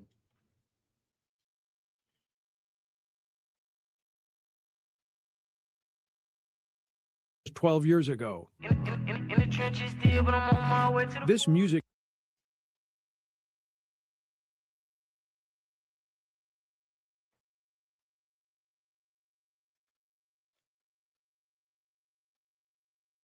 That's crazy, man.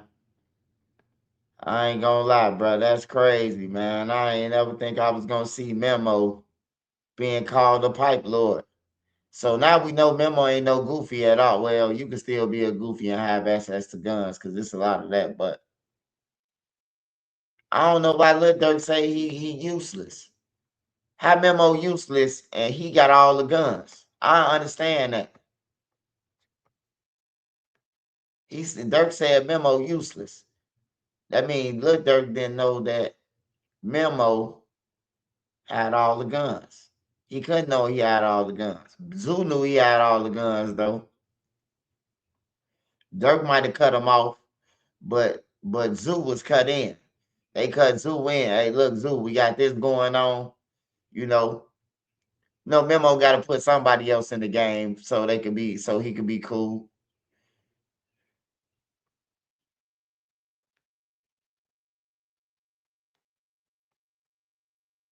Wait, you don't know about unclaimed money? This is something everybody should know about. The government may owe you money. BinVerified.com helps you see if there's any in your name. Go on. Okay, let's say you have money left over from an old job, a closed bank account, tax refund, pensions.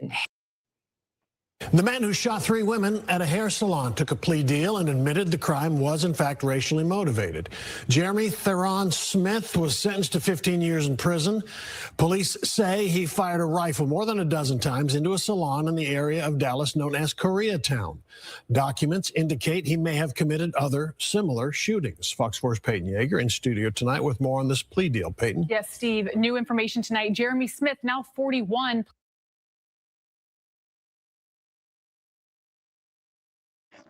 Facts in, see. Hey, ENC. He wasn't getting Durk none of them guns, man. Durk said he was useless. Every time Durk asked for a gun, Memo tell him, man, give me another month. I got you.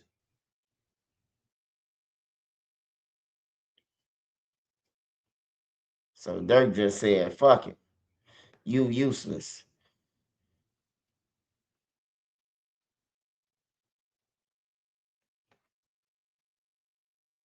A deadly robbery attempt at a local apartment complex has now led to a capital murder charge. Investigators say 2 people tried to rob the victim when a shooting left the victim and one of the suspects dead.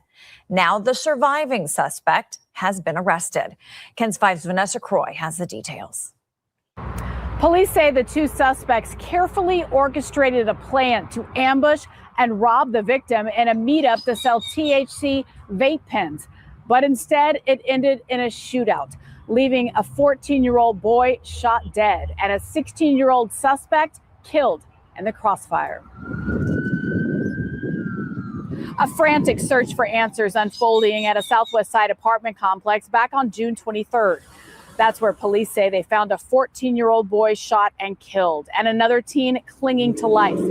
According to an arrest warrant, investigators believe 19-year-old Christian Lopez and the 16-year-old lured the victim, identified as Michael Alvarez, to the Scott at the Meadow Creek apartments under the guise of buying THC vape pens.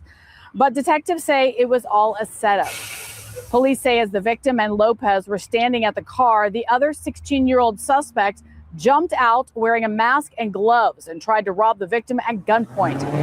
And what they didn't know at the time, police say, was that Alvarez was also armed. And he started shooting, hitting the 16-year-old who fired back.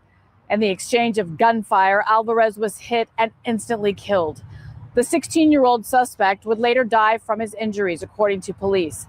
Investigators say Lopez, the only survivor, was shot in the arm. But after the shooting, he still managed to grab the other suspect's gun, jump back in the getaway car, and order that driver to take off. Detectives say a cell phone left behind at the scene, witness statements, and surveillance video all helped build the case against Lopez. Police say the driver of that getaway car tried to call 911 right after the shooting, but Lopez forced him at gunpoint to hang up. It's unclear if that driver is facing any charges tonight. But as for Lopez, he's in jail, facing a capital murder charge and a tampering with evidence charge for allegedly trying to get rid of the murder weapon.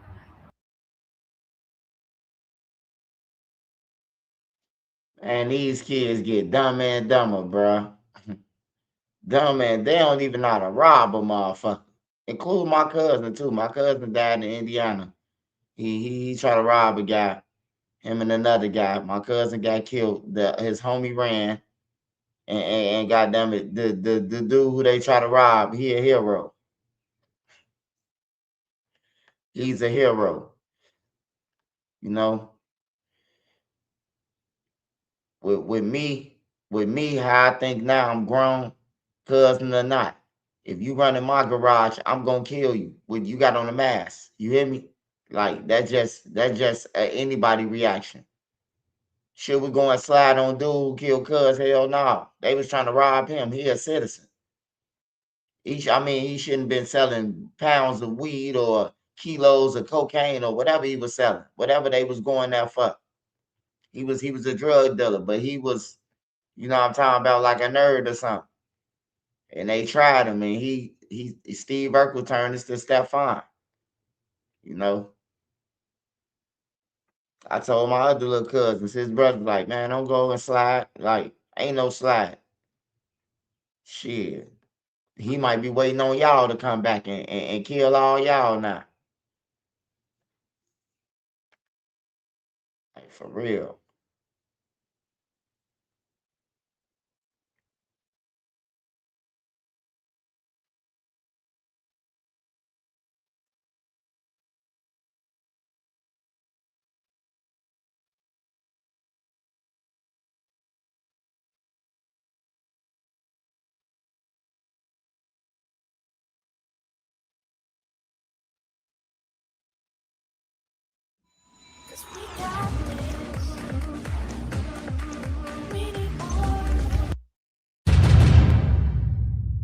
Welcome to TMZ Now. I'm Charlie Neff.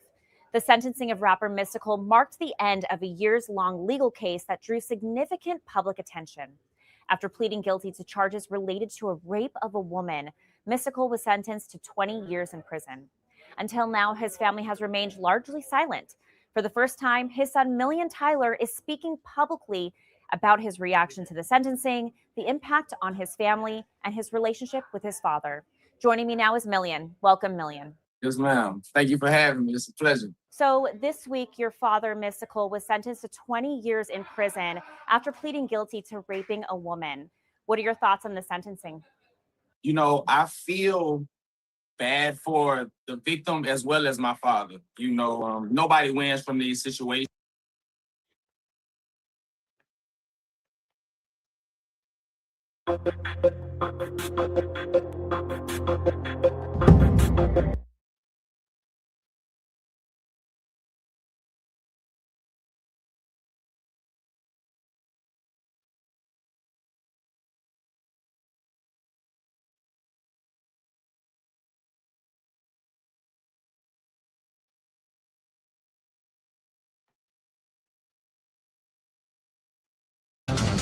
Global 4 News starts.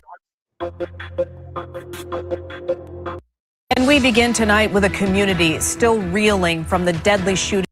Now to some startling new details about the reported abduction that led to a statewide Amber Alert. We begin with 12 News update. A Jackson judge denies bond. Developing right now at noon, the Department of Justice today announcing a big bust here in South Florida. An undercover operation leading to drugs, weapons, and dozens of arrests. Local 10's Fred Kelly live in Sunrise with those details. 94 guns and several kilos of illegal drugs all taken off the streets during this federal operation, the results of which were announced here at the ATF field office in Sunrise today. For nearly 2 months, federal agents worked undercover throughout Palm Beach County, targeting offenders who they say were driving violent crimes. Dozens of suspects, nearly 100 guns, and a warning from federal officials. If there's one thing this operation makes crystal clear, it is that this department is not just going to be reactive to the crimes around us. We are not waiting for violence to happen before we act. The ATF and DOJ announcing the results of a 2-month operation in Palm Beach County today, dubbed Operation Hurricane. The undercover sting targeting violent offenders, armed felons, and drug traffickers, and resulting in charges against 46 people. In the last 2 months, law enforcement seized 94 firearms and substantial quantities of narcotics. While the vast majority have been arrested, officials say 5 suspects are still on the run. Investigators seizing 94 firearms, along with cocaine, crack, fentanyl, methamphetamine, and heroin. One of the biggest breaks, a man arrested during the operation who was later linked to a murder in West Palm Beach from days earlier.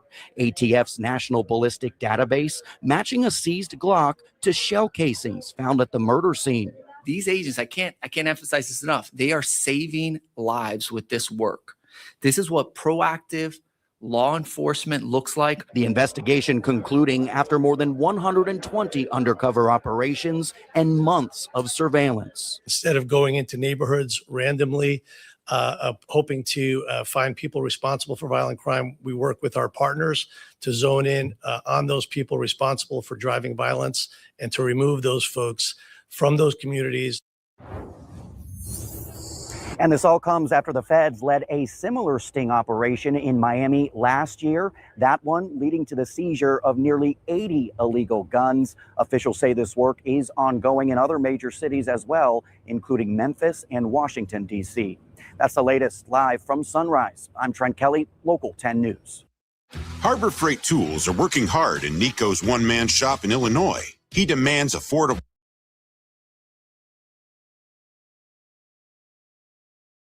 Back here in our area, developing tonight, a food delivery driver shot dead, and police believe it may have been a targeted attack. The victim found unresponsive next to his running car.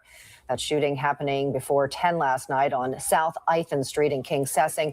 The victim, a 43-year-old man, shot in the head.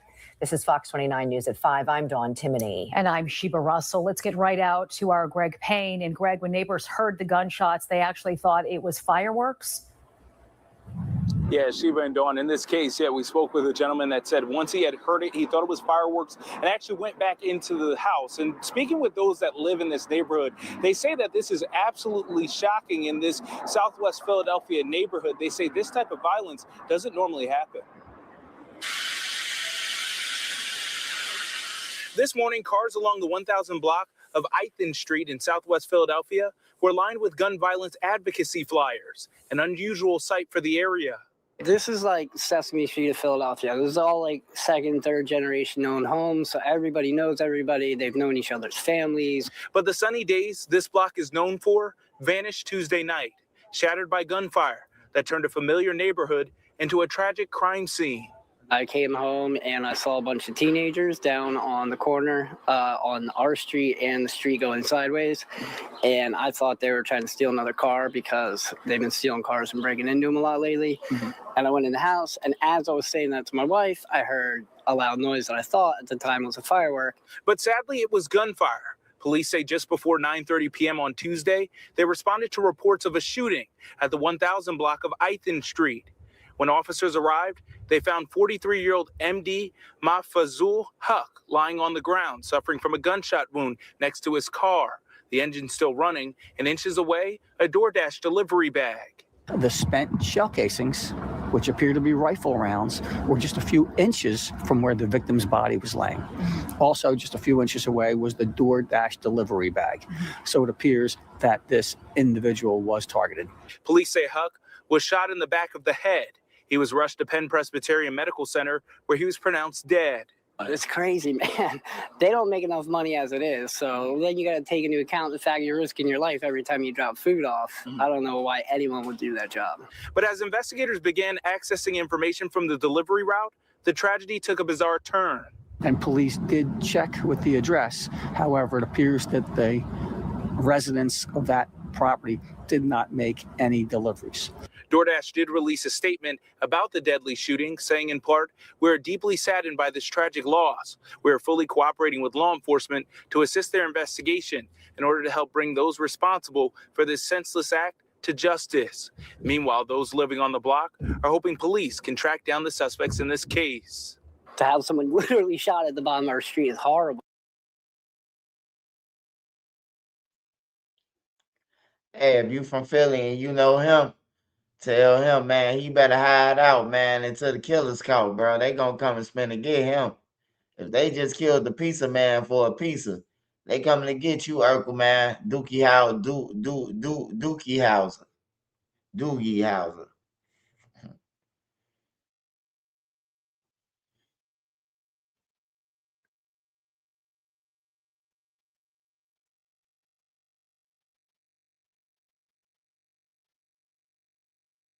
Shout out Cashmere Jackson. Appreciate you.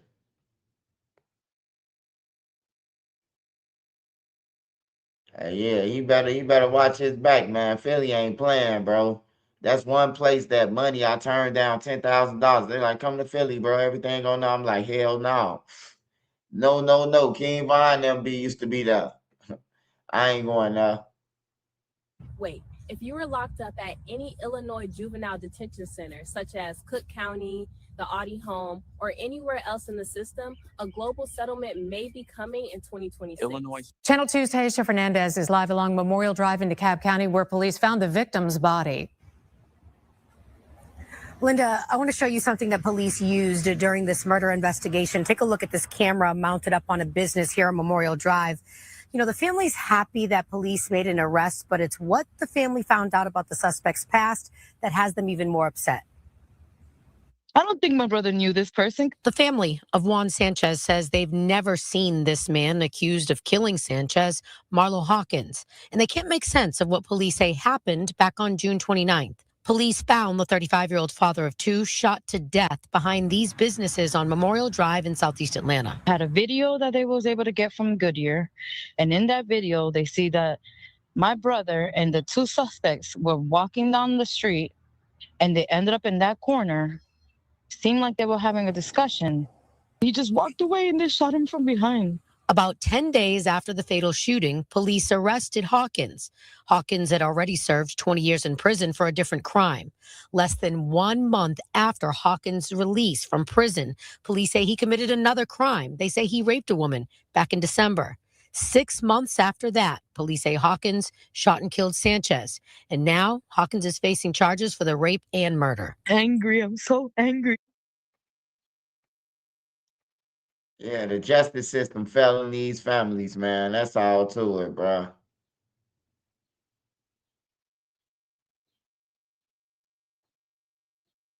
They letting people out on bonds. We just seen the video where the boy got out on 4 bonds, man. He killed somebody and he got another bond.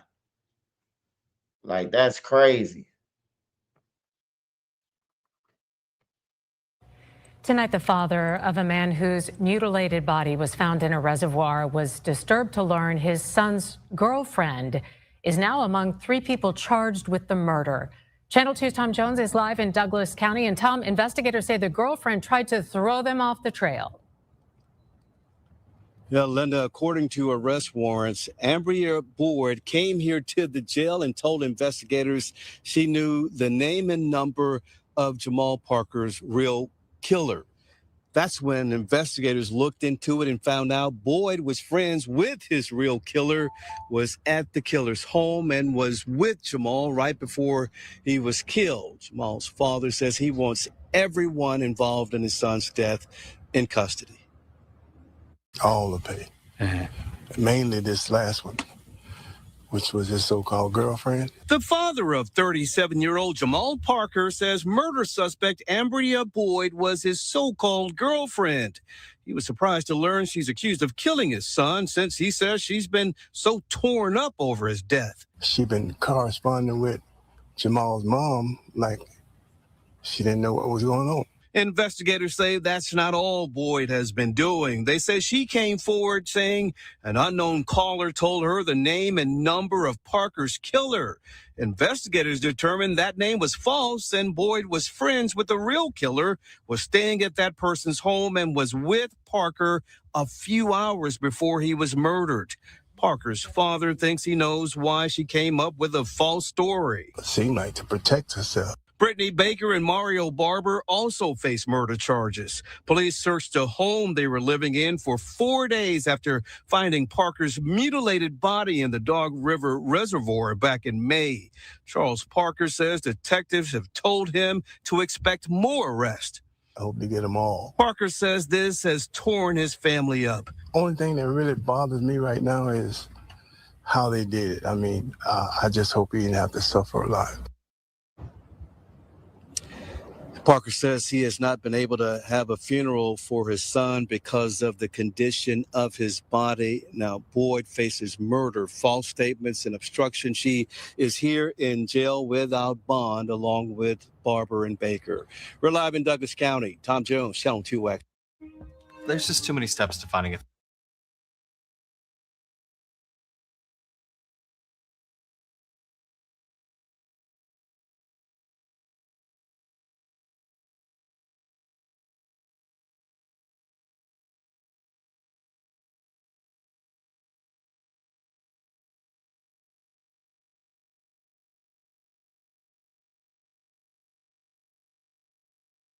Another story that's we're watching around the nation happening today. We're going to hear from the family of Nolan Wells. They're set to speak out for the first time since crews recovered his body off the coast of Horn Island in Mississippi. That was Monday, 2 days after.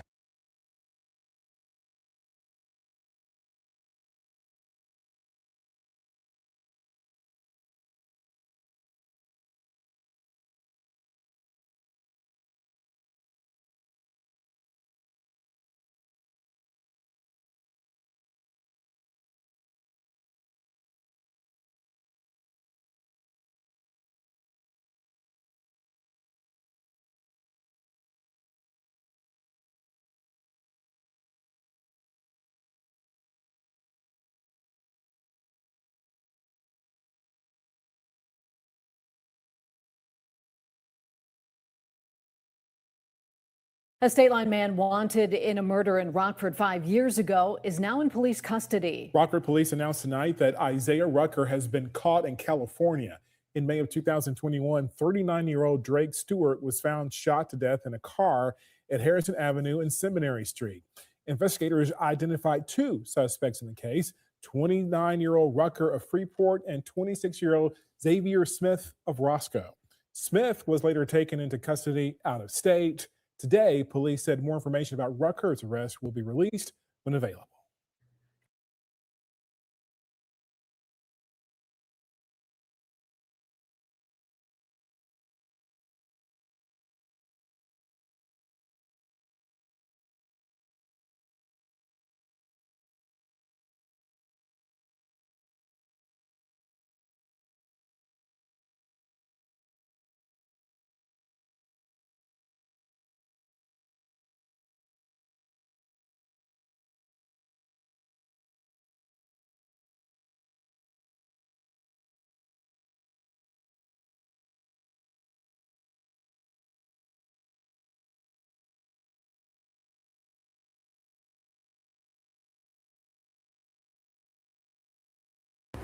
Welcome to the first edition of News. A state line man wanted in a murder in Rockford 5 years ago is now in police custody. Rockford police announced tonight that Isaiah Rucker has been caught in California. In May of 2021, 39-year-old. You, just you, building your app on base 44. Describe it. And it's real. One thought leads to more thoughts. Layer by layer. Uncertainty in the Strait of Hormuz after dueling airstrikes between the U.S. and Iran. The exchange of missiles could be a sign of renewed fighting and more disruptions for the world's oil market. Fox News' Rebecca Castor. Developing now at 5, an urgent search for a man connected to 2 murders this morning in Pierce County. 2 people were shot and killed within 30 minutes of each other. Good evening. I'm Molly Shen. And I'm Preston Phillips. Investigators tell Como 24-year-old Hayes McLeod, pictured here, remains on the run, and he's considered armed and dangerous. The first murder happened at a home in Puyallup. The second happened shortly after that in Tacoma. Como's Jeremy Harris has been following the investigations today and is live outside Tacoma Police Headquarters with the latest. Jeremy. Yeah, well, these are cases that really have law enforcement here in Pierce County with their guard up this afternoon, and you'll understand why. When police went to the first shooting scene, they were alarmed, called it a homicide very quickly. Shortly after, they get called to a second shooting. Now they say one man is responsible, and tonight they're still trying to find him. Sheriff's office, anybody inside, make yourself known. Deputies raced to this home in Puyallup in the middle of the night on a report of a shooting. Paramedics tried but couldn't save the life of a 35-year-old man in this house. Like 2:40 in the morning, just wake up, pop, pop. Neighbors say there were around 6 shots. I think, if I recall correctly, 3 shots. 3 in a row and then a pause and then 3 more in a row. 30 minutes later, another shooting, this one across town on D Street in Tacoma. Here, police found another person who'd been shot to death in front of his home. It appears to be related family members right now. So it appears to be a targeted attack on related family members. Sheriff's detectives say 24-year-old Hayes McLeod was responsible for both shootings. We do believe he is going to be dangerous, and we don't know what his motive is and what he plans to do moving forward. While crime scene crews processed the homes where the shootings happened, officers turned their attention to try and find McLeod. Police say he's likely driving a 1996 Toyota 4Runner, similar to this one. While police say the victims are family members of McLeod, they are not saying what may have led up to the violence. It's crazy that, I don't know what goes through someone's head to do that. I mean, I feel real bad for them. Now, investigators, as you heard there, they do believe that McLeod is armed, dangerous, and they are asking. A shooting in Seaside left a double homicide murder suspect from Washington dead. Police say the man died after an exchange of gunfire with officers. Fox 12's Abby Davis went to Seaside today and has more. We're here at Whalers Point. You can see a mangled fence just over there. That is what neighbors say the suspect drove into while trying to get away from police. They say it's a quiet neighborhood, and it's hard to believe a manhunt that started in another state ended here. Used to the calming sound of the ocean, Jen Visser says she and her neighbors were shocked by the heavy police presence in their neighborhood Wednesday night. So I came over here and then I looked out the window and there's like a million cops out here. Police in Seaside were tracking down this man, 24-year-old Hayes McLeod, who is now dead after investigators say he and officers shot at one another on Sunset Boulevard. The manhunt started in Pierce County, Washington, Wednesday morning after police there responded to 2 murders. Sheriff's office, anybody inside, make yourself known. Investigators linked McLeod to the crimes and said he was headed toward the Oregon coast in a 1996 Toyota 4Runner. When officers in Seaside found McLeod just after 6 p.m., police say he started shooting at the officers, who fired back. McLeod then drove away. I saw the vehicle speeding up the hill towards me. One witness who heard the gunshots says McLeod eventually crashed into this now destroyed fence just up the street at Whalers Point. At that point, I realized to get as far away as possible. Police say they found McLeod dead in the car. The Pierce County Sheriff's Office says police killed him while they shot at one another, but no Oregon agency has answered our questions about what happened. Now, being it is most time peaceful up here, it was a little bit nerve-wracking and more energy absorbing than what I even realized. Till today, I'm feeling it a little bit. The officers that were involved in the shooting will be placed on administrative leave, which is standard protocol. Oregon State Police is leading the investigation with help from the Clatsop County Major Crimes Team. Reporting in Seaside, Abby Davis, Fox 12 Oregon. Have you heard about this prediction market, Kalshi? Yeah, lets you trade on anything from sports to... We begin with breaking news first at 4. We have received the 911 call, which is shedding light on the day 4-year-old Javea Harris was reported missing by her mother, Miss Chalet Herring. New warrants show the parents confessed in the case of Javea's death. In the call, the mother describes the neighborhood. I don't know about this area much, but it's not a good area. I'll tell you that. It's not good. Okay, you say you searched the...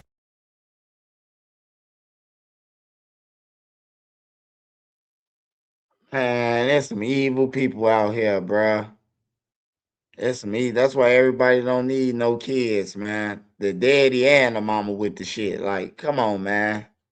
Y'all shouldn't even have no kids, man. Y'all knew y'all was broke when y'all laid on y'all back, man. Shit crazy. Hey, good night, Angel. Good night, Angel. I'm finna get ready to go to bed. It's 8 hours. Watch a couple of more videos, then I'm out of here. Smash that like button for me, y'all.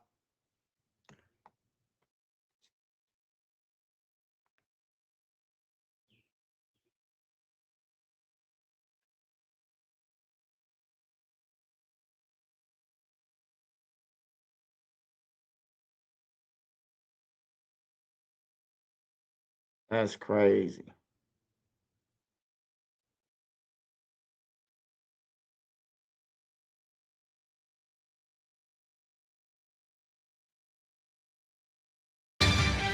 New at 10, a Chancery Court judge is ordering the Hinds County Sheriff's Office to release records tied to a recent inmate death or 2 recent inmate deaths at the jail. Now, this after a civil rights group filed a complaint. The judge ruled it was a violation of the Mississippi Public Records Act. 18-year-old Mylan Butler is the latest inmate to die inside the Raymond Detention Center. Now, he was just booked into the jail Wednesday on a murder charge. Now, a state lawmaker who is also an attorney. A danger to society. That's how a judge describes 2 Jackson men charged with killing a toddler, his mother, and his aunt. Yeah, because of this, bond was denied for both men in court today. Cornelius Carter and Jordan Carter were arrested last night. The 2 are not related. Cornelius is charged with capital murder and being a convicted felon in possession of a firearm. Jordan is charged with capital murder. Now, they're accused of killing 2-year-old Andre Gibbons, his mother, 25-year-old Kiana Weathersby, and her sister, 30-year-old Erica Weathersby. Greener Side's Quentin Smith is following this story for us. He joins us live outside of police headquarters in Quentin. This is not the first time the suspects have been involved in serious crimes. That's right, Howard. Both men have spent time behind bars for crimes such as aggravated assault on a police officer, kidnapping, and carjacking. In fact, their prior convictions are one of the reasons the judge decided to deny bond today. Although these 2 arrests have been made, police believe more people could be involved in the killings. You know, any of these crimes are heinous. But you have to have a heart of pure evil. Jackson Police Chief Rochelle Brackney is still having a hard time wrapping her mind around this killing. You just have to have a heart of pure evil. A killing that claimed 3 lives. 2-year-old Kamari Givens, his mother, 25-year-old Kiana Weathersby, and her sister, 30-year-old Erica Weathersby. It happened around 9 o'clock Saturday night on Queen Alexandria Lane in West Jackson. All 3 victims, including the toddler, were shot multiple times and pronounced dead unseen.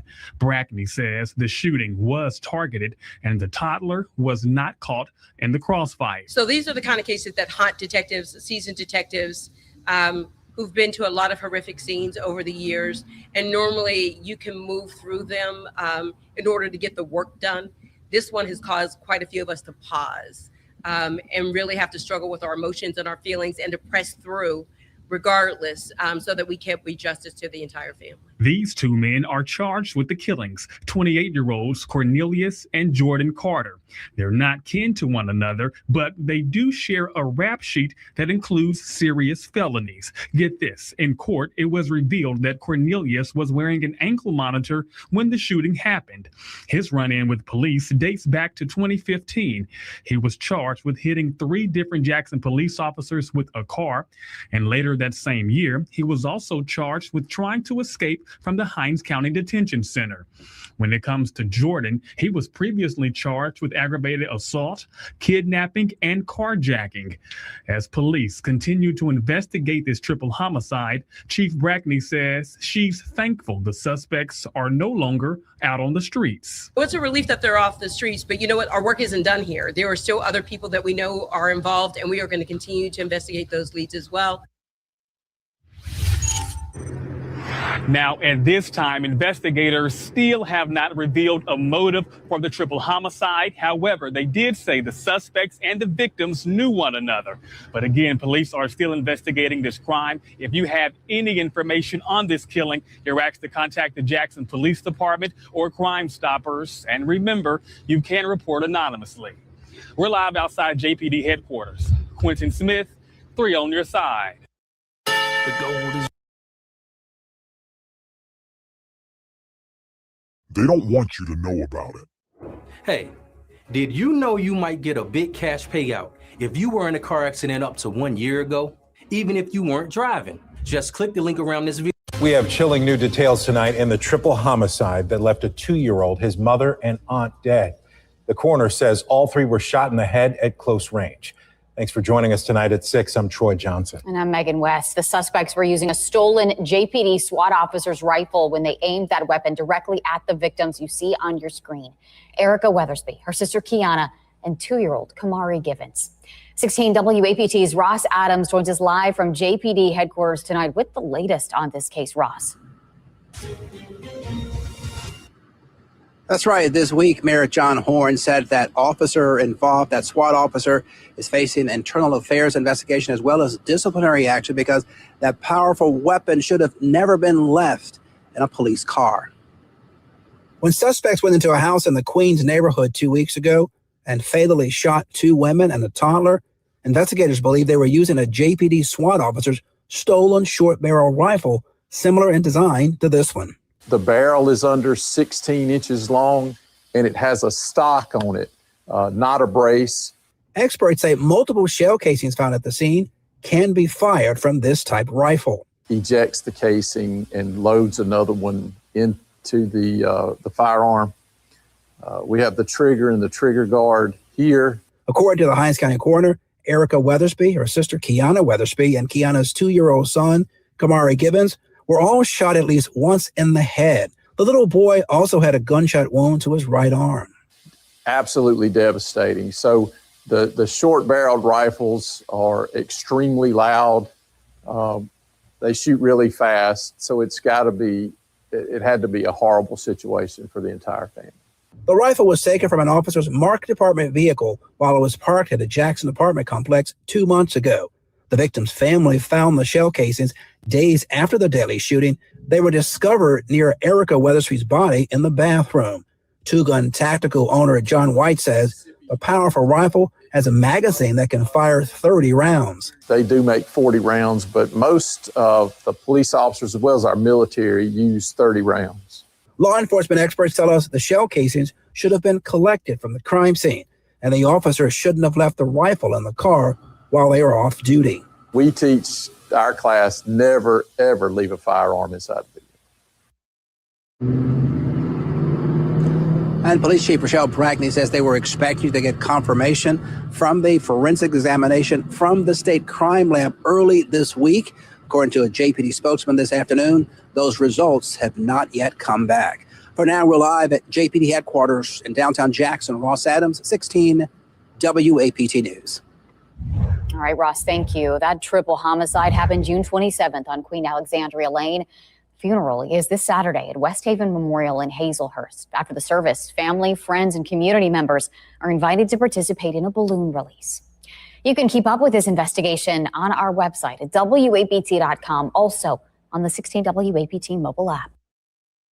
Whether you're a professional technician or simply take pride in maintaining your own cars, Harbor Freight. Well, the mayor says he was made aware of this situation late last week, but keep in mind that officer's weapon was stolen 8 weeks earlier. We don't know if or when the chief notified the mayor about that.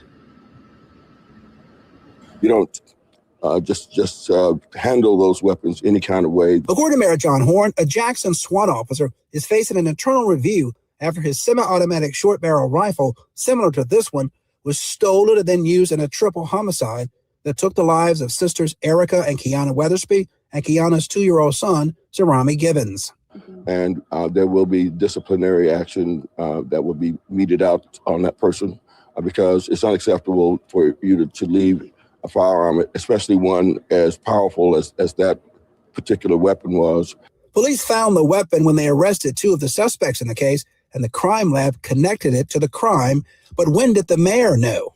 We found out about the time we alerted the media. That would have been sometime between last Thursday night and Friday morning when the mayor's office announced a 1 p.m. news conference. That's where the mayor and Chief Rochelle Brackney publicly revealed the information. As soon as we found out, we knew that the right thing to do was to take it to the public as quickly as possible, and that's what we did. Chief Brackney did say the gun was stolen from the officer's marked department vehicle 8 weeks earlier when it was parked at a Jackson apartment complex, and the officer quickly alerted the department. We don't know if or when the chief initially alerted the mayor about the stolen weapon.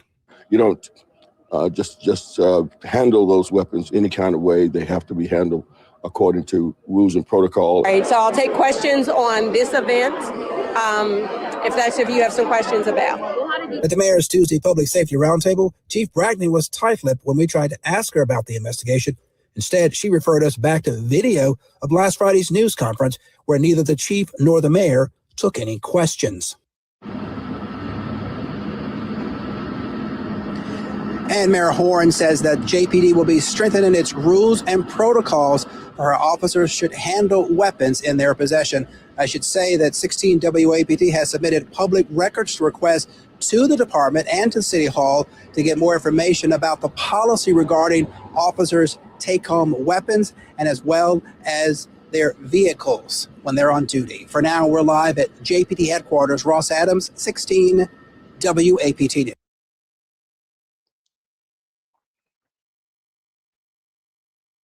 All right, y'all. I'm finna get up out of here.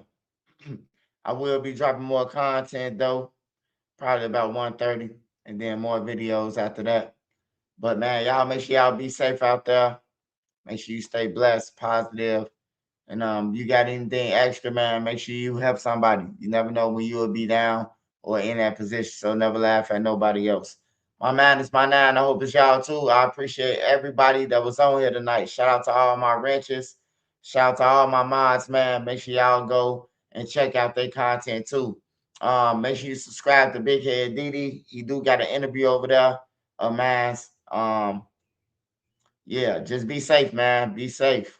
It's Friday. Keep your head on the swivel, all that good stuff, man.